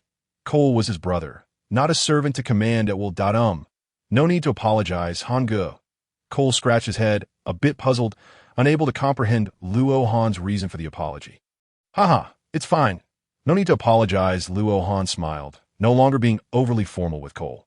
Looking at the moonlit sky, the moon had traversed halfway across the heavens. Time flies. Let us head back, Cole. Luo Han called for Cole as they prepared to return for some rest. Cole replied. The two then soared back to their vessel docked at the pier. Yes, soon as they touched down on the gangway, they beheld Whitebeard reclining on a gangway, a bottle of liquor in hand. Sipping leisurely. You're back. Truly diligent. Training again tonight, Whitebeard remarked, taking a swig from his bottle upon noticing Luo Han and Cole's arrival. Haha, Newgate. Why are you here? Aren't you off to the town to rest? Luo Han, curious, noted how Whitebeard seemed to have been on the ship for quite some time. Didn't you also return to the ship? Whitebeard countered, equally intrigued. As for us, Cole's size is too immense. There's south no suitable place to rest in the town, so we returned to the ship. Luo Han shrugged, explaining while glancing at Cole's colossal frame. Then he reclined, directing his gaze towards Whitebeard. As for me, I simply find it uncomfortable on land. I'm accustomed to life aboard the ship, Whitebeard said, shaking his bottle of liquor self-deprecatingly. It seemed there was a story behind this. Observing Whitebeard, Luo Han thought. Cole, let us rest on the gangway tonight. Noticing Cole still standing, Luo Han suggested. Thud. The ship swayed slightly. That was caused by Cole lying down. Luo Han mused that, in the future, we truly need a larger ship. He contemplated, subsequently, Luo Han lay down to rest. The pirate ship quietly anchored in the serene sea, a gentle breeze wafting the faint scent of the ocean, harmonizing with the soft moonlight that filtered through the gangway where the three of them lay. For a moment, silence enveloped the gangway. With his hands behind his head, lying on the gangway, Luo Han gazed at the moon, which had traversed 2/3 of its journey. Suddenly, a wave of nostalgia for home washed over him. Specifically for the home of his past life. Luo Han is not an orphan. He has parents and a younger brother, leading a life that can be deemed average, belonging to an ordinary family. Alas, it has been quite some time since he pondered his past life. With this sentiment, Luo Han gradually drifted into slumber. Morning arrived. The crimson rays of the sun roused Luo Han from his slumber. He opened his eyes to find Cole still asleep, while Whitebeard had already risen, leaning against the side of the ship with a bottle of liquor in hand. "Awake now, lad. Care for a sip to invigorate your senses?" Whitebeard said, brandishing the bottle towards Luo Han. "No, thank you. Enjoy it yourself," Luo Han replied, rubbing his eyes in an effort to wake himself up. He got up and made his way to the ship's kitchen, where he grabbed some bread and water before returning to the deck. Gulping down some water and nibbling on the bread, Luo Han felt rejuvenated after taking a deep breath at tea this hour. It was still quite early, with only Whitebeard continuing to indulge in his drink. Noticing that Cole was still in slumber, Luo Han took to the skies, wishing to view the world from above. This marked the first tranquil morning of his journey at S. He felt the gentle morning breeze caress his face. Luo Han experienced a profound sense of comfort, gazing down at the small town. He noticed wisps of smoke rising from the rooftops, indicating that breakfast was being prepared. Looking towards the distant horizon, the sun was just beginning to emerge, casting its radiant light across the sea. Shielding his eyes from the glare, Luo Han took in the scenery for a moment before returning to the ship. Why now? Cole had awakened, albeit still somewhat dazed. Luo Han paid him no mind and took a seat at the bow of the ship, contemplating the path ahead. Through the analysis conducted the previous night, Luo Han had resolved to concentrate his efforts on enhancing his psychic abilities. The battle from the night before had revealed to him that his psychic power could swiftly adapt and increase in intensity when coupled with Haki. This presented a method for rapid strength enhancement in a short span of time. After all, Luo Han was uncertain of when the battle at God Island would occur, but he was aware that it would undoubtedly be a fierce confrontation. Without sufficient strength, he risked death. Moreover, Luo Han had envisioned a direction for his development, to elevate his psychic powers to a level akin to the Haki of rocks, characterized by fluidity, explosive force, and robust defense. Achieving this would ensure that his defensive capabilities and speed were formidable enough to secure his survival. As for his physical strength and Haki, there was no need for concern. Luo Han's body was continuously strengthened due to the guidance of his mind. All he needed to do was refine his psychic abilities. As the day brightened, the sun began to radiate heat, and the pirates resting in the nearby town gradually returned to their ships, preparing to set sail. Luo Han scanned the town, where plumes of smoke rose, shrouding the entire area in a hazy veil. Suddenly, he spotted a golden figure darting through the misty town. With a whoosh, it was the Golden Lion, soaring towards the pirate ship at an astonishing speed. Thud! Thud! The Golden Lion landed on the deck with a furious expression. Striding towards Whitebeard, the informants from Hive Island had the audacity to inform you first, the Golden Lion exclaimed. Upon hearing this, Whitebeard set down his bottle, stood up, and chuckled lightly to Ha. Is there truly a need to quibble over this? Golden Lion, this places me beneath you, does it not? The Golden Lion's face remained grim as he replied, It is truly vexing, Whitebeard. Whitebeard shook his head in silence. Engaging in such disputes was unnecessary. They were still both among the elite. Once that little rascal arrives here, I shall ensure he experiences despair. The Golden Lion huffed in frustration. Luo Han and the now-awakened Cole observed this exchange with bewilderment, curious about the unfolding events. So, what transpired, my esteemed comrades? Luo Han inquired, his face reflecting curiosity. A group of pirates intends to challenge the Rock's pirates and plans to raid White Island. Whitebeard nonchalantly waved his hand, upon learning this from the informants.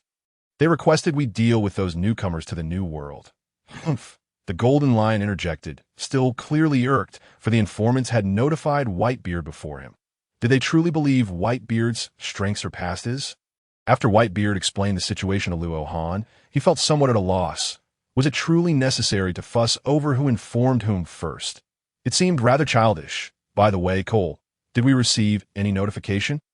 Luo Han suddenly recalled, turning to Cole with a question.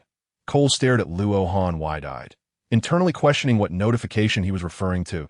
Seeing the confusion in Cole's expression, Luo Han realized that they had only informed Whitebeard and the Golden Lion. What does that imply? Do they look down upon me and Cole? Luo Han's face flushed with indignation. If that informant were before him now, Luo Han would surely unleash a psychic volley to demonstrate his prowess. Ah, the double standards are quite amusing, the Golden Lion chuckled, feeling a bit embarrassed. Had he truly acted that way? Luo Han simmered with anger for a moment before leaning against the ship's railing. Turning to Whitebeard to ask, "So, how long must we wait here?"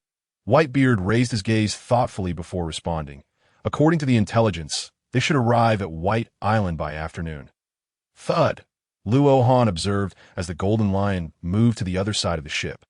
Glancing back at Whitebeard as he declared, "I'm off to drink. Notify me when that little brat arrives." Without waiting for Whitebeard's reply, the Golden Lion soared back towards the town. Whitebeard said nothing further. Returning to his seat with yet another bottle of liquor seemingly appearing from nowhere, Luo Han turned to Cole, inquiring whether he wished to join him in hunting sea kings for lunch. Cole had long desired to taste the flesh of sea kings and readily agreed. Alas, it was unavoidable. Cole's appetite was insatiable, and the ship's meat supply had nearly been depleted. They had no choice but to hunt for more. The two then set off towards the nearby sea, arriving at a location 100 kilometers from the island. From this vantage point, White Island was barely visible, appearing only as a distant outline.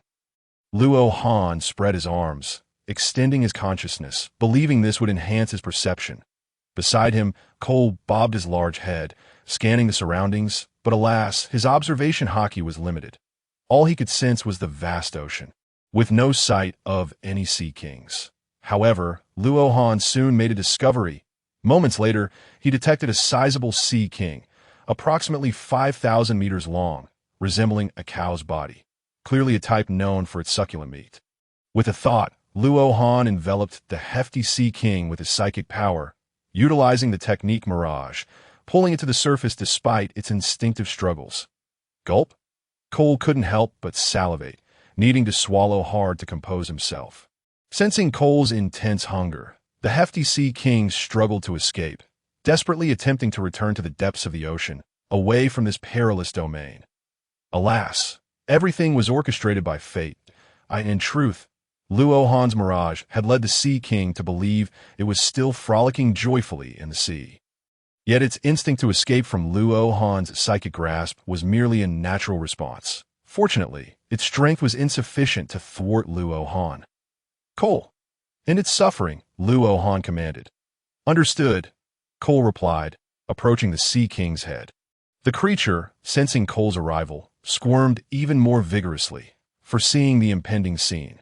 Without granting the Sea King much time to contemplate, Cole delivered a powerful punch, penetrating the creature's skull. Before long, the Sea King ceased its thrashing. "All done, Han," Cole said, wiping his mouth. "Very well. Let us return," Luo Han replied. Subsequently, Luo Han used his psychic powers to control the hefty Sea King, guiding alongside Cole back to White Island.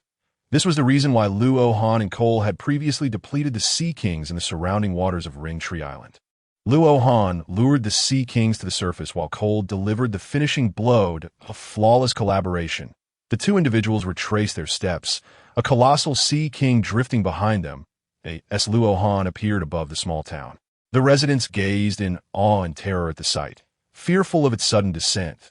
The 5,000-meter-long beefy Sea King obscured the sunlight directed towards the town, casting a deep shadow.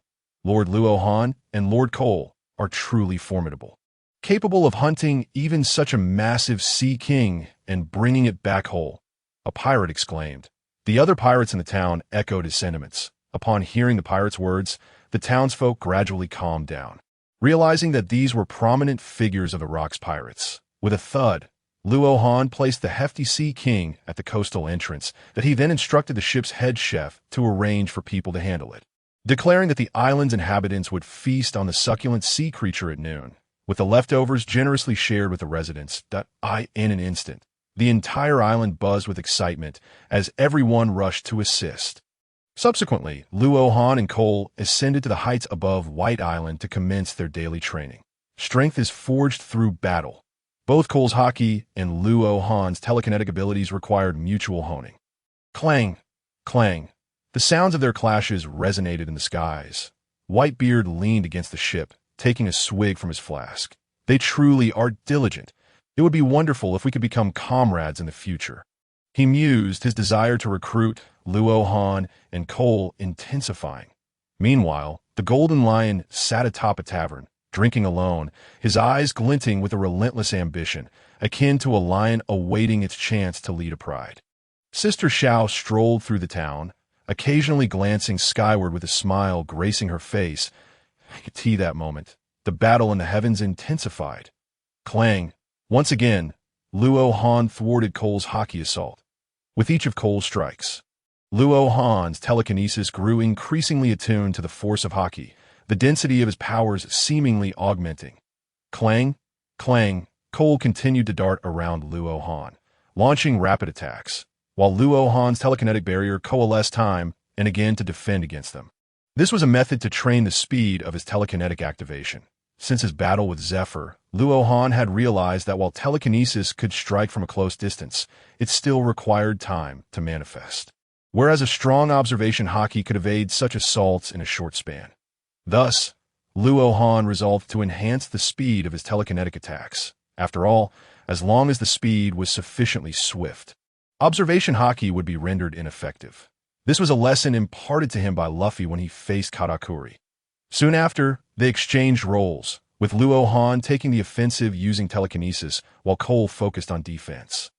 The element of surprise and telekinetic attacks would greatly aid Cole in honing his observation haki.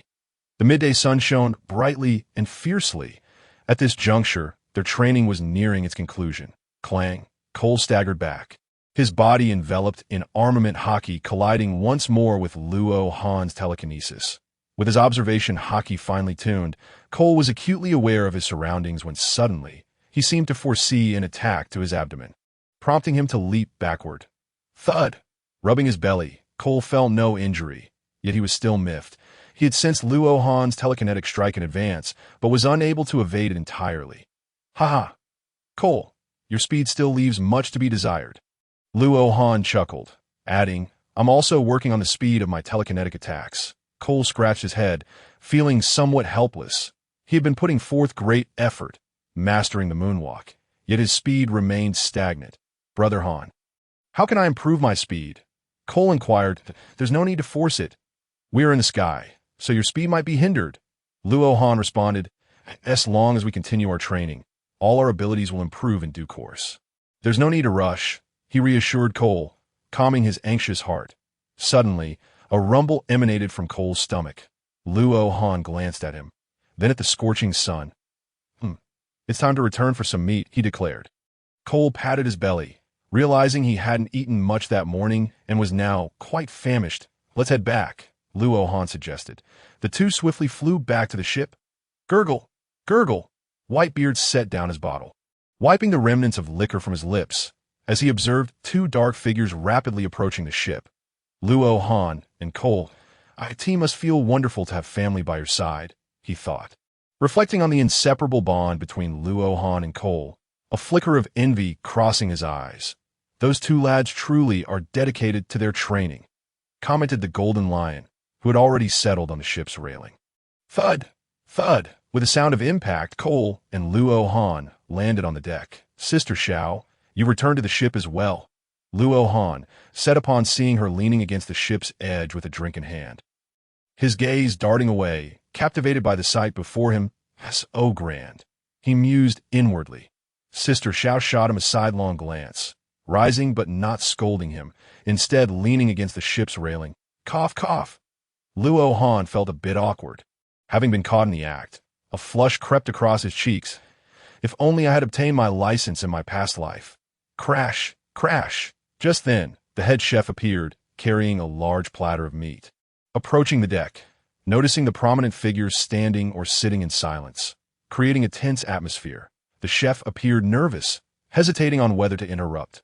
Fortunately, Cole's stomach growled, shattering the stillness. Dinner is served. Brother Han. Cole's eager voice snapped Luo Han back to reality. Yes, it's time to eat. Luo Han took a seat on the deck, and Whitebeard and the Golden Lion naturally formed a circle with him and Cole.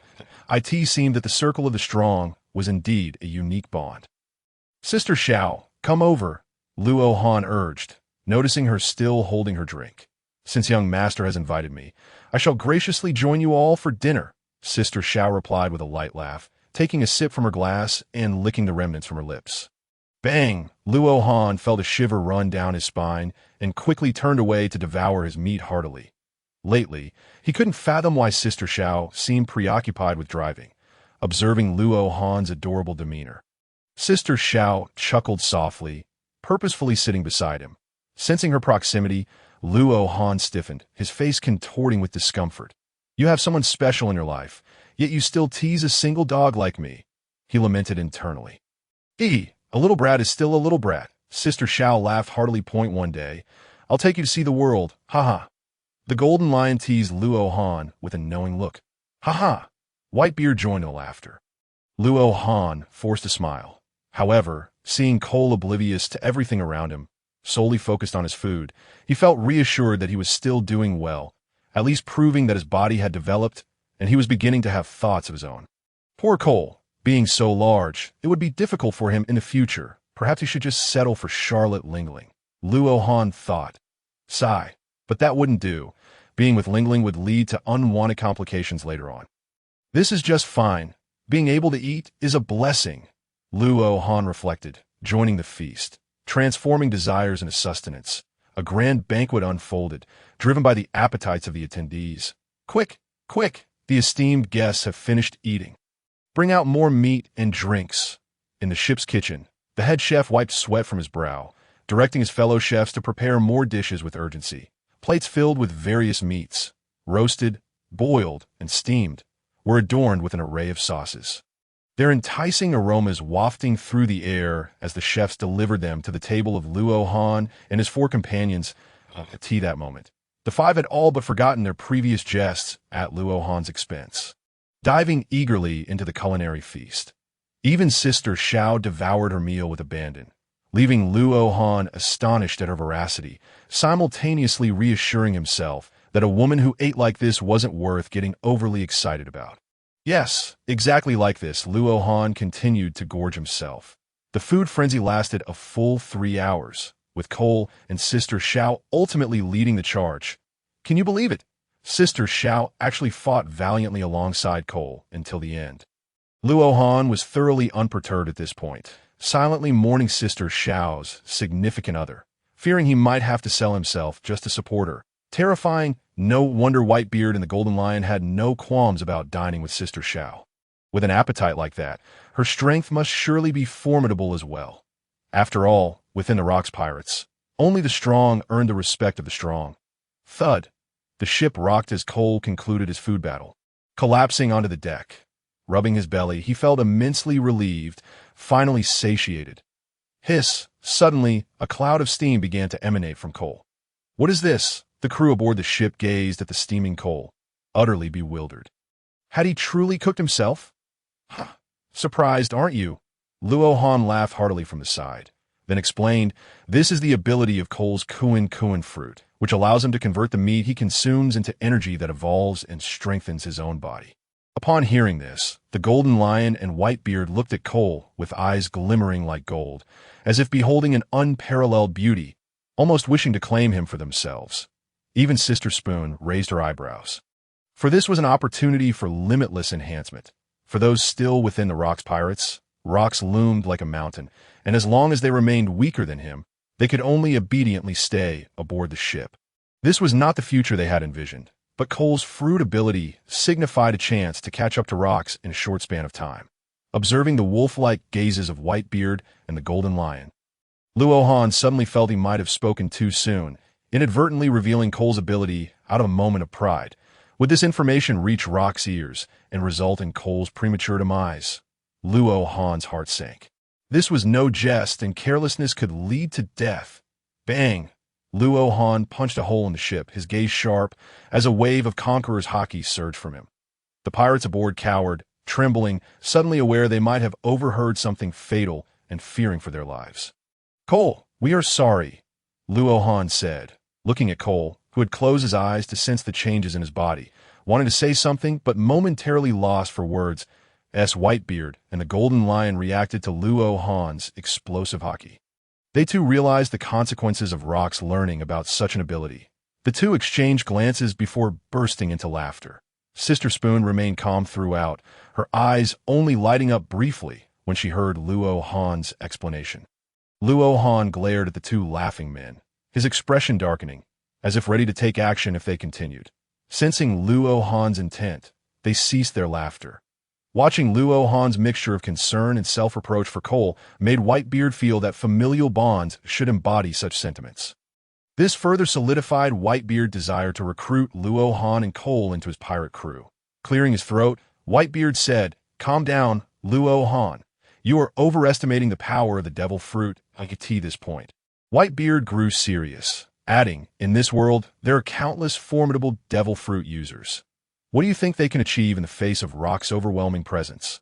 Luo Han suddenly froze, recalling the overwhelming haki that surrounded Rock's when he visited the Ring Tree Island. It was a force that could disintegrate anything that came into contact with it. It seemed no one's devil fruit ability could even approach Rock's body. This was a transformative power. Even if Cole's physique were to excel, it would be challenging to withstand Rock's might. With this realization, Luo Han's expression eased slightly. However, he vowed to be more cautious with his words in the future.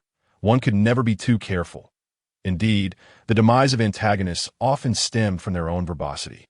Inadvertently revealing one's weaknesses could lead to a fatal counterattack. The Golden Lion's eyes darted, shifting from Cole to Luo Han. Once Luo Han had calmed down, he remarked, "Surely, Cole's devil fruit ability must have its limitations?" "Indeed. It only proves effective when consuming the flesh of powerful sea kings," Luo Han replied, not surprised. After all, without restrictions, Cole would have been invincible long ago. Sigh.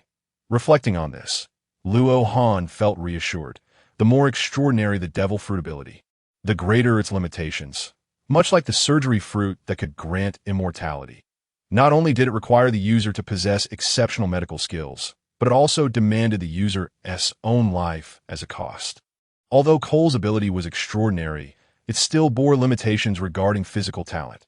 Given Rock's arrogance, he would hardly concern himself with Cole's ability. In fact, he might even prefer Cole to grow stronger. The Golden Lion also sighed in relief, grateful for the restrictions, lest it truly become an overpowered ability. Enough of this. Let us not dwell on such matters, Whitebeard interjected, noting that it was nearly afternoon. The Golden Lion's eyes widened, recalling the pirate crew mentioned in the intelligence report that was en route to White Island, eager to show them the dire consequences of crossing him. Just then, bang! Another hole was punched into the ship. Luo Han gritted his teeth, declaring, "It's that damned pirate crew that has left me on edge today. I must teach them a lesson later." "What was the name of that crew again?" Whitebeard. Whitebeard remained silent, his expression wavering. How could he inform Luo Han that he was also unaware? He had only heard about a crew challenging the Rock's pirates at White Island before the call was abruptly cut off. Phew, at that moment, Cole opened his eyes, observing the immobile state of the chef and others with curiosity. Noticing Cole had concluded his physical evolution, Luo Han hastily inquired, "So, how did it go, Cole?" "Quite well. Perhaps I had accumulated enough beforehand. For my strength has increased significantly," Cole replied. "Luo Han, what were you all discussing just now? I thought I heard you calling my name, just a discussion about your fruit ability. Nothing to worry about," Luo Han reassured him. Cole accepted this without suspicion. Standing up and clenching his fist, he looked at Luo Han and said, "Luo Han, I want to adapt to my newfound strength in the sky." "Go ahead. Do you need me to accompany you?" Luo Han replied, "No. Thanks." Cole waved his hand before soaring into the sky at great speed. High above, Cole reveled in the fluidity of his flight. His surprise. The enhancement of his physical talent had even improved the flying capabilities granted by the devil fruit. From now on, he would likely evade Luo Han's telekinetic attacks. He recalled how he had always been a step behind Luo Han's telekinesis that morning. Feeling a surge of competitiveness, clash, clash, Cole released his haki, enveloping his hands, and exchanged a few strikes. Controlling haki has become easier, he mused. Aboard the ship, as Cole adapted to his enhanced physique in the air. Sister Spoon suddenly remarked, Luo Han, I noticed you and Cole training together last night. Your physique seems quite impressive. With that, her gaze hinted at something more. Sister Spoon, please spare me. Ever since witnessing your appetite, I've resolved never to be flustered by you again, Luo Han said, feeling a headache coming on. Compared to the limitations of Cole's devil fruit ability, Luo Han's mental guidance was a game-changer. Although it was somewhat slower without the energy guidance, it lacked restrictions, which was why Luo Han was confident he could surpass rocks. However, he couldn't voice this. He had begun to suspect that the world government had taken notice of both him and Cole. After all, following the battle with Zifa, the Navy could not pretend to overlook the threat posed by Luo Han and Cole. Yet, they had yet to receive any bounties, nor had there been any reports in the newspapers about their joining the Rocks Pirates. Luo Han speculated that the world government had to do something based on the timeline of Rock's pursuit of Roger when they arrived at Ring Tree Island. Alas, it was perplexing. This was highly unusual. Even the bounties for Whitebeard and the Golden Lion had increased, indicating that the earlier battle with Zifa had been reported. Yet Luo Han and Cole had been overlooked. Perhaps the world government was still in the observation and investigation phase. Once Luo Han slipped up, a storm could be brewing. Thus, he must not allow others to perceive his physical talent as formidable. Noticing the curious expressions of Sister Spoon and Whitebeard, Luo Han thought it might be best to clarify everything today. Enabling others to relay this information to the world government, he proceeded to explain, as for my devil fruit ability, to be honest, I'm not entirely sure that I feel as though I can manipulate an intangible force. By enveloping my body with this power, I can achieve flight and integrate this force into myself, enhancing my strength and speed. This is why I can trade blows with Cole. However, the fusion imposes a significant burden on my body, so I rarely use it in ordinary combat. Indeed, that is quite a rare ability. It is also quite comprehensive, Whitebeard remarked, reflecting on Luo Han's battle with Zef. It seems your physical strength does not match Cole's. But the synergy between you two is remarkable. It's all right, Luo Han could only respond, sigh. The Golden Lion sighed, a hint of regret in his voice. Such a remarkable devil fruit. If one's physical endowment were to be somewhat more formidable, combined with the powers of the fruit, it would indeed be a force to be reckoned with. Hearing the sigh of the Golden Lion, Luo Han felt rather unfazed. Yet, there was a gaze that persistently kept him on edge. Oh, Shovel Sister, please don't look at me like that. I feel so vulnerable. Shovel Sister replied, retracting her teasing gaze, reflecting on the latter part of last night, when Luo Han and Cole engaged in hand-to-hand combat on the ground. It certainly did not seem as if his physical prowess was lacking. Little Luo Han might not be aware that my observation haki can sense things from a great distance. With this thought, Shovel Sister chuckled once more. Shovel Sister's laughter makes Luo Han feel as if he's been caught lying by a teacher in his childhood. It's utterly discomforting. Thud, thud. The sound of heavy objects hitting the ground echoed, as the head chef directed numerous pirates in loading supplies onto the ship. Pieces of marinated meat, gathered from the small town, filled the air with a savory aroma from the ship to the town. Luo Han leaned against the ship's railing, captivated by the scene, finding it far more engaging than watching an anime in his previous life. Just then, Luo Han sensed an unfamiliar pirate ship appearing 40 kilometers away, heading towards White Island. It must be the pirate crew coming to stir up trouble.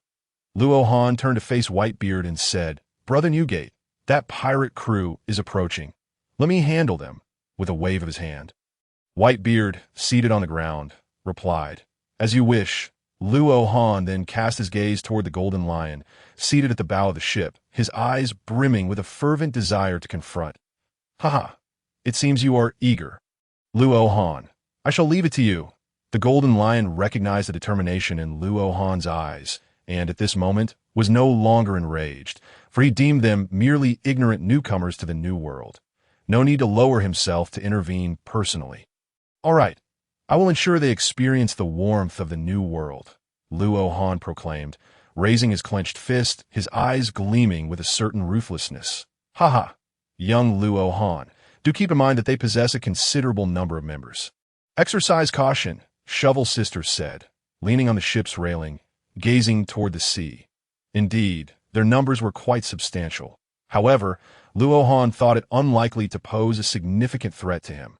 Many in number, to me, it holds no relevance. Luo Han mused. Suddenly, it dawned on him that Whitebeard and the others had seemingly noticed the approaching pirate ship as well. Does that imply their observation haki can also sense things from afar? Then, what about the hand-to-hand combat with Cole last night? Yet, observing the expressions of Whitebeard and the Golden Lion, they did not seem to be aware of his physical aptitude. Oh, Luo Han suddenly recalled Shovel Sister's inquisitive smile when she looked at him. It must have been Shovel Sister. He glanced at her, feeling somewhat embarrassed. Did not expect that, did you, Luo Han? Whitebeard chuckled. Shovel's observation haki possesses the greatest range among us, What can I say? Luo Han offered a forced smile to Whitebeard. Realizing he had underestimated others, no, it should be that he underestimated women, particularly those who enjoyed toying with them. Ian, no need to worry. I still require the care of my two young gentlemen. Shovel Sister suddenly whispered in Luo Han's ear. Feeling her feminine scent brush past him, Luo Han's face flushed crimson, but he sighed internally. Old rogue, only able to bully my innocent heart, he thought. However, he refrained from saying more, leaping onto the mast and gazing into the distant sea. Before long, a pirate ship began to materialize before everyone's eyes. That moment, Captain George Tuck, eyeing the ship adorned with the flag of the Rocks Pirates, was filled with immense excitement, thinking, I shall soon be renowned in the new world. Indeed, Granny was right. The new world is my land of glory.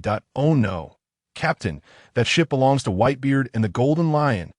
An observing pirate, drenched in cold sweat, hurriedly reported to George Tuck after lowering the telescope. Tuck rushed to the bow. Snatching the telescope to gaze at Luo Han and the others, he beheld Whitebeard seated on the gangway, drinking, while the Golden Lion sat at the bow railing, seemingly indifferent. Only a voluptuous woman and a young man stood on the mast, gazing at Tuck. The young man appeared somewhat unattractive, while the alluring woman leaned against the railing, smiling and gesturing to Tuck. Aha! Tuck laughed heartily, pulling a nearby pirate's head closer and securing it with his long, three-sectioned arm. He boldly shouted towards Luo Han and the others. Hey, why all the fuss? Can't you see they're already bowing to my charisma? Lacking any courage to resist? Is that truly the case? The observing pirate, nervously peeking, questioned. However, the other pirates behind him, lacking doubt, began to celebrate yet another impending victory. After all, they had breezed through, defeating everyone who crossed Captain Tuck's path. None could withstand his devil fruit abilities. The mere thought of that terrifying figure sent shivers down the spines of the pirates, even though they had grown accustomed to Captain Tuck's might. The recollection of that slaughterous silhouette still instilled fear within them. Thus, their trust in Captain Tuck was unwavering, with some already reclining in anticipation of the forthcoming celebration. It seemed this crew of pirates intended for their captain to engage in battle while they cheered from the sidelines. Such a bizarre band of pirates indeed. Luo Han observed this scene with his divine sense, shaking his head in disbelief. However, a devil fruit user, it appeared to be yet another fool who fancied himself capable of ruling the new world simply because he possessed a formidable ability. Bang! At that moment, Cole returned from the air to the ship, gazing at the incoming pirate vessel, its black sails bearing a white skull with two green cross daggers. This is the troublesome pirate crew, Cole remarked. Indeed, Luo Han replied, descending from the mast of the ship's edge, leaning against the railing, and shrugging at Cole. Only these fools, with their ridiculous green daggers sticking out of their heads. I can't believe they thought of that. Hearing the commotion, the head chef and other pirates approached the ship's edge, spotting the nearing pirate crew. So, this is the rookie pirate crew coming to trouble our Rocks Pirates, the head chef mused inwardly. Just then, one pirate suddenly gaped, his pupils dilating, gripping the railing tightly, and exclaimed in astonishment, "What is it, Jack?"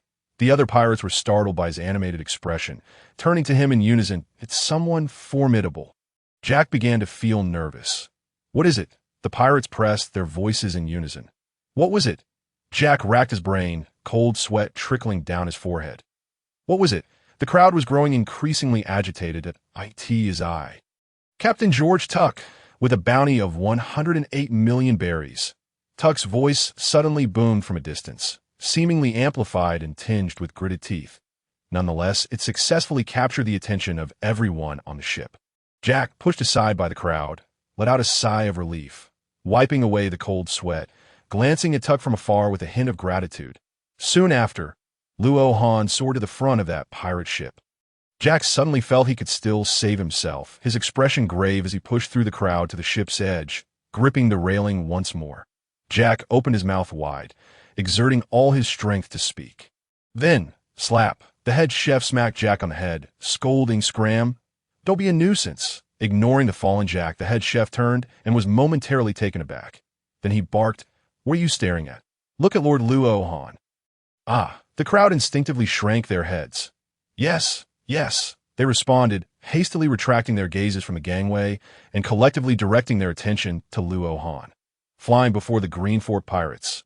Oh, Green Fork is a name Luo Han himself coined.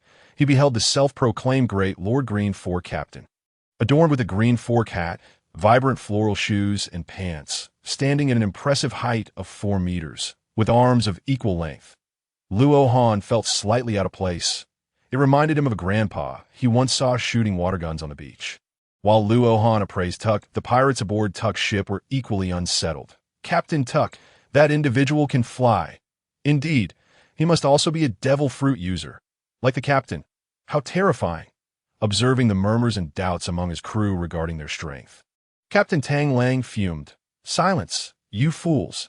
Have you forgotten Granny's teachings?" "Ah, indeed." The words of the old woman, standing amidst the ruins of the town as the pirates set sail, echoed in their ears once more. "Taker, you are far too powerful. Your destiny does not lie here. The new world is where you truly belong, a realm said to possess everything in existence. All prepared for you, my dear. I have made you some pancakes. Eat them if you grow hungry on your journey." Reflecting on these memories, the pirates regained their confidence, proclaiming their supremacy in the world, directing a torrent of mockery towards Luo Han, but a silence enveloped Luo Han. "Ha ha!" Captain Taker erupted into laughter, brimming with pride, secretly contemplating. "Indeed, the old woman speaks the truth. I am destined to possess the world, and all shall be captivated by my charm. However, this individual, who shares my devil fruit abilities, could certainly be recruited into my crew. As a man fated to possess the world, my aspirations ought to be grander." Clang! Luo Han instinctively dodged to the side as a sudden slash cut through the air beside him and the Green Fork pirate ship. Instantly, the sea was cleaved apart like cheese, with the Green Fork ship being pushed aside by the parted waters. "That bastard, Golden Lion!" Luo Han turned to see the impatient Golden Lion exclaim, "Hey, kid Luo Han. We still need to pursue the Roger pirates. Hurry up." Luo Han shrugged, saying nothing, glancing at the astonished Captain Taker and his crew aboard the ship. Luo Han decided not to linger, with a thought. He enveloped all members of the Green Fork pirate group in telekinesis point one by one. They were lifted from the ship like dumplings, gathering before Luo Han to form a larger dumpling. "Da-da, Captain, I can't move." "Neither can I. Shut up, you fools. Have you forgotten the teachings of the old woman?" Captain Taker scolded his wavering crew, though he himself trembled internally. Yet miraculously, the moment they recalled the old woman's teachings, their confidence surged anew. Luo Han was astounded. The fear he felt upon witnessing Golden Lion's formidable slash was still vivid, yet upon recalling the mysterious old woman's teachings, he was instantly filled with confidence that it was truly remarkable. Luo Han shook his head, turning to the struggling Captain Taker, and inquired, "Tell me, how did such fools like you come to challenge the Rock's pirates? Was it the old woman?" This statement seemed to touch a nerve with Captain Taker, causing him to frown and cease his struggles. With a fierce gaze, he fixed his eyes on Luo Han, speaking in a low voice. How dare you question the old woman's teachings? Roar. With this roar, Taker began to transform, using his devil fruit ability. Luo Han's eyes gleamed. So this was the nature of this fellow's devil fruit ability. Quite intriguing. Luo Han released his control over Taker, allowing him to transform freely. Indeed, this fellow, like Cole, was also a Zoan-type devil fruit user, and it appeared to be a unique ability. But what kind of species was it? Crack, crack. Sounds echoed as a massive figure, towering 10 meters high, materialized before Luo Han, resembling a mantis floating in the air. With green wings sprouting from its back, several sharp white bone spikes jutted from its shoulders, and its arms wielded two enormous purple blades, glimmering with a faint purple light. Its legs ended in deadly claws. Gazing upon this creature, clad in a purple exoskeleton with an alien-like head, its mouth dripping with an unknown purple liquid, akin to the champion Kha'Zix from League of Legends. Luo Han trembled with excitement. Indeed, this was the Void Reaver Kha'Zix. What a magnificent devil fruit ability. Luo Han yearned for the day he could have devoured such a fruit himself. Alas, it had fallen into the hands of this fool. No. Luo Han instantly resolved to recruit this individual, since he had not consumed the fruit himself. Let this fool serve as a subordinate henceforth. Lost in his reverie, Luo Han was oblivious to the indescribable expression on his face. Aha! Behold my magnificent form. Are you not already captivated by my charm? Taker, observing Luo Han lost in thought, believed he had ensnared him with his allure. Interrupted from his daydream, Luo Han raised his head to look at Taker.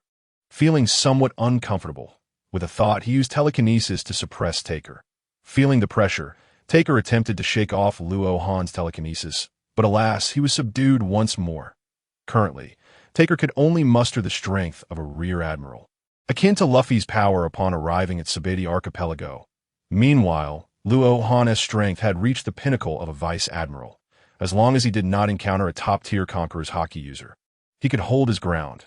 With Taker now on par with him, Luo Han felt considerably more at ease. Now then, show me your abilities. Luo Han released Taker from his telekinetic restraints, feeling the newfound freedom. Taker wasted no time, swinging the enormous purple blades on his arms down upon Luo Han. Clang, clang. The force of the impact reverberated through Taker as his blades met Luo Han's telekinetic wall, feeling as though he had struck solid steel. Before he could react, Taker was flung away as though struck by a massive door, sending his comrades, previously freed from Luo Han's control, tumbling into the water with a splash. Like dumplings being dropped. For a moment, the sound of splashing filled the air, with only Taker suspended 500 meters from Luo Han. Luo Han assessed the recent strike, his eyes shining brighter. It seemed that Taker's exoskeleton provided commendable defense. Flung to a distance, Taker shook his head to regain his composure, gazing at Luo Han with intense confusion.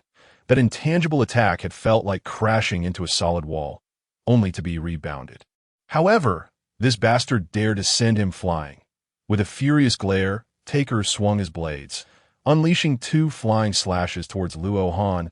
He then flapped his wings, unleashing a flurry of sharp feather blades that shot forth like daggers. Following the slashes towards Luo Han, the two flying slashes and the feather blade attacks loomed larger in Luo Han's vision, yet could not conceal the gleam of anticipation in his eyes. Ah, this feels right, Luo Han mused, hands behind his back. With a sharp focus, he conjured a telekinetic wall. Clang, the flying slashes and feather attacks struck Luo Han's telekinetic barrier in succession. Not bad, but still lacking, Luo Han remarked. Although resembling the slashes of a swordmaster, they were fundamentally mere wind blades bestowed by the devil fruit, devoid of will, failing to achieve the realm of steel-cutting strikes, the feather attacks. Intended for minor foes, also merely produced delightful chimes in Luo Han's presence. Go on. Is that all you have? Luo Han called out to Taker, having failed to harm Luo Han with either attack. And hearing his enthusiastic encouragement, Taker began to feel uneasy. He quickly closed his eyes and mentally recited the old woman's teachings once more. The old woman was right. I, Taker, am the master of this world. A man destined to possess it all. Opening his eyes, Taker declared, "I, Taker, am once again the Lord of the world. Now, witness the new ability I have developed to conquer it. Die." In Luo Han's view, Taker shouted and momentarily vanished, as if entering another realm where he sensed nothing. Could it be that extreme? Luo Han wondered, focusing intently on his surroundings. Suddenly, with a whoosh, Taker reappeared 100 meters away, as if teleporting, and swiftly leaped towards Luo Han. His speed noticeably increased. Utilizing the momentum from his jump, Taker swung his dual blades, launching a rapid strike at Luo Han. Clang! The blades met Luo Han's telekinetic wall once more, yielding the same result, blocked. Despite the added speed from his leap, Taker's fundamental strength remained insufficient. Nevertheless, Luo Han was genuinely enamored with this devil fruit ability, although he had often met his demise at the hands of the Mantis in League of Legends during his past life. Wielding it himself was exhilarating. Luo Han delighted in such explosive, high-damage capabilities, relishing the sensation of an opponent's health bar vanishing in an instant. Only those who have experienced it can truly understand. Once again obstructed, Tucker observed Rohan, who had succumbed to his daydreams, and began to retreat stealthily. Sensing Tucker's movement, Rohan snapped back to reality. This was not the time for fanciful thoughts. However, the notion of retreat was futile. With a swift exertion of telekinetic force, Rohan pulled Tucker back into place. "Speak. What is the nature of your devil fruit ability?" Rohan inquired, curiosity piqued by the resemblance between Tucker's powers and those of the Void Reaver Kha'Zix from the realm of League of Legends. To be honest, Tucker's sudden appearance from 100 meters away had startled Rohan, but fortunately, his perception was exceptionally keen. "This is absurd," Granny said. "I am a man destined for the new world. How could I possibly be ensnared?" Tucker murmured to himself, struggling in vain against Rohan's firm telekinetic grip. Granny remained an extraordinary figure in Tucker's mind, her status unwavering even in such circumstances. Yet, Rohan had no intention of allowing this to continue. He regarded Tucker with a mocking smile. "Well then, your performance has come to an end. Now, reveal your devil fruit ability." Tucker, non-committal, intensified his struggles, his strength seemingly bolstered as if he were mentally reciting Granny's teachings once more. Truly, Granny was a remarkable individual, Rohan mused. However, this was not the moment for Tucker to gain strength at will. Rohan extended his right hand towards Tucker, his palm tightening slightly, akin to grasping a delicate egg. Instantly, Tucker felt the telekinetic pressure mounting around him, cracking sounds emanating from the shell-like armor enveloping him. Panic began to set in for Tucker as he gazed at the diminutive figure before him, whose eyes gleamed with an insatiable greed reminiscent of a voracious demon. "I surrender. I represent the Green Fort pirate crew in surrender." As the pressure intensified, Tucker's body acted in accordance with his mind, hastily declaring his capitulation. Upon hearing Tucker's words, Rohan relinquished his telekinetic hold, a hint of surprise crossing his features. "You truly are from the Green Fort pirate crew. Aren't you the man destined to possess the world? Why then, choose such a lackluster name for your crew and surrender so readily?" So you too have heeded Granny's teachings. She was right. Men like me, destined to possess the world, cannot perish, Tucker retorted suddenly. He had focused solely on the part of Rohan's statement regarding being destined for greatness, disregarding the rest. And in that instant, he became invigorated, his eyes reflecting unwavering trust in Rohan. Clearly viewing him as a comrade who shared Granny's wisdom, Rohan was at a loss for words. This conversation seemed to be on an entirely different wavelength, yet Tucker was keeping pace. Simultaneously, he felt a twinge of fear towards Granny, who possessed an uncanny ability to alter one's thoughts and will, akin to a divine being. Setting aside these thoughts, Rohan reassessed Tucker and stated, "From this day forth, you shall be my subordinate. Understood?" "Yes, Captain," Tucker replied cheerfully. For those who acknowledged Granny's teachings, they were regarded as allies, and recognizing Rohan as a leader posed no issue for him. After all, it did not detract from his identity as a man destined for the world. Rohan's lips twitched in amusement at how readily Tucker had acquiesced. Never mind. He would not dwell on Granny's myriad wonders. It was imperative to ascertain the true nature of Tucker's abilities. After all, they had lingered for far too long. Now, can you divulge your abilities? Rohan prompted. Certainly, Captain, Tucker exclaimed, grinning broadly, that I am the user of the animal-type mythical beast flying mantis fruit. Currently, I can fly and leap. Moreover, I have recently developed a skill called void walking, allowing me to traverse a surreal space. This space mirrors reality, yet I am the sole occupant, and it possesses an ethereal quality. Presently, I can only remain there for 1 second before being expelled. Our Ohan rested his chin on his hand, pondering that it appeared that Tucker was still unpracticed. Otherwise, a second's duration would have brought him closer to Rohan. The capability of void walking bore similarities to the air gates opened by the Dordor fruit and was reminiscent of Kha'Zix's stealth and acceleration abilities. How extraordinary it was to discover such a parallel among devil fruits. With a smile, Rohan declared, "All right, I comprehend your abilities now. From henceforth, you will accompany me and Cole." He gestured towards Cole on the ship. That tall figure is Cole. Tucker followed Rohan's indication, astonished to find another man of imposing stature, mirroring his transformed self. Indeed, those who followed the captain were formidable. This indicated that Cole was also an ally. Noting Tucker's lack of resistance, Rohan pointed towards Tucker's pirate ship and said gravely, "Now, go tend to your crew. Join us shortly." "Understood, Captain," Tucker replied, hurrying off to reassure his comrades.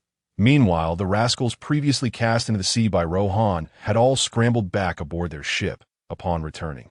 Tucker reverted to his normal form. Though it was unclear how he explained the situation to his crew, Rohan observed as the group oscillated between indignation and raucous celebration, soon taking the helm to follow in Rohan's wake. With a resounding thud, Rohan returned to the ship and addressed Whitebeard and Golden Lion. "That crew of pirates shall henceforth join the Rock's pirates under my command." Whitebeard chuckled.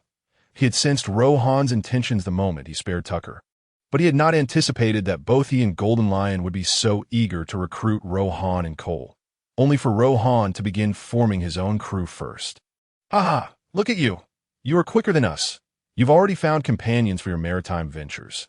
Rohan felt a blush of embarrassment. It seemed true. However, this was not about establishing a pirate crew. It was merely a matter of collecting interesting individuals.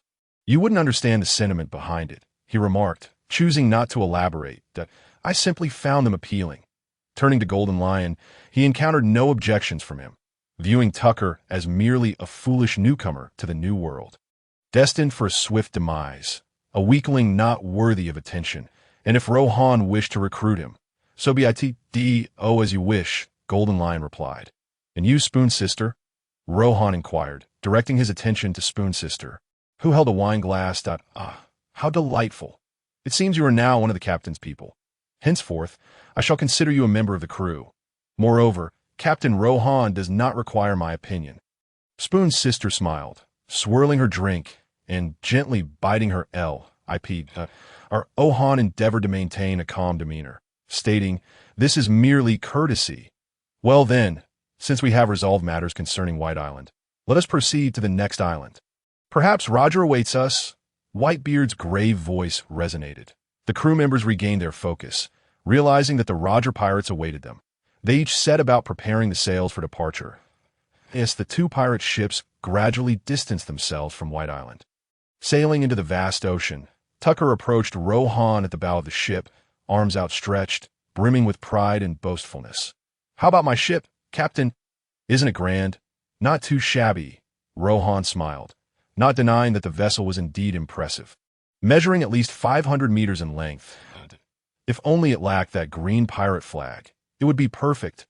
Yet, observing Cole moving about in the ship's spacious quarters, Rohan felt satisfied, knowing Cole would have a comfortable place to rest. Nevertheless, he could not indulge Tucker too much. He was, after all, a subordinate. "Yes, that's so. Captain Rohan thinks it's quite large too, right?" Tucker exclaimed excitedly. Alas, it appeared Rohan had underestimated Tucker's self-importance. After all, a man destined for the world government would not change simply because he had become a subordinate. Rohan lightly jumped onto the ship's bow, gesturing for Tucker to sit beside him. "Can you utilize haki?" "Not at all, but I have heard of it," Tucker replied, a hint of confusion evident in his voice. Unfamiliar with hockey, yet possessing commendable physical aptitude as a member of the long-arm tribe, combined with your devil fruit abilities, you should prove to be a reliable subordinate, Rohan thought, that he then glanced at Cole, currently surrounded by a cluster of rascals, and smiled mysteriously. Let Cole teach you the art of dominance from now on. Certainly, boss, but what exactly is this dominance? Tucker tilted his head, curiosity evident in his voice, pondering what his leader meant by dominance and why he should learn it. Luo Han chuckled lightly. Did you not proclaim that you were destined to possess the world? Dominance is a power that only the strong can wield, and only the strong are destined to claim the world. At this point, Luo Han was also motivating himself. Just rest assured and follow Cole to master this dominance. With a clap, Tucker brought his hands together, startling Luo Han, as a robust aura of determination surged from Tucker's heart, evoking a sense of youthful exuberance. In Luo Han is a power that only I, a man destined to possess the world, can attain. Excellent. I shall learn this dominance. Tucker's voice brimmed with excitement and impatience, eager to grasp this newfound power. Indeed, only the teachings of the enigmatic Anai can foster true greatness, Luo Han thought with a self-deprecating smile. A plan to sway Tucker began to form in his mind. Thump! Luo Han leaped off the bow of the ship, striding towards Cole, and as he passed Tucker, he patted his arm and said, "From now on, heed my instructions and make time to learn dominance from Cole." "Understood, boss," Tucker replied, rising to his feet. Luo Han approached Cole and clapped his hands, exclaiming, "Let us return to the ship," taken aback by Luo Han's words. Cole paused momentarily, then, parting the crowd surrounding him, he remarked, "Aren't we already on the ship?" Luo Han chuckled awkwardly. "I meant we are returning to Whitebeard's ship." Cole scratched his head and conceded. "All right, then." The two swiftly flew back to Whitebeard's vessel. "How splendid! Cole is quite formidable as well. Indeed, he can even fly, truly worthy of being the captain's right hand." Observing Luo Han and Cole soaring through the skies, the members of the Green Fort Pirates thought to themselves. Once back on Whitebeard's ship, Luo Han and Cole each found a spot to rest. Luo Han reclined on the planks at the ship's stern, feeling the gentle breeze against his face. With his hands behind his head, he gazed at the slowly drifting clouds, allowing his thoughts to wander. Time passed without his notice. Bang! Bang! A series of cannon blasts jolted Luo Han awake. "The Navy is coming again," shouted a pirate named Jack.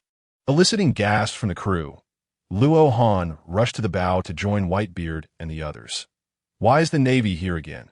Luo Han wondered, surprised that they seemed to be waiting for him and his crew, encountering them shortly after departing White Island.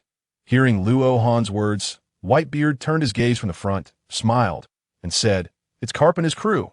Just get close and attack." The Golden Lion approached with an air of disdain. "Haha, just in time to verify my strength against Zifa."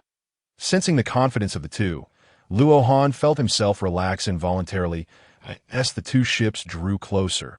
The sky unexpectedly opened up with torrential rain, and the waves became increasingly tumultuous, causing the ship to sway violently.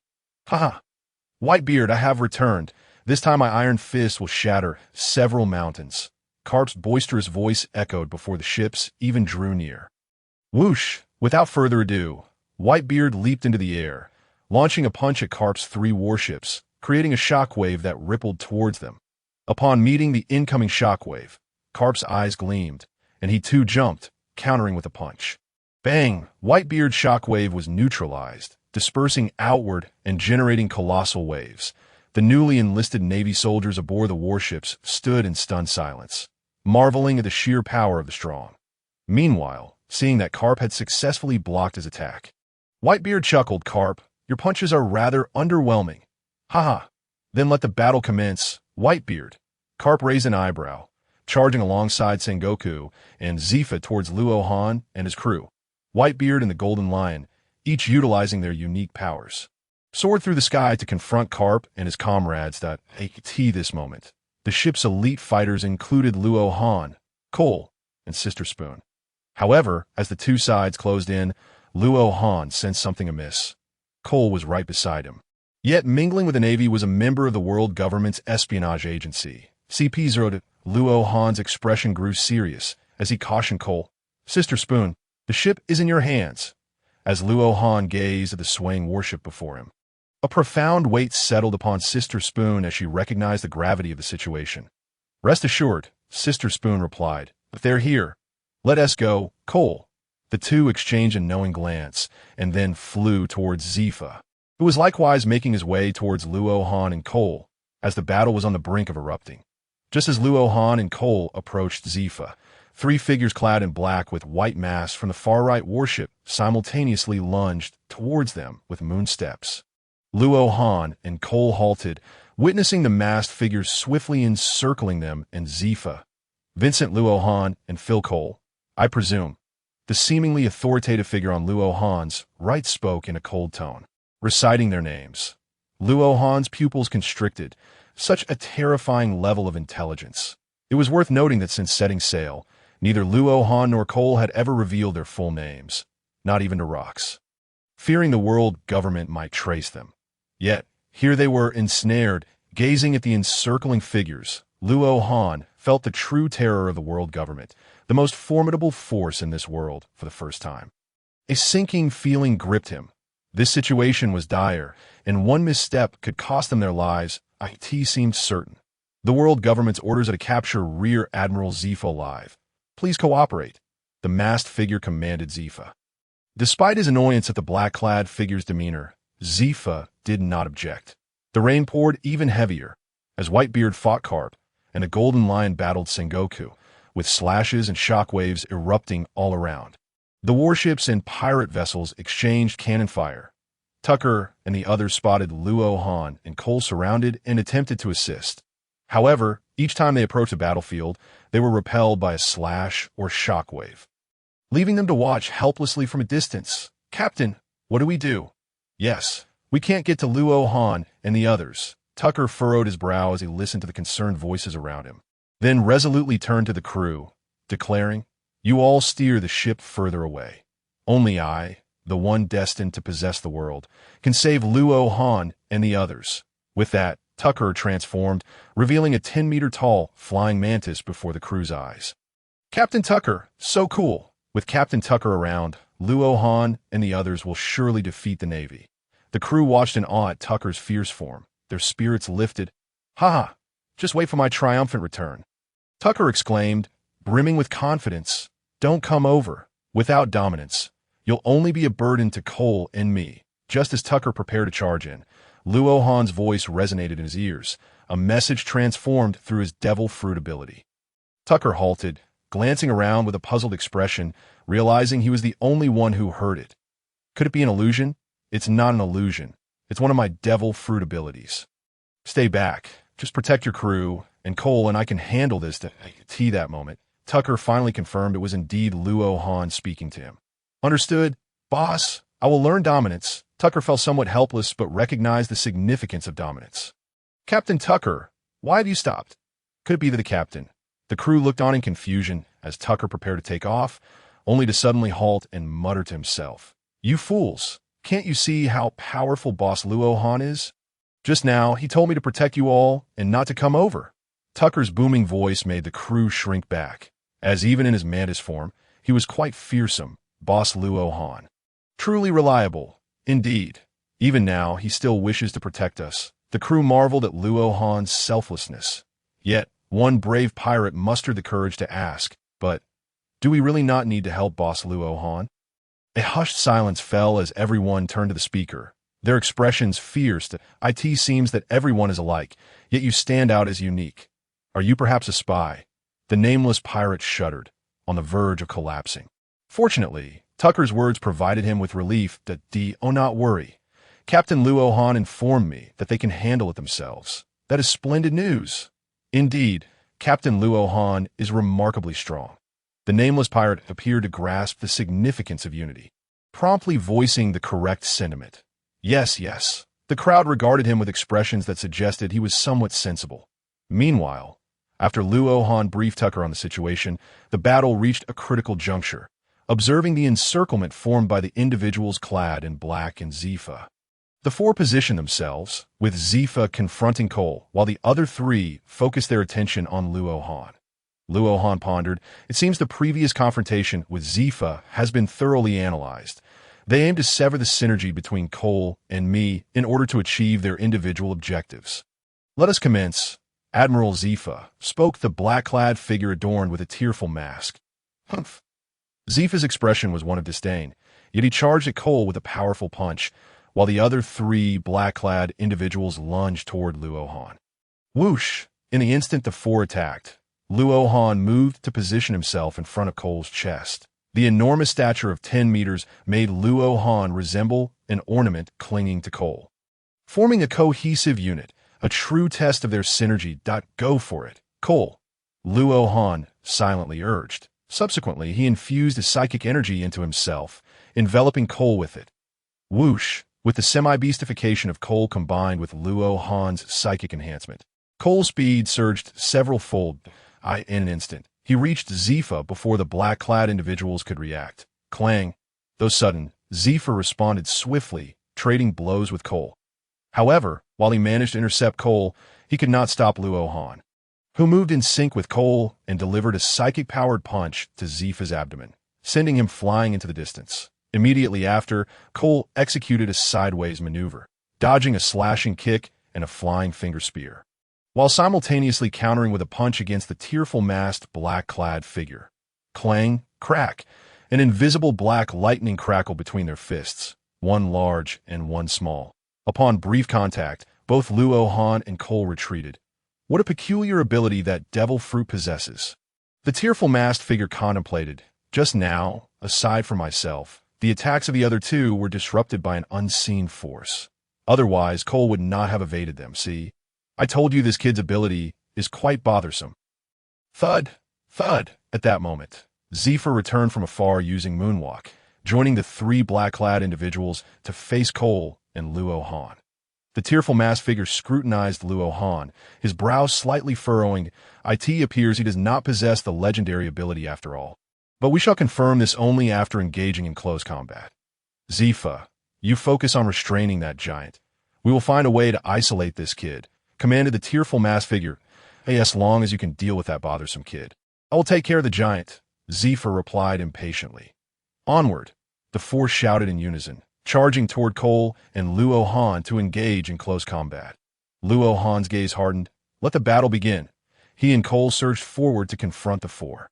As they closed in, Luo Han's psychic attack struck first. Bang! The four simultaneously unleashed armed hockey, dissipating Luo Han's psychic energy. Luo Han was taken aback, thinking, this is troublesome. It was his first encounter with adversaries capable of sensing and countering psychic attacks in advance. Clang! Bang! In that fleeting moment of contemplation, Cole collided fists with Zifa while simultaneously delivering a kick toward the grinning masked black-clad figure.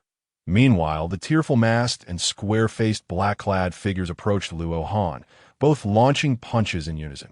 Clang! Their potent armed hockey fists struck Luo Han's psychic barrier. The barrier, overwhelmed, cracked with a cacophony of sound. It held for but an instant before shattering, just as the blows were about to connect with Luo Han. In a moment of instinctive thought, Luo Han summoned all his psychic energy, directing it at the tearful masked and square-faced black-clad figures, momentarily halting their assault. Simultaneously, Luo Han and Cole seized the opportunity to leap back, creating distance. All of this transpired within the span of a single breath. Gasping for air, Luo Han reflected on how perilous the situation had been. A misstep could have resulted in injury, although death was unlikely. The secret of his physical strength had been exposed. Brother Han, are you all right? Cole inquired, gazing down at the panting Luo Han with concern. He then glanced at Zifa and the others, thinking, we cannot allow them to strike Brother Han any longer. I'm fine, Cole, that I can still manage, Luo Han replied, formulating a plan. Observing their recent actions, it was clear that they sought close combat, even attempting to strike his body. It seemed they wished to ascertain his physical strength. However, Luo Han found it perplexing. Why would their ability to hit his body confirm whether his devil fruit power was indeed the mind fruit? Was it possible that a body evolved and strengthened through the mind fruit would differ in nature? With this thought, Luo Han's eyes lit up. Perhaps he could employ a strategy of illusion to lure them in, potentially yielding unexpected results. Yes, Luo-han contemplated. Zifa and his trio once again encircled Cole and Luo-han. Attack, the masked figure commanded, charging alongside Zifa toward the duo, while the other two launched their assault, maintaining their preference for close combat. No, we cannot face their onslaught simultaneously. We must disrupt their rhythm of attack. Otherwise, Cole and I risk making mistakes. Luo-han realized in an instant, turning to Cole. Cole, we need to increase our speed. Understood. Cole responded, signaling his readiness. Let us proceed. In that fleeting moment, Luo-han utilized his psychic power to augment Cole's speed, allowing him to surge forward once again, reaching Zifa first. Cole raised his hand and delivered a powerful punch. Propelled by Luo-han's psychic energy, the force was tremendous. Clang! Zifa felt an overwhelming force surge toward him, and with a grunt, he was sent crashing into the sea. Cole then turned to face the three masked figures, employing the same tactic, attacking one first to prevent them from synchronizing their assault. The sounds of clashing echoed as Cole and Luo-han managed to withstand the trio's onslaught for a brief period. However, as Zifa rejoined the fray, the pressure on Luo-han and Cole began to mount. Clang! It was Zifa, in a fit of rage, who landed a punch against Cole's left ribcage. The immense force proved too much even for Cole's formidable physique, sending him hurtling toward the sea, just as he was about to plunge into the water. Luo-han swiftly used his psychic energy to support him, preventing a fall into the depths that on the surface, Luo-han gasped for breath. These four are exceptionally skilled in moonwalk. Their speed is remarkable, and their observation and armament haki are both formidable. They pose a significant threat to Luo-han and Cole, whose armament haki was not as strong and whose speeds were average. Had it not been for Cole's recent physical breakthrough and the synergy with Luo-han's psychic energy, they would surely be in a far worse predicament. Drip! A drop of blood fell upon Luo-han's face, prompting him to look up and see Cole with blood trickling from the corner of his mouth. One side of his face swollen. Each arm bore a gaping wound and a slash, oozing blood, while numerous bruises marred his form from punches sustained. Damn it! These four scoundrels! Cole was injured while protecting me. We cannot delay any longer. The distinction between revealing their abilities no longer mattered. Luo-han's body was comparable to Cole's, yet his defenses were weaker, that he could not withstand close combat for long and needed to devise a plan for escape. Let us go, Cole! Luo-han urged softly. The two then took the initiative, charging toward Zifa and his trio. Meanwhile, on the other side, the Golden Lion gazed at the increasingly torrential downpour and swelling waves. Feeling a growing impatience, Clang! After yet another round of clashes, Whitebeard retreated to Gold Lion's side. This is not good. Those two kids, Whitebeard. The Golden Lion frowned, casting a dark glance toward Luo-han's direction. Indeed, the three CP0 agents partnering with Zifa have nearly reached their limit. Whitebeard remarked, his expression darkening as he turned to Carp and Sengoku, his face even more somber. Those two scoundrels have continuously obstructed our efforts to shift the battlefield toward Luo-han, hoping to alleviate some of the pressure on him and Cole. Though it pains me to say this about those two young souls, it is a circumstance beyond my control. Whitebeard, resign yourself to fate. Carp chuckled softly, speaking in a grave tone. Resign myself to fate. Carp, how could you possibly believe such nonsense? Whitebeard's face was a mask of fury. Crash! Without further ado, he launched a powerful punch toward Carp. Clang! Carp met the blow with his own fist, and in that moment, the fierce clash of the four combatants stirred the surrounding waves to even greater heights. Meanwhile, the battle between the distant warship and the two pirate ships led by Luo-han raged on with fervor. For the navy accompanying Carp into the New World was no weak force.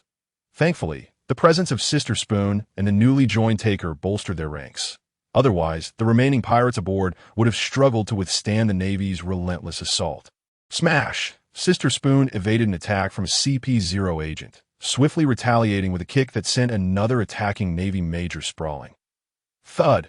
She landed on the deck of the Navy vessel, her gaze filled with increasing concern for Luo-han's situation. Initially, Sister Spoon had intended to assist Luo-han and Cole when surrounded by the three CP0 agents, but she was intercepted by one of the black-clad figures on the warship, though not as formidable as those facing Luo-han. This CP0 agent, combined with three Navy majors, left Sister Spoon unable to aid her comrades. Across the vast ocean, 3 battlefronts remained locked in stalemate, with only Luo Han and Cole finding themselves at a disadvantage. Even facing peril to their lives, night fell. The sky darkened completely, to the point where one could not see their own hand in front of them. The combatants had been engaged in battle for 6 long hours, and the torrential rain had poured down just as long. Kill! Kill!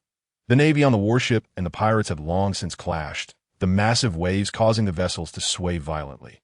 Yet, the fighters on both sides had become numb to their surroundings, attacking indiscriminately. Occasionally, lives were lost, bodies plunging into the sea, only to be tossed back onto the ships by the roiling waves. The vessels were drenched in a mixture of blood, be it from pirate or navy. Swaying like ghost ships upon the turbulent waters, the ferocity of the battle escalated, with Whitebeard, Gold Lion, and Sister Spoon firmly locked in place. Drip, drip, blood continued to fall upon Luo Han, streaming down his body and into the ocean below.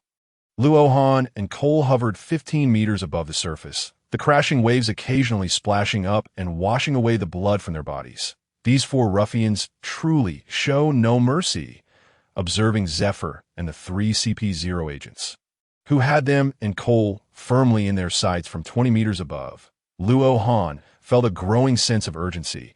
He had originally intended to soar high into the sky, using the clouds as cover to escape. But instead, they had been driven downward, with each attack aimed at forcing him and Cole into the SEAS users of devil fruits, if they fell into the water without immediate activation of their psychic powers. Their fates would be sealed. Huff! Cole's breathing grew labored. Han, what's the situation? Cole gasped. Almost ready. Prepare to break free. Stay close to me, Cole. Luo Han replied, glancing at the 3 CP0 agents with seriousness in his eyes. You must believe now. We just need one final strike. Luo Han's gaze began to shimmer with determination. What you lot still confirming? So many Navy soldiers have already perished. Zephyr glared at the leader of the CP0.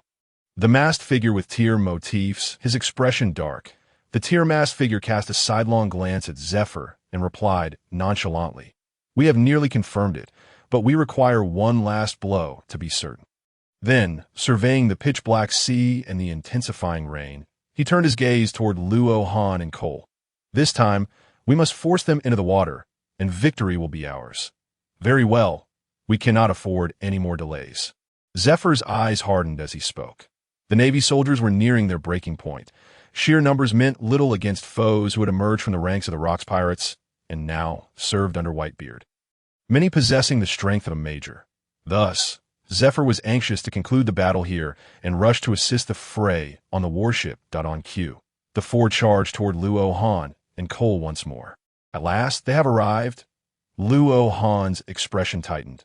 The success of their escape depended entirely on this final attempt, or else they would face dire consequences. Clang. Cole struck toward the tear-masked figure to the right, avoiding prolonged engagement. While pivoting to block Zephyr's advance with an elbow, the other 2 masked figures were ensnared by Luo Han and Cole's psychic powers, unable to approach. Without hesitation, after a brief exchange, Cole and Luo Han ascended rapidly, attempting to break free from their encirclement. Clang!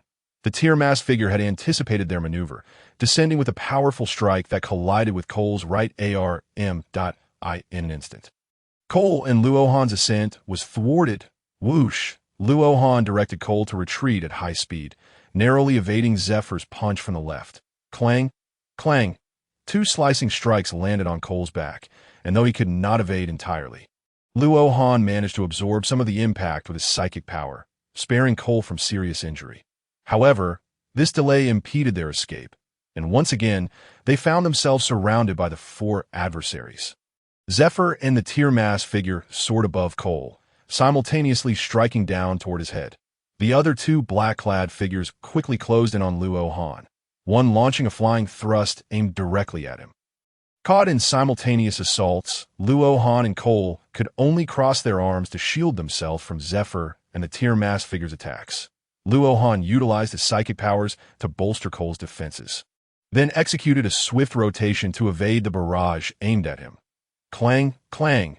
They endured the combined attacks of Zephyr and the tear-masked figure. Even with Cole's strength, he could not withstand the force, and they were propelled toward the sea. This is bad. Luo Han's expression turned to one of horror as he desperately used his psychic powers to halt their descent. Yet in doing so, he seemingly overlooked the attacks from the other two masked figures. Whoosh! The two figures appear before Luo Han almost simultaneously. Crash! Crack! One landed a blow that shattered Luo Han's psychic barrier, while the other struck him squarely on the left side of his face. They executed their assault in perfect synchrony, delivering their blows in a fleeting instant. Splash! Luo Han plummeted into the sea, creating a massive splash. Han! Cole cried out in terror. His eyes ablaze with fury, he immediately dove after Luo Han. Splash! The ocean erupted once more in a cascade of waves. The three CP0 agents and Zephyr paid no heed to Cole, the tear-masked figure turning to the CP0 agent who had struck Luo Han. What is the status? Quite weak. Had it not been for that invisible force field, my punch would have obliterated his skull. The CP0 agent who faced Luo Han replied calmly, contemplating further. Nonetheless, I could feel the sound of his facial bones fracturing beneath my strike. The tear-masked figure gazed down at the dark sea, pondering, it should not be that fabled devil fruit.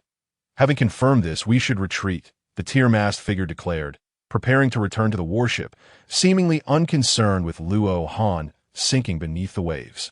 Convinced that both he and Cole had perished. Hey, Shōten, we have also captured Whitebeard and Gold Lion. As the CP0 trio began to depart, Zephyr furrowed his brow and called out urgently.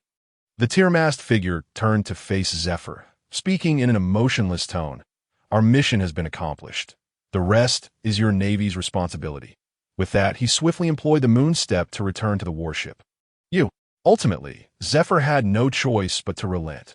However, rather than returning to the warship, he hastened toward the battleground between Whitebeard and Gold Lion on Whitebeard's side, witnessing Luo Han and Cole fall into the sea in succession. He fell silent alongside Gold Lion. Is this truly how it ends?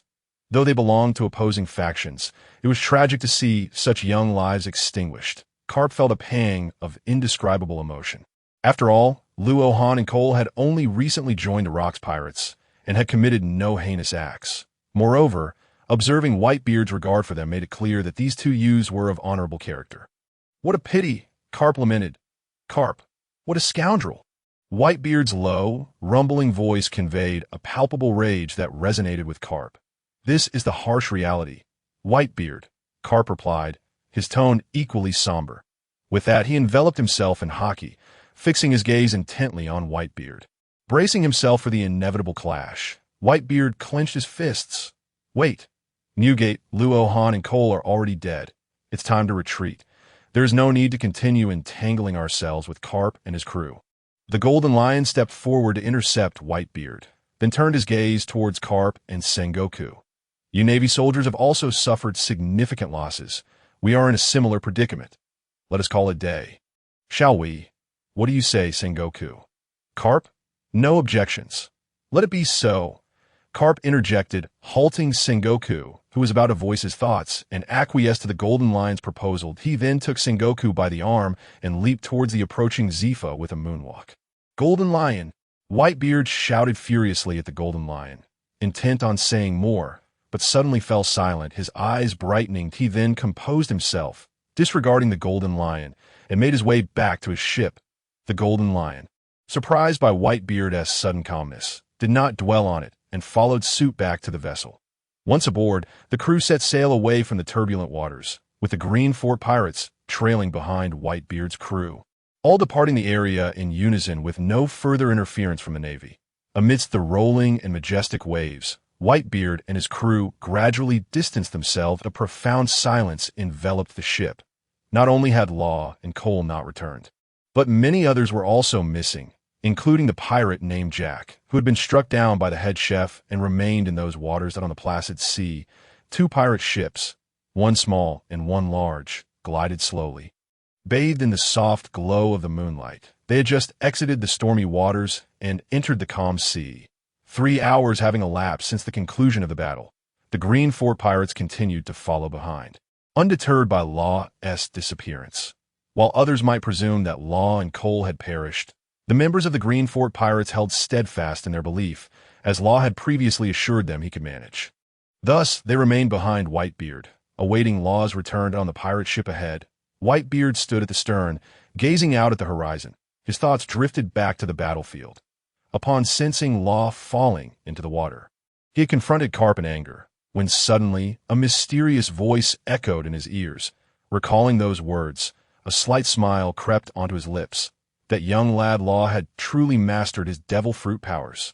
Whitebeard mused inwardly. The sound of footsteps approached from behind, prompting Whitebeard to withdraw his gaze from the sea and turn to see Sister Spoon approaching. "Newgate, those two little brats are really dead?" she inquired, brushing her hair back, her tone tinged with skepticism and sadness. "They should still be alive. That lad told me to leave first," Whitebeard replied, uncertainty creeping into his voice, for the two had yet to return. Moreover, he had never heard of devil fruit user being immune to the curse of the sea. "Oh, you were informed." Sister Spoon's eyes brightened with surprise. Perhaps they were indeed alive, as she gazed at the tranquil sea. She pondered, there must be some means for them to navigate the waters. However, recalling the 3 CP0 masked agents who had ambushed Law and Cole, she turned to Whitebeard with a hint of concern. "Newgate, those CP0 agents must have been targeting that young lad Law today, right?" "Indeed. After those 3 CP0 agents sent Law plunging into the sea, they suddenly halted," Whitebeard responded, a flicker of confusion crossing his mind. What secret did Law possess to warrant the direct involvement of the world government's most formidable intelligence agency, CP0? Still, he hoped that young man was unscathed. It would be amusing to see him vexed in the future. At this thought, a faint smile appeared on Whitebeard's face, finding it quite entertaining to see Law in a predicament. Sister Spoon glanced at Whitebeard, puzzled by his sudden mirth, but turned her gaze back to the sea. "It has been quite some time. They should have caught up by now," she mused, her voice laced with worry. Indeed, just then, Sister Spoon sensed through her observation hockey that a massive sea king was rapidly approaching from the rear. "Newgate, be wary. A large sea king is swiftly closing in," she warned Whitebeard. "From behind, you say?" Whitebeard's expression turned grave. While he could handle it, any damage to the ship would be troublesome. "Yes, it will be here shortly," Sister Spoon replied. Upon hearing her response, Whitebeard raised his great sword, gathering tremors of power upon its blade, ready to cleave through both the Sea King and the sea itself with one mighty strike. "Here it comes." Whitebeard's observation hockey detected the massive Sea King, stretching 3,000 meters long, surfacing just moments away. The muscles in his arm tensed as he prepared to deliver a decisive blow when a familiar voice rang in his ears once more. "Hold your hand, Newgate, my brother." At the sound of those words, Whitebeard lowered his sword, gazing at the enormous Sea King now surfacing, a look of confusion flickering in his eyes. "What is the matter, Newgate?" Sister Spoon asked, puzzled by his inaction. "What is going on? Why is there a Sea King following us?" The Golden Lion arrived at the ship's stern, frowning as he observed the Sea King. Looking at Whitebeard, the Golden Lion intended to say more, but suddenly gasped in astonishment. Fixating on the Sea King, the creature, resembling a turtle's head, opened its mouth, and with a swift motion, 2 figures, one large, one small, shot from its maw onto the deck. Thud! Thud! The sounds echoed as the figures landed. "Ha! Newgate, brother, did you miss me?" Law raised an eyebrow, a gleeful expression on his face as he looked at Whitebeard. "Just moments ago, I almost got cleaved by you, old man. Ha ha! Ha! I knew you would come a harm." "Your entrance is rather entertaining," Whitebeard chuckled, astonished yet elated upon seeing Law and Cole emerge from the Sea King's mouth. Splendid. To withstand the assault of 3 CP0 members and Zephy's subordinates for 6 hours and still survive. Law responded, turning to Sister Spoon, who expressed joy at their return. It was sheer luck. I was fortunate to be swallowed by that Sea King while falling into the water, thus escaping calamity, Law said, a hint of embarrassment coloring his face, as Sister Spoon looked at him with a teasing expression. Fortunately, Sister Spoon did not pry further. Upon witnessing Law and Cole's safe return, she waved them off and retreated to her quarters to rest. As it was already past midnight, "Newgate, I'll take Cole to tuck ship to rest," Law declared. Observing the numerous wounds on Cole's body, some still bleeding Whitebeard advised, "You should go." "Understood," Law acknowledged, and with Cole, they flew over to the Green Fork pirate ship, not uttering a word to the Golden Lion. The sight of that fellow confronting Whitebeard in anger towards Carp left Law feeling somewhat melancholic. Previously, he had believed there was a semblance of camaraderie with the Golden Lion, only to realize this man had never regarded him and Cole as friends, unwilling even to vent his anger over their supposed demise. Though they were alive, Law felt a lingering rift. Setting those thoughts aside, this world did not revolve around a single individual. Except for the Pirate King, Luffy, Law, and Cole reached Tuck's ship. Upon landing, they were immediately surrounded by Tuck and the others. "Lord Law, Lord Cole, I knew you would be all right," they exclaimed in unison. "Ha ha! Naturally, as your captain. How could I easily meet my end?" Law laughed heartily, finding the crew's unwavering loyalty endearing, especially since they had not fled during his absence. "Captain Law, Cole's wounds are still bleeding," Tuck suddenly pointed out. Raising his voice in alarm, Law turned to see Cole's quiet demeanor, tears welling in his eyes. If not for Cole's protection, Law would have faced grave peril. "Quickly, prepare food, as long as there is food. Cole will recover swiftly," Law instructed the crew. "Get moving. Cook every piece of meat you can find. Hurry," Tuck commanded, waving his hand decisively. "Aye, Captain." The crew dispersed in an instant. Soon after, Tuck joined them in preparing the meal, leaving the gangway eerily silent, with only Law and Cole remaining. Then, a sudden sound echoed. Luo Han and Kier reclined simultaneously upon the plank, gazing at the moonlit sky, and exchanged a subtle smile, reflecting on the fact that they had once again triumphed over adversity. As he recalled the recent battle, Luo Han came to a tentative conclusion. The world government was, in truth, unaware of the precise capabilities of the mind fruit. The only certainty they possessed was the knowledge that the fruit enabled the mind to guide the body towards infinite evolution. Otherwise, the three members of CP0 would not have sought to attack their own bodies. They were likely attempting to ascertain their physical strength. However, to what extent they understood, Luo Han could only speculate. Awaiting further developments, they must have deduced the vicinity of the Ring Tree Island based on the timeline of Luo Han and Kier's affiliation with the Rocks Pirates. This posed a potential crisis, and Luo Han felt a pang of anxiety. Ultimately, it was a matter of insufficient strength. Contemplating this, he felt a surge of frustration. It would take time to grow stronger. At 18, Luo Han and Kier were already nearing the power level of substitute admirals. An extraordinary feat, yet. Merely days after departing from the Ring Tree Island, they encountered formidable adversaries in Wang Ji and Silver Axe, both of whom matched the strength of substitute admirals. Were it not for the uniquely potent abilities of Luo Han and Kier's devil fruits, neither would stand a chance against the other. In fact, they had yet to engage in direct combat, relying instead on their fruit powers as a means of subterfuge. In terms of hockey, Luo Han and Kier were still quite inexperienced and incapable of breaching others' defenses. A rather awkward predicament. Subsequently, they faced Zifa, a formidable admiral, and despite their combined efforts, they were soundly defeated. Yet, thanks to the peculiar nature of their devil fruit abilities, they managed to endure their astonishment in the third encounter. They found themselves beset by 3 CP0 members and Zifa, a quartet of assailants, 2 of whom bore the strength of admirals while the other 2 were substitute admirals. Were it not for Kier's extraordinary defensive capabilities, vast stamina, and immense strength, they would have faced grave peril. Fortunately, Luo Han had developed the capacity of Mirror Flower, Water Moon in advance, allowing him to stealthily control a Sea King. As Luo Han and Kier plunged into the ocean, the creature engulfed them, prompting the 3 CP0 members to abandon their pursuit. After all, the depths were teeming with other large Sea Kings. This fortuitous intervention granted Luo Han and Kier a narrow escape. Had they not sought refuge in the sea, the CP0 members would have surely apprehended them, as their initial plan had been to knock Luo Han and Kier into the water and subsequently restrain them with Sea Prism stone handcuffs. Had such an outcome transpired, Luo Han and Kier would have met their demise. Sighing, Luo Han lamented, "If only I could have a bit more time. Allow me to survive a little longer, and while I may not be able to single-handedly face the world, at least I could secure my own survival." Thus, time passed within Luo Han's musings. During this interval, he and Kier enjoyed a hearty meal and reveled with Taker and the others. Remarkably, none among their ranks had perished in the recent skirmish. Though many were left with missing limbs, the absence of fatalities kept spirits high, and the festivities continued late into the night before they finally succumbed to slumber. The following morning, with the sun ascended high in the sky, a series of knocks echoed through the air. "Luo Han, wake up!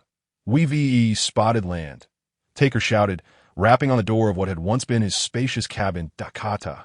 Luo Han pushed the door open. Rubbing his eyes, the glaring sunlight proving somewhat disorienting, he raised a hand to halt Taker, who was about to shout again. Enough, there's no need to shout further. Ignoring Taker's hesitations, Luo Han approached the ship's edge, closing his eyes to savor the refreshing sea breeze against his face. How delightful! It feels as though I've been rejuvenated. He then opened his eyes, extending his consciousness outward. Observing the terrain, it appears the limits of my perception still reveal a primordial forest. This must be a medium-sized island, approximately 500 kilometers in diameter.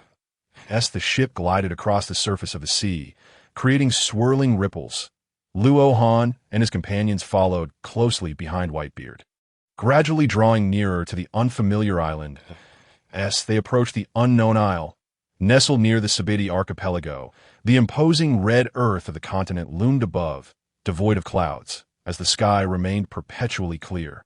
Bathing the region in eternal sunlight, it seemed to be the sole beacon of light in this world. Here, in this sun-drenched locale, stood the holy land of Mariewa, the seat of the world government as supreme authority. Sunlight filtered through the window screens, casting a faint glow in the office of the five elders, where the five men either sat or stood, facing a black-clad figure kneeling before them, delivering a report. In summary, it has been ascertained that Filk is indeed a Zoan-type devil fruit user, while Vincent Luo Han possesses an unidentified force field fruit ability. The kneeling figure concluded, bowing his head, the tear-streaked mask rendering him conspicuous. This was none other than the black-clad CP0 captain who had led the assault against Luo Han and Kier the previous day.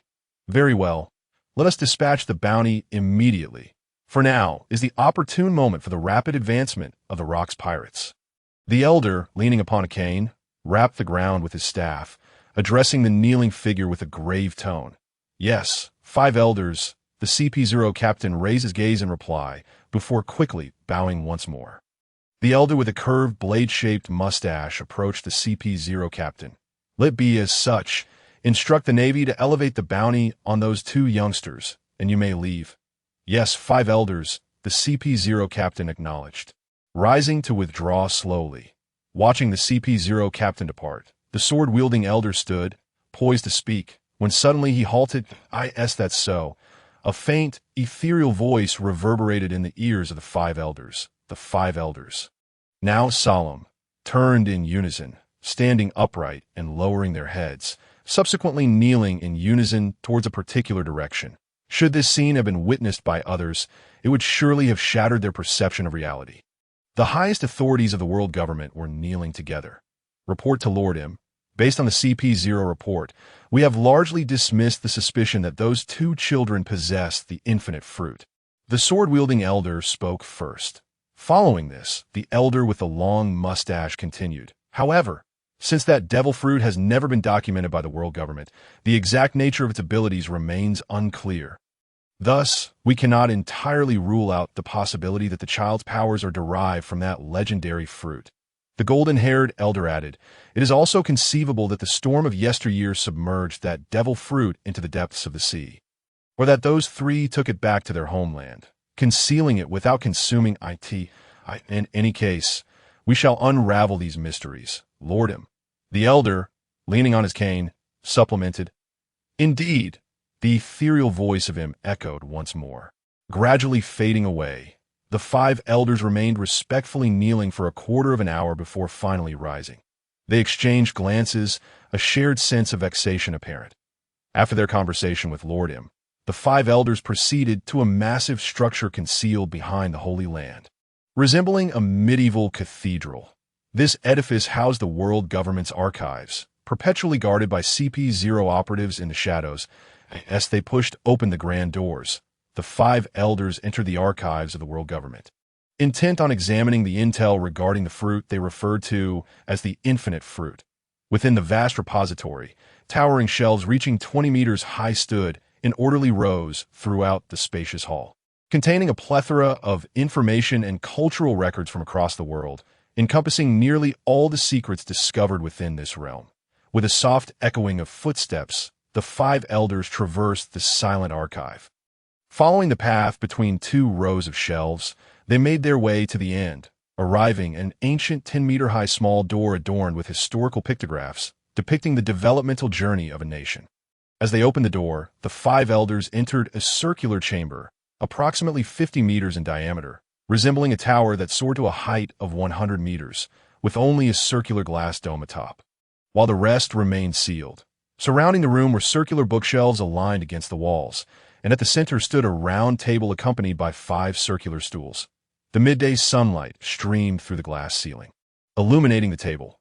The elder with the cane approached one of the shelves, carefully retrieving a somewhat worn book, slender and comprising merely a dozen pages. He gently placed the book on the round table and took a seat. Casting his gaze upon the other 4 elders, "Behold, this contains all the intelligence regarding that devil fruit," the sword-wielding elder proclaimed as he was the first to take the book, flipping through its pages one by one. Although he examined it meticulously, the brevity of the text meant he finished reading it in no time. Subsequently, the others followed suit, each completing their review in turn. As the last person finished, an eerie silence enveloped the room, so profound that one could almost hear the sun moving languidly. Among the dozen individuals present, none had managed to confront the young rascal named Luo Han. The elder with a lengthy beard was the first to shatter the tranquility. "It seems he is not the one," murmured the golden-haired elder. The sudden scraping sound echoed as the elder with the curved blade stood up, casting his gaze toward the other 5 elders. "He might still be on that elusive island we have yet to locate." The other 4 pondered for a moment, then rose in unison. Indeed, those 2 youngsters were the first to appear on Boat Island. "Let the CP0 agency commence their search in the vicinity," declared the elder wielding the knife. The long-bearded elder's expression grew serious as he turned to the knife-wielding elder and said solemnly, "Once we find them, I shall accompany you. It is imperative that we undertake this journey personally. We cannot allow a repeat of past events." The knife-wielding elder's voice was devoid of any warmth. "Then I leave it to you. I hope we won't keep Lordum waiting for too long," the other 3 chimed in unison. Subsequently, the elder with the cane carefully returned the book to the shelf, and the 5 elders exited the mysterious library, closing the door with a soft click. As they stepped outside, a glint of cold light flickered in their eyes, foretelling an impending catastrophe for Honshu Island. Meanwhile, Luo Han, the very catalyst of these events, was basking in the satisfaction of having deceived CP0 into believing his physical frailty, thus freeing himself from the truth of not being a user of the mind fruit. Although a twinge of concern flickered in Luo Han's mind regarding the potential dangers of Honshu Island, he remained largely untroubled. After all, only the Rocks Pirates had safely navigated to Honshu Island over the years. Everyone else had been swept away by storms. It was as if an invisible tempest encircled Honshu Island, drawing vessels and their crews into its depths the moment they approached its waters. This reality had led Luo Han and his companions to mistakenly believe that the arrival of the Rocks Pirates was merely an anomaly, perhaps a once-in-a-lifetime occurrence. This belief fostered a collective illusion that Honshu Island was a sanctuary. Now, under the impression of safety, Luo Han had already landed on the island spoken of by Taku. Shala. Walking along the island's pristine white beach, Luo Han noticed that the immaculate shore was composed of smooth, white pebbles the size of yellow beans. Thud! Luo Han couldn't help but lie back on the sand, closing his eyes in bliss. It felt divine, akin to reclining on a massage chair, his body enveloped in comfort. Thud! A louder sound erupted, sending a cascade of pebbles flying and nearly burying Luo Han. He stared at Cole, who had also reclined beside him. Han, this is quite comfortable." Cole chuckled awkwardly, blushing under Luo Han's gaze. as he tossed a handful of pebbles onto himself. "Indeed, it is quite pleasant," Luo Han replied, extending his arms. Perhaps lulled into a state of relaxation, Luo Han was on the verge of drifting off when he heard Whitebeard's voice. Rousing him from his stupor, "Luo, come over here." Luo Han finally comprehended Whitebeard's command after a second call. "On my way," he responded, rising to glance at Cole. "Oh, this guy has fallen asleep." "Never mind." Luo Han decided against waking Cole, allowing him to rest a little longer, assured that there was no immediate danger. Without the aid of flight, Luo Han made his way step by step to the boundary where the beach met the forest. He gazed upon the towering trees before him, estimating their height at about 50 meters. The branches appeared oddly twisted, as if contorted by some unseen force, making it uncomfortable to behold. The bark was smooth, seemingly polished, while the lower trunk and exposed roots bore a darker hue than the upper section. Upon observing this, Luo Han furrowed his brow, catching a whiff of the fetid odor emanating from the decaying wood. A result of prolonged submersion in water. The tide will rise here at night. We must press on and find a suitable place to rest and recuperate on this island, Whitebeard remarked, pointing to the lower part of the tree. Later, you should venture deeper into the island. The Golden Lion has already gone ahead.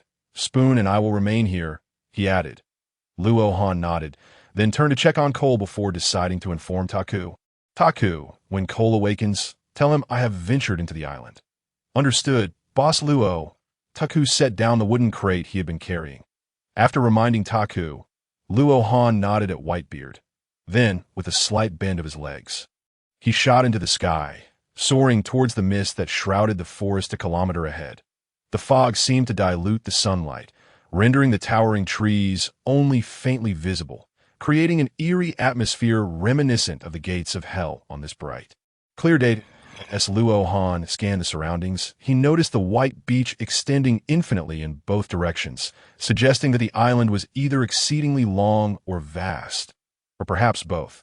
Turning his gaze back to the front, Luo Han enveloped himself in a psychic shield for added safety before diving into the mist. Due to the limited visibility, he remained vigilant, employing his spiritual awareness throughout the journey.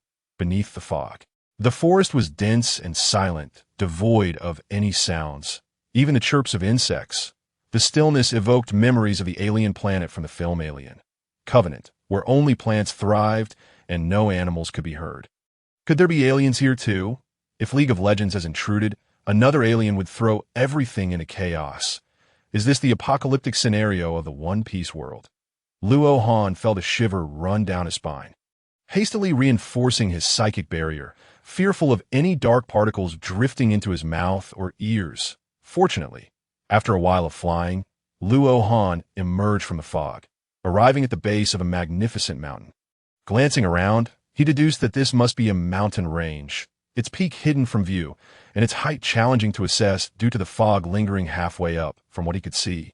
The mountain must reach a height of 2,000 to 3,000 meters at the midpoint, though the actual elevation remained uncertain. Suddenly, a smile broke across Luo Han's face as he detected various animal sounds. Feeling a wave of relief wash over him, dispelling the fear of encountering aliens. Taking a deep breath, he savored the refreshing scent of nature that invigorated his spirit. Using his spiritual awareness, he scanned the vicinity but found no sign of the Golden Lion. He must have crossed over the mountain. Luo Han then soared toward the mountainside, glancing in the direction of the flowing mountain range, still unable to see the it appeared to be a large island, suggesting that his previous assessment had been slightly off. Without lingering, Luo Han swiftly traversed the clouds and fog, reaching the mountaintop. Upon arrival, he found the summit oddly flat, as if it had been cleaved by a blade. Though various large trees adorned the surface, the uniformity of the mountain's peak was striking. Luo Han envisioned a scene: a perfectionist swordsman, unexpectedly arriving here, gazing upon the uneven summits with displeasure, before drawing his sword and leveling the entire mountain range. Inspired by this thought, Luo Han felt a surge of bravado. Closing his eyes and raising his right hand to his chest, his palms pressed together like a blade, envisioning the spirit of severing all that stands in his way as he thrust forward. Clang! A sound of slicing resonated beside him. Luo Han instinctively stepped to the right. On the breezy mountaintop, drops of blood began to trickle from his left arm. Luo Han's cold sweat poured forth as he trembled. Clutching his mutilated left arm with his right hand, opening his eyes to see the golden lion approaching from across the mountain, narrowly escaping the loss of his left arm, an overwhelming rage surged in Luo Han's chest. Weighing heavily upon him, nearly stifling his breath, he cast a frigid glare at the approaching golden lion, remaining silent. Quite nimble, aren't we? The golden lion smirked chillingly as he hovered before Luo Han, furrowing his brow. Luo Han remained silent, realizing that whatever he said at this moment would be futile. He would wait to see what the golden lion intended. No words, I see. I'm merely curious about the secrets you possess that warrant the world government to dispatch for CP0 agents to capture you alive. The golden lion's eyes narrowed as he continued. Indeed, just as one wave settles, another rises for the world government. That can be overlooked, considering their sheer numbers. But you, Gold Lion, stand alone. What confidence do you possess that instills fear in Luo Han? If you cannot even subdue the world government, what makes you believe you can contend against me? Luo Han regarded Gold Lion with disdain, his silent mockery proving far more lethal. It was evident that Gold Lion sensed this, his expression darkening further. Such an arrogant brat. Do you truly believe you can evade my strikes? Don't be ridiculous. Feeling insulted, Gold Lion unleashed 2 slashes aimed at Luo Han. Clang, clang. Luo Han deftly sidestepped and crouched, evading the 2 strikes, then cast a derisive glance at Gold Lion. Had it not been for the fact that I wasn't utilizing my Kinbunchika haki earlier, do you think you could have severed a piece of flesh from my left arm? Impossible, Gold Lion exclaimed, disbelief etched on his face. Such close range. With his swift blade, there was no way to evade. There's nothing impossible, Gold Lion. Opponents of your ilk are the easiest for me to handle. Luo Han taunted. Oh really? The easiest to deal with. Let us see you dodge again. Gold Lion's eyes bulged, roaring in rage. He then soared 20 meters above Luo Han, raising both hands to look down upon him. Thousand Cuts Valley, Gold Lion bellowed as his hands instantaneously unleashed hundreds of slashing waves towards Luo Han. Clang, clang. Each wave whizzed past Luo Han, causing explosions that carved valleys into the mountaintop below. Luo Han looked up, his expression as indifferent as ever, gazing at Gold Lion. What is this? Such a disgusting ability. Gold Lion seethed internally, observing Luo Han's unmoving silhouette. How does it feel, Gold Lion? I told you opponents of your caliber are easy for me to handle, especially when my Kinbunchiku haki surpasses yours. Only now did Luo Han burst into laughter. Hearing Luo Han's laughter, Gold Lion fell silent, recalling the moment he struck, when countless invisible attacks had disrupted his limbs, causing none of his slashes to find their mark. It was clear that this brat's abilities had evolved, his control and speed of attack significantly enhanced. Such a troublesome ability, Gold Lion frowned, momentarily feeling cornered, amused by Gold Lion's predicament. Luo Han remained vigilant, reminding himself not to fall into delusions. The previous encounter had indeed been perilous, although Gold Lion did not intend to take his life, merely wanting to sever an arm to uncover his secrets. Who could guarantee that Gold Lion would end his life afterward, once he had learned the truth? After all, leaving someone destined to trouble oneself was hardly wise. Since you have come to terms with reality, I shall take my leave. With that, Luo Han soared towards the coast, maintaining his Kinbunchika haki throughout. He could not afford to be careless, lest he meet an untimely demise. Halfway through his ascent, Luo Han glanced back to find Gold Lion still stationary, not pursuing him. Phew! Luo Han exhaled in relief. That had been quite perilous. Gold Lion's Kinbunchika haki was indeed formidable, but Luo Han had enhanced his sensitivity through his psychic abilities, effectively entering a state akin to bullet time. Bullet time was achieved by amplifying the sensitivity of his Kinbunchika haki, allowing him to slow down actions by hundreds or thousands of times, resulting in a heightened state of awareness. With this enhanced sensitivity, the speed at which Luo Han activated his telekinesis also increased significantly. Thus, he could precisely manipulate his telekinesis to disrupt Gold Lion's sword strikes. ensuring that none of the slashing waves were directed at him. However, all of this required a substantial expenditure of psychic energy, while other devil fruit users might merely deplete their physical stamina. Luo Han's use of psychic abilities drained both his physical and mental reserves. Moreover, while physical fatigue could be replenished through ample meat consumption, mental exhaustion was much harder to recover from. Fortunately, Luo Han's telekinesis, which he had developed first, consumed little physical stamina, and his mirage ability did not have the terrifying costs associated with bullet time. Otherwise, his routine battles would devolve into mere physical confrontations, and the world government would soon learn that he had consumed the psychic fruit, potentially leading to unforeseen troubles. Thankfully, Gold Lion remained oblivious to all of this. Otherwise, if he had persisted in pursuing Luo Han for another 10 minutes in such a high-intensity combat scenario, Luo Han's stamina would quickly deplete. After a moment of contemplation, Luo Han released his right hand and inspected the wound on his left arm, which had healed to the point of being nearly indistinguishable from his usual skin, albeit slightly pale. But it was no longer an issue. It was fortunate that the psychic fruit granted him such control over his physical form, accelerating the healing of wounds. Otherwise, he would have been at a loss when explaining to Cole upon returning to the shore. Upon flying back to the shore, Gold Lion found it hard to accept that he could not subdue a mere brat who had only recently set sail. Reflecting on the growth rates of Luo Han and Cole, as well as Taker and the others, Gold Lion felt he too must cultivate his subordinates. One cannot face everything alone, just as that brat Luo Han, even when beset by the combined might of 3 CP0 agents from the world government and Zephyr, could not utilize his troublesome abilities and was forced to retreat. He could no longer remain with Whitebeard. Gold Lion resolved to pursue Roger independently, while also gathering some powerful subordinates in preparation for forming his own pirate crew. With these thoughts in mind, Gold Lion produced a din mushy to contact rocks that on the white sandy beach, wisps of smoke began to rise. "Boss Luo Han, you've returned," as soon as Luo Han touched down on the beach. Taker's booming voice rang out, filled with palpable excitement, as he approached with a bundle of baked buns. "What's this?" Luo Han stared at the members of the Green Fort pirate crew, who were busy roasting buns. Bewildered by the sudden appearance of these baked goods, Taker carefully held out the buns, his expression reverent, and said, "These are the buns that Granny gave me.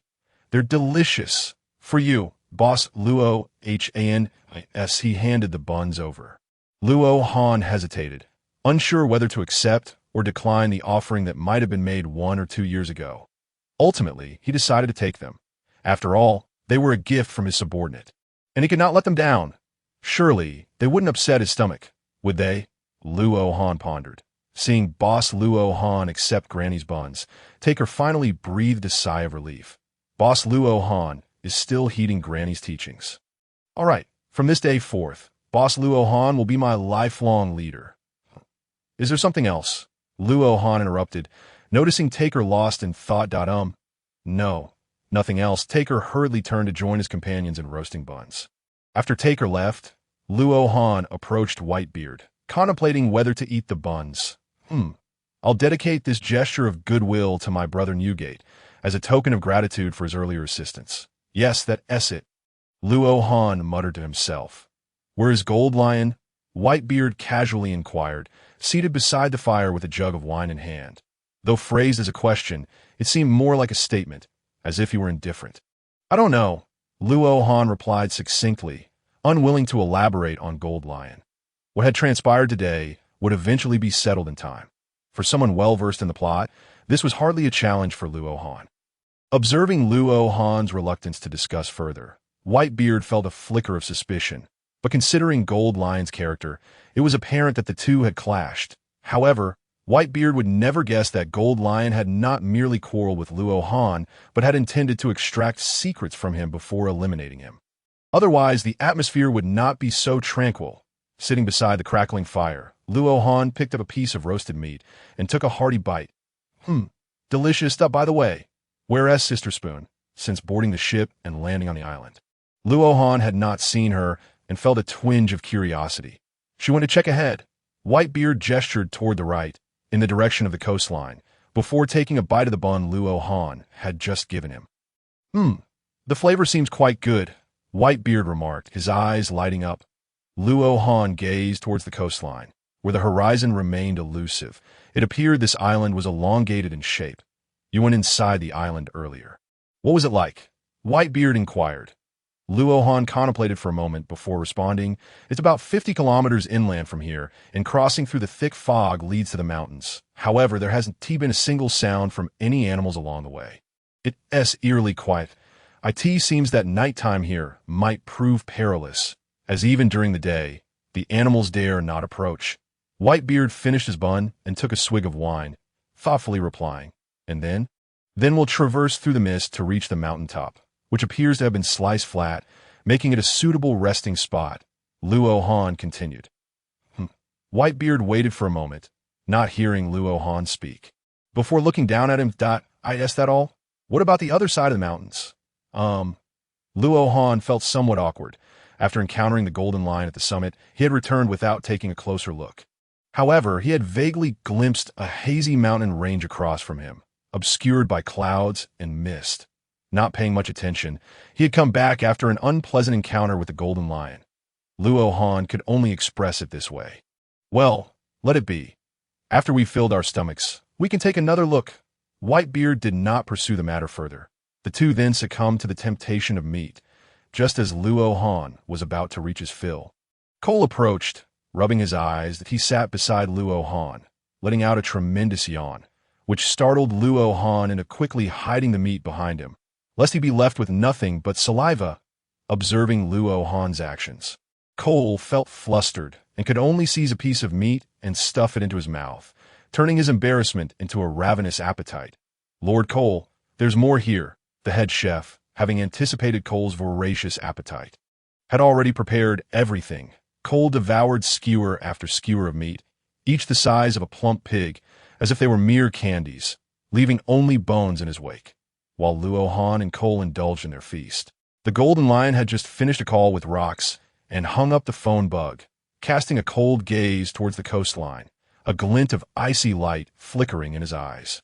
He then took out a directional device, checked the bearings, and flew towards one end of the mountain range. Huff, huff, the crowd lay on the beach, panting, having overeaten. Lord Luo Han, we brought the tent and flatbreads. Do you need anything else? Tuck suddenly stood up and said. Luo Han was a bit perplexed. What tent? They were not camping. What do we need a tent for?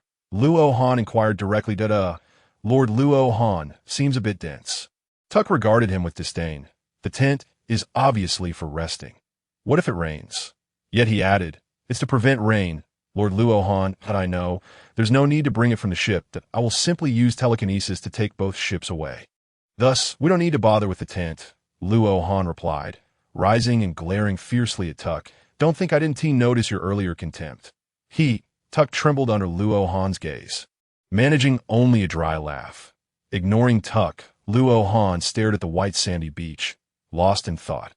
After a while, he seemed to recall something suddenly. He crouched down, scooping up a handful of pebbles, and then rubbed them together, producing a squeaky sound. Standing up, he released the stones, raising his hand to summon more pebbles with his telekinesis, forming a sphere of stones with a 5-meter diameter. With a mere thought, the gathered stones swirled around him like a cascade of snowflakes. An exquisite sight. Luo Han clenched his right hand into a fist, and the flowing stones coalesced into a spiral stream beside his right hand, resembling a compressed spring poised for release. He punched towards the sea. The spiraling stream of stones collided with each other, producing a cacophony of clinks, which resonated forward before unleashing a tremendous force. Boom! A colossal sound wave erupted, akin to a sudden surge of mudslide. The stream of stones, controlled by Luo Han's telekinesis, sped across the sea like a missile, carving out a 10-meter diameter circular passage, while the high temperatures generated by the rapid movement caused the stones along the way to appear as if they were molten lava. With steam rising from the ocean, the onlookers on the shore had been paying attention since Luo Han manipulated the stones, and now they stood agape at the spectacle before them. Such power! That kid Luo Han is nearly reaching the level of a Marine Rear Admiral. His rate of improvement is truly terrifying. Whitebeard marveled, gazing at the inverted traces of the passage before shifting his attention to Luo Han. On the white sandy beach, Luo Han stared at the lava-like passage formed after his attack. Momentarily dazed, clenching his right hand, he looked at the white pebbles, gently stroking them with his palm. Using telekinesis, he controlled the stones to form a flowing cylindrical stream that circled around him, the pebbles clinking against each other as they moved. After keenly experiencing the sensation of the stones colliding, a subtle smile crept across Luo Han's lips, as if he had discovered something precious. Ah la la. So it was the commotion created by young Luo Han. A voice of surprise pierced through the air. And Luo Han turned to find Spoon's sister returning. "You're back, Spoon's sister," Luo Han greeted. "Yes, young Luo Han's strength has increased again," Spoon's sister exclaimed, her eyes flashing with astonishment as she regarded Luo Han. Having joined the Rocks Pirates only a few days ago, she realized that her own abilities had surged upwards, and she was no longer certain she could match Luo Han in strength. Haha, fortunately, if I don't continue to improve, the next time I encounter a similar situation, it could turn troublesome, Luo Han chuckled, though he felt no particular joy, for his current strength still felt insufficient. "By the way, Spoon's sister, did you see the end of the island over there?" Luo Han inquired. Spoon's sister replied, "No, it should be a large island. This island is quite peculiar, walking along the white sandy coastline. The scenery remains unchanged, as if it has no end. Have you ventured into the interior of the island?" Luo Han asked, turning to look inward, only to see a dense fog obstructing his vision. "I've been there. There's a mountain range following the coastline, and the Golden Lion is still inside," Luo Han responded. Gazing at the fog, he thought to himself that he would soon have everyone board the ships, then control both vessels to fly to the mountaintop to disembark, thus resolving their accommodation issue.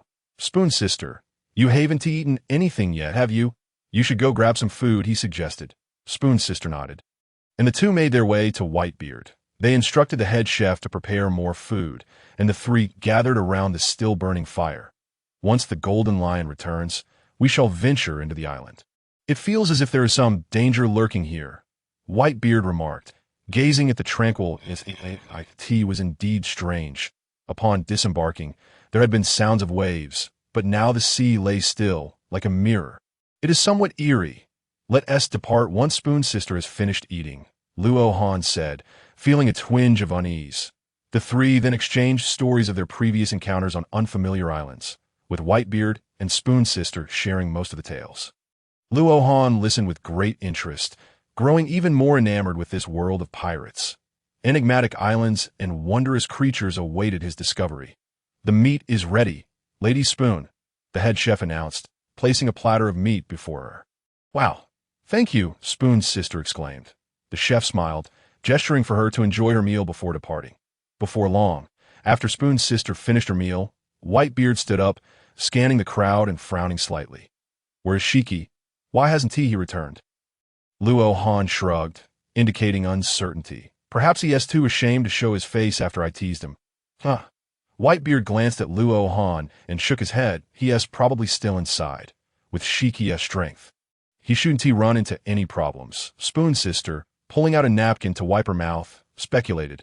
Whitebeard didn't worry about Shiki's safety. He simply found the weight bothersome. "Luo Han, your abilities should allow you to transport the ships into the island, right?" "No problem. I was planning to take the ships along anyway. Otherwise, I fear the tide would push them somewhere unknown," Luo Han replied, rising and clapping his hands casually. "Then that is settled." Whitebeard commanded the head chef to gather everyone. Luo Han instructed Tuck to assemble the crew, and soon hundreds of people gathered on the white sandy beach, a dark mass. "Let us begin," Whitebeard said to Luo Han. "All right," Luo Han acknowledged, focusing his mind, with a thought. He levitated both pirate ships off the sea, directing them towards the shore as the vessels hovered above the beach. The crowd gazed in awe at the floating ships, a spark of fervor flickering in their eyes. Especially Tuck and the others, who, having witnessed the Golden Lion's abilities, were astonished by Luo Han's similar feat, though they did not share the same fervent enthusiasm. "All right, don't resist. I will get you all on board," Luo Han announced to the crowd. He then used telekinesis to grasp the arms of the gathered individuals, tossing them onto the ships. Naturally, Spoon's sister received a much gentler treatment as he carefully assisted her onto the pirate ship. Watching her ascend gracefully, Luo Han couldn't help but smirk, feeling somewhat mischievous. The powers of perception seemed to be shielded, and he cast another glance at Spoon's sister. Is it all right to try? Certainly, it is of no consequence. After all, no one knows, huh? Luo Han chuckled inwardly. He then meticulously sensed the figure of Sister Spoon with his spiritual awareness. Truly remarkable. Her sun-kissed skin radiated health, and the tactile sensation was delightful. As for the scent, it suffices to say it was unmistakably familiar. Overwhelmed with embarrassment, his face flushed. Luo Han quickly composed himself, ensuring Sister Spoon was safely aboard the ship lest he expose himself. This was indeed a perk of Luo Han's spiritual awareness, capable of perceiving taste, sight, and touch. He could even penetrate certain less dense substances, though it required intense concentration.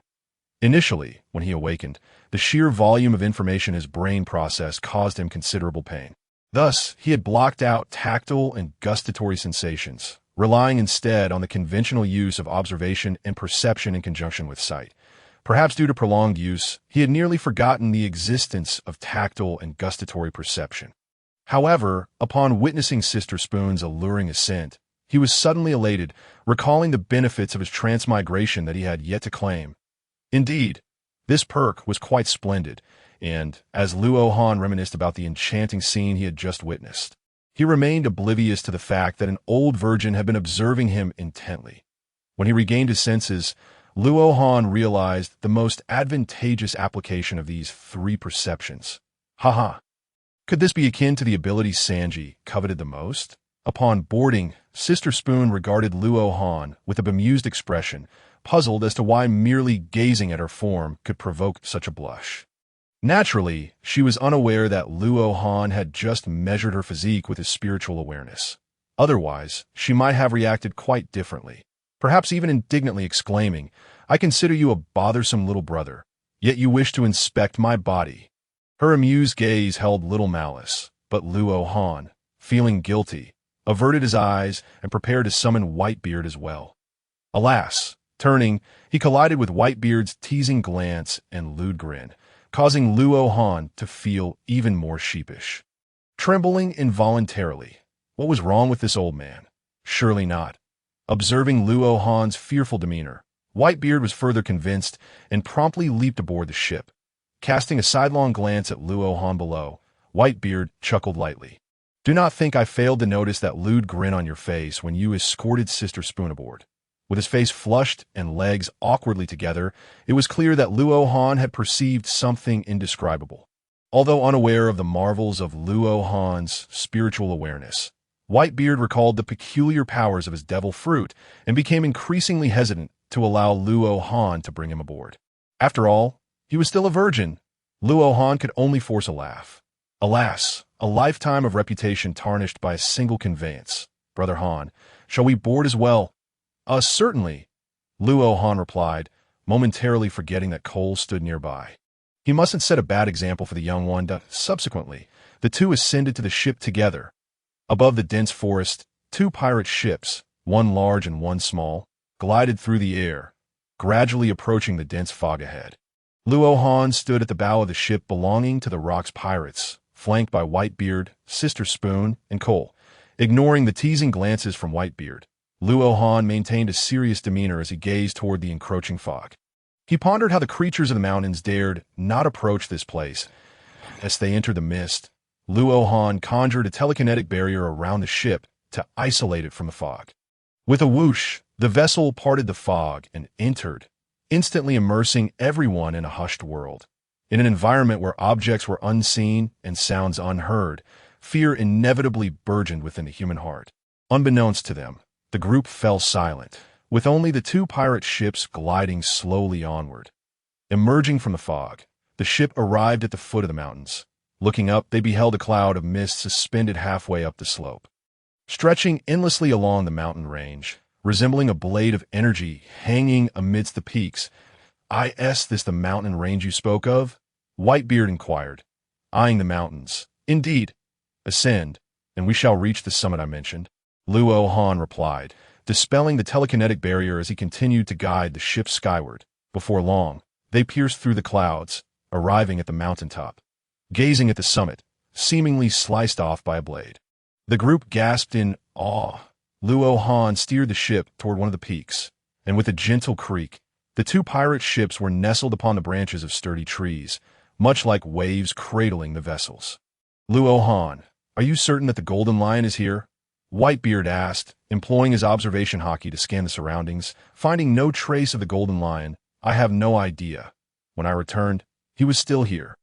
Luo Han shook his head, perplexed as to the Golden Lion's whereabouts. Had he truly fled in shame?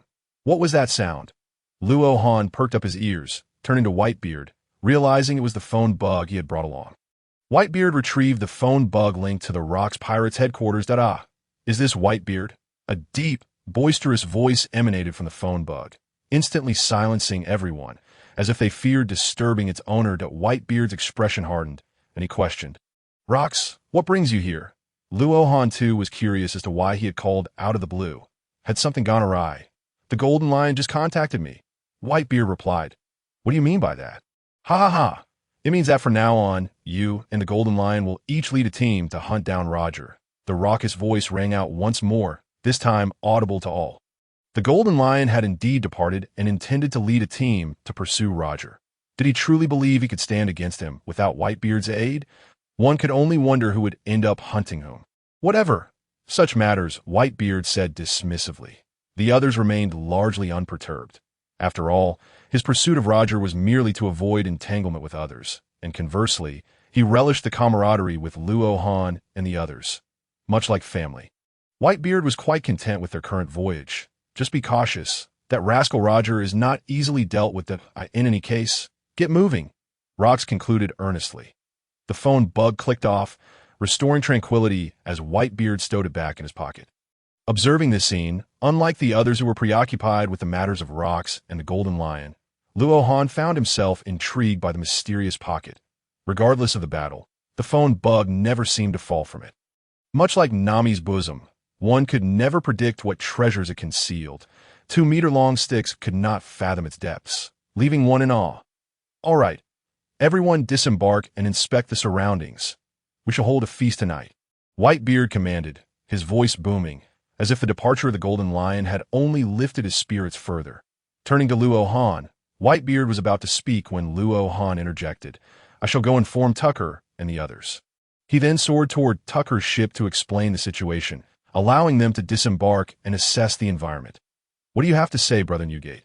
Luo Han returned to sit beside Cole, curiosity gleaming in his eyes. Cole mirrored his interest. Though I am unaware of what transpired between you and the Golden Lion, his departure has indeed diminished our combat strength, Whitebeard stated candidly, revealing the current state of their forces aboard the ship. Cole nodded in agreement, clearly understanding. Luo Han was left speechless. Cole had not grasped the implications. Essentially, their strength had taken a significant hit with the Golden Lion's exit, and then Luo Han gazed at Whitebeard, awaiting his further thoughts. Given Whitebeard's forthrightness, he must have had a plan in mind. Thus, I propose that we take this opportunity to train you and Cole thoroughly on this island, at least to the level of a Marine Rear Admiral. Otherwise, you will struggle against the Roger Pirates. Whitebeard articulated his thoughts, believing it to be the best course of action. Luo Han and Cole exchanged smiles, appreciating the concern. What do you think? Whitebeard pressed. No problem at all. Luo Han responded enthusiastically. Since setting sail, they had either been embroiled in battles or traversing paths leading to confrontation, with each encounter growing progressively fiercer. If they did not pause, Luo Han feared he might perish in one of these skirmishes. After all, even Luffy required 2 years of seclusion to prepare for the New World. He and Cole were merely equipped with powerful devil fruits, while their haki was only at a standard Rear Admiral level. It would be prudent to bide their time for now. Then let us each find a direction to explore this island, Whitebeard suggested, gazing into the island's interior. Agreed, both I and Cole are capable of flight. So Cole, you shall carry Spoon's sister all the way. And you, Newgate? Luo Han felt a bit awkward, recalling the earlier scene on the coast, and was reluctant to use telekinesis to lift Whitebeard, primarily out of fear that he might misconstrue the situation. I'll manage on my own. I can simply walk down, Whitebeard said sheepishly. See, he is already overthinking it, Luo Han remarked, exasperated. However, is it true that Cole can also enable others to fly? Spoon's sister inquired, her eyes sparkling with curiosity as she turned to Cole. Cole looked to Luo Han, silently asking if he should demonstrate his devil fruit ability. Luo Han nodded. There was no longer anything to conceal, as it was evident that the world government was focused on him. Upon receiving Luo Han's approval, Cole began his transformation, his body glowing red and emitting steam, as if accumulating energy to— Oh no! Could it be that he has forgotten how to transform again? Luo Han questioned, observing Cole's steam-filled form with skepticism. Fortunately, it wasn't that. It seemed the energy within him had reached its limit, prompting Cole to grow larger, starting with his mouth, then his head, until he leapt into the air. His body expanded rapidly, and in no time, a colossal 6,000-meter-long creature, resembling a giant kun, loomed before everyone, casting a shadow that obscured the sunlight and enveloping the mountaintop in darkness. What is this? What on earth is this? Various exclamations of awe and fear echoed as everyone stared agape at the spectacle above, their eyes and tongues metaphorically dropping in astonishment. This appears to be the animal-type devil fruit ability of Boss Cole. One of Tucker's companions trembled, pointing at Cole through the gaps in the branches. Tucker remained silent, lost in thought. He had once believed that his own animal-type devil fruit ability was the strongest, allowing him to transform into a 10-meter-tall beast. Now, gazing at the towering form above that blotted out the sky, he felt a sudden sense of injustice, both being animal types of the mythical beast variety. Why was Cole so immense while he remained comparatively small? After a prolonged silence without hearing their captain's voice, Tucker's companions exchanged puzzled glances and turned to find Tucker with tear-filled eyes. Looking quite pitiful, the group fell silent, cautiously backing away, fearful of inciting their captain's wrath. Regaining his composure, Tucker noticed his companion's reactions and was momentarily taken aback before erupting in anger. This is our brother Cole, the ally of Boss Luo Han. Hurry and cheer for him. The others, momentarily stunned, quickly caught on and erupted in praise for Cole, showering him with compliments about his reliability and strength, exclaiming how he truly lived up to being Luo Han's brother. Their words flowed effortlessly, each one different from the last. Sensing the entire scene, Luo Han shook his head, disregarding the antics of this foolish group, feeling a tinge of sympathy for Tucker, who must be feeling quite miserable at that moment. Forgive me for my unkind laughter, Luo Han chuckled. Cole, descend a bit, he instructed Cole, then turned to Spoon's sister. Let Cole carry you to explore the island's interior. All right, Spoon's sister replied, as if just coming to her senses. It was truly hard to grasp. Transforming from such a small figure into such an enormous creature was astounding. This was no ordinary size, but a gigantic being measuring around 6,000 meters in length, even surpassing the size of typical sea kings. This is simply unbelievable, Spoon's sister exclaimed repeatedly, evidently still reeling from shock. Now I understand how Cole managed to withstand Zephyr and those 3 CP0 agents. Whitebeard chuckled as he withdrew his gaze from Cole. When he transforms back to a 10-meter-tall form, it hardly seems imposing at all. In fact, it feels diminutive. Yet that is also Cole's prowess. Otherwise, he wouldn't have been able to endure the attacks of a Marine admiral solely with his physique. But it is not merely about size. When the time comes to witness Cole's full-powered attacks, that will be the true spectacle. I can only imagine the expressions on everyone's faces then, Luo Han pondered. All right, I shall venture straight across to the opposite mountain range to assess the situation, he declared to Whitebeard and Spoon's sister. Fine, I will take the left, Whitebeard replied. Then Cole, and I will head right. Spoon's sister exclaimed, leaping onto Cole's now lowered back, and together they set off toward the right. Whitebeard then dashed down the left slope, while Luo Han took to the skies, flying toward the opposing mountain range. Emerging from the clouds, Luo Han found himself in the interior of the island, where a vast, flat forest plain greeted his eyes, with all the towering trees appearing remarkably uniform in height. Within his sensory perception, numerous fascinating creatures abounded, exhibiting an array of bizarre shapes. It seemed that if paleontologists from Earth were to arrive here and witness these beings, they would surely faint from excitement. As he soared through the air, marveling at the island's biodiversity, he also noted a peculiar absence of human activity. It was rather alarming, especially since Luo Han and his companions intended to rest here for some time, without a clear understanding of the surroundings. It felt somewhat perilous. Logically, the environment here appeared quite suitable for human habitation. After flying for about 50 kilometers, Luo Han spotted a river flowing horizontally between two mountain ranges, traversing the forest plain and heading in the direction of Senkō.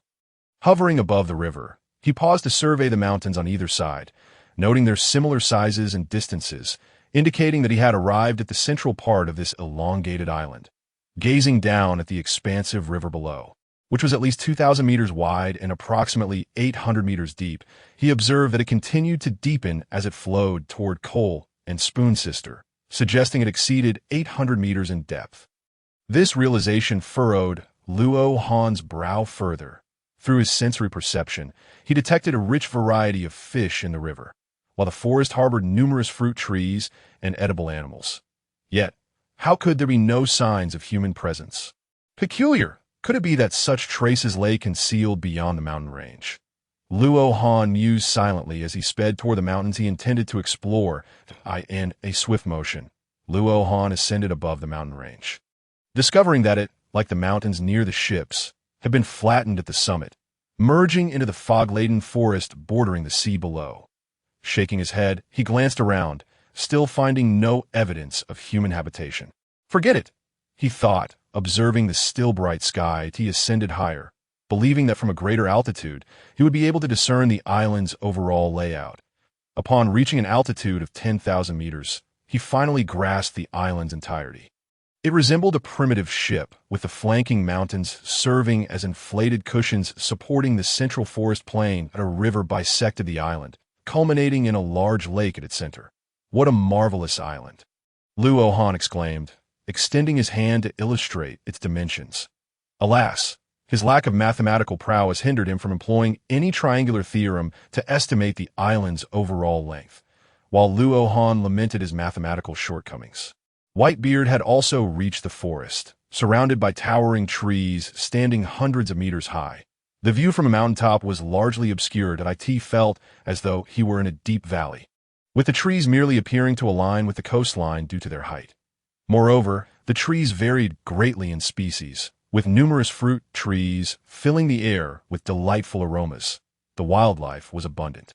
Yet the most prominent creatures resembled oversized roosters, standing 50 to 60 meters tall. While they appeared less imposing amidst the towering trees, their presence could still be quite intimidating when approached, after circling the mountain's perimeter. Whitebeard felt satisfied and prepared to return as dusk began to descend. Looking up at the slanting light filtering through the branches, he surmised that the sun was likely about to dip below the horizon.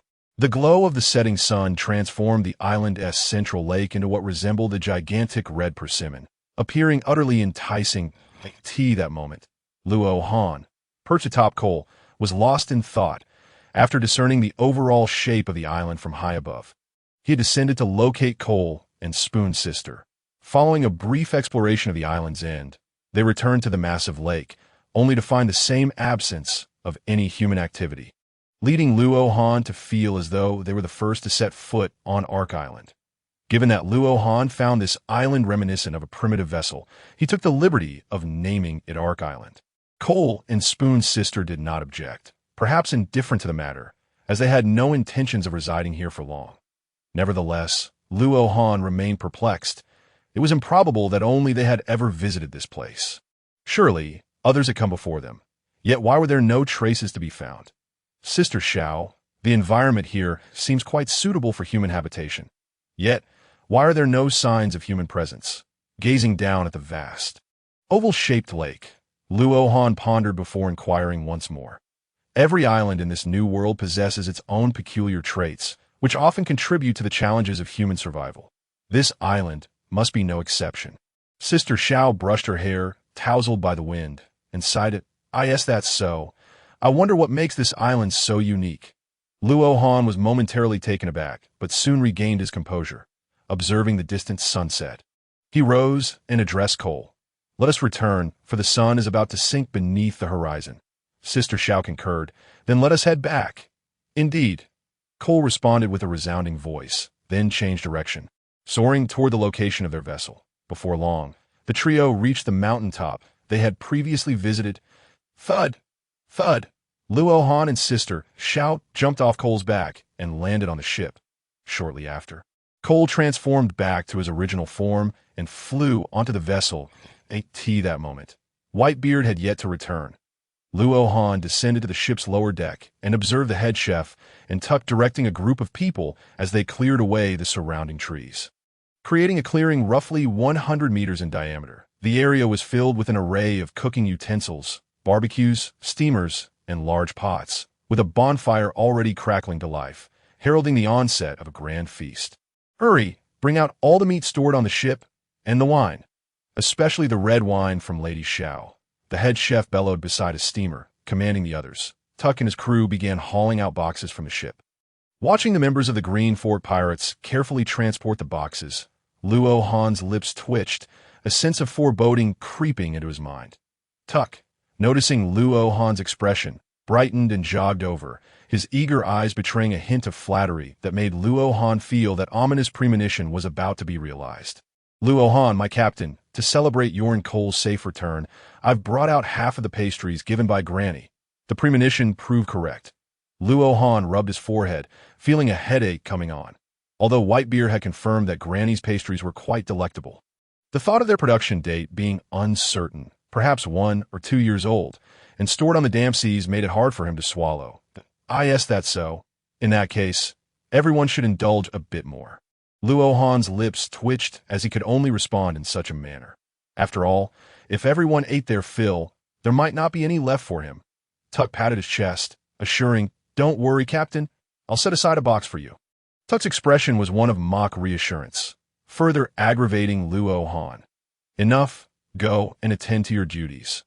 Luo Han hurriedly dismissed the man, as he was beginning to feel his earlier excitement for the evening's feast dissipate, replaced by a sense of discomfort. "All right, Captain." Tuck, unaware of Luo Han's dilemma, assumed he was simply eager to sample Granny's pastries, quickly went off to prepare, contemplating whether to save an extra box for Luo Han. Thankfully, Luo Han remained oblivious. Otherwise, he would have made Tuck experience the sensation of crushing an egg with telekinesis. After Tuck departed, Luo Han moved to the mountaintop, facing the coastline, wishing to observe the peculiar forest as night fell. Suddenly, Luo Han was taken aback. The dense fog below had dissipated, revealing only a thin veil of mist, resembling a transparent shroud. Now able to discern the state of the trees along the coastline, Luo Han felt a shiver run down his spine. This was truly unsettling. The branches below twisted and turned like tentacles, entangled at bizarre, irregular angles. Each tree bore the same eerie quality. If any non-flying creature ventured inside, it would surely become hopelessly lost, which might explain why animals dared not approach. Luo Han speculated inwardly. However, if that were the only reason, it wouldn't suffice. Not even a single bird could be seen. Stroking his chin, he donned a contemplative expression. This island appeared to harbor many secrets. Could the unique aspect of this island be the forest along the coastline? Luo Han gazed down at the trees. The tide is rising. At that moment, Luo Han sensed the sea's waters beginning to creep toward the mountains. Just then, Whitebeard's voice resonated, announcing the impending feast, pulling Luo Han from his thoughts. "Coming, Brother Newgate." Luo Han smiled, then hurried back, thus failing to notice the distorted shadows that began to spread with the encroaching tide. Upon reaching the temporary clearing established by the others, Luo Han found Whitebeard just returning, seated beside a bonfire, with Sister Shao and Cole settling in as well. Luo Han took a seat and turned to Whitebeard, inquiring about the situation on the island. The most abundant creatures there are these." Whitebeard gestured toward the chicken the head chef was preparing. Luo Han turned to see. Indeed, it was a chicken, albeit slightly larger than usual. Otherwise, it resembled a rooster, though he wondered if the meat would be similar. The mere thought made his mouth water. Luo Han wiped his mouth and asked, "Have you discovered any signs of human habitation?" It seemed Luo Han was becoming obsessed, inexplicably fixated on uncovering why no traces of human activity existed. Whitebeard was momentarily taken aback by Luo Han's question. After years of traversing the New World, he had encountered countless deserted islands, but had never pondered the absence of human footprints. However, recalling the encounter with the giant rooster on their return, Whitebeard's brow furrowed slightly. With a faint smile, he replied, "Tomorrow, you shall venture into the island yourself, and the answers will become clear." "What? Why keep it under wraps? Just say it plainly." Luo Han rubbed his forehead, exasperated that these old-timers seemed fond of half-truths, as if it would render them more sagacious. "Sigh. Tomorrow it is. For now, let us indulge in the feast." With that, the ship's chefs wheeled out carts laden with food, and dishes were promptly set down, truly abundant, given the size of Whitebeard and Cole, who required substantial portions. "Esteemed guests, please enjoy." The considerate chefs even performed a gesture of invitation.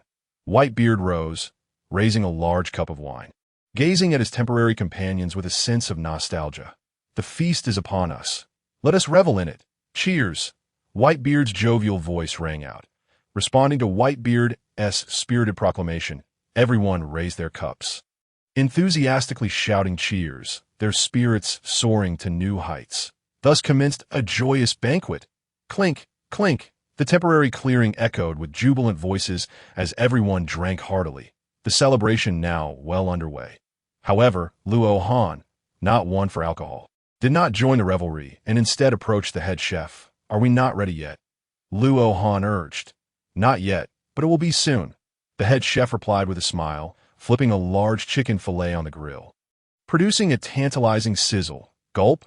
Luo Han's throat surged. The sound was utterly mouth-watering, especially combined with the chef's special spices, which released an enticing aroma that was simply irresistible. Fortunately, the head chef did not keep Luo Han waiting long. "Here you go, esteemed Luo Han." The head chef used tongs to present the chicken fillet to him.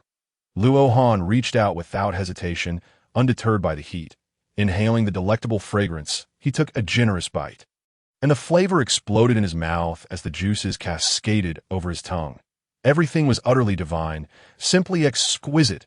While Luo Han was still savoring the chicken fillet's taste, Cole approached and pointed toward the distant sky, saying, "Brother Han, look over there." Luo Han set down the chicken fillet to follow Cole's gaze. "What on earth?" he exclaimed, for he beheld the sky above the coastline adorned with radiant auroras. "What is this discovery?" Luo Han inquired. "I just noticed it," Cole replied, recalling the moment. That's so." Luo Han responded. "It seems there is something unusual along the coastline." He then made his way toward the mountaintop, extending his senses to investigate further. Luo Han was drenched in cold sweat, for the scene before him was utterly terrifying. While the picturesque view might have been awe-inspiring, with the pebbles on the white sandy beach appearing as if they had absorbed and stored the sun's rays during the day, only to release them at night, illuminating the coastline like a luminous white ribbon, it was the activation of his perception that revealed a horrifying tableau. Below, in the twisted thickets, were serpents of the sea entwined with one another, their various hues faintly discernible in the dim light, some as large as 2 meters in diameter, others a mere half-meter. Gazing along the seemingly endless coastline, the thought of such a dense congregation made Luo Han drop the chicken chop he had been holding, oblivious to when it had slipped from his grasp. Though these serpents paled in comparison to the creatures of the One Piece world, they were still unsettling. The mere thought of an entire coastline teeming with such creatures instilled a profound fear within him. Luo Han shuddered, patting his chest in relief. Thankfully, Whitebeard had cautioned him against spending the night on the beach, leading him to the mountaintop instead. Otherwise, the beauty of the scene would have been too daunting to contemplate. "Luo Han, you and Captain Cole are up here." At that moment, Tucker approached, clutching a pastry, his steps unsteady, clearly intoxicated.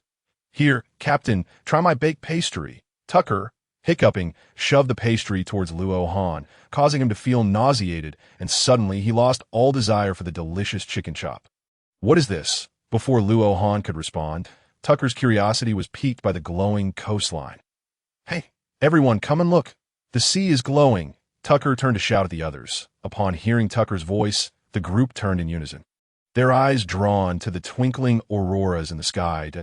In an instant, they all rushed to the edge of the mountaintop, captivated by the stunning scene before them, exclaiming in wonder, "How beautiful!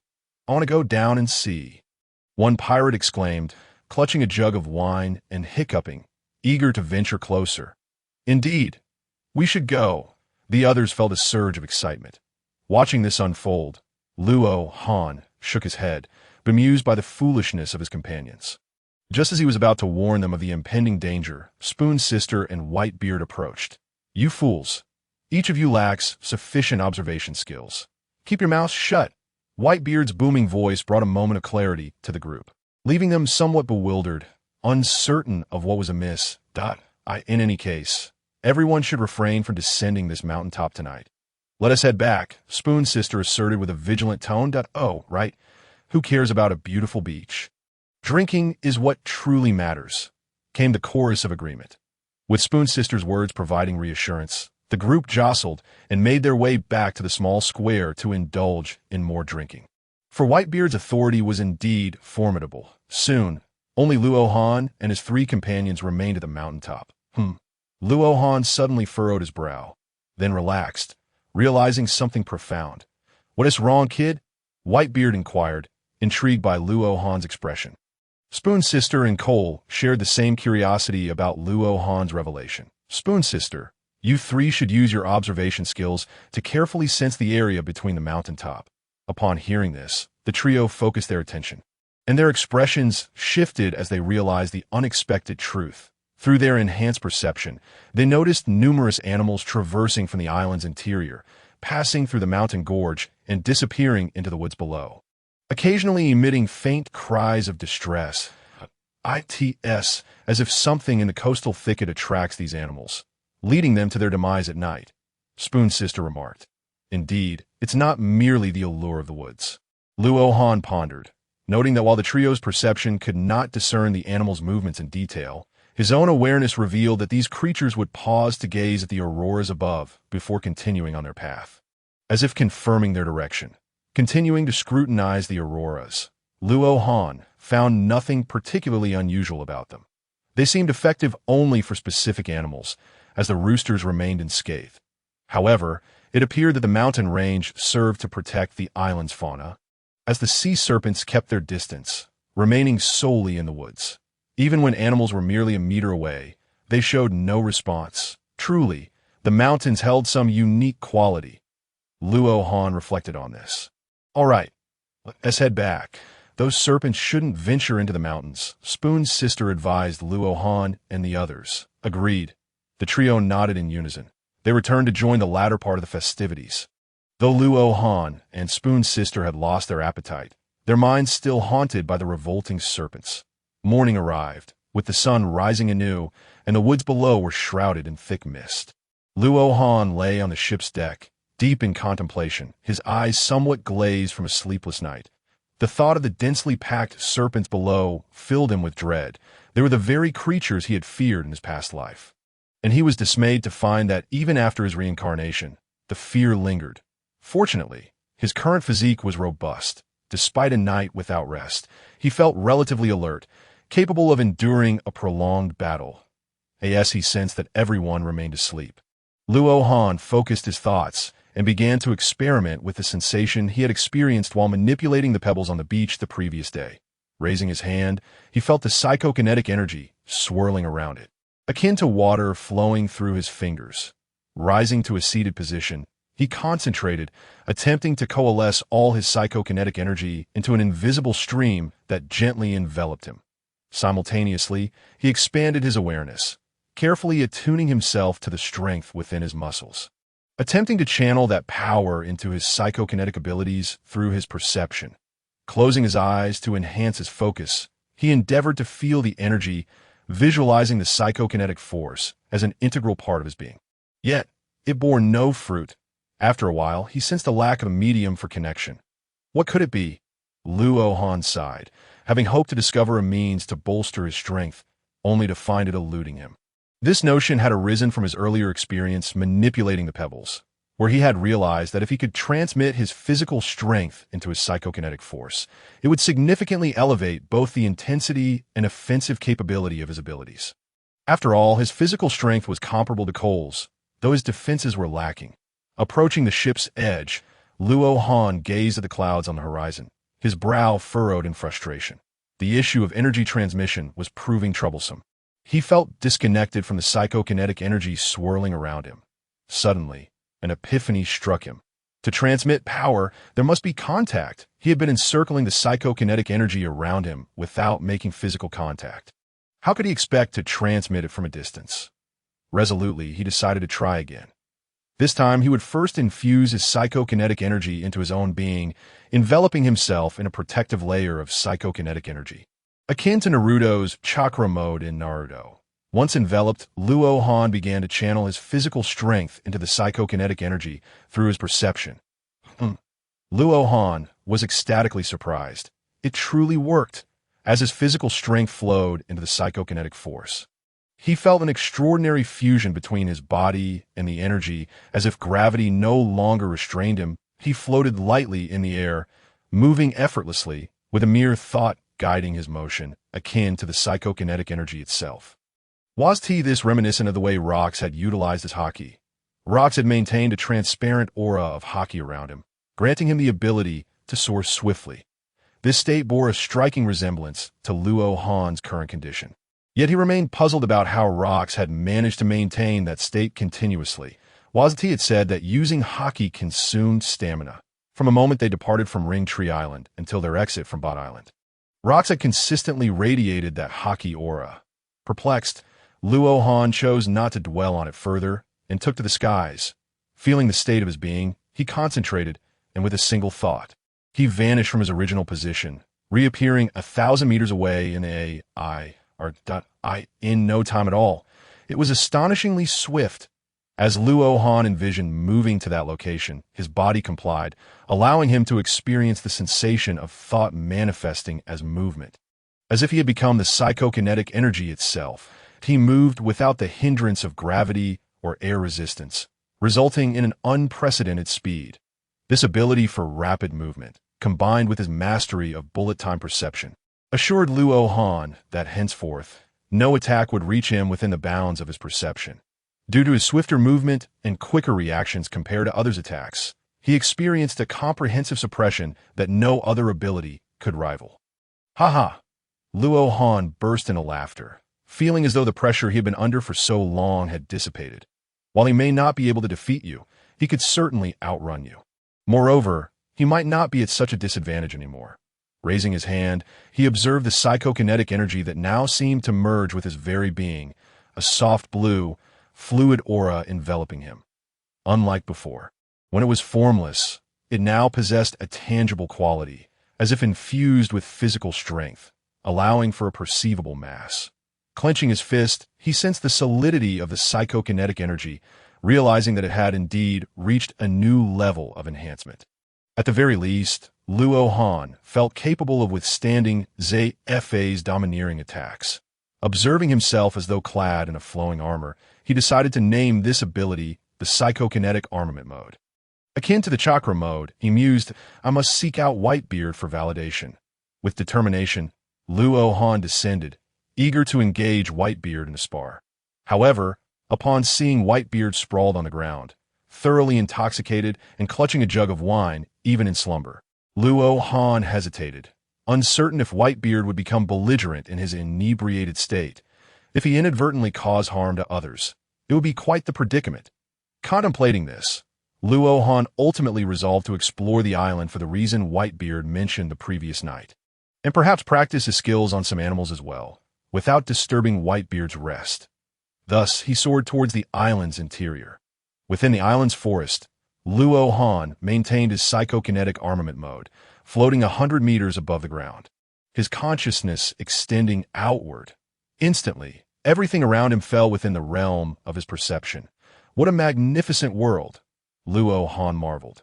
Through his awareness, he observed an array of wondrous creatures. However, the most prevalent were the chickens Whitebeard had brought back the night before, evenly distributed throughout the forest. Recalling the deliciousness of the chicken from last night, Luohan's eyes lit up as he swiftly dashed toward his solitary rooster.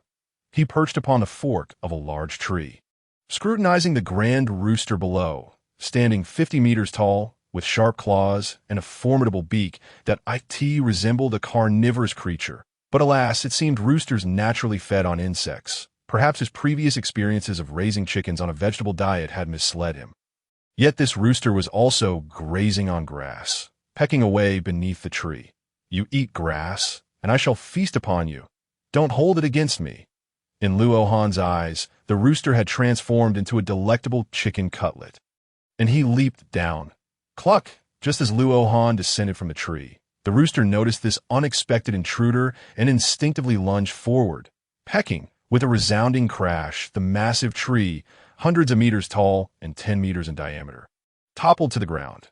Luohan stared in disbelief, bewildered by the situation. Observing the broken trunk, he noted a large hole where the rooster's beak had struck. That must have been the armament haki. When the rooster's beak collided with the tree, it was enveloped in an invisible layer of haki. Cluck! Cluck!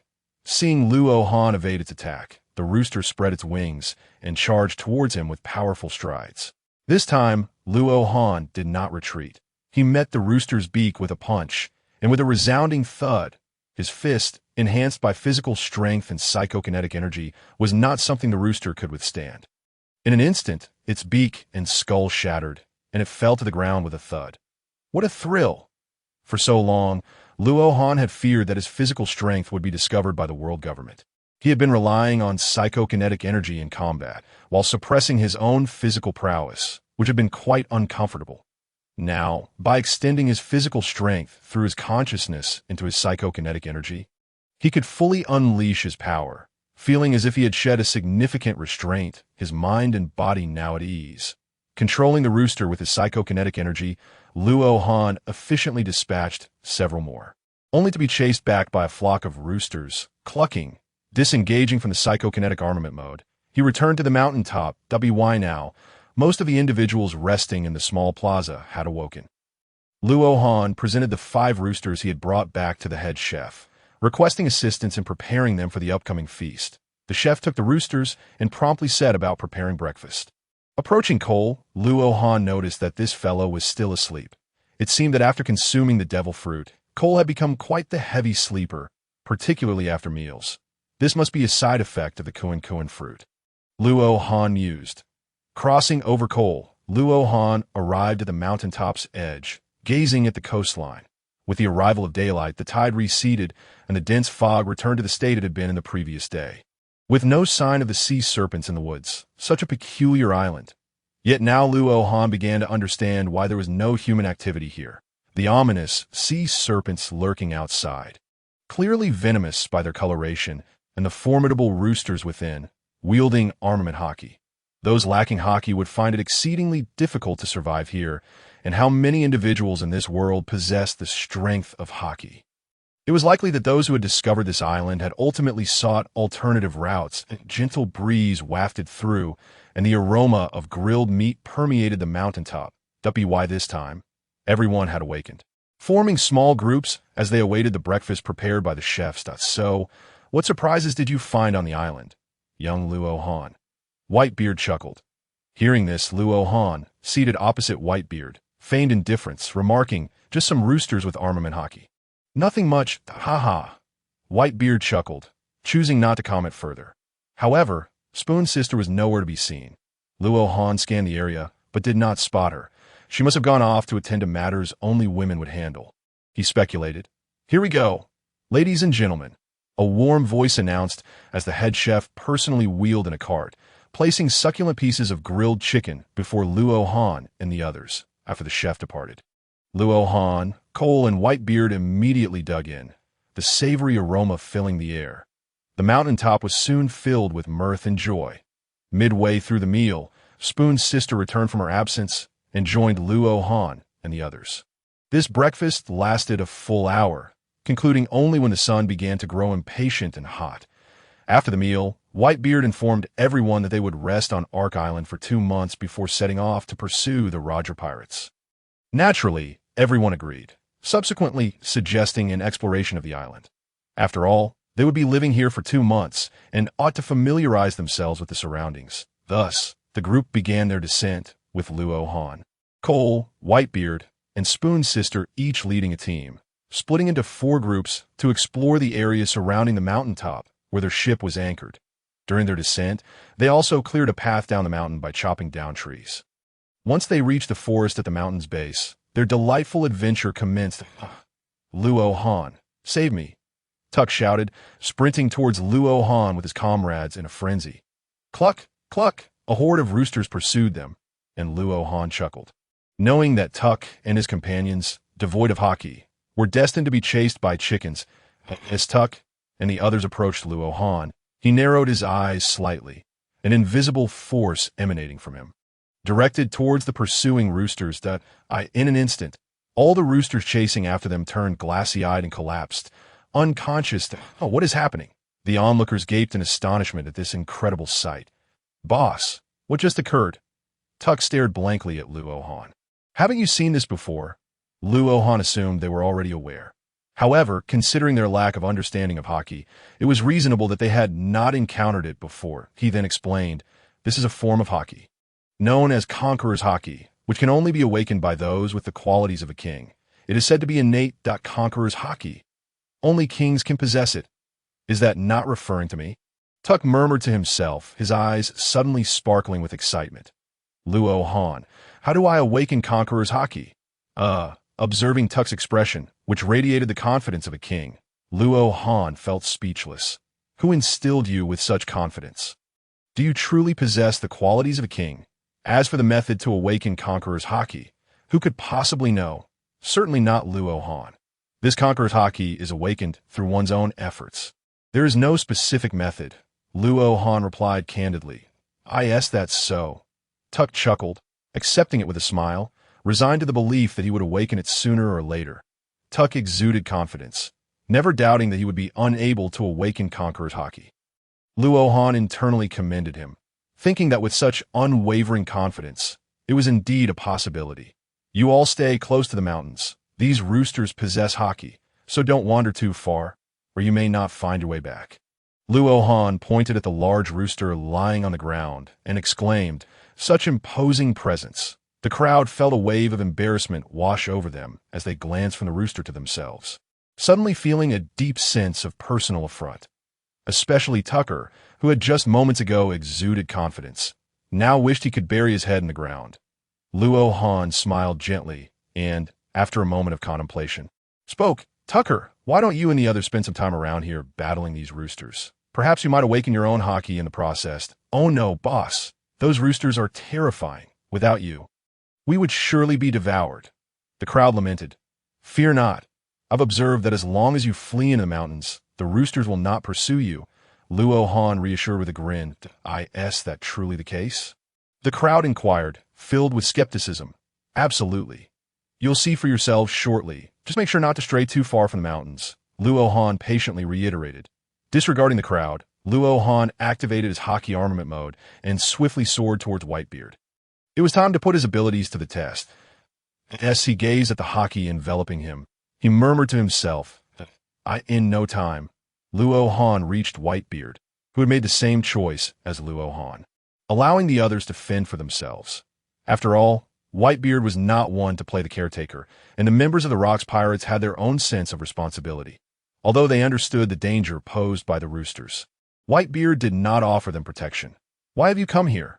Whitebeard asked, somewhat astonished, as he was about to head deeper inside when he spotted Luo Han approaching. And what was that strange, pale blue substance enveloping him? Is that water? Chuckling at Whitebeard's bewildered expression, Luo Han raised his arm, showcasing the pale blue haki armor, and explained, this is a new technique I developed this morning, called Haki Armament Mode. A new technique. You say, so, your urgent arrival here is to test it on me. Whitebeard's demeanor shifted, an ominous aura emanating from him as he fixed a scrutinizing gaze on Luo Han. The crowd felt an oppressive weight descend upon them, unsure of what had transpired, but they wisely distanced themselves, having witnessed Whitebeard's battles before. They understood that he was indiscriminate in his fury. Luo Han chuckled awkwardly, hastily adding, Brother Newgate, I merely wish to share my joy with you." "Yes, joy. Really?" Whitebeard expressed his disbelief. "You clearly intend to use me as your test subject." Nevertheless, he relaxed his imposing presence. Luo Han wiped the non-existent sweat from his forehead. "Very well. Come with me," Whitebeard instructed, upon hearing Whitebeard's words. Luo Han followed him as they traversed a considerable distance until they halted at a spot far enough from the mountains. "Let's settle here. What do you intend to do?" Whitebeard inquired with keen interest, eager to see how Luo Han would experiment with his new technique. This. Luo Han's expression brightened, and he smiled at Whitebeard. "I wonder how fast Brother Newgate is." "Speed?" Whitebeard's expression turned quizzical. He was not known for his swiftness in battle. "Here I come, Brother Newgate," Luo Han declared, and in an instant he appeared before Whitebeard, delivering a punch aimed at his abdomen. Bang! Luo Han felt a wave of force pressing against his hockey armor, yet Whitebeard had timely blocked the blow. With a slide backward, Luo Han increased the distance between himself and Whitebeard. Such terrifying speed! Whitebeard marveled, genuinely taken aback. This was the second person he had encountered with such rapid movement. The first being that wild man always surrounded by hockey. Prompting a nod of approval from Whitebeard as he regarded Luo Han with a sense of paternal pride, akin to a father witnessing his child's accomplishments. Were Luo Han aware of Whitebeard's current sentiments? His expression might not be one of joy. Not bad speed. Young Luo Han, Whitebeard commended. Then his expression darkened. But speed alone is insufficient. With that, he charged at Luo Han with a punch. In the dense and towering woods of the Ark Island, sunlight struggled to penetrate the thick canopies, only managing to filter through the branches to illuminate the grass below.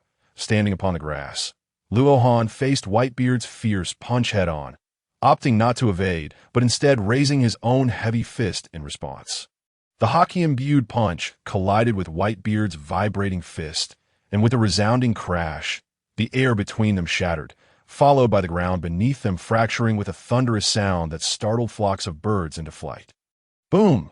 Ultimately, Luo Han's hockey armor shattered, revealing his reddened fist as he was forced to retreat.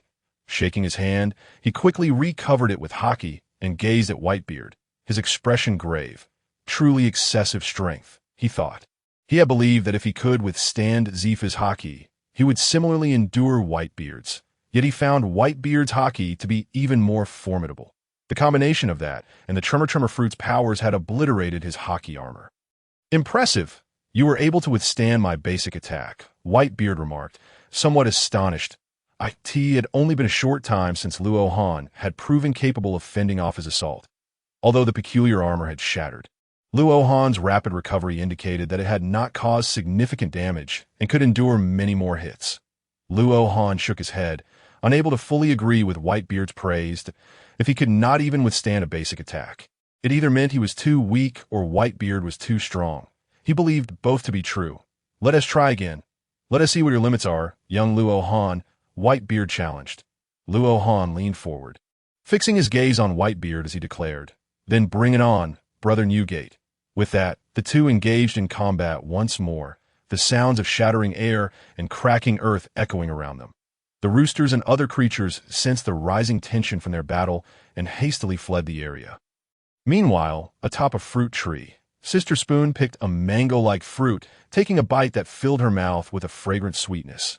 Not bad. Hearing distant sounds, she paused to listen intently, then reflected, Luo Han's power has indeed grown. What a marvel! With that thought, she continued gathering various fruits. On another front, Cole chased a flock of roosters, bursting into fits of laughter. It appeared he was merely playing, not intending to harm them, his expression brimming with joy. However, the group trailing Cole was far less amused. Having unknowingly followed him to an unfamiliar place, they lacked the strength to return alone, forced to continue following Cole as he pursued the birds. "Wait for us, Lord Cole," they shouted, but he paid them no mind, lost in his merriment. The others had no choice but to exert every ounce of strength to keep up with him, knowing that falling behind would bring greater peril. Occasionally glancing back at the flock of roosters pursuing them, the group felt a mix of despair and amusement. As Cole chased the birds, another flock chased them. Thus, in a lively forest, a comical battle between humans and roosters commenced. This amusing skirmish continued until Cole, feeling hungry, decided it was time to end the fun. Afterward, Cole hastened to catch up with the rooster flock, managing to slay 5 and instructing the others to carry them back to the mountaintop.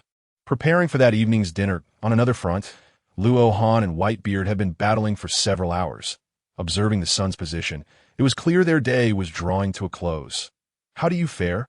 "Holding up well, I hope," Whitebeard inquired, leaning against a fallen tree, eyeing Luo Han, who was catching his breath. Huff, huff. Luo Han labored to steady his breathing, regaining his composure. Surveying the surroundings, he noticed the cracked earth and toppled trees. They had cleared a large area, allowing sunlight to pour freely onto the ground. "Now it's your turn to attack. Newgate, I wish to see if you can reach me," Luo Han challenged, his gaze at Whitebeard slightly provocative. Having taken the initiative in their previous exchanges and sustaining some injuries, Luo Han was eager to see if Whitebeard could handle a fast opponent like him. What an insufferable child, Whitebeard thought. Slightly exasperated, yet he accepted Luo Han's provocation. With a focused gaze, his body began to tremble violently, taking on a pixelated appearance. Bang! With a thunderous crash, Whitebeard instantly appeared before Luo Han, delivering a punch that seemed significantly more powerful than before, seemingly incited by Luo Han's taunting. Swish! Just as he was about to strike Luo Han vanished, instantaneously reappearing behind Whitebeard. Whitebeard, taken aback, withdrew his fist and turned to face Luo Han, a hint of satisfaction gleaming in his eyes. "Your speed is nearly rivaling that of Rock's, young Luo Han, truly." Luo Han gazed at Whitebeard in astonishment, yet felt a tinge of melancholy, realizing he still couldn't match Rock's swiftness. "Ha! What is there to be disheartened about? Aside from Rock's, there are likely few who could land a blow on you. From now on, you shall be considered a formidable force." Sensing Luo Han's discontent, Whitebeard offered a reassuring smile. "That a formidable force." Luo Han thought to himself, "Am I truly deserving of such a title?" As the sun began to dim, Whitebeard picked up a nearby training knife and addressed Luo Han. "Let us conclude for today. Over the next 2 months, I shall carve out time to train with you to the very least. Your defense must keep pace, and then you will possess no glaring weaknesses." Upon hearing this, Luo Han beamed with gratitude and replied, "Very well, let us return, and thank you, dear brother Newgate." Whitebeard chuckled, refraining from further words, and the two walked side by side, indeed side by side, as Luo Han floated beside him. In the serene forest, the duo traversed quietly, while the nearby fauna had long since retreated to a safe distance. "Brother Newgate, what do you believe constitutes a strong individual in this world?" Luo Han inquired, his curiosity piqued regarding the criteria for strength. Whitebeard glanced at Luo Han and then forward, his voice tinged with reflection as he responded, "In truth, the essence of strength in this world is quite simple. It manifests in 3 forms: speed, offense, and defense. Attaining mastery in any one of these aspects will generally secure your invincibility. Like you, possessing remarkable speed ensures that others cannot strike or catch you, allowing you to traverse the vast seas with ease. Conversely, if your offensive power is formidable, you can retaliate against all, and if your defense is robust, you can withstand anything, thus dominating the ocean as well. Hence, if one excels in any of these categories, they will not easily fall to others. This is the standard of a strong individual. Of course, should you encounter someone who surpasses you in speed, offense, and defense, then you would no longer be deemed strong. Thus, strength is inherently relative," he chuckled. Upon hearing Whitebeard's elucidation, Luo Han experienced a moment of clarity. Until now, his pursuit of strength had been somewhat nebulous, guided merely by instinct. Now he understood the path ahead. Indeed, strength boils down to 3 fundamental attributes: offense, speed, and defense. Mastery of one attribute would undoubtedly elevate the others. After all, had he not witnessed the yellow ape's audacity, where speed equated to weight, dispatching supernovas with a single kick? This epitomizes how unparalleled speed can yield tremendous offensive power. With this realization, Luo Han solidified his future endeavors.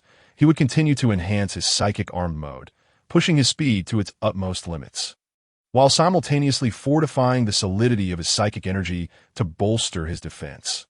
Through today's spar with Whitebeard, Luo Han discerned that his psychic energy was rapidly adapting to the onslaught of haki and the tremor fruit.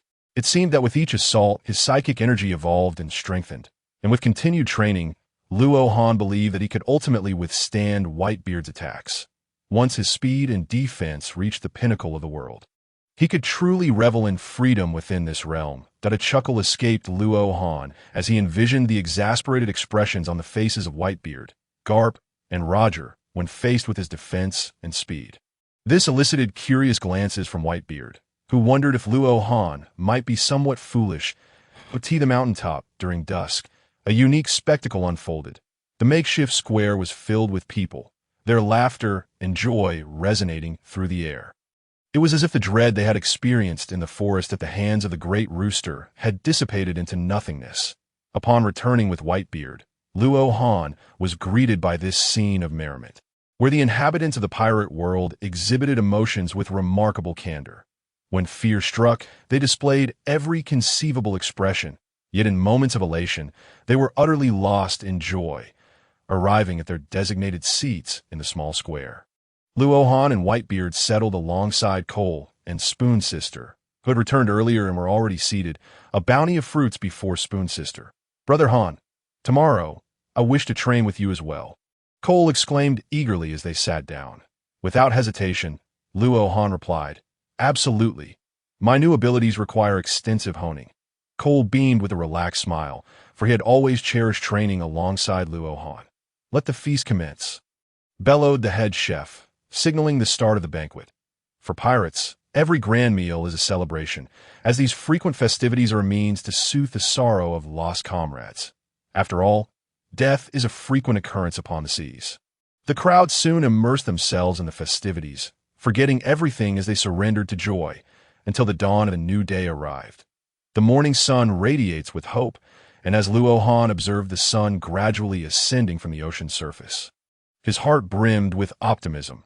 Standing in the very place that he and Whitebeard had once ravaged, a hint of reluctance flickered in Luo Han's eyes. They were set to depart the following day. 2 months had elapsed, and at dawn, they would leave this island to pursue the Roger pirates. Reflecting on the transformations of the past 2 months, a confident smile graced Luo Han's face. Indeed, throughout these weeks, he had grown increasingly adept in utilizing the psychic armed mode, capable of activating it with a mere thought. In terms of speed, even Whitebeard had lamented that only rocks could potentially surpass Luo Han. After all, Whitebeard had never witnessed rocks unleashing his full might in battle. That if Whitebeard was astonished by Luo Han's speed, then the prowess of his psychic energy enveloping his defense had left him utterly astounded. Over the course of 2 months, Luo Han's psychic energy had evolved from being frequently shattered to a state where even Whitebeard found it challenging to contend with. Of course, this was under normal conditions. Luo Han had once experienced the full force of Whitebeard's assault, nearly meeting his demise. The enhanced tremor power, fortified with haki, shattered his psychic arm mode before it could even make contact, leaving cracks in his body. This experience compelled Luo Han to refocus on speed training, as he was currently unable to withstand such an onslaught. However, being able to counter average attacks was already commendable. While Luo Han pondered these matters, Whitebeard descended from the mountaintop, making his way towards him. Today marked their final day on the archipelago, and Luo Han and Whitebeard were prepared to engage in a genuine battle, rather than the previous exchanges of feints. With a thud, Whitebeard landed a short distance from Luo Han. "Young Luo Han, let us engage in a spirited battle today." Whitebeard's gaze was sharp as he regarded Luo Han gravely. "Bring it on," Luo Han replied, activating his psychic arm mode.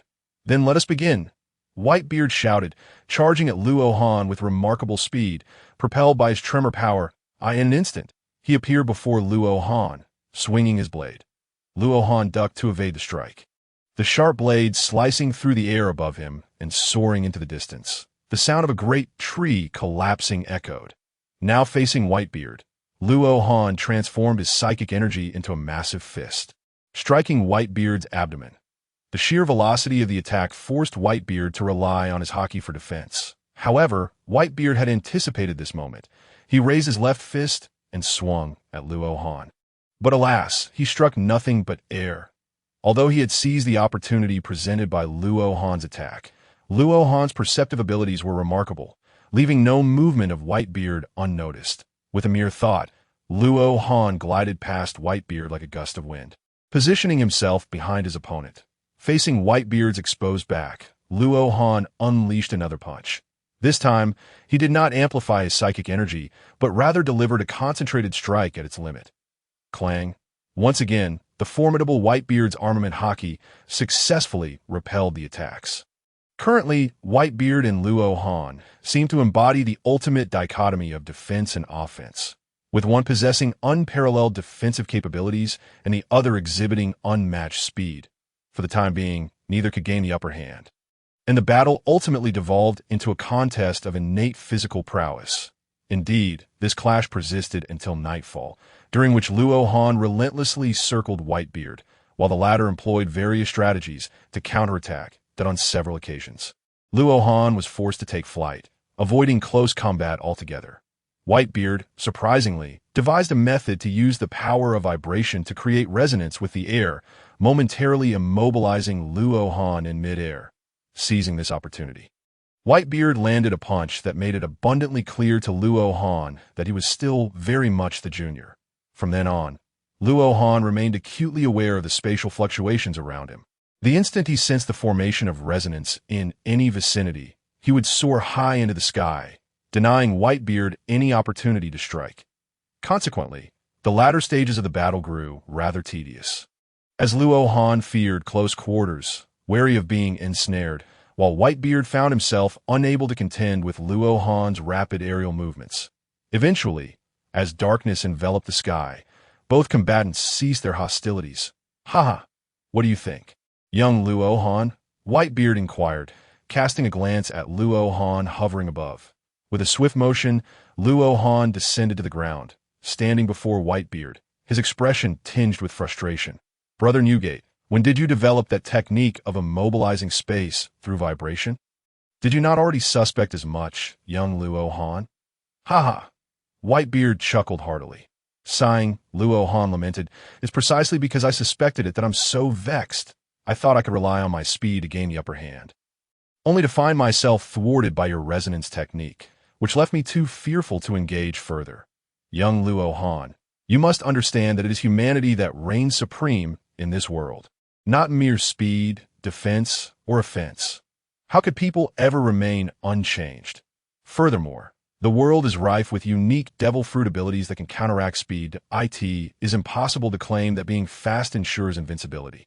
Humans will always devise countermeasures." Whitebeard's solemn voice resonated. Taken aback, Luo Han pondered, "Indeed, this is a world of devil fruits, where extraordinary abilities manifest in the hands of the strong." He realized the importance of caution. Without a clear understanding of an opponent's abilities, one should avoid close combat and physical contact. Casting his gaze upon Whitebeard, he recognized the latter as an anomaly, capable of developing his tremor fruit power to immobilize space. No wonder he was hailed as the strongest man in the world after Roger. "Haha, I've come to a conclusion. As long as I remain vigilant and keep my distance, no one can defeat me," Luo Han declared, seemingly enlightened. Although he could not close the gap, he felt unvanquished as long as he maintained his distance from Whitebeard. "Ugh," Whitebeard grimaced, "this is not what I envisioned. Shouldn't you strive to recognize your own limits, comprehend the world, and work to grow stronger?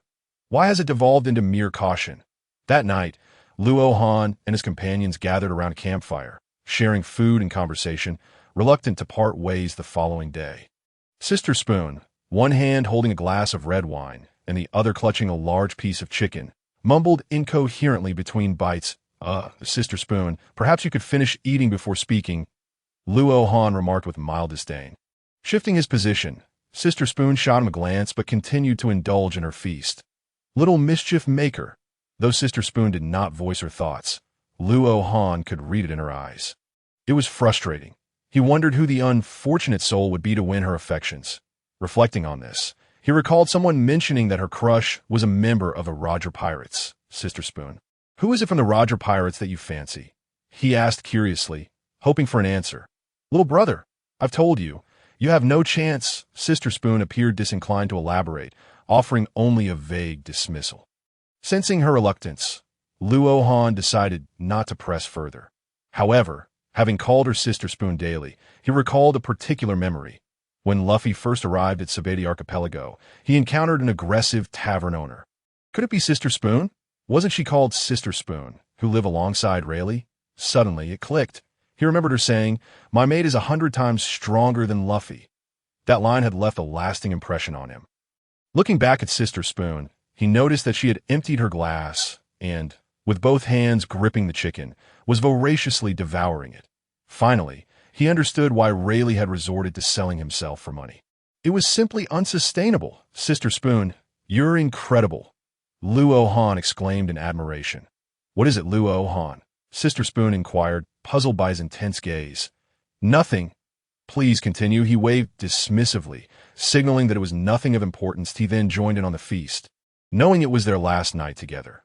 The festivities continued until Luo Han became quite inebriated, pulling Whitebeard into a drinking contest, resulting in him sleeping until noon the next day, rubbing his eyes awake.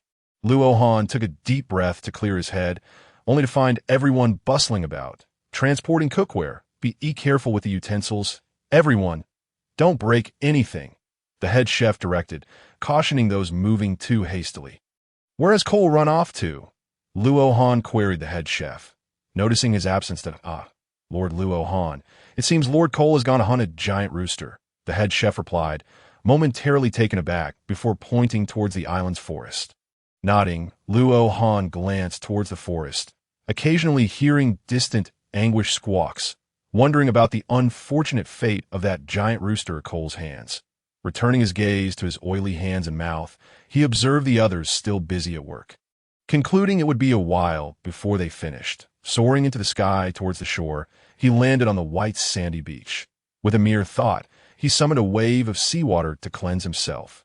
After washing up, he returned just as everyone completed the transport of supplies. The 20 giant roosters Cole had hunted were being expertly transformed into chicken fillets under the head chef's supervision. Set sail, you rascals, Whitebeard bellowed from the ship's bow with an exuberance befitting a youthful spirit. Luo Han joined him at the helm, effortlessly levitating 2 pirate ships with a flick of his mind, guiding them towards the coastline. Soon, the 2 ships were once again navigating the vast ocean, the sound of waves parting under their hulls resonating in the air. Luo Han felt an unusual sense of elation emanating from the ships. Could this be the legendary ship's spirit? Captain Luo Han, Captain Cole, your bounties have arrived, Tucker exclaimed, sprinting towards them while brandishing 2 wanted posters, his voice brimming with excitement. Here, Captain, Tucker handed the poster to Luo Han. His hands trembling with glee, as Luo Han accepted the wanted notice, he stared at his own image, a sense of disbelief washing over him. Had he truly managed to outsmart them? Cole leaned in curiously to examine his own wanted poster. Beast King Cole, bounty, for 100 million berries. Luo Han grinned. That's quite impressive for a first bounty, he mused, recognizing that the photo must have been taken during his initial battle with Zephyr, capturing a moment of Cole in his half-beast form. Then, turning his attention to his own poster, he noted his photo. He absent-mindedly touched his buzz cut, feeling its coarse texture. Luo Han had never paid much attention to his looks, but the young man in the picture appeared quite spirited and lively. Yet the title on the poster left him speechless. Pirate Luo Han, bounty, 300 million berries. Sighing, he lamented the absence of a moniker. He would have gladly accepted a title befitting a handsome rogue. Oh well, a pirate is a pirate, he concluded, recognizing the truth of the matter. Tucker, Cole's bounty is so much higher. 400 million berries. It's even greater than your bounty, Luo Han, Tucker exclaimed, his eyes brimming with admiration for Cole. Luo Han couldn't help but wonder if Tucker had developed a crush on Cole, or Han cast a disdainful gaze upon Tucker, asserting, I am your paramount leader. Suddenly, Tucker stammered, feeling a chill envelop him as if recalling something significant, and turned to look at Rohan. With indignation, Tucker exclaimed, Boss Rohan, the Navy is utterly unreasonable. They actually slash your bounty by such a substantial amount. You deserve a bounty at least as high as Lord Cole's. Fear not, Lord Rohan. Next time, We shall eliminate more Navy personnel, and your bounty will surely increase. Having expressed his thoughts in one breath, Tucker looked expectantly at Rohan. Sighing, Rohan rubbed his forehead. Dismissing the foolishness of Tucker, did he truly care about the height of his bounty? Completely oblivious to his superior's intentions, Tucker would remain his subordinate for eternity. Very well. I have understood, Rohan declared, signaling for the imbecile to depart. Brother Han, worry not. You can now unleash your full potential. Next time, your bounty will undoubtedly match mine. Cole's cautious voice interjected. Our Rohan felt an overwhelming urge to shout. I have never cared about the bounty. However, upon meeting Cole's earnest gaze, he deemed it unnecessary to explain that our Rohan reclined, feigning sleep, while Cole, observing his demeanor, fell silent and pondered what to have for dinner that night. Meanwhile, as Rohan lay there, he analyzed the impending actions of the world government.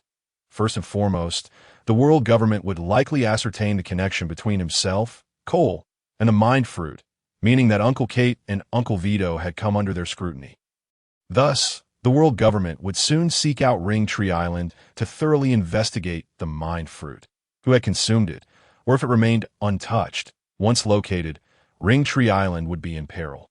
This thought unsettled Rohan, prompting him to stand and pace back and forth on the deck. What troubles you, Brother Han? Cole asked curiously, noticing Rohan's anxious demeanor. Nothing. I am merely contemplating a few matters, Rohan replied. Regaining his composure upon hearing Cole's voice, he refrained from elaborating, knowing it would serve no purpose and only cause Cole unnecessary worry. Turning back to sit, Rohan quietly deliberated. Worrying would yield no results. Rox would never allow himself and Cole to depart. Should they attempt to leave without permission, they would face severe retribution, a lesson demonstrated by previous islands. Our Rohan dared not breach Rock's boundaries lightly. Having grasped the intricate dynamics, Rohan recognized his only course of action was to devise a plan to expedite their return and evacuate the inhabitants of Ring Tree Island. I must consult Whitebeard and Sister Spoon, Rohan resolved, soaring to Whitebeard's ship. Brother Newgate, I wish to return to Ring Tree Island. How should I proceed? Rohan urgently inquired as he approached Whitebeard, who stood at the ship's bow. Whitebeard, bewildered by the question, was unsure of Rohan's meaning that if you wish to return, then do so. But wasn't there someone who returned without permission, provoking Rock's wrath, resulting in the destruction of the entire island? Rohan questioned, perplexed by the discrepancy in his understanding. Haha, you just said it. Returning without permission. That is, of course, unacceptable.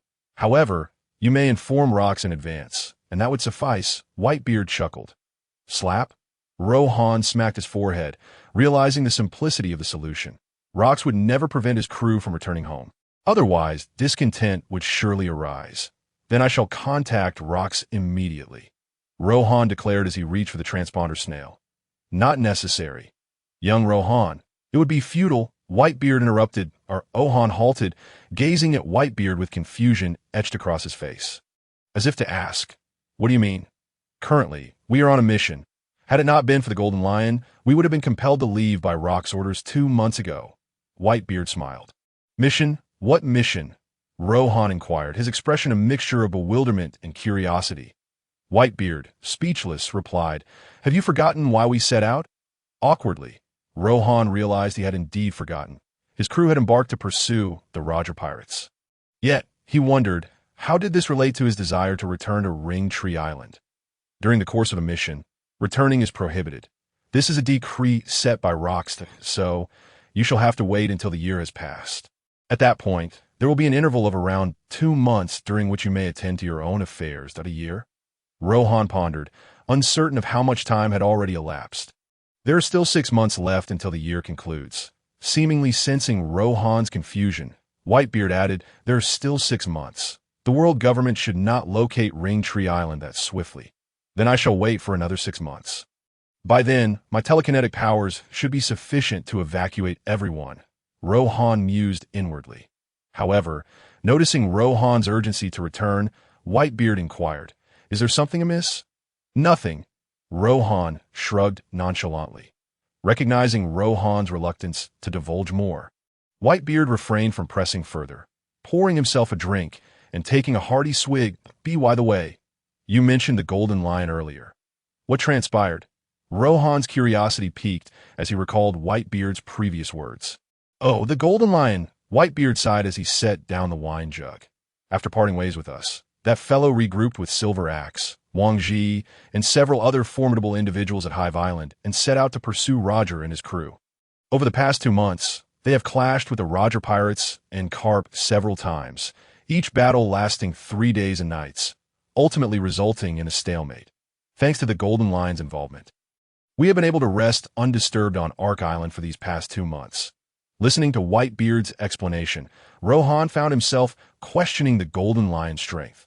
The Golden Lion is that powerful. Without your restraint, Brother Newgate, could he truly contend with Carp and Sengoku? Not to mention the Roger pirates, who are comprised entirely of elites. Haha. Whitebeard shot Rohan a sidelong glance and replied solemnly.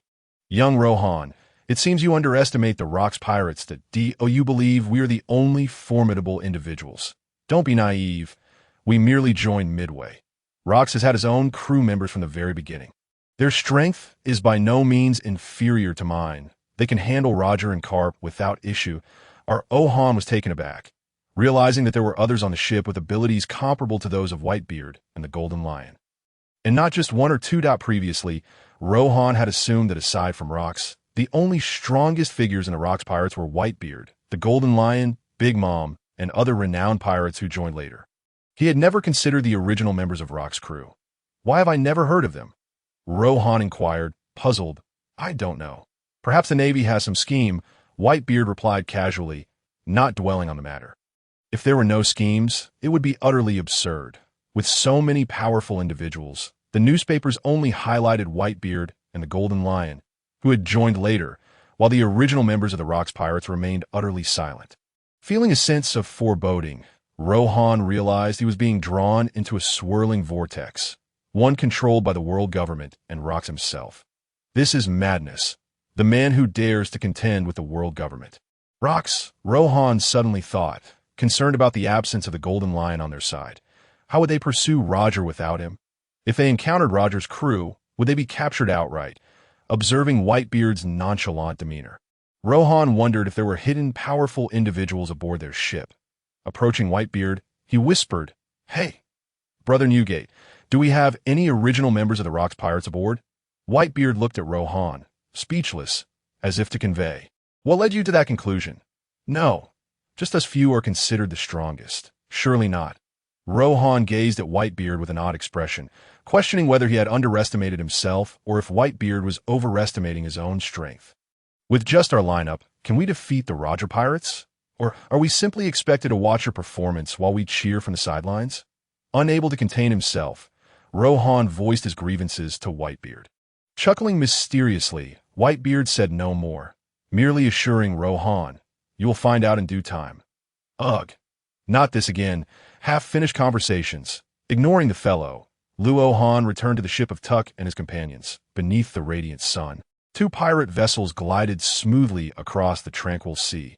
Remarkably, they encountered no adverse weather conditions this time, allowing Luohan and his crew to arrive at the next island with ease. This island, also under the dominion of Rox, was relatively prosperous, reminiscent of a medieval urban layout. It was evident that this was a central hub for material trade, with a port significantly larger than that of the previous boat island. After docking their ship at the harbor, Luohan and Cole made their way to a sizable restaurant, the only establishment on the island capable of accommodating someone of Cole's stature. With a thud, Luohan and Cole settled at a large table. Owner, meat. Bring forth 40 servings of every meat dish. Cole announced loudly. This declaration, all patrons within the restaurant turned to gaze at Cole. Excuse me. Is that a bespectacled young man? Noticing Cole's towering figure alongside Luohan, brightened with realization, he rummaged through a stack of bounty posters and soon found Cole's. Or Cole. Bounty. For 100 million berries, he read aloud, his excitement palpable as he approached Cole. You must be the esteemed Lord Cole. Witnessing the young man's exuberance, reminiscent of a starstruck fan meeting their idol, Cole found himself somewhat taken aback. I'm Cole. Nice to meet you, he replied, scratching his head awkwardly. Lord Cole, you are truly magnificent.